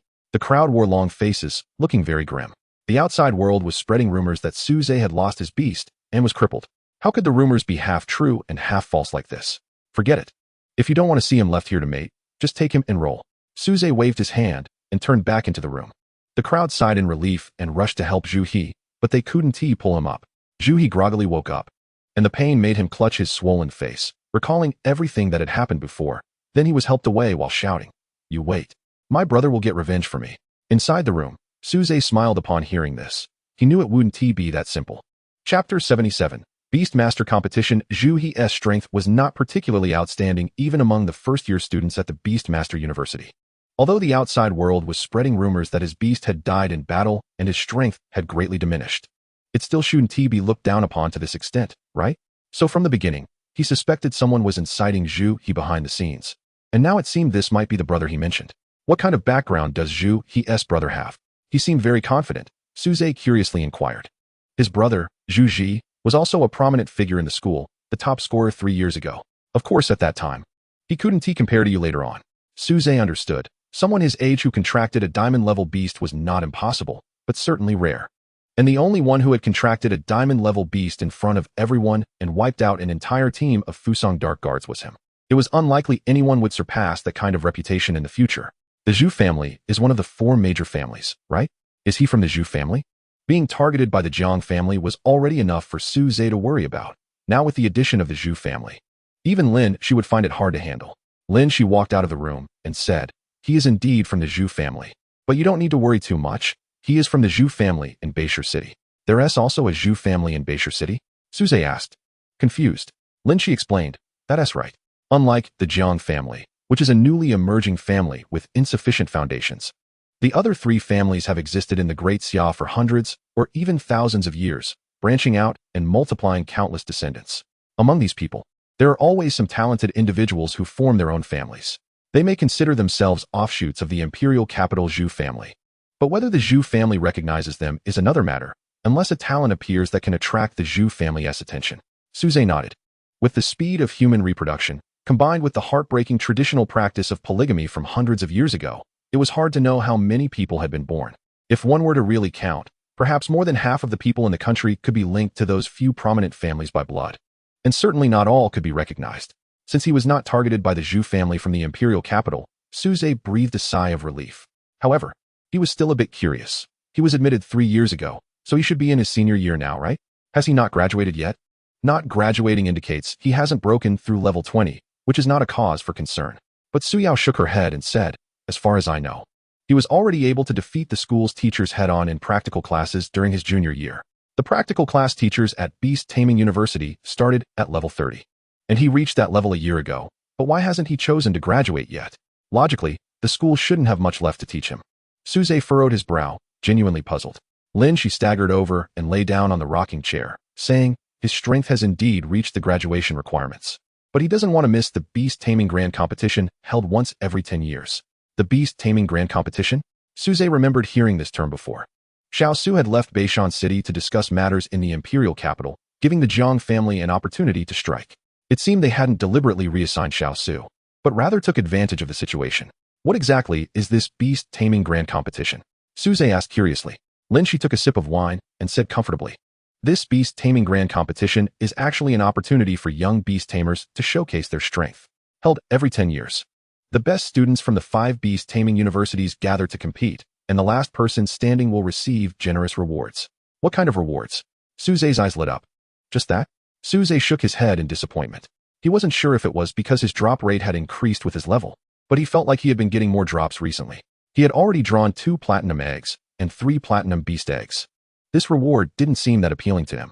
Lin, she seemed to sense Su Zhe's loss of interest and added, "But based on the timeline, the rewards this time should be the same as those from 60 years ago, a phoenix fruit." Phoenix fruit? Su Zhe knew about the phoenix tree, also called the phoenix tree, with the saying that a phoenix nests in the phoenix tree, but in the end, it was just an ordinary street tree. However, since it could be used as the final prize for the Beast Taming Grand Competition, this phoenix fruit must be extraordinary. Just as he was about to ask further, Lin, she said, "Actually, it's nothing special. It's just that this fruit has the effect of purifying bloodlines. It's said to have a certain probability of helping beasts break their shackles, and it even has some effect on diamond-level beasts. Of course, only the first fruit is effective." Su Zhe understood and was intrigued. What does breaking the shackles mean? It means it can elevate a platinum beast, whose original limit is level 90, to a diamond beast with a limit of 100. He was targeted by the Jiang family precisely because he had a diamond beast, so they would certainly value this phoenix fruit highly. Moreover, from what he understood now, there were also classifications among diamond-level beasts, based on the level and concentration of their divine beast bloodlines. His golden feather phoenix belonged to the upper tier because it had the bloodline of the top divine beast, the phoenix, allowing it to upgrade all the way to level 100. Xiao Cheng's azure cloud dragon also had the bloodline of a top beast and could easily reach level 100. However, for ordinary diamond-level beasts, every level after 95 is a hurdle, so this phoenix fruit would still have an effect on diamond-level beasts. Since there was a chance to compete for such a rare treasure, Zhu Ji naturally didn't want to graduate just like that. But the question was, why was he targeting himself? Was it due to a lack of confidence in his own strength, thinking it better to grab a diamond beast than to risk not getting the phoenix fruit? That didn't seem right, as that premise assumed he still had a diamond-level beast. But since Su Zhe was confident enough to claim he had a diamond beast, there was no reason to fear the so-called Beast Taming Grand Competition, right? Just as Su Zhe pondered the other party's intentions, accompanied by the sound of high heels clicking, his only teacher he had attended class with, Chinexine. The teacher of beast breeding and reproduction, unexpectedly appeared before him. She waved at him, saying, "Suze, Principal Xiao wants to see you." Chapter 78 5 People. Principal Xiao Su. What does he want with me? Suze asked, puzzled. Moreover, the principal not only called for you, but also the top students from higher grades are there. These guys have already met the graduation requirements and are stronger than me. Yet they are unwilling to leave. Then she suddenly realized that, although Suze had just enrolled, he also belonged to this category, so she stopped complaining. Oh, Suze raised an eyebrow. The top students from higher grades are all there, which means Zhu Ji is likely among them. In that case, Principal Xiao is probably selecting people to participate in this so-called Beast Taming Grand Competition. As a freshman, if Principal Xiao has taken notice of him, then Zhu Ji must have just been testing his strength to see if he could pose a threat to him in the competition. In fact, Suze wasn't very interested in this so-called competition to showcase the strength of the younger generation. As the saying goes, the bird that sticks its head out gets shot, and the tree that stands out will be blown down by the wind. If he performed too dazzlingly, he might never have peace in the future, facing potential assassination attempts wherever he went. However, the prize Lin Shi mentioned was very attractive to Suze, providing him with a compelling reason to participate. In the underground space, he learned from Lin Shi the truth about his parents' disappearance and the impending disaster facing the world. Given the use of divine beast corpses as anchors, there should be a considerable number of divine beasts in the beast world. Meanwhile, the human world currently lacks any equivalent combat power, which left Suze feeling very insecure. Moreover, Feng Qingyi's bloodline was already outstanding among diamond beasts, and with the further enhancement of the dragon flame seed, it could likely advance even further. Plus, with the phoenix fruit, could it possibly push towards a pureblood phoenix? Only by possessing a divine beast could Suze ensure some protection against the future invasion of the beast world. As for whether the system could draw a divine beast-level egg, Suze had no doubts. As there were some beast eggs in the gacha machine that were rarer than diamond eggs, each with unique colors, he speculated that those were divine beast eggs. However, the chances of drawing them were incredibly small, and Suze didn't like leaving his fate entirely to chance. Therefore, he did not decline and went with Chen Xin to find Xiao Su. To his surprise, Su Yao insisted on coming along. Thinking that Zhu Ji would likely not act against him in front of the principal, Suze did not refuse. Behind the two, Su Yao glanced at Chen Xion's ample bosom and then down at herself. She then lowered her head and sighed. Clearly, she was also a dominant figure among her peers. So why did she feel completely defeated when facing mature women? Was such a weapon really necessary in this world? Along the way, Chen Xion asked Suze many questions. Suze, there are rumors outside that your diamond-level beast is gone. Is that true? Chen Xion said anxiously, as she very much hoped that the news wasn't true, because successfully breeding a diamond-level beast was her goal. And the only person she could interact with who had a diamond-level beast was Suze. But what made her despair was that Suze nodded, confirming the news. After all, he wasn't lying. Feng Qingyi was indeed dead, though she had now been reborn. Chen Xion sighed regretfully, feeling deflated. She started to chat aimlessly with Suze. Suze, I heard from the principal that your father is researcher Su Lin. That's right. Teacher Chen knows my father? Suze asked curiously. Chen Xion seemed to be only 6 or 7 years older than him, so she shouldn't be his father's classmate or colleague. So what was their relationship? My research direction in college is the breeding and origin of demon beasts, so I have read the papers published by your father. His explanation of the origin of demon beasts is very clear and organized. In the academic community, it is generally accepted that demon beasts are not native species of this world. When discussions about their arrival began, whether it was due to invasion, straying, or world collisions, he pointed out that these 3 points are not contradictory. The collision between the human world and the demon beast world provided opportunities for demon beasts to enter the human realm. Some of them actively initiated invasions, with many malicious demon beasts flooding in to conquer the human world. This is how the so-called beast tide came to be. Others were lost. The first batch of demon beasts that entered the human world should be like this. Not all of them were malicious and were willing to cooperate and coexist with humans, leading to the emergence of beast tamers. His views were thorough and reasonable, and everyone was waiting for him to publish a second paper to provide evidence supporting these views. But it never came, until he had an accident. Chen Xion sighed regretfully. Suze knew that it was because his parents had since devoted all their energy to researching how to destroy the anchor points, completely abandoning their once-beloved academic studies. In the course of their conversation, the three of them unknowingly arrived at the bottom of the administrative building. Watching the two of them happily chatting while she couldn't understand anything and couldn't join in, Su Yao felt defeated again. After entering the administrative building, only Suze was going to the principal's office on the top floor. Su Yao continued to go with Chen Xin to the classroom office. casting unkind glances at the pair along the way. Once they entered her father's office, Su Yao immediately asked, "Dad, what was Uncle Su Lin's research direction back then? Hurry and teach me." "Huh, why? I've never seen you so eager about my research content." On the other side, Suze had also arrived at the principal's office. After knocking on the door, he walked in. As expected, just as Chen Xian had said, besides the principal Xiao Su sitting at the main seat, there were 5 young people in their early 20s gathered around, sipping Xiao Su's brewed kung fu tea. "All right, now that everyone is here." Xiao Su stood up and clapped his hands when he saw Suze. "This Suze is the one I mentioned to you who wants to join us." However, aside from the imperial capital Beast Tamer University, the other 4 universities each only have 5 spots for participants. It seems we have one more person now. So who will withdraw? Xiao Su's smile concealed a hint of malice.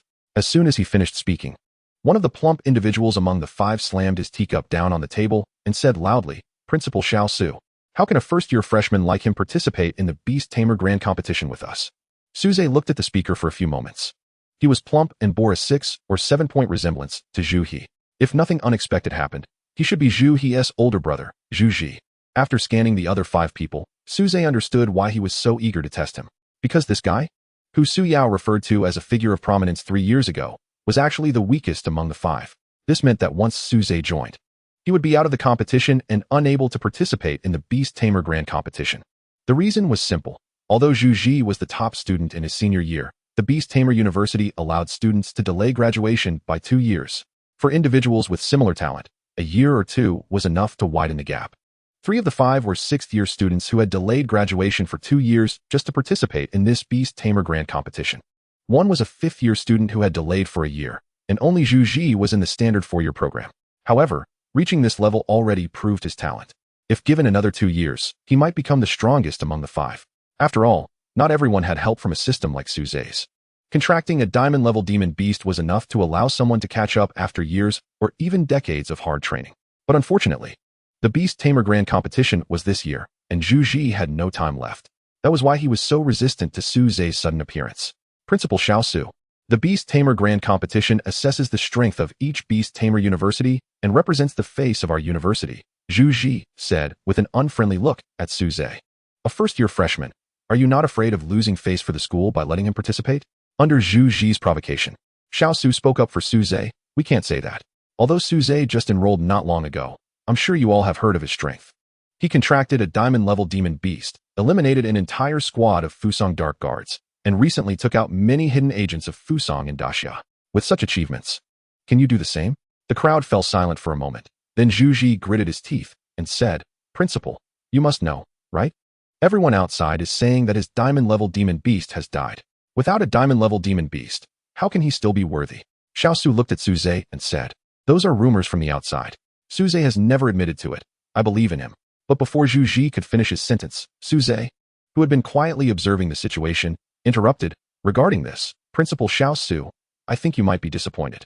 I have indeed lost my diamond-level demon beast, but it is only temporary." Xiao Su was taken aback for a moment, then shook his head and sighed. "Really? What a pity." Meanwhile, Zhu Ji was instantly overjoyed.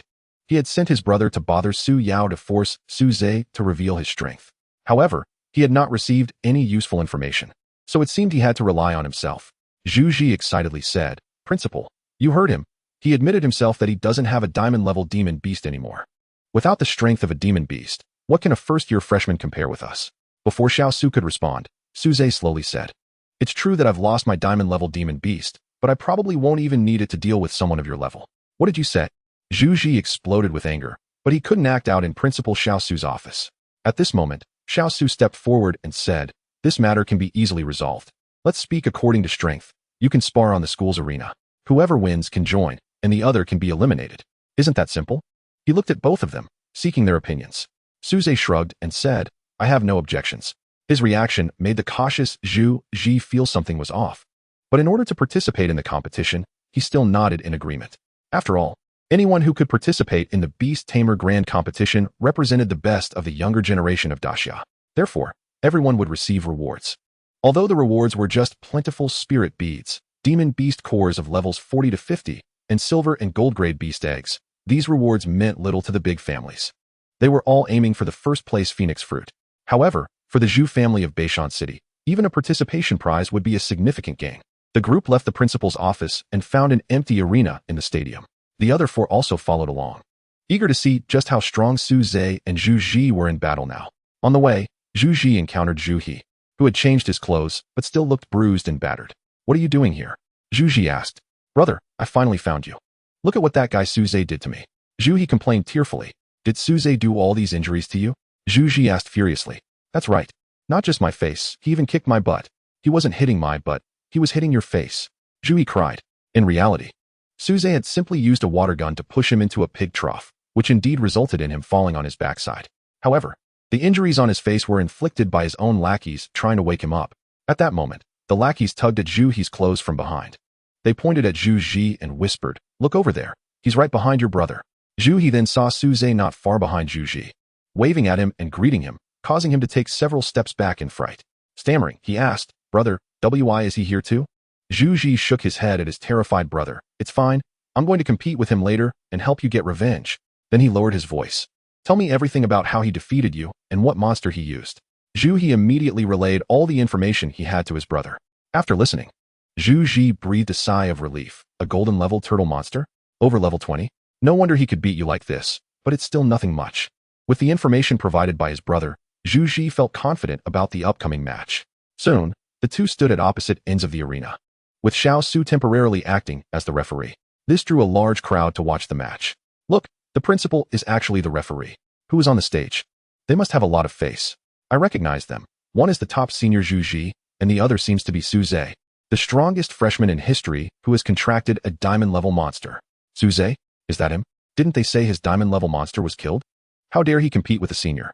Could it be that the rumors outside are all false?" The crowd buzzed with speculation. Zhu Ji also said to Su Zhe, "I want to go easy on you just because you're a junior. You hurt my brother this badly, and I'll return the favor." Su Zhe nodded. "Don't worry, I promise to make sure you two stay consistent." "Humph." Zhu Ji snorted. At Xiao Su's command, the two began to summon their beasts. A golden summoning pattern appeared behind Zhu Ji, indicating that his beast was also golden level. Meanwhile, behind Su Zhe was a shining white light. Is this silver level? It seems the rumors outside are true. His diamond level monster really did have a problem, but he wouldn't be using a silver level monster, right? I remember he had a golden level monster too. Zhu Ji frowned. This was different from the information he had gathered, but the weaker Su Zhe was, the better it was for him. Wait, one of the other four who was about to participate in the beast competition said, "This light is much more dazzling than silver level. This is not silver, it's platinum level." Chapter 80. A wave of ups and downs. The person who recognized it was named Kwang Yi, of average height, but quite good looking. He was the strongest among the five preparing for the beast competition before Su Zhe joined. The light from the platinum level summoning array indeed resembled that of silver level. And given the rarity of platinum level, it was challenging for those who hadn't seen it to distinguish between the two. The fact that he recognized it at a glance indicated that he had likely encountered it before or even had a platinum level beast himself. After all, he was the strongest among the 6-year students at the Qinglong Beast University, so having a platinum level monster wasn't surprising. His voice was low, and aside from the other three people beside him, Zhu Ji on the stage didn't hear him. "Kwang, are you sure it's a platinum level monster?" Li Hong, the second among the five, asked. He was a lean, tall man. Kwang nodded. "I'm sure. This is definitely not silver." The third was the only woman among the five, Lu Yi. She was curvy, dressed youthfully, and quite good-looking, though not quite as stunning as Su Yao. She couldn't help but speak up. "Didn't they say this kid came from a poor background and was an orphan? How come he has such high-level monsters? First diamonds, and now platinum?" The fourth was the only 5th-year student, a burly man named Jiang Jianbin. His concern was, "It seems Zhu Ji is going to be eliminated, and our rankings will need to be reshuffled because of him."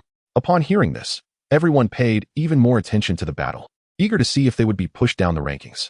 Although Zhu Ji didn't know that Su Zhe had summoned a platinum-level beast, he was aware that Su Zhe still had a golden-level phantom turtle. So, unwilling to be outdone, he summoned both of his beasts, a silver-level jade-scaled snake, which transformed into a suit of jade-colored armor, and a golden beast, the thunder leopard, contracted at great expense by his family when he broke through level 20, which transformed into a pair of claw blades crackling with purple lightning.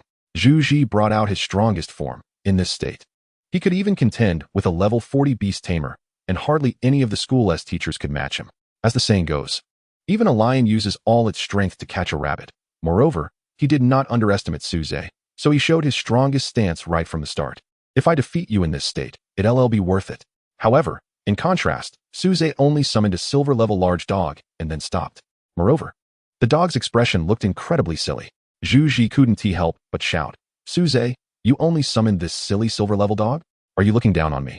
I'm a 37-level beast tamer with a 37-level golden beast and a 35-level silver beast. I brought out my strongest state, and this is how you treat me?" Suze looked at him with a strange expression. It seemed he wasn't the only one who thought the Shadow Moon Wolf King looked just like a dog. He then said, "Who told you this is a silver-level monster? The Shadow Moon is a genuine platinum-level beast." At this declaration, the crowd erupted in disbelief. "Who are you kidding? Do you really think high-level beasts are like cabbages? That's right.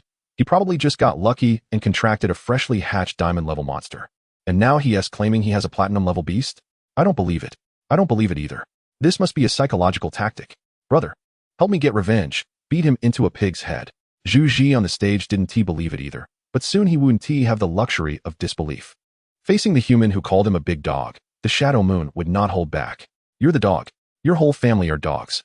Zhu Ji's shadow suddenly came to life and bound him, and then the Shadow Moon Wolf King dashed over and swatted him away with a paw. The crowd was still in shock that the beast could actually speak, not realizing that Zhu Ji had already been knocked off the stage in one encounter. Wait, the beast can actually talk?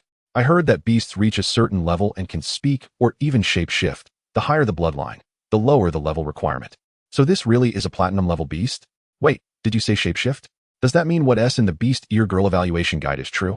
Hehe. You still have to be able to beat a shape-shifted beast first, or be careful of a disastrous outcome. As for Zhu he rushed to Zhu Ji's side to help him up. Zhu Ji was face down on the ground, so his face looked quite spectacular at that moment. At least seeing his brother's appearance, Zhu and suddenly felt balanced. It seemed his situation was still relatively good. Zhu Ji fell from the ring, and Suze won. Accompanied by Xiao Su's announcement, everyone realized that the competition had ended. As they dispersed, they felt a sense of emptiness, as if they had just witnessed something. Yet at the same time, nothing at all. The end came too quickly. Even the few people at the edge of the ring couldn't help but complain. How could Zhu Ji be so useless? Couldn't he hold on a bit longer? What does this even show? Huang Yi sighed and said, "Could you all defeat Zhu Ji so quickly and easily?" Among the three, two exchanged glances and shook their heads. They were Lu Yi and Jiang Jianbin, who ranked third and fourth. Then it was simple. He is stronger than all of you. After that, Suze replaced Zhu Ji's position, forming a new team of 5 competitors. If anyone could defeat them during this period, the spots would change again. Xiao Su only told Suze to train harder in the future to achieve good results and didn't say anything more. This time, there was actually an additional person, a familiar face to Suze, Sun Hao from the Daxia Spirit Guard. Since the camp was destroyed, Suze had been hiding in the underground space, guarding Feng Qingyi's rebirth. "What's wrong, brother Sun? Did you come to find me for something?" Suze inquired. After all, Suze was now part of the Daxia Spirit Guard, so he had to heed the captain's orders. "No problem, but you look so pale. It seems this new captain isn't good news, huh?" Suze asked. Chapter 81. Unwilling to escape Jiang Tianlong's father? Just like a father beating his son. I hope there isn't a grandfather showing up at the end. Suze couldn't help but complain. In fact, Suze wasn't too surprised that a member of the Jiang family took on this captain position. After all, Guo Linshan had already mentioned before leaving that someone from the Jiang family was using connections to vie for the vacant team leader position. Although Guo Linshan had used all his power to stop it, he probably couldn't match up against these big families. However, Jiang Tianlong's father personally taking this position still surprised Suze. After all, the intention was too obvious. "What does he want from me?" Suze asked. Sun Hao shook his head and said, "I don't know, but it's definitely not good." He even brought a team of spirit guards with him, upon just taking office. He had the original office of Captain Guo destroyed, then dismissed all the squad leaders and promoted his own trusted aides. He also doubled everyone's daily training and tasks, making it so that they could hardly stand, and now everyone is suffering in silence. He then spat in disdain. "Those guys dare to call themselves the Daxia Spirit Guard? Just thinking about their sycophantic faces makes me sick. They are just Zhang's private army." It seems Captain Guo was right. The Daxia Spirit Guard's largest and strongest army in the imperial capital has long since changed, decayed. Suze frowned as he hadn't expected the opponent to bring a whole team over. Clearly, Jiang Sheng didn't want to hide his true intentions. He was there for revenge on behalf of his son, not only targeting Suze but all the Daxia spirits in Beishan City. Sun Hao continued, "Suze, this guy coming to find you definitely means trouble. I'm just afraid he'll send his own trusted aides to you, catching you off guard and plotting against you. Which is why I came in person. Just stay at school, pretend I never came, act like you don't know anything. He won't dare to do anything to you at school. Staying at school is indeed the safest, especially since Lin she can protect him. However, Lin she couldn't easily leave the school because she needed to guard the Dragon Corp's anchor point in the underground space, which complicates things. He asked, if I don't go, what will you do? If the message doesn't get through, Jiangsheng won't let you off easily, right? Sun Hao shrugged, saying nonchalantly, then at worst, I won't be part of the Daxia Spirit Guard anymore, and will go find Captain Guo instead. After all, he has been quite bored at home since retiring. You might be disappointed, Captain Guo is not at home right now. Suze casually replied. Huh, where can he be? Sun Hao asked. He was thinking if he didn't show up, would Jiangsheng continue to target those left behind by Captain Guo, who bled and sweated to protect ordinary people. They had once fought to protect him, so Suze couldn't just abandon them. He was unwilling to escape. Brother Sun, no need to trouble yourself. I also want to meet this new captain. Suze made a decision. What? But Sun Hao was about to say something to stop Suze. He was interrupted. Brother Sun, don't be nervous. I have ways to protect myself, and I won't be reckless. If Feng Qingyi could absorb the Dragon Flame Seed and complete her rebirth at this time, Suze wouldn't have to worry at all. A level 75 Diamond class monster could easily retreat even against an 80 level Beast Master. Moreover, the ranks of the Daxia Spirit Guards team leaders are between 60 and 70. Jiangsheng wouldn't be an exception, but the problem was she still needed at least a few months, and Suze couldn't wait that long. So he entered the room alone, and Lin she was already waiting for him inside. Kid, I can't guarantee I can keep you safe, after all. There are many experts from the Jiang family. Lin she stated directly. What is the upper limit of the Nightmare Clone's ability? As long as they are below level 70, they can be instantly put to sleep. Below 75, it requires some time for hypnosis. Above 75, the Nightmare Clone is powerless. Suze nodded. After all, this was just a clone. It should be enough. Can the teacher let the Nightmare Lord's clone enter my shadow again? Just like last time. Lin she took a sip of alcohol and said, the Nightmare Lord's clone has never left your shadow. It just ran out of power when it entered the shadow realm. I had already helped it restore its power. Su Yao appeared at some point, seemingly having learned everything from Sun Hao, looking at him with a worried expression. Suze stepped forward, patted her hand to reassure her, and said, all right, brother Sun, let's set off. But Su Yao pulled his clothes back. Can't you not go? It's very dangerous. Suze sighed and said, Jiangsheng is here to avenge his son. He definitely won tea, just let it go easily. Seeing Su Yao still uneasy, Suze suddenly had an idea and looked into her eyes earnestly. Since you're worried, why not go to the Beastmaster Association and ask President Yu Xinghua for help? He has a good relationship with Captain Guo and takes care of me too. With him around, my safety is guaranteed. Upon hearing this, Su Yao immediately released her grip on Suze's hand. She instructed, then you must walk slowly and wait for me. Don't confront that guy before President Yu arrives. Rest assured. Suze nodded. Su Yao then turned and ran out, hurrying as fast as she could towards the Beastmaster Association. All right, brother Sun, let's go. Aren't we waiting for President Yu?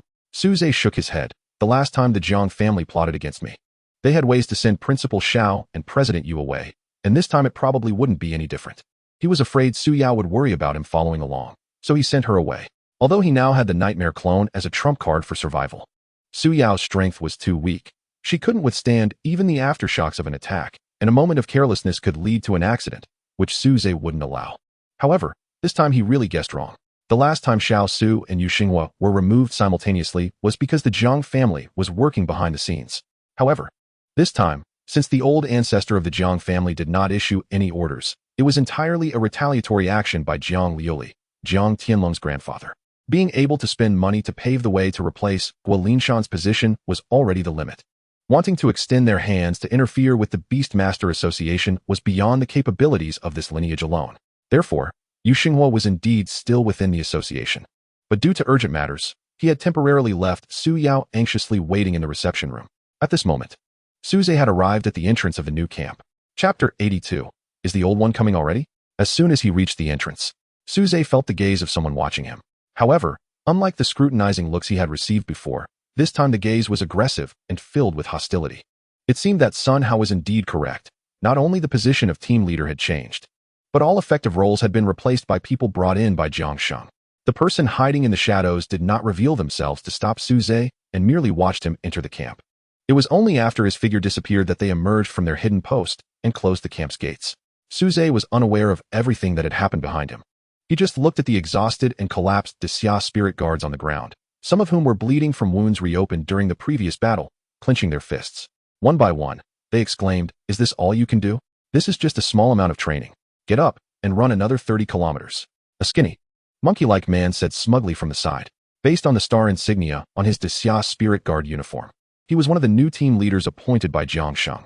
Damn it, didn't you hear me telling you to run? Move it. He pretended to kick a spirit guard who was lying on the ground in pain from a leg injury, but was stopped by Su Zhe, who could no longer tolerate it. He pushed the skinny man to the ground and said, with your scrawny look, what right do you have to train others? You should work on getting your own third leg to stand up properly first. Ouch, damn it, who do you think you are? How dare you lay your hands on me? I'm the team leader now. The duty of the Dixia Spirit Guards is to obey orders. Do you want to be expelled from the Spirit Guards? The skinny man shouted, and those nearby who were idly watching the training all gathered around.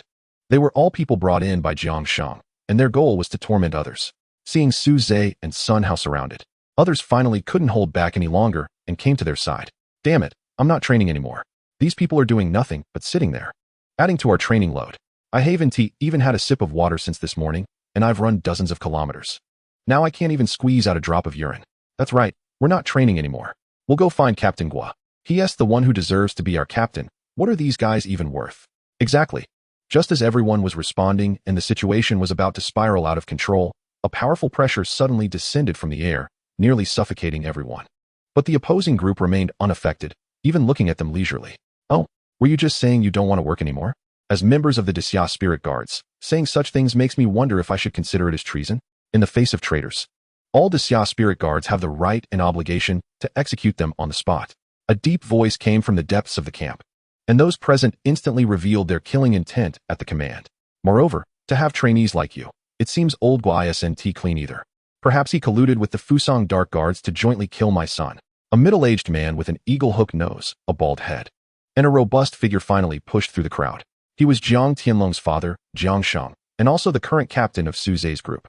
That's right, captain. These guys wanted to slack off, and when I said a few words to them, they wanted to betray the Dixia Spirit Guards. Such people must not be spared. The skinny man immediately scrambled to his feet and flattered. He knew Jiang Sheng's objective was to take revenge for his son. But since these people were all Dixia Spirit Guards, he couldn't act recklessly without framing them first.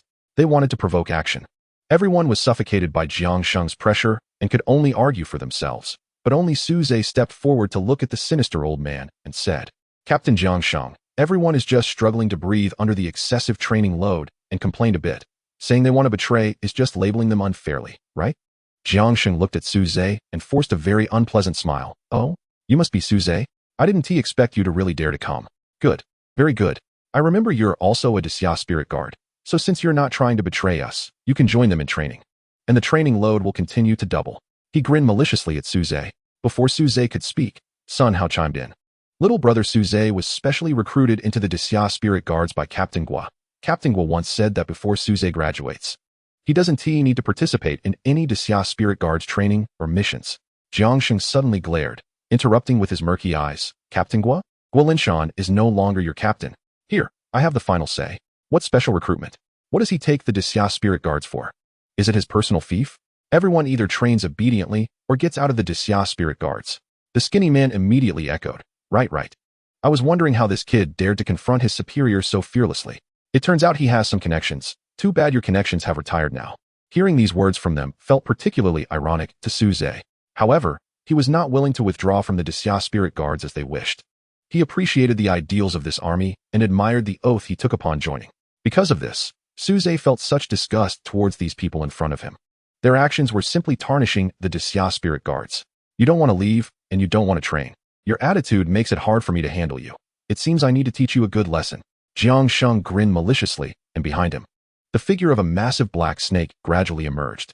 At this tense moment, Su Zhe had already made a decision to let his nightmarish clone hypnotize them all, then eliminate them in one go, leaving no evidence behind. After that, he would just wait for Jiang Tianlong's grandfather to come looking for trouble, to take revenge for both his son and grandson. But just then, a familiar hearty voice rang out from the air. Jiang Sheng, let us see if you dare to make a move. Then, they saw the white-haired Yu Shenghua descending from the sky, landing directly between the two groups and separating them. Su Yao was also gently placed down by his beast, a furious flame lion. President Yu, you're in the association? And Su Yao, why are you here too? We only needed President Yu to come. Su Zhe exclaimed happily upon seeing this, genuinely surprised. Su Yao came to Su Zhe's side and complained, after I found President Yu, he immediately brought me here. Didn't he promise me not to act before I arrived? Why so impulsive? We almost didn't make it. Su Zhe awkwardly scratched his head. He really didn't expect Yu Xinghua to still be in the city this time. Was the Jiang family being so careless with their actions? However, this was a good thing. With Yu Xinghua present, Jiang Sheng would have to think twice before acting. From the pressure he had just felt, Suze could sense that perhaps due to insufficient talent, Jiang Sheng's strength was not strong, even weaker than his son Jiang Tianlong. Not to mention that since Yu Xinghua faced the Fusang Dark Guards at Tianyun Volcano, burning his life to break through, he had experienced an unstoppable wave of upgrades. Even at his old age, directly leveling up to a level 70 Beast Master, to continue leveling up, one needs to contract more advanced beasts.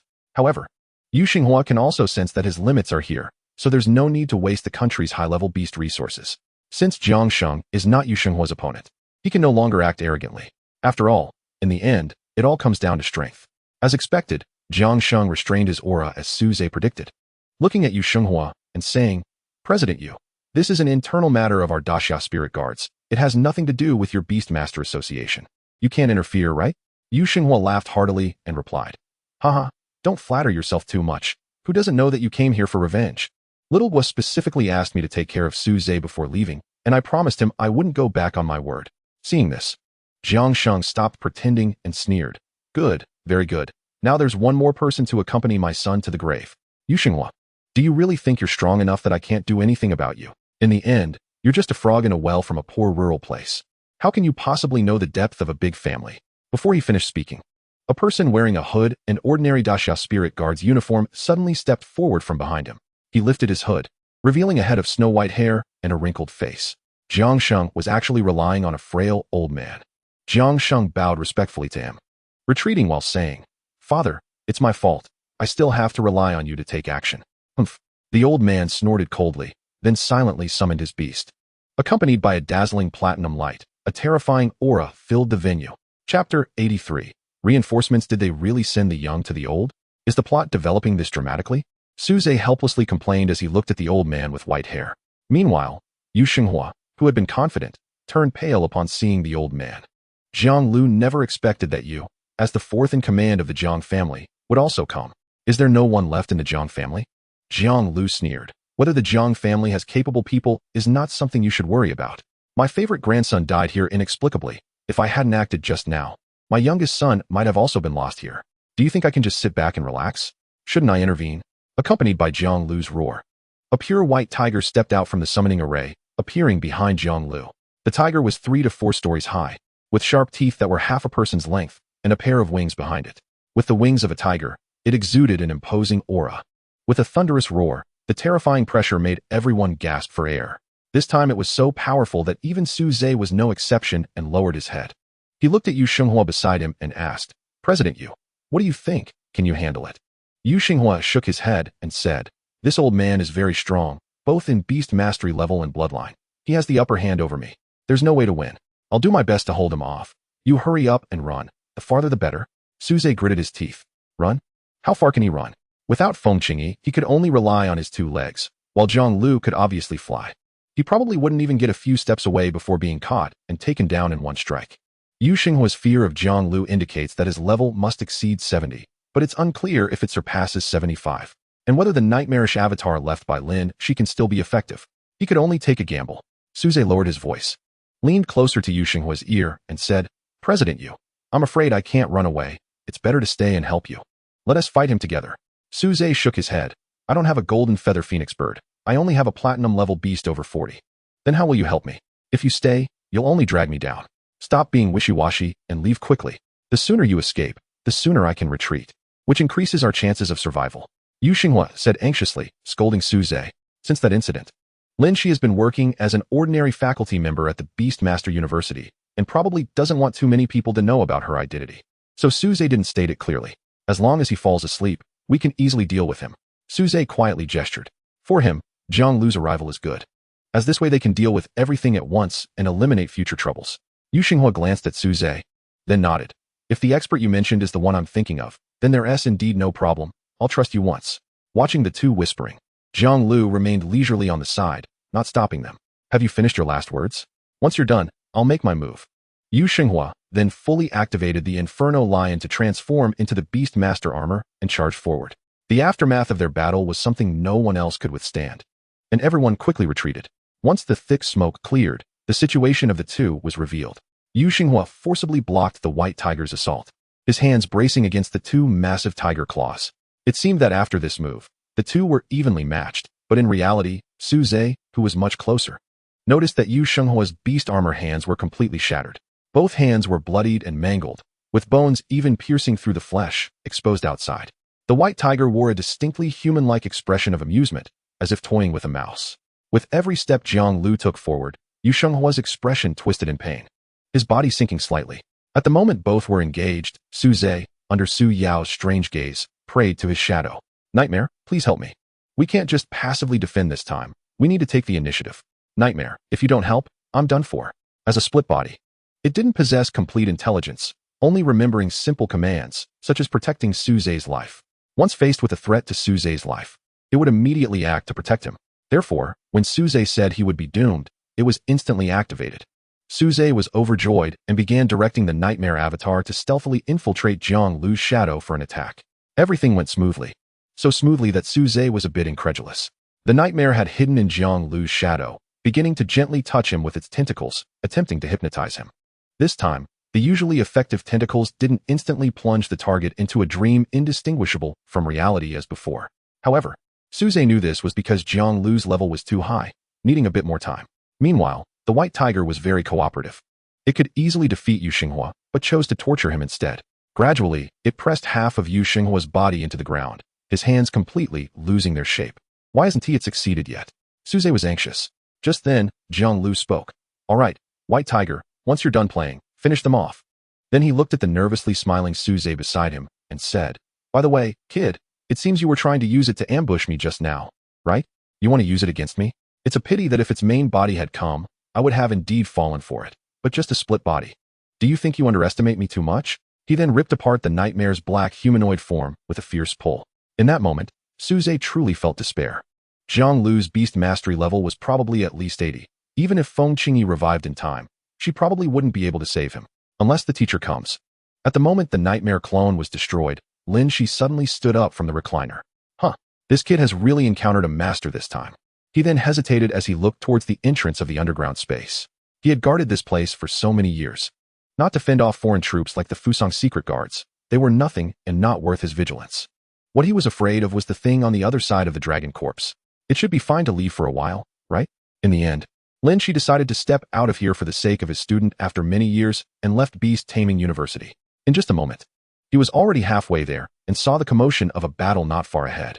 However, he still stopped in his tracks. Yes, a relaxed and ethereal voice from the sky came. Chapter 84. A head full of muscles. Jiang Lu looked at the despairing expression on Su Zhe's face with great satisfaction. He thought about how his precious grandson had been forced to self-destruct. What a desperate situation that must have been. That was why he wanted Su Zhe to experience the same feeling. All right, take this despair and go apologize to my grandson in the underworld. Wait a minute. Just as Jiang Lu was about to take action, he was interrupted by someone. If it were an ordinary person, he wouldn't care at all. But this person was his son, Jiang Sheng. With a pleased expression, Jiang Sheng looked at Su Zhe and said, Father, leave him to me. I want to take revenge for Tianlong myself. Fine. Jiang Lu nodded. Although Jiang Tian was his favorite grandson, Jiang Sheng's son should be more suitable to take action for revenge. Then it's up to you. Yu Xinghua was still preparing to resist when he was suddenly slapped into the ground by the white tiger. Behind Jiang Sheng, a black snake had already coiled around his body and then transformed on his left arm into a short gun resembling a syringe fixed to his arm. At the same time, a faint snake shadow wrapped around Su Zhe, preventing him from escaping. Kid, I won't let you die easily. I will inject toxins into your body, slowly corroding you, making you feel what it's like for your internal organs to melt, and then you will die in agonizing pain. He raised the toxin short gun and was right in front of Su Zhe, just about to stab down when suddenly a Qinglong halberd fell from the sky and smashed Jiang Sheng's short gun. His beast also returned to its true form, becoming a black giant snake struggling in pain under the Qinglong halberd. The corrosive blood flowed everywhere, but was quickly absorbed by the Qinglong halberd. Jiang Lu's expression changed drastically, and he hurriedly shielded his son behind him. The speed of this Qinglong halberd was so fast that he couldn't even see it clearly. This meant that if the halberd had struck Jiang Lu instead of Jiang Sheng, he wouldn't have escaped either. Such powerful strength, combined with such a weapon, left only one name in Jiang Lu's mind: Dragon Tamer Xiaocheng. In fact, they not only dared not stop Xiaocheng, but they even wished to hold a fireworks display to calm their nerves after he left. Unfortunately, the eruption of Futishin led to the deaths of many civilians. So they could only pretend to be in pain and apologize in front of the media these days, not daring to openly show their joy. After the Qinglong halberd, Xiao Cheng, dressed in white, slowly descended from the air. The Qinglong halberd transformed into a small but formidable green dragon coiling around Xiao Cheng. However, its body had shriveled considerably since it had just lost a large portion of its essence to the Qinglong halberd. The green cloud dragon coiling around Xiao Cheng then looked down at the white tiger with hostility, letting out a dragon roar that scared it into fleeing with its tail between its legs. Yu Xinghua, who was completely buried in the ground, could finally breathe a sigh of relief. Huh, there's actually a person under the tiger? Seeing this, Xiao Cheng casually waved his hand and rescued Yu Xinghua from the ground. Then, under a green light beam, Yu Xinghua's injuries instantly healed. What do we do, Dad? It's Xiao Cheng. With him here, we won't be able to take revenge today. We might even end up sacrificing ourselves. Jiang Sheng said in panic as he looked at the figure in white above. What are you panicking about? Jiang Lu scolded. Then he quietly reminded. Just remember, that kid Su Zhe is now, after all, a member of your subordinate, the Daxia Spirit Guard. You were just teaching him a lesson. Even Xiao Cheng can't interfere. Hearing this, Jiang Sheng swallowed and said, we are just conducting normal training. What problem could there be with Lord Xiao Cheng? Not much. Xiao Cheng descended from the air and said, I am merely here as the honorary commander of the Daxia Spirit Guard Eastern Corps to convey a message. Su Zhe. After he landed, he called out, Hey, I'm here. Su Zhe immediately ran over to Xiao Cheng, feeling particularly confident now that he had this backing. Very good. Have you grown so much? Su Zhe was taken aback. Did this mean he recognized him? And recognized his younger self? Before he could react, Xiao Cheng continued very seriously. I am now conveying the orders from the headquarters of the Daxia Spirit Guard Eastern Corps. In light of Su Zhe's repeated defeats of the Fusang secret guards, killing a large number of them, and forcing out many hidden lines in Daxia. Although his time of joining is short, he has made remarkable achievements and is hereby promoted to the captain of the 13th team of the Daxia Spirit Guard Eastern Corps. Su Zhe was stunned for a moment upon hearing this. Then he was overjoyed. He had been worried that Jiang Sheng had become his immediate superior, which meant he could be targeted in various ways. He didn't want to be forced out of the Daxia Spirit Guard. Now, he was also promoted to the captain of the Daxia Spirit Guard, standing on equal footing, so he naturally wouldn't have to follow the other's orders. Jiang Sheng frowned and said, Lord Xiao Cheng, I don't mean to question you, but there are a total of 4 brigades and 12 teams in the Eastern Corps. Where does this 13th team come from? Xiao Cheng smiled and said, Now there is one. Due to North City experiencing 2 consecutive attacks from the Fusang secret guards in a short period, the Corps headquarters has decided to establish an additional team in North City. Su Zhe will serve as the team leader, and as for the members, you can choose existing Daxia Spirit Guards to join. Su Zhe smiled even more happily. There was no need to choose. He directly incorporated all the previous Daxia Spirit Guards into the team. Jiang Sheng's and Jiang Lu's expressions became increasingly grim. But that is not all. Su Zhe then pointed at the skinny monkey in front of him and said, I want him too. The man immediately trembled in fear, hugging Jiang Sheng's leg and saying, Lord, if they let me go, they will definitely torture me to death. I don't want to. Jiang Sheng, who was already feeling depressed, kicked him away and said, Get lost. If you want him, take him. Don't dirty my eyes here. Haha, did you hear that? Come here. Sun Hao pulled him over. The skinny monkey was immediately surrounded by a group of burly men with malicious intentions, instantly sweating profusely in fear. Are we going to train you? Don't worry, we will train you well. Help. No. Chapter 85. Mutual restraint thanks to Xiao Cheng's appearance. Su Zhe finally passed this hurdle without incident and brought out the other Daxia Spirit Guards as well. They arrived at the site of the previously destroyed camp. They had chosen to build their camp elsewhere due to the hassle of clearing up the mess. The key point was that now there was someone to help them clear this area of ruins. What are you standing there for? Hurry up and move these stones. If this area isn't cleared by today, you won't be allowed to eat. Sun Hao threatened while wielding a whip with his one arm, striking the air. In front of him, 7 or 8 people were clearing the rubble with sorrowful expressions, including the thin monkey, with Xiao Cheng backing him up. Su Zhe unceremoniously gathered all the most arrogant individuals from earlier, and Jiang Lu and Jiang Sheng dared not refuse. They had now completely become laborers, helping the Daxia Spirit Guards of the 13th team vent their anger. However, their satisfaction did not mean that Su Zhe was satisfied with the result. He approached Xiao Cheng, who had not yet left. Since the camp was still just a wasteland, he was resting on the branches of a giant tree nearby. Bai Yun Jiaolong was not by his side. Instead, there was a beautiful girl in a green dress with short little dragon horns on her head. Su Zhe knew that she was the transformation of Bai Yun Jiaolong, but he did not expect that this fierce creature was also a female, just like Feng Qingyi. Junior brother, Did you come to find me for something? Xiao Cheng asked with a smile as he looked at the approaching Suze. His appearance was exceptional, and his love for wearing white clothes added a touch of elegance. It was hard to imagine that such a person would be an unerasable shadow in the hearts of the Fusang people. Suze opened his mouth to ask his first question. Brother Xiao Cheng, I know you are also a student of teacher Lin Shi, so you call me junior brother. But what did that previous sentence mean? Have you seen me as a child? Xiao Cheng nodded and said, not only have I seen you, but I also helped change your diapers back then. It was quite smelly. He gestured as if waving his hand in front of his nose, and then looked at Suze with mischief, saying, I wonder what scale the little sparrow I saw back then has grown to now.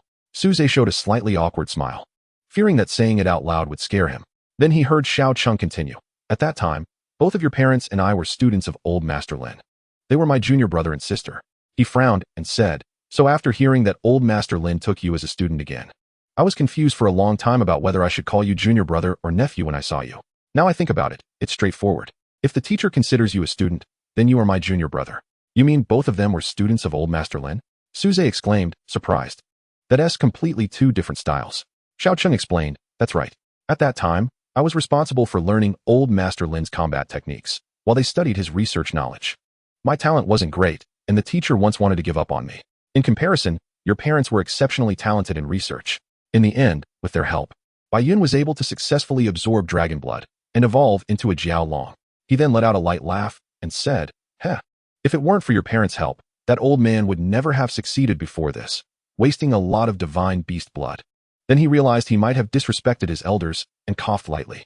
As the most public figure of the Daxia war god, he was indeed the face of Daxia. Suze pretended not to hear. The girl transformed from Bai Yun Jiao Long stepped forward a couple of steps to examine Suze, then gently touched his forehead with her dragon horn. Bai Yun is expressing her gratitude in the way of the dragon clan, Xiao Cheng explained from the side. If it weren't for your parents' help, she would have died long ago. Then Xiao Cheng sighed and said, in fact, we feel quite guilty towards you. After Bai Yun advanced to a diamond beast, the teacher had to interrupt all his research at school to personally protect my safety. Because of this, he couldn't discover the research your parents were doing. By the time everything happened, it was already too late. Suze was slightly taken aback and did not speak. The decisions that had been made could not be changed, even if Lin Shi had informed them of the dangers to stop them. Suze believed his parents would still have made the same choice. From your expression, it seems old Master Lin has already told you about what happened back then. Do you have any questions for me? Xiao Cheng inquired. Suze nodded and said, actually, I do. Brother, why did you let those people go just now? Shouldn't we eradicate the root of the problem? Suze made a gesture of cutting his neck. Xiao Cheng clapped his hands and said, good boy, fierce enough. I like it. In Suze's view, Xiao Cheng, who could create a blood rain across Fusang and become a psychological shadow for the Fusang people, should not be a hesitant and soft-hearted person. He should also know that as long as Jiang Lu and Jiang Sheng were alive, they would always be a hidden danger for Suze, unless he could always protect Suze by his side. But obviously, as one of the only 200-level war gods in Daxia, he had many things to attend to and could not do that. In response to Suze's question, Xiao Cheng sighed and said, I initially intended to cleanly resolve them, but unfortunately, someone was watching me from a distance at that time. That guy is unpredictable, but if I dared to act against the Jiang family in front of him, it would definitely lead to a deadly conflict between us. Even if I could instantly kill Jiang Lu and the others before he acted, he could also kill you before I acted, so I couldn't take action. Suze was shocked to hear this. The only person who could make Xiao Cheng this cautious in the entire Daxiao was probably the other lesser-known 100-level war god. Unlike Xiao Cheng, he rarely showed up, even leveling up quietly to 100. Because of this, by the time he revealed his strength, it would already be too late for Fusang to act. This war god left an impression of 2 points. 1. A sense of patriotism before Xiao Cheng. He bore all the pressure of Daxiao and faced strong enemies alone. 2. He had a close relationship with the Jiang family, which allowed the Jiang family to change the original structure of the 3 major families into the current 4 major families. With him around, it was indeed difficult to act against the Jiang family. Bai Yun nodded in agreement, pouting, that's right, that guy looks normal most of the time. But once he starts fighting, he is a madman. I don't want to face that long and thick stick of his. It was evident that she had suffered under that stick. Xiao Cheng continued, you don't need to worry. When I can't take action, he won't be able to spare the time to deal with you either. Moreover, aside from completing my task and seeing the teacher, I also need to replenish the strength of the sculpture clone that was exhausted before at the Beast Master Association in Beishan. I will plant a mark on you. As long as you encounter danger, the clone will be activated to protect you. Suze breathed a sigh of relief. He had not personally seen the strength of the activated statue, but he had heard others describe it. The power to easily defeat a pseudo-artifact was at least at the level of 80, which was enough to deal with Jiang Lu. Unless the Jiang family acted unscrupulously and even summoned their ancestor. Suze was about to say something else when he felt a slight tremor under his feet. The tremor was very slight and disappeared quickly. Suze thought it was an illusion until he saw Xiao Cheng's serious expression. Bai Yun beside him became anxious, as if affected by something. Brother Xiao Cheng, what happened? Suze asked upon seeing this. If I'm not mistaken, it could mean something big is about to happen. Stay here, I'll go take a look. He then soared into the air, with Bai Yun diving into his arms, turning into a faint green light and flying away. Leaving Suze at the spot, bewildered, he could only watch in the direction they left and murmured, "Isn't that the direction of Beastmaster University?" Chapter 86. Anchor point change. What could be happening over at the school that made Xiao Cheng so nervous? Unless the anchor point had an issue. This terrifying guess startled Suze's heart. If the anchor point malfunctioned and led to an invasion from the beast world, it would involve combat powers at the divine beast level. Although Suze had the system's help, he had not yet grown enough to cope with the situation. No, it wasn't necessarily the case. There were multiple anchor points. Even if something happened below the school, it wouldn't immediately lead to an invasion from the beast world. He decided to see what was happening. Even if it was true, he needed to wake Feng Qingyi to ensure his survival. Suze followed closely behind Xiao Cheng, heading towards the school. However, just as he set off, Xiao Cheng had already skillfully opened the entrance to the secret passage and walked in. Although the tremors had subsided, he remained highly tense, with the Bai Yun spear transformed into a Qinglong spear gripped in his hand. Suddenly, he seemed to sense something, letting out a bitter smile as a layer of cyan light aura surrounded him. Where the aura passed, all darkness and shadows were revealed, forcing out a black figure. "Teacher, at a time like this, could you please stop messing with me?" Lin Shi said as he stepped out from the shadows while sipping on his drink. "TSK, you've grown stronger. I can't joke with you like before." Seeing that Lin Shi seemed unhurt, Xiao Cheng breathed a sigh of relief. Lin Shi smiled at his proud student. But just as he took a step, he suddenly gasped, as if he had been tugged at a wound. He then spat out the drink in his mouth, which was bright red and mixed with blood. Xiao Cheng was shocked and rushed forward to support Lin Shi, noticing the splotches of blood on his chest. "Teacher, Bai Yun and I just sensed a presence. What exactly happened?" Lin Shi took a moment to recover and swallowed the blood-tainted drink before saying, "What else could it be? A zombie resurrection. Luckily, I was only gone for a moment and didn't give it a chance to develop. It was just here, fighting with the dragon corpse on the wall. To be precise, it was just a piece of a corpse. This was why he had to stay here, because usually, a dragon that had turned to bones should have been dead, yet it had not." Just after he left to help Suze, in such a short time, the dragon corpse's flesh had suddenly spread from another world, attempting to cling to this empty skeleton and fill it out. No one knew if the dragon would be resurrected after being completed, nor the consequences it would bring. However, most of his nightmare's abilities were on the mental level, which had no effect on a piece of thoughtless flesh. He could only rely on brute force to suppress it, but after feeling resistance, the flesh transformed into a small, bright red meat dragon to attack Lin Shi. It was in this clash that Lin Shi was injured. Luckily, Feng Qingyi, who was in a state of nirvana nearby, intervened. Although her power was not strong enough, she manipulated the dragon flames in the furnace and sent a wisp of fire to repel the flesh dragon. To his surprise, it actually feared her flames, so Feng Qingyi, along with Lin Shi, pressed the attack and completely suppressed it. The distance between the two worlds seemed to shrink as a result. This was also the most puzzling part for Lin Shi. If the dragon corpse was resurrecting and did not want to remain as an anchor point, its loosening should have made the two worlds further apart, but now it was the opposite. He couldn't understand it. And the ones who studied anchor points the most were Suze's parents. Most of the research materials had been destroyed back then, so he had no idea what this meant. After Lin Shi recounted everything, he opened his palm to reveal a drop of restless golden blood. "The only good thing about this incident is that I got another drop of divine beast blood from the flesh. How about it? Should I give it to your Bai Yun Jiaolong?" Lin Shi asked. Ordinary beast blood could not withstand the power of divine beast blood. But Bai Yun Jiaolong had succeeded before, which allowed her to advance to diamond-level beast. However, Xiao Cheng shook his head, saying, "No need. The dragon blood is no longer useful for Bai Yun. We've already reached our limits, and a drop of dragon blood won't solve it." After thinking for a moment, he added, "How about letting that guy use this drop of blood as a token of allegiance?" Lin Shi shook his head, saying, "Just this drop of blood is far from enough. Since you don't need it, I'll give it to my savior. If it weren't for her, I might have been done for." He then flicked the drop of dragon blood into the furnace where Feng Qingyi was in nirvana, causing her to rejoice. However, this extended her nirvana, which was already at its limit, forcing her to fall back into a deep sleep. Before she fell asleep, it seemed she heard Lin Shi whisper, "She is The rest was unclear, as she had completely collapsed. Soon, Suze arrived at Beastmaster University, running out of breath, but still rushing towards the breeding area. He looked around, and, not seeing anyone, opened the secret passage and stepped inside. Suze remained tense, fearing a group of beasts might rush through the other end of the passage. Fortunately, nothing of the sort happened, and before long, he arrived at the underground space, where he saw Lin Shi and Xiao Cheng standing in front of the dragon bone. Teacher, senior brother, what happened here?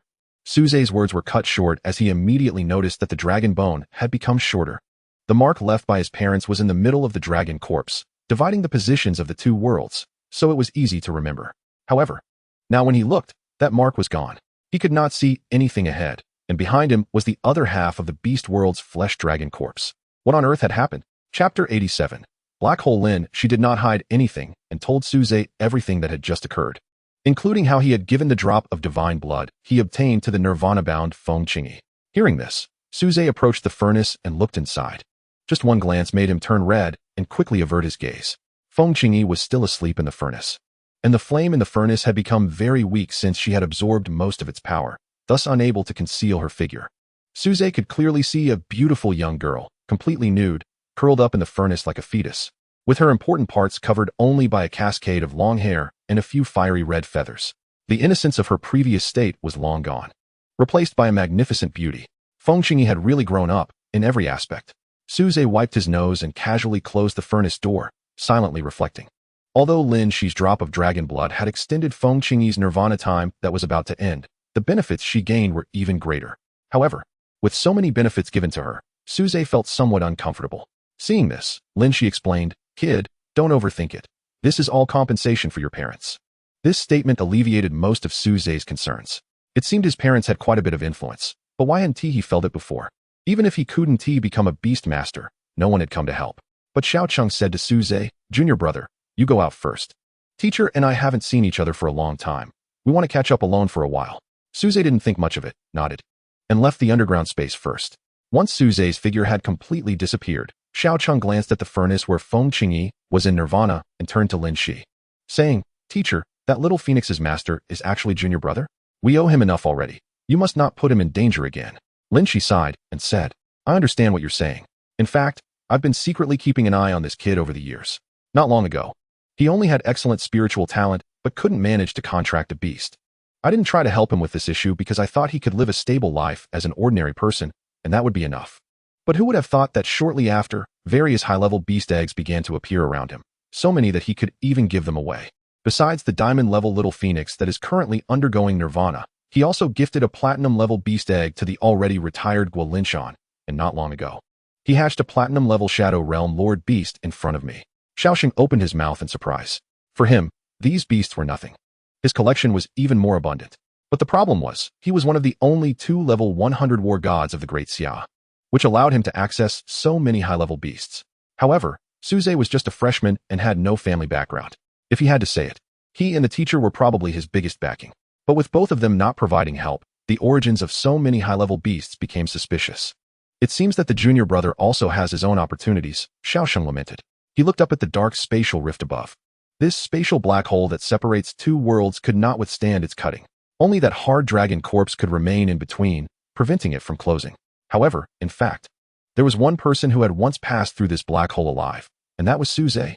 Back then, the accident caused by Su Lin and his wife's experiment caused great turmoil. Lin Shi and Xiao Sheng hurriedly arrived and saw nothing but chaos. A slowly closing spatial black hole, and a child spat out by the black hole. They couldn't understand why such a dangerous experiment would lead the Su Lin couple to choose to keep Suze by their side. They had tried asking, and even used mental powers to explore Suze's memories. But none of the various methods worked. They only caused him immense pain, leading them to helplessly give up. Now, Suze and his contracted beast were the perfect match, and it couldn't be changed. Then he changed his demeanor, his eyes firm, and said, "But I, as an old man, will definitely not let him come to harm, even if it costs me my life." Xiaosheng sighed and nodded helplessly. "Teacher, you really don't need to say that. I will fully cooperate with you, and no one will get hurt." Lin Shi merely smiled lightly. Even though he had become one of the war gods of the Great Xia, this kid was still so naive. There is no such thing as gaining trust without paying a price. Moreover, he was nearing the end of his life. It would be better to burn himself out in his last moments. The two then left the underground space, leaving behind the Nirvana Phoenix Qingyi. the slowly rotating black hole trying to close, and the half-buried dragon bone on the earth wall that had once again fallen into silence. However, what they did not notice as they left was that the deep mark left by the Su Lin couple on the dragon bone was neither on the side of the human world nor, as they guessed, revived and covered with flesh and blood dragged to the beast world. Instead, it was precisely located in the middle, at the place where the spatial black hole continuously rotated and cut, trying to close. If it were an intact dragon bone, it could indeed withstand the spatial cutting. But now, that crack was slowly but surely widening under the sharp spatial force. The dragon bone seemed to be on the verge of being cut in half, allowing the spatial black hole to close. Chapter 88. The statue Xiao Sheng, who had left, was still feeling unsettled. He arrived at the front of the Beast Master Association and looked at the statue of himself. The statue depicted him from when he was studying in Beishur, looking somewhat younger than he did now. People came and went around the statue since the Beast Master Association was one of the busiest places in every city. However, despite so many people passing by, no one noticed Xiao Sheng's presence. Because Beishur was where he was born and raised, he was particularly well-liked here, which is why there was this statue as a memorial. The stone statue was made of a special material that could preserve power for a long time, retaining a part of his avatar within. Xiao Sheng stepped forward to touch the statue, feeling the slightly diminished power within, and began to restore it, stopping only when the statue reached its upper limit. However, after stepping back a bit, he still shook his head in dissatisfaction and reached for his waist. At his waist was a belt adorned with a transparent gem the size of an egg. As the gem flickered, Xiao Sheng took out a large beast crystal core. It was not just a gem, but a very rare spatial beast crystal core. Even Xiao Sheng had only obtained this one level 60 core, which he made into a belt that could open a personal space of over 10 square meters. He had just taken the beast crystal core out of that space. The statue's capacity was still a bit weak. The stronger cores he had collected were of no use, but this level 90 core was just right. He then fused the level 90 platinum beast crystal core into the statue. The statue instantly burst forth with dazzling brilliance, which gradually subsided after a moment. However, it couldn't hide the enormous statue, and the crowd was instantly attracted by the change surrounding Xiao Sheng's statue, especially the shining brilliance at the top. Could it be that Lord Xiao Sheng is going to show his spirit again? Lord Xiao Sheng is doing just fine. What spirit showing are you talking about? The crowd chattered excitedly. Many among them still remembered the recent revival of the statue, which had defeated a dark guard carrying a divine sword with one strike and thrown him into a garbage bin. But that time the statue revived due to an emergency activation of the token. Now it seemed there was no danger, right? Could it be that the statue sensed something? The crowd warily scanned their surroundings, but found nothing, which made them slightly relieved. Just then, the statue had finished absorbing the crystal core, its aura receding and the brilliance fading away. Only then did the crowd feel completely at ease. However, they still surrounded the statue and bowed as if worshipping it before finally dispersing to busy themselves with their own affairs. As for the instigator Xiao Sheng, he had already quietly left before the crowd gathered. Junior brother, this is all I can do for you. As long as that old monster from the Jiang family doesn't take action, this statue can protect you and at least hold out until I or the teacher come to rescue you. Xiao Sheng had not only reinforced the statue from top to bottom, but also modified some settings. Now, besides the token's active activation, it could also be immediately activated to protect Su Zhe when he encountered life-threatening danger. However, the statue also had its limitations. For example, Su Zhe couldn't be too far from where he encountered danger, otherwise it might not sense him. Even if it sensed him, it would still take time to get there. Even though it could fly, as a statue, its speed wasn't that fast. So it was best if danger occurred in Beishur or nearby cities. It could arrive in time. But anything beyond that range would be a bit difficult. He had to explain this clearly to Su Zhe before leaving Beishur to attend to his own matters. On the other side, the agitated Zhang Lu and his son received news about unusual happenings at the statue in front of the Beastmaster Association. After all, they are currently part of one of the teams responsible for the safety of Beishan City as members of the Daxia Spirit Guards. Moreover, most people are still unaware of the existence of Su Zhe's 13th team, so they receive the news about the events in the city immediately. The statue of Xiao Cheng has undergone a mutation.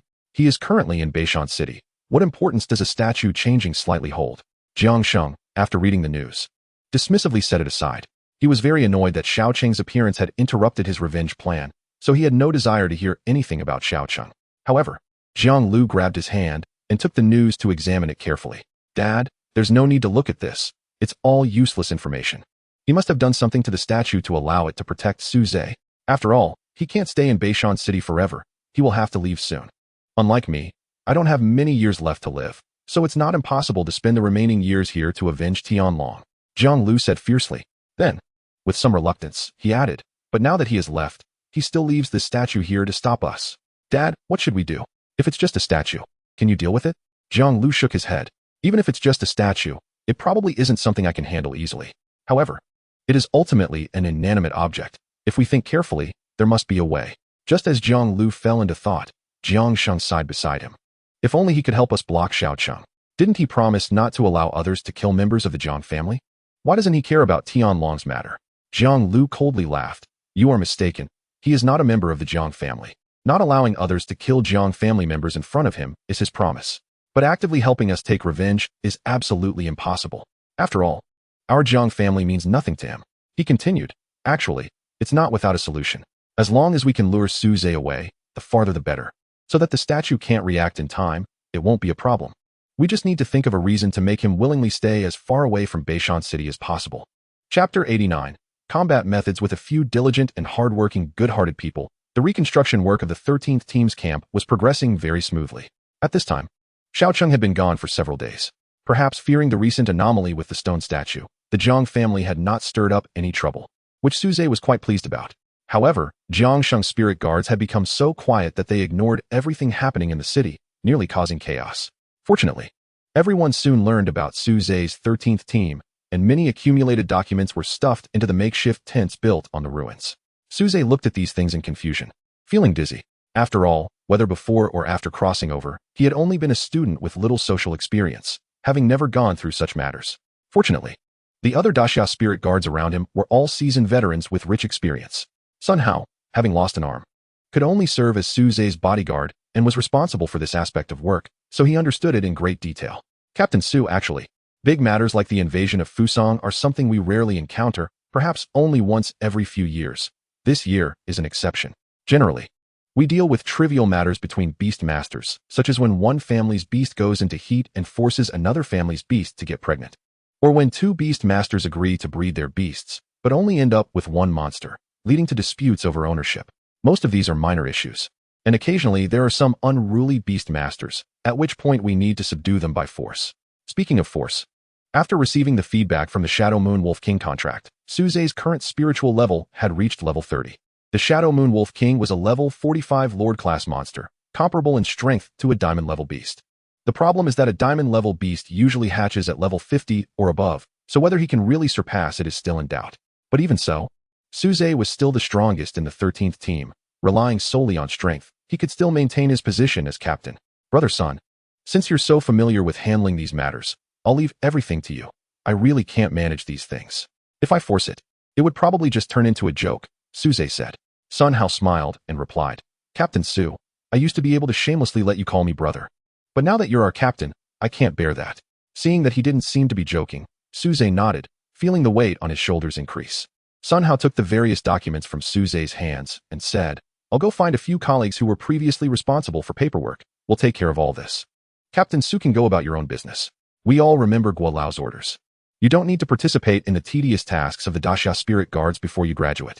The Beastmaster competition is a significant event. Even if we can't win the championship, just qualifying to participate will bring fame and rewards. The brothers are looking forward to sharing the glory with you, Captain," Sun Hao said with a smile. Others chimed in, "Exactly. I believe with the captain's talent, you can definitely win the championship in the Beastmaster competition.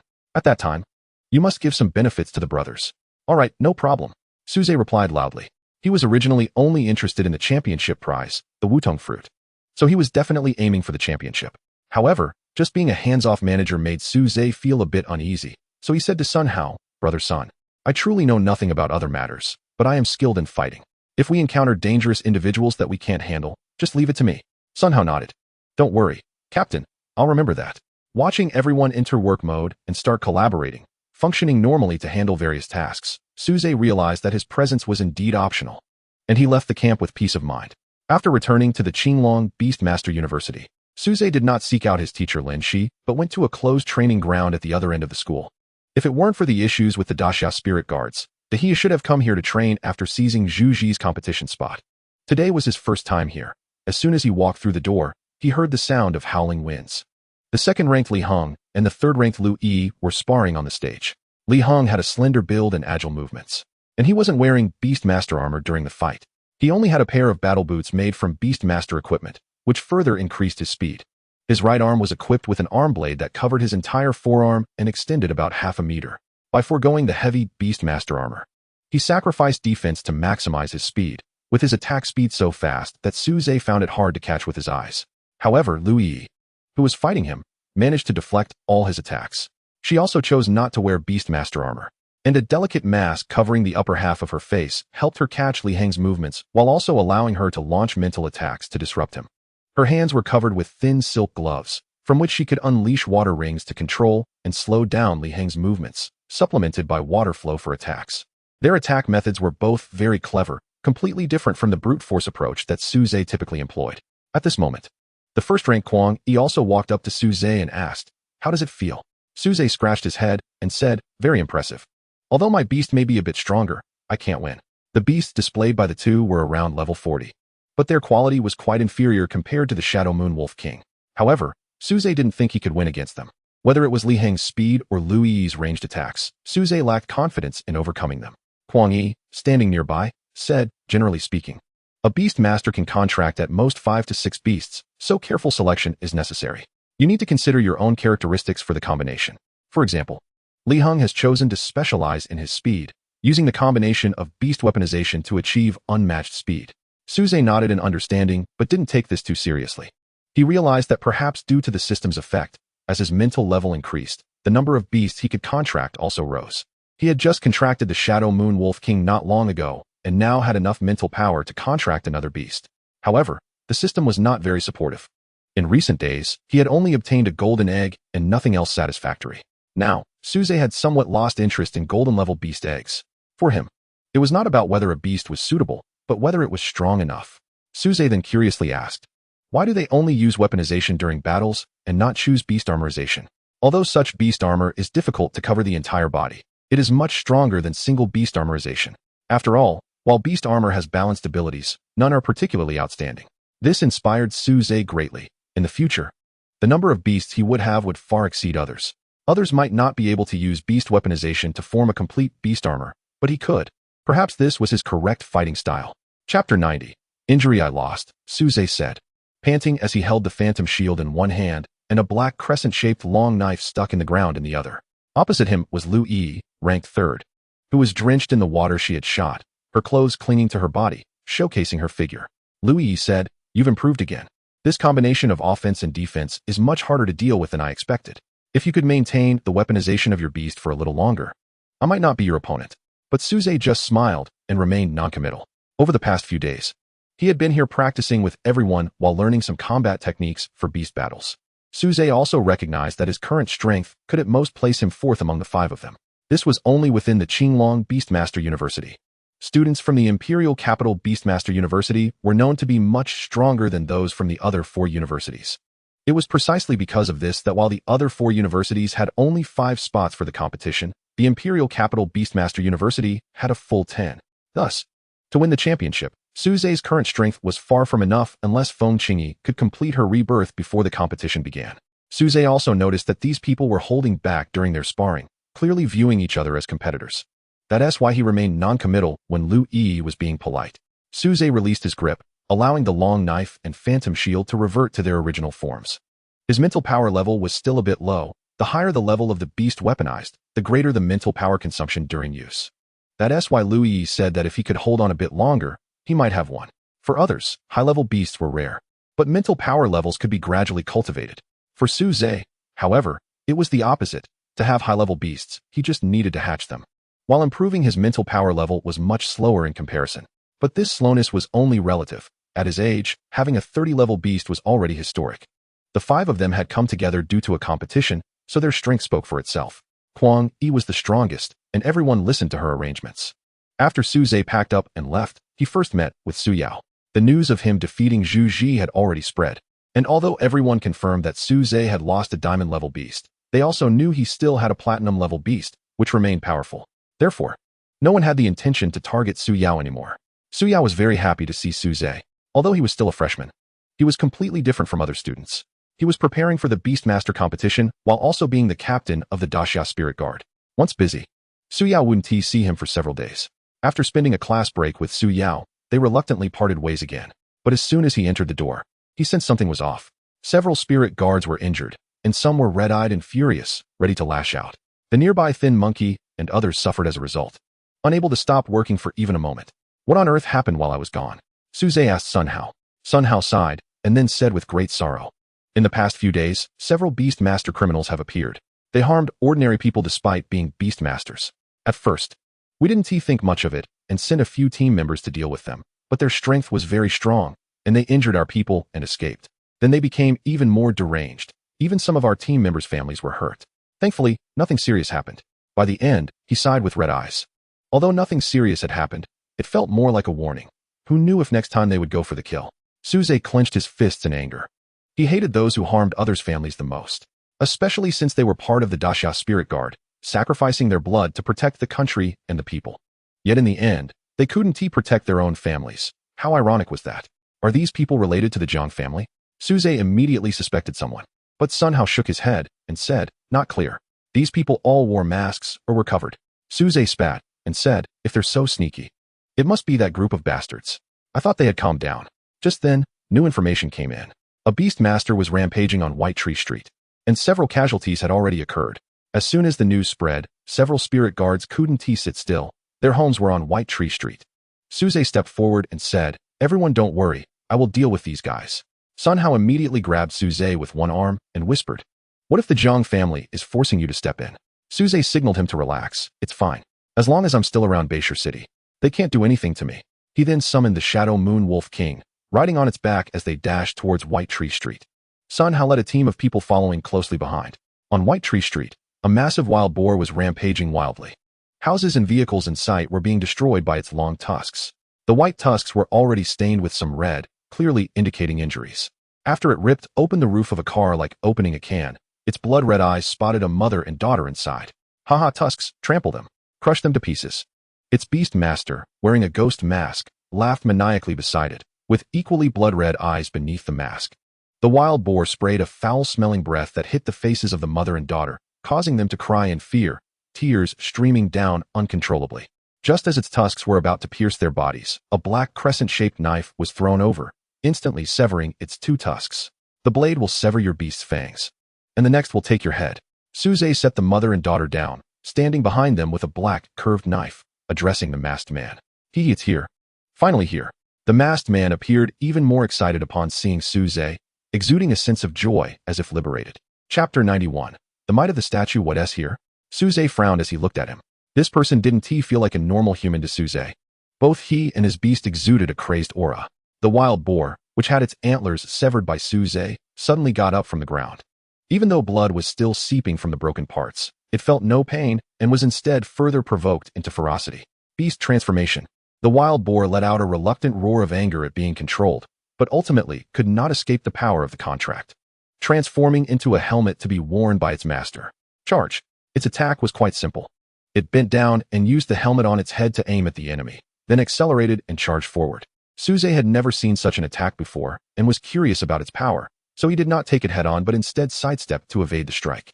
The boar crashed hard into a thick iron streetlight pole. With a loud clang, a massive dent was created in the pole, burying its head into it.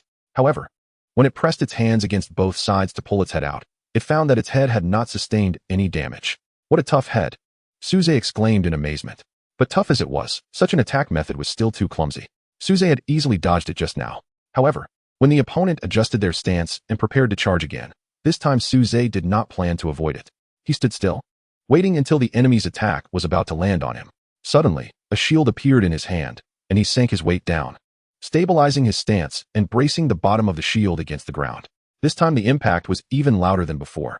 But the ethereal shield in Suze's hands was no ordinary streetlight. Suze was pushed back a step or two from the impact, while the man was frozen in place before collapsing to the ground, unconscious. Clearly, no matter how tough the head, it had its limits.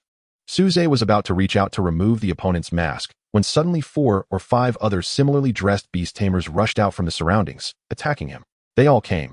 Are they here to ambush me? Good, I can take care of all of you. These beast tamers were of medium strength, around level 30 or 40. Not much different from the Daxia Spirit Guards. The reason they could injure the 13th squad of Daxia Spirit Guards was partly due to a lack of preparation, and partly because of their crazed state. Feeling no pain and being fearless in death, they clearly had the upper hand. But but that was all there was to it. They were not strong opponents for Suze.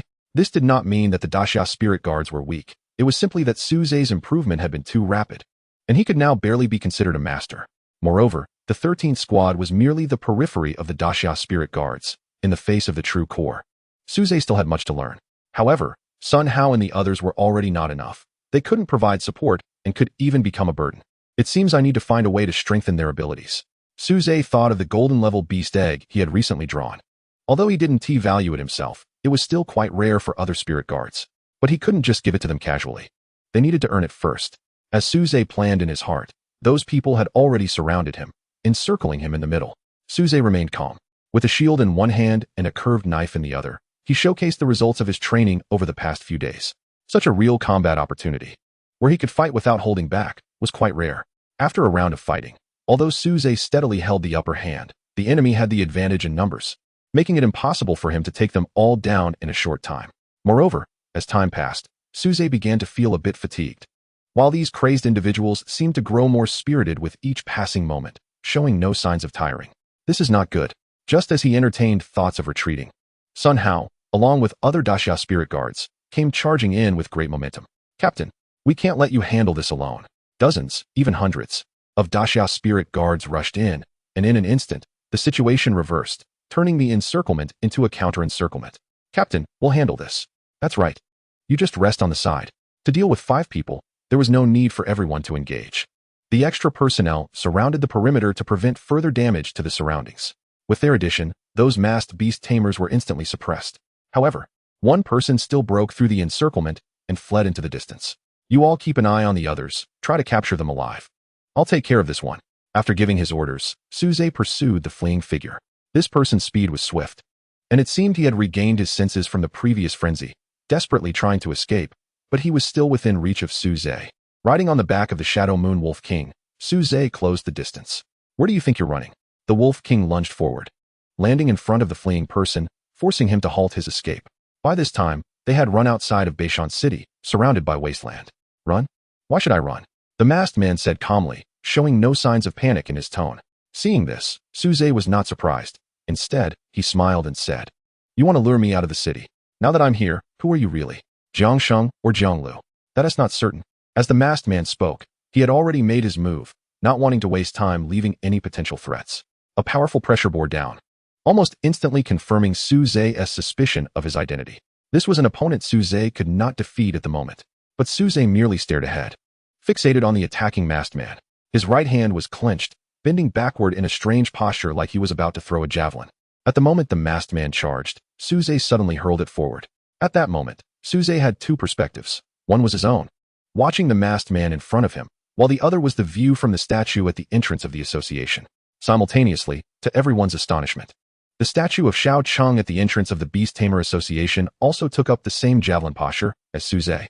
With Suze's perspective providing target locking, he fiercely threw the Azure Dragon Halberd.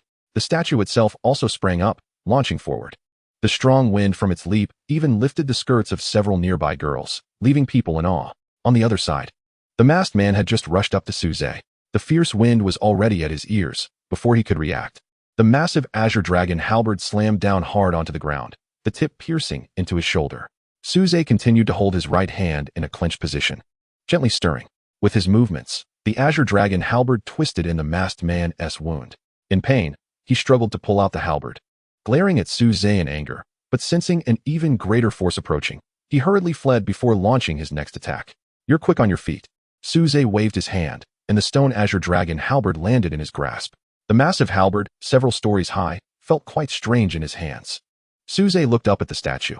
This was merely a clone of Shao Cheng, yet a weapon thrown from dozens of miles away had severely injured an opponent he could not defeat, and he was still far from being a match for a divine beast. Suze wants to have the power of self-defense in the future, but there is still a long way to go. Chapter 92 Mask. As long as he is in Beishar City, Suze can immediately reach any place where he encounters danger, so there shouldn't be any problems. He is almost certain that the person trying to plot against him this time is the old thief Jiang Lu from the Jiang family. However, by following his plan, he ended up suffering a major loss instead. Yet, there is still no substantial evidence to prove it was him. He can only capture those few people and interrogate them for useful information. Only then can he report it to the Legion headquarters to take down Jiang Sheng. thus eliminating a hidden danger for Suze. Otherwise, if Jiang Sheng remains as the captain in Beishar City, Suze fears he won't be able to sleep peacefully at night. Suze suddenly had a bad premonition and asked, "What happened? Did someone die?" Suze frowned. Sun Hao and the others shouldn't have acted so recklessly. Sun Hao immediately told him everything that happened after Suze chased the person away. At first, everything went smoothly. Although these people became crazier as they fought, as if they would never tire, they still couldn't withstand their numbers. Once someone was overly exhausted or slightly injured, they would immediately swap in another person. The masked individuals continuously improved their strength in their frenzy, just as they felt they might be unable to stop them. Suddenly, several of them spat out blood simultaneously, and then all died. Even the hard-headed guy who had been knocked out by Suze earlier couldn't escape and died directly in his sleep. It sounds like they must have gained combat strength by burning their lives, but it seems they didn't do it voluntarily. Suze looked at the crimson eyes behind the masks, wide open and unable to close even in death. Sun Hao replied, "We've already done a simple autopsy. What drove them to madness was actually a toxin. This toxin slowly erodes their minds, so at first, when they were causing destruction on the streets, they were still somewhat restrained, only destroying many buildings but not harming people. However, this time, their minds have been completely eroded, leading to many casualties." Suze felt it was strange and said, "Since they are all dead and you've done an autopsy, why not try to remove the masks to see if we can identify them?" Sun Hao's expression turned ugly as he said, "Captain, you can take a look for yourself." Upon hearing this, Suze bent down curiously to try to remove one person's mask. However, he was so forceful that he lifted the corpse without success. The mask was welded to their faces. Whether or not he could remove the mask, the faces underneath were already unrecognizable.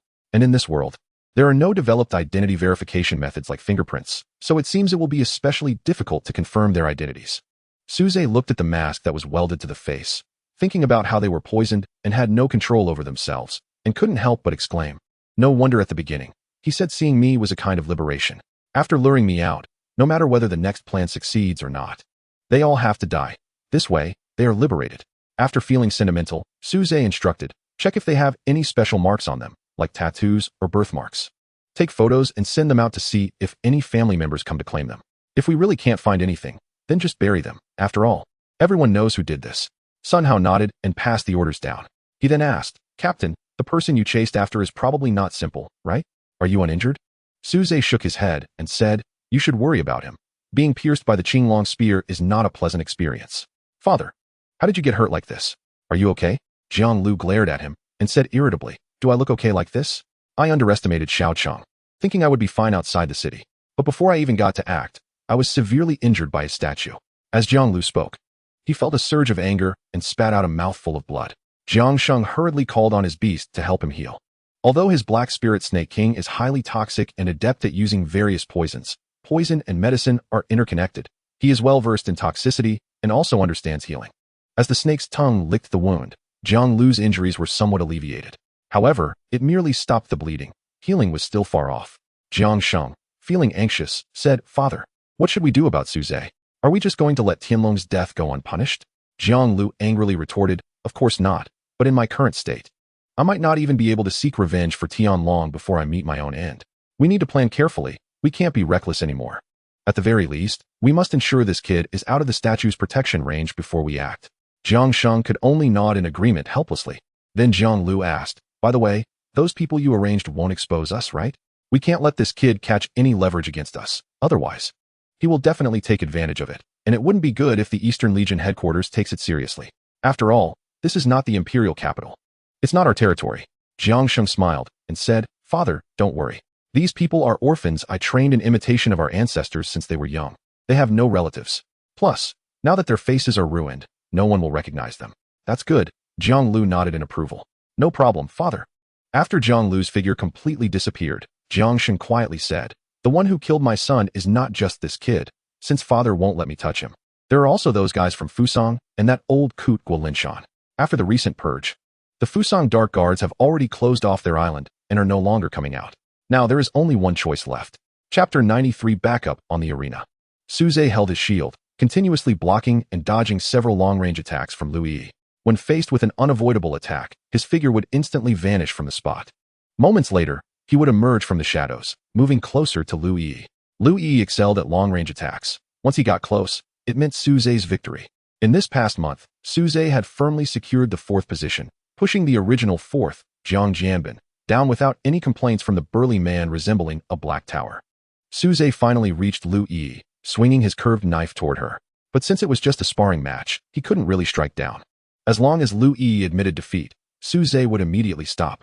However, she did not concede. Instead, she sighed helplessly and said, "Sai, you really have improved quickly. It seems I can't hide anymore." A stream of pure water transformed into a pair of short knives in her hands, which she raised to block Suze's curved knife. Then, like a butterfly, she fluttered up and down, left and right, with the double knives continuously waving and slicing towards Suze. The water knives formed by the flowing water were naturally not as tough as the curved knife transformed from Suze's Moonshadow Wolf King weapon. But they essentially were just water. Once any part was damaged, other water would immediately flow in to fill the gap. Only Lu Yi's clothing was cut open by Suze, revealing a pair of magnificent assets that were clearly visible, captivating to the eye. Seeing this, she showed no modesty and directly tore the damaged clothing to tie around her waist, contrasting sharply with her upper body's black outfit and her fair skin. "No more fighting, no more fighting. Let's call it a draw. My clothes are already like this. I seriously suspect if you did it on purpose." Lu Yi released her hands, letting the short knives turn back into ordinary water flowing to the ground, saying unhappily. Suze scratched his head, laughing awkwardly. He really didn't mean to. Just a moment ago he was already confident of victory, but unexpectedly, Lu Yi had a big surprise up her sleeve. And her close combat ability was so impressive. Suze, caught off guard, had no choice but to fight back with all his strength. Fortunately, Lu Yi's agility allowed her to dodge this strike, only tearing her clothes. Otherwise, she would have been injured. "Sister Yi, everyone thought you specialized in your long-range attack abilities. But I didn't expect your close combat skills to be so powerful," Suze exclaimed from the side. Lu Yi was a sixth-year student who had stayed at the school for 2 years, while Suze had just started his freshman year, making her 5 years older. Hence the term sister. Lu Yi, feeling a bit indignant, said, "This was my backup plan for the Beastmaster competition. Who would have thought you would force it out of me so easily?" When others believed she only excelled in long-range attacks and thought they could win by getting close. Her sudden display of remarkable close combat skills would surely catch them off guard. However, this tactic could only work once someone was on guard. It wouldn't be effective anymore. "Forget it. Since you were able to push me to this point, it shows that my trump card wasn't hidden deep enough. It would be the same with anyone else," Lu Yi consoled herself. Then she looked around with annoyance, and everyone immediately shifted their gaze elsewhere. Keeping this posture, she walked out of the training room, and as soon as she stepped outside, Suze and the others heard a series of wow exclamations from outside.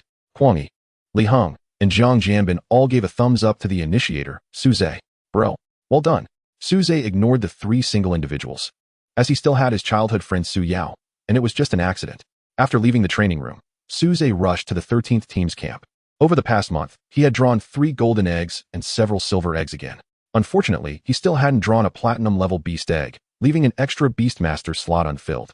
Including the previous one, Suze currently had 4 golden eggs, enough to significantly boost the strength of the 13th team.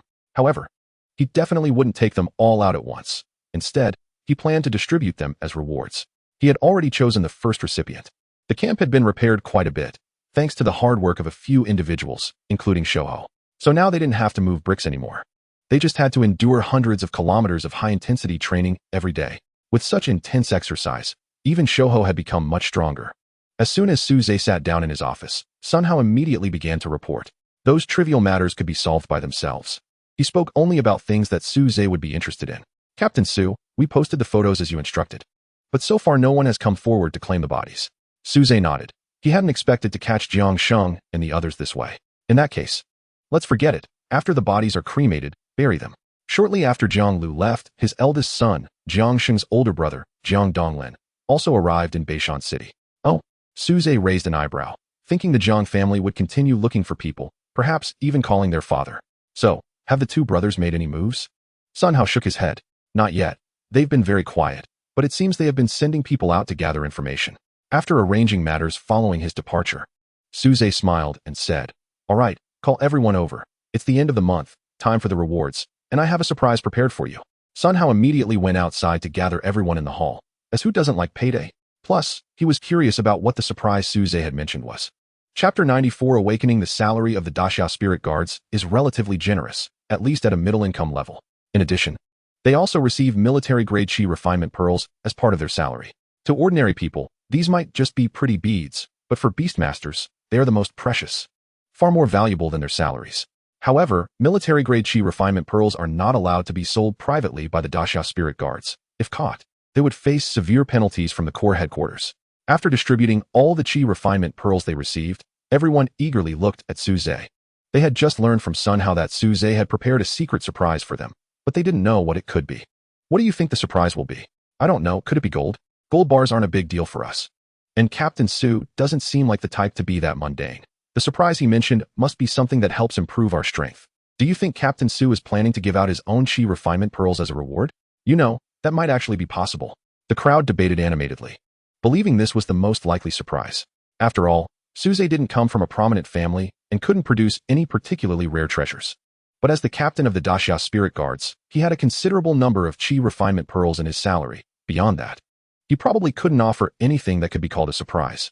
But Captain Su is young and talented. He needs these chi refinement pearls more than we do. Plus, he's about to participate in the Beastmaster competition, and these chi refinement pearls could help him enhance his strength before the match. So we absolutely cannot accept them. Right. We can't accept them. Everyone echoed. If it weren't for Suze, they would still be enduring high-intensity training under Jiangsheng's torment, so they definitely couldn't harm his interests.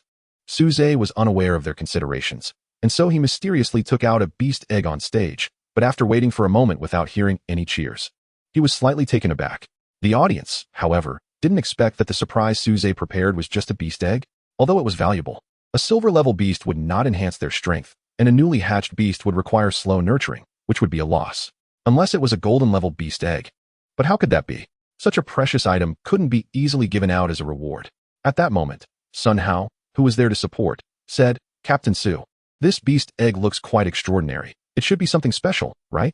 He was just being supportive, but Suze nodded and said, it's decent. This is a golden-level beast egg, and I'm preparing to reward it to the person with the best performance this month. The crowd's indifference surprised Suze a bit, but their composure was indeed a good thing. Just as Suze was thinking this, a collective gasp came from below. What? A golden-level beast egg? Is this for real? Looking at the captain's expression, he doesn't seem to be joking. My God, that's so extravagant.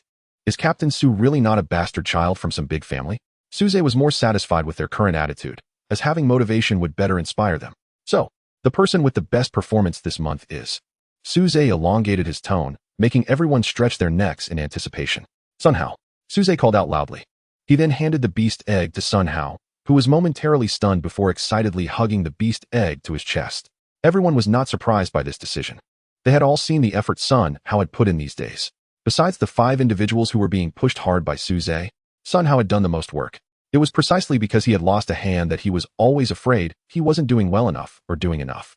However, it would be a lie to say that everyone isn't regretful. No one doesn't want to obtain a golden-level beast. Suze stood at a high point, taking in the expressions of the crowd below, and continued, this is just the beginning. From now on, every month when salaries are issued, I will reward the person with the best performance from the previous month with a golden-level beast egg, excluding those who have already received rewards.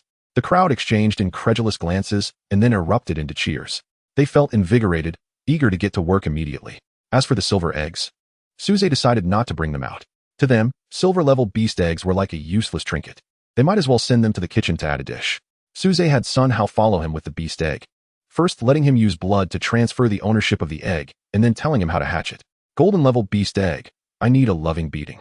The stronger the impact on the beast egg, the stronger the beast that hatches.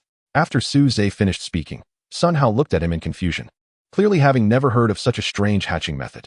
However, he did not question it, and instead said, just in time, our camp needs to lay a foundation, so I'll take this egg over to hit it. But just as he was about to reach home, he suddenly felt a surge of a beast contract pulsating. Suze's heart also stirred. This was Feng Qingyi's contract. She succeeded? Suze exclaimed with excitement. He had originally prepared for Feng Qingyi not to complete her rebirth before the competition began. That would mean he would miss out on the first-place reward, the Wutong fruit. He didn't think he could win first place just relying on the Shadow Moon Wolf King. He wasn't even a match for Kuang Yi from his own school, let alone the people from the imperial capital Beast University. But now that Feng Qingyi had completed her rebirth, everything was different. Although he couldn't guarantee that he would win the championship, after all, the top few from the imperial capital university came from the 4 major families, gathering almost all the national resources to cultivate their heirs. Most importantly, Suze was probably the only freshman participating. The others were 4 to 5 years older than him. And those years had been enough for them to get far ahead of Suze, but at least it could make Suze a contender for the championship. giving him a chance to compete. So he immediately turned around and rushed towards the Beast University. The pulsation from the contract was becoming more and more apparent. Feng Qingyi was about to awaken. Chapter 95 Departure. By the time Suze arrived, Lin Shi was unusually not lying around lazily, but was standing at the entrance of the underground space. Upon seeing Suze, he greeted him. "Oh, I felt the fluctuations from underground and was about to go down to take a look. You rushed over, so it seems that little Phoenix is awakening? Since that was the case, I don't need to go down." After entering the underground, Suze headed straight for the furnace where Feng Qingyi was undergoing rebirth. The entire furnace had turned red, and the high temperature made the surrounding air ripple like water. The furnace was also melting, dripping molten iron. Suze summoned the illusory spirit turtle to create a water shield around himself to withstand the high temperature as he approached the furnace. He looked around, and Feng Qingyi had already awakened inside the furnace. Stretching her body, she absorbed the final strength of the fire seed. The moment she saw Suze, everything had just finished. With a long cry, the nearly completely melted furnace suddenly exploded, and molten iron scattered everywhere. The water shield around Suze couldn't hold up anymore, and he had to take out the illusory spirit shield to block the subsequent molten iron. Bird-type beasts are particularly concerned about their feathers and appearance, and the phoenix was no exception. Feng Qingyi excitedly came to Suze's side. She had now entered her growth phase. She no longer resembled the little lowly from before, but had transformed into a girl just a head shorter than Suze. Leaning against Suze like this made him quite uncomfortable, especially since, to avoid hurting Suze, Feng Qingyi had retracted the flames around her, meaning there was no longer any fiery barrier. It could be said that everything was laid bare, enticing and captivating. Suze hurriedly covered his eyes and reminded her, "You should transform your clothes first." Only then did Feng Qingyi realize her impropriety, and a fire-red long dress similar to the one before appeared on her. "I'm ready." Suze then lowered his hands and looked at Feng Qingyi. She looked even more enchanting in her girl form, especially with those captivating phoenix eyes. But what Suze wanted to know more was her current strength. Race: Golden Feather Phoenix, Divine Beast Phoenix Bloodline. Bloodline: Diamond level, can be advanced. Level: 75, Growth Phase. Skills: Death Fire Line, Sun Flame, Bathing in Fire. Talent skills: Phoenix Fire, Rebirth, twice. A 75 level Diamond level beast. If nothing goes wrong, the championship should be secure, Suze said excitedly. Just as he was about to take Feng Qingyi out of the underground space, he suddenly stopped in his tracks, because he felt a surge of power coming from the other side of the contract. Almost forgot about the contract feedback during the beast's advancement. Saying this, he took out a box of pure military-grade mind refining beads from his pocket. Although Feng Qingyi's strength was already strong enough, he, as her master, had become a burden. If Feng Qingyi fought independently, it would only take a moment for someone to entangle her and eliminate him, her master. Choosing to fight in a weaponized form did avoid this issue, but with Suze's current mental strength, he couldn't control the weapon formed by Feng Qingyi for too long, which was also a drawback. Therefore, enhancing his own strength was the most important thing. Soon, Suze sat down cross-legged under this surge of power, quickly refining it with the help of the mind refining beads. Time flew by, and 3 days passed. During this time, Lin Shi curiously came down to take a look, and upon seeing Suze refining power and breaking through, he didn't disturb him. However, today was the departure day, and several large flying-type beasts were lying on the playground, ready to take off at any moment. Everyone was prepared to go to the imperial capital to participate in the beast competition, but Suze was still missing. "Xiao Yao, do you know where Suze is?" Su Yiming asked his daughter. Su Yiming was following Principal Xiao Su as a teacher accompanying the team. Su Yao, as an outstanding first-year student, had received an opportunity to accompany the team to watch the competition. This was also a great learning opportunity for her. Basically, every school would bring the best students from various grades to observe this competition. Su Yao and Suze's relationship was well known to Su Yiming. But since they were all adults now, he not only didn't stop it, but was very supportive. However, Su Yao shook her head, looking worried, and said, "I don't know either. I went to ask the Dasha Spirit Guard, but Suze Ji hasn't been back since he appeared 3 days ago." The crowd waited a moment longer. Now only Suze was missing, which finally caused some dissatisfaction among some people. "Principal Xiao Su, we can't delay for one person. If he doesn't come, how long do we have to wait?" "Yeah, waiting like this isn't a solution." "Just right, Zhu Ji is here too. I propose to restore Zhu Ji's opportunity to compete and continue with the original team for the competition." "That's right." Originally, Zhu Ji, who was an outstanding fourth-year student representative, had received an opportunity to watch the competition, suddenly widened his eyes at the mention. "I have another chance." But Principal Xiao Su frowned and said, "Not yet. Wait a little longer, half an hour, we need him." The other teachers had no choice but to keep quiet. It was only half an hour. However, They didn't understand why Principal Xiao Su valued Suze so much. We need him. Originally, Suze, lucky enough to contract a diamond-level beast, was indeed considered the most outstanding genius. However, now that he has lost the diamond-level beast, his strength can only rank 4th among the 5. Why does he need to be there? The hope of winning at Qinglong Beastmaster University rests on the shoulders of the first-ranked Kuang Yi. So whether it's Suze or Zhu Ji in 4th or 5th place doesn't matter. But Xiao Su doesn't think that way. How come this kid isn't ready yet? This is your opportunity, and mine too. Half an hour rushed by, and even though Xiao Su is the principal, he couldn't insist on keeping everyone longer. However, he still didn't accept their suggestion to replace Suze, saying, "There are still a few days before the competition. We are just going early to adapt to the environment. Why is everyone in such a hurry? Since everyone can't wait, let's set off first. We'll wait for Suze to catch up in the capital. As long as he arrives before the competition starts, there won't be a problem. If he can't make it, we can discuss replacing him then." But everyone knows that even though there are a few days until the competition starts, the list of participants has to be submitted in advance for grouping arrangements. If we really wait like Xiao Su said, and Suze can't make it, it will be impossible to replace him, and we will have to forfeit. Just as everyone was preparing to continue persuading Xiao Su, Suze finally ran over from a distance. "Sorry, I'm late." Xiao Su finally breathed a sigh of relief and shouted, "Hurry up and get on. We're ready to set off." Chapter 96. Reunion. Suze quickly climbed onto the back of the beast and arrived right next to Su Yao. "The sin on you. Have you been at Teacher Lin Shi's breeding shed these days?" Su Yao's delicate nose twitched a few times as she spoke. "What a keen nose," Suze exclaimed. He then sniffed himself and indeed noticed a certain odor. Although he had mainly been underground for the past 3 days, he had been in and out through the pigpen. Moreover, he had spent the 3 days sitting cross-legged refining his power, and as soon as he opened his eyes, he was hurried by Lin Shi to set off. So he hadn't had time to take a shower, resulting in a bit of a smell. Suze thought for a moment, took out the spirit turtle from his backpack, and let it use water flow to clean him up a bit. The original Shadow Moon Wolf King was somewhat unconvinced, but after receiving a good beating, it had learned its lesson. Upon seeing Feng Qingyi, it wagged its tail and greeted her, actively offering up the beast's space while it itself slipped into the shadow realm. Its ingratiating appearance resembled that of a dog. As for the spirit turtle, it had become accustomed to being carried in Suze's backpack. Fortunately, compared to other beasts, its size was quite mini. After Suze was rinsed off, the spirit turtle skillfully extracted all the moisture from him. Suze, freshly cleaned, found his clothes still dry. Previously, the spirit turtle wouldn't have been able to do such fine work, but now it was different.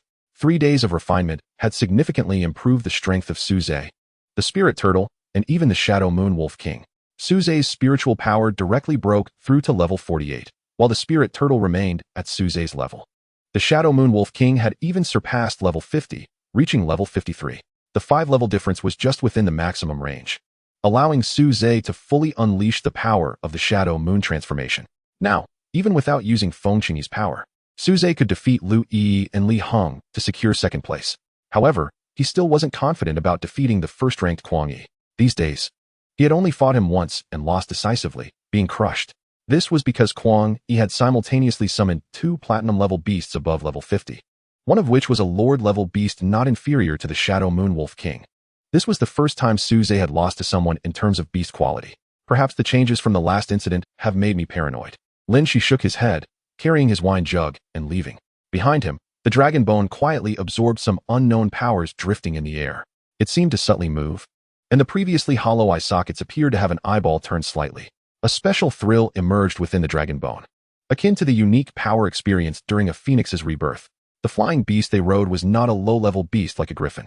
It was an adult silver-level beast with a golden eagle bloodline, hovering around level 40 to nearly 50, making it a match even for many teachers. Therefore, it was very fast. In just half a day's time, they had already flown over the capital. In fact, there are airplanes in this world, but they are slower than mid-level beasts, and as beast masters, riding flying beasts fits their identity. Looking down from the sky, the capital was vast, covering an area equivalent to 7 or 8 Beishan cities. Just as they arrived in the air, more than 10 beast masters approached in midair, and only after confirming everyone's identities were they allowed to pass. The ability to fly on their own indicated that their strength was above level 60. Such high-level beast masters, aside from Lin Shi, were only 3 in Beishan City. To see so many at once here, and only as scouts, explained why the strength of the Qinglong Beastmaster University was far superior to the other 4 schools. In the capital, casual flying was not permitted. So after their flying beasts landed, even Xiao Su could only walk with them to the previously booked hotel. The capital could be divided into 9 districts, where the southeast, north, northwest, and southwest were controlled by the 4 major families, the Jiang, Zhu, Qi, and Shui families. The other 5 districts, aside from the central district managed by the Xi'an National Political High Council, had the southern district housing the capital's Beast Master University, the eastern district as the headquarters of the Beast Master Association, while the other 2 districts were under the unified jurisdiction of the Great Xia Spirit Guard. The Great Xia Committee is the governing class of Xia Nation, characterized by having ordinary people as committee members to balance the status of Beast Masters. The Great Xia Committee formulates national policies for the benefit of the ordinary populace. However, they should not be underestimated. It is said that the Great Xia Committee possesses a secret weapon. The residence of the Qinglong Beast Master University is in the southwestern district, which is under the jurisdiction of the Great Xia Spirit Guard, making it one of the safest areas. The upcoming competition will also be held here, to avoid any unfairness in other districts. As Suze chatted with Su Yao and followed the others into the hotel, he spotted a familiar figure, seemingly broader than before. Su Yao also noticed in the same direction. Is that Wang Zi? He is here too? Then, with a face full of surprise, she exclaimed, Huh? Su Yao? Suze, you guys are here too. Then, slapping his forehead and laughing, he said, Look at my brain. If I'm here, with your talents, it must be fine for you too. Long time no see. Long time no see. Chapter 97. Intelligence after leaving Beishan City. Wang Zi went to the Baihu Beastmaster University and happened to catch their delayed Beastmaster entrance exam. With the golden level beast, the golden scale pig, he was undoubtedly admitted to Baihu Beastmaster University. In the following 6 months, he became the top freshman, which earned him a spot to observe the upcoming Beastmaster Grand Competition. Coincidentally, the principals of both schools booked the hotel together, allowing the 3 to meet early. Principal Lu Yao, didn't he expect to see you so soon? Xiao Su smiled and greeted an elderly man with a white beard among the other group. The old man appeared very kind, smiling as he shook hands with Xiao Su, and then they chatted and moved to the side. The 2 old guys went to chat nearby, and you young people can be more casual. Principal Lu, I can't consider myself old yet. Right. I'm the only old guy here, haha. After giving Su Zhe a big hug, Wang Zi and the other 2 also went aside to catch up. As for Su Yao, there was no need for a hug. From his earlier observation, Su Zhe had likely already succeeded in winning over the school beauty that countless people dream about day and night. Are you all here with spectator spots? Wang Zi asked in confusion. That's strange. Isn't there only 1 spectator spot for outstanding students in each grade? Did you skip a grade or something? Wang Zi looked at Su Zhe. He was probably the only one qualified to skip a grade. His proud demeanor made it seem like she was the one participating in the competition, not Su Zhe. Oh, you're actually a contestant? Wang Zi's mouth dropped in surprise. After all, he managed to get a spectator spot thanks to the golden level monster that Su Zhe gifted him before he left. This golden scaled pig, besides the usual daily meditation to improve strength like an ordinary monster, could also level up quickly by devouring gold, and even transfer excess power back to its master to aid in leveling up. Over the past 6 months, with his father's support, Wang Zi occasionally received some gold, rapidly increasing his strength, and thus secured the top position among freshmen at the White Tiger Beastmaster University. However, this kid acted rather eccentric and didn't like to keep things hidden. Therefore, everyone knew that his strength was entirely bought with gold. Due to envy, jealousy, and various emotions, Wang Zi wasn't very well liked over there. Even though he had a few friends, they were merely a way to spend the emptiness and loneliness with money. I knew you would achieve something, but I didn't expect you to be this impressive. The contestants from our school are all seasoned veterans who specifically repeated a year or 2. There isn't even a senior in the mix, and you, a freshman, actually got a spot. It's really infuriating how people can be so different. Wang Zi sighed. Meanwhile, Su Zhe maliciously smiled and said, Oh? So everyone from your school is a bunch of seasoned veterans? Then that beauty you were just with, is she also one? Wang Zi immediately blushed and interrupted him. No, she's different. How is she different? Xingyu, she's at most an older sister, not a seasoned veteran. Puffed, seeing Wang Zi's large frame twist in embarrassment. Su Zhe couldn't help but laugh out loud. Older sister, puffed. So you have a preference for that, huh? Wang Zi immediately became angry and flustered. What do you know? Luo Xingyu is our school's goddess. Not only is she beautiful, just look at that figure. That's what you call mature. Unlike others with just a pretty face and a skinny body. Before Wang Zi could finish his words, he noticed Su Zhe frantically signaling him with his eyes. Wang Zi himself felt a surge of murderous intent nearby. Turning his head, he saw Su Yao with a murderous yet smiling expression. Wang Zi, were you just implying something with that comment? Wang Zi swallowed hard and said, No, Su Yao, you've already won too much just by relying on your looks. So that means you lost in terms of figure? No, that's not what I meant, After their playful banter ended, Wang Zi reluctantly continued. Since Su Zhe is participating in the competition, I'll betray a little and give you some insider information. Our White Tiger Beast Master University is located in the sparsely populated West, and overall, our Beast Mastery level isn't high. You have a diamond level monster. So the only one you really need to watch out for among the 5 is Luo Xingyu. She is not just our school beauty, but also the leading figure for our school this time, a genius Beast Master. Wang Zi then looked around to see if anyone was paying attention before continuing. I'm currently receiving special training from the school, and the principal often arranges for Xingyu and me to spar. So I know her beast has a fire attribute platinum monster, probably around level 51 or 52. As for what type, I'm not sure, and it's definitely not her full strength. She wouldn't want to go all out against me, Su Zhe looked at her and couldn't help but smile wryly. It wasn't that she didn't want to use her full strength. It was that she felt it was unnecessary. If something went wrong, she would have a hard time explaining it to the principal. After chatting a bit more, a cool female voice came from the direction of the White Tiger Beast Master University team. Wang Zi, enough catching up, go find your room first. Wang Zi immediately bid farewell to the two and hopped over. Hey, I'm coming, Xingyu. Do you want me to pay to upgrade your room? How about a luxurious presidential suite? No need. Everyone should follow the school's arrangements. No special treatment. No problem, Xingyu. You're really someone who knows how to keep things in order.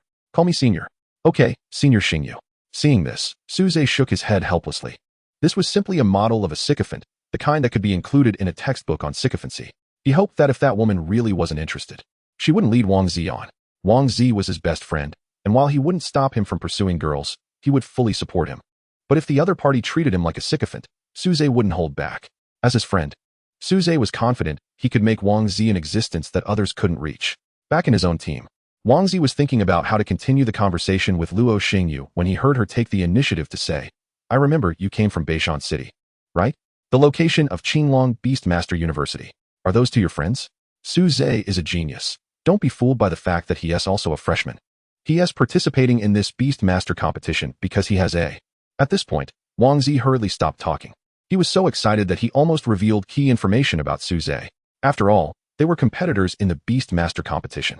He had already disclosed some information about Luo Xingyu to Su Zhe for the sake of brotherhood, and he didn't want to be a two-faced spy.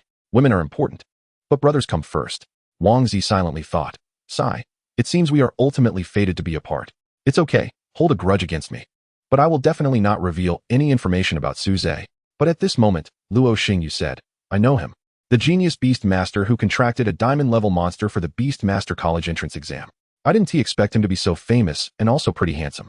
Wang Zi was surprised. You already know? Then what was the point of my mental preparation? I might as well have just said it to gain some favor. Who wouldn't know such a famous thing? Probably not just me. Others from several Beast Master universities also have information about Su Zhe. She then sighed. It's a pity that his diamond-level beast was recently ambushed and killed in battle. Otherwise, he would have been a decent opponent. But now, well, he doesn't pose much of a threat anymore. What? Wang Zi's eyes widened. Why does Luo Xingyu know such an important thing, and he doesn't? Moreover, Su Zhe hadn't mentioned it at all during their chat. Sigh, bro, were you just putting on a brave face in front of me? Wang Zi couldn't help but exclaim. Chapter 98. Kindred Spirits. Xiao Su prepared all standard single rooms for them, and how the rooms were assigned depended entirely on personal preference. Su Zhe and Su Yao worked together and successfully arranged for their rooms to be opposite each other. Get some good rest. You should rest well, after all. I don't have to go up on the stage to fight. The two entered their respective rooms to put away their belongings. Although it was just an ordinary single room and a bit cramped, it was a high-end hotel in the imperial capital, very clean and comfortable. Su Zhe felt it was even more pleasant than his own unit at home. He hadn't even had the chance to lie down on the soft bed when someone knocked on the door. Who is it? Su Zhe helplessly jumped off the bed and opened the door, saying, Wang Zi, what are you doing here? We're in a competitive relationship now. Are you sure you don't need to avoid suspicion? Su Zhe asked with a smile. Wang Zi frowned and replied, let's not worry about that for now. You need to honestly tell me, has your diamond-level beast encountered a problem? Su Zhe was taken aback by the question but then nodded, saying, indeed. But it's not a big deal, it's fine. Su Zhe didn't want too many people to know that Feng Qingyi had been resurrected. This would be his trump card. Even in the upcoming competition, as long as he wasn't forced into a corner, Su Zhe didn't plan to summon Feng Qingyi. However, Wang Zi seemed even angrier than Su Zhe and said, not a big deal. Do you know what that means? This is a diamond-level beast. He then sighed helplessly and continued, sigh. It's all the work of those damned Fuso Dark Guards. Brother, I currently don't have the ability to help you take revenge. But don't worry, from now on, I'll confront them. Su Zhe felt a bit moved and nodded, wanting to reassure Wang Zi, saying, Don't worry. Even though I currently don't have a diamond-level beast, I was lucky enough to contract a platinum-level beast. Wang Zi was taken aback, his expression quite vivid. He had also lost a beast before, so he understood how much damage this would do to a beast master. It could even render them useless. But Suze seamlessly contracted a platinum-level beast? Oh right, without a strong beast, you wouldn't be able to represent the Qinglong Beast Master University in the Beast Master competition. I was too worried and forgot about this. Wang Zi scratched his head awkwardly. He should have thought of this earlier. The beasts he currently contracted were all given to him by Suze, so it didn't make sense that he couldn't solve the same problem now. Then you should continue to rest, Wang Zi said. Because of this conversation, Su Yao on the opposite side also opened the door and laughed at them. Forget it. Since everyone is here, why not go out for a stroll? I rushed here and didn't have the chance to enjoy the scenery of the imperial capital, Suze suggested. As for the Beast Master competition, there were still a few days of preparation time, so he wasn't worried about resting tonight. Sounds good. I'm a bit hungry too. Let us go check out the night market. It's on me, Wang Zi agreed. The night market in the imperial capital was not only more prosperous, but also larger in scale, with stalls that were more organized and tidy. However, it didn't differ much from other places. In fact, due to some taste differences, the snacks didn't even seem particularly delicious. But there was one notable difference. In the night market of the imperial capital, in addition to the ordinary snack stalls and street vendors, you could also see beast masters setting up stalls to sell beast cores and beast eggs. The stall owner, seeing them, immediately perked up and excitedly grabbed Wang Zi, saying, "Young man, you look like a beast master here to participate in the beast master competition. You have good taste. This is a high-quality beast egg, hatched. It will at least be golden level." Really? How much? Wang Zi's eyes lit up. He had already broken through level 20 and successfully obtained a second beast slot. And he was in need of a suitable beast. Moreover, he still owed Suze a golden level beast, so buying this one for Suze would be good. The stall owner immediately leaned in with a grin and said, "Hee, it's not expensive, just 30 million. 30 million? That's not too expensive," Wang Zi nodded. The market price for a golden level beast egg was indeed around this price, but the problem was that it was priced high, and you would generally need to pay several times more to actually buy one. Some rare attribute ones could even sell for over 100 million. Ever since Wang Zi had shown his results at school, his family had loosened the financial reins significantly. 30 million was still something he could manage. However, at that moment, Suze pulled Wang Zi back and said, "Don't be fooled. This is definitely not a golden level beast egg. At most, it's a bronze one. And it's not even silver." Suze had encountered so many beast eggs, even eaten more than many people had seen in their lifetime. He could tell at a glance whether it was golden level or not. The stall owner immediately got anxious and said, "Hey, how can you talk like that?" Then he turned to Wang Zi, saying, "Young man, don't listen to him. This egg is genuinely a golden level one. He just can't stand to see you do well." Hearing this, Wang Zi immediately blew his top and said, "What are you talking about? This is my brother. He definitely isn't wrong. You're definitely not selling a good egg." Suze had indeed produced a golden level beast egg before, so Wang Zi trusted his judgment. The stall owner felt embarrassed and had to sit down and wait for the next potential buyer. Just as the three were about to leave, they heard a leisurely voice say, "This egg is interesting. How much is it?" They saw the stall owner standing there with a cold sweat, saying, "If Qi Xiao wants it, just take it. No need to talk about money." In front of him stood a handsome young man, referred to as Qi Xiao, who shook his head and said, "That sounds like I'm bullying you. How about this? I judge this to be a bronze-level beast egg. Do you agree?" The stall owner, who had just insisted that it was a golden-level beast egg, immediately nodded like a rattledrum. "Great. The market price for bronze-level beast eggs is around 200,000 to 1 million. I'll give you the top price of 1 million. How does that sound?" said the young man known as Qi Xiao. The stall owner nodded repeatedly. "Whatever Qi Xiao says is fine." "Good.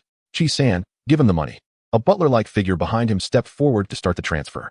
Qi Xiao then took the egg to a nearby barbecue stall, paid the owner, cleared the grill, and placed the egg on top. "Roasting a beast egg. I'm starting to miss its taste," Qi Xiao said, swallowing his saliva. Suze watched this unfold, feeling constantly amazed, thinking, "I've encountered a kindred spirit."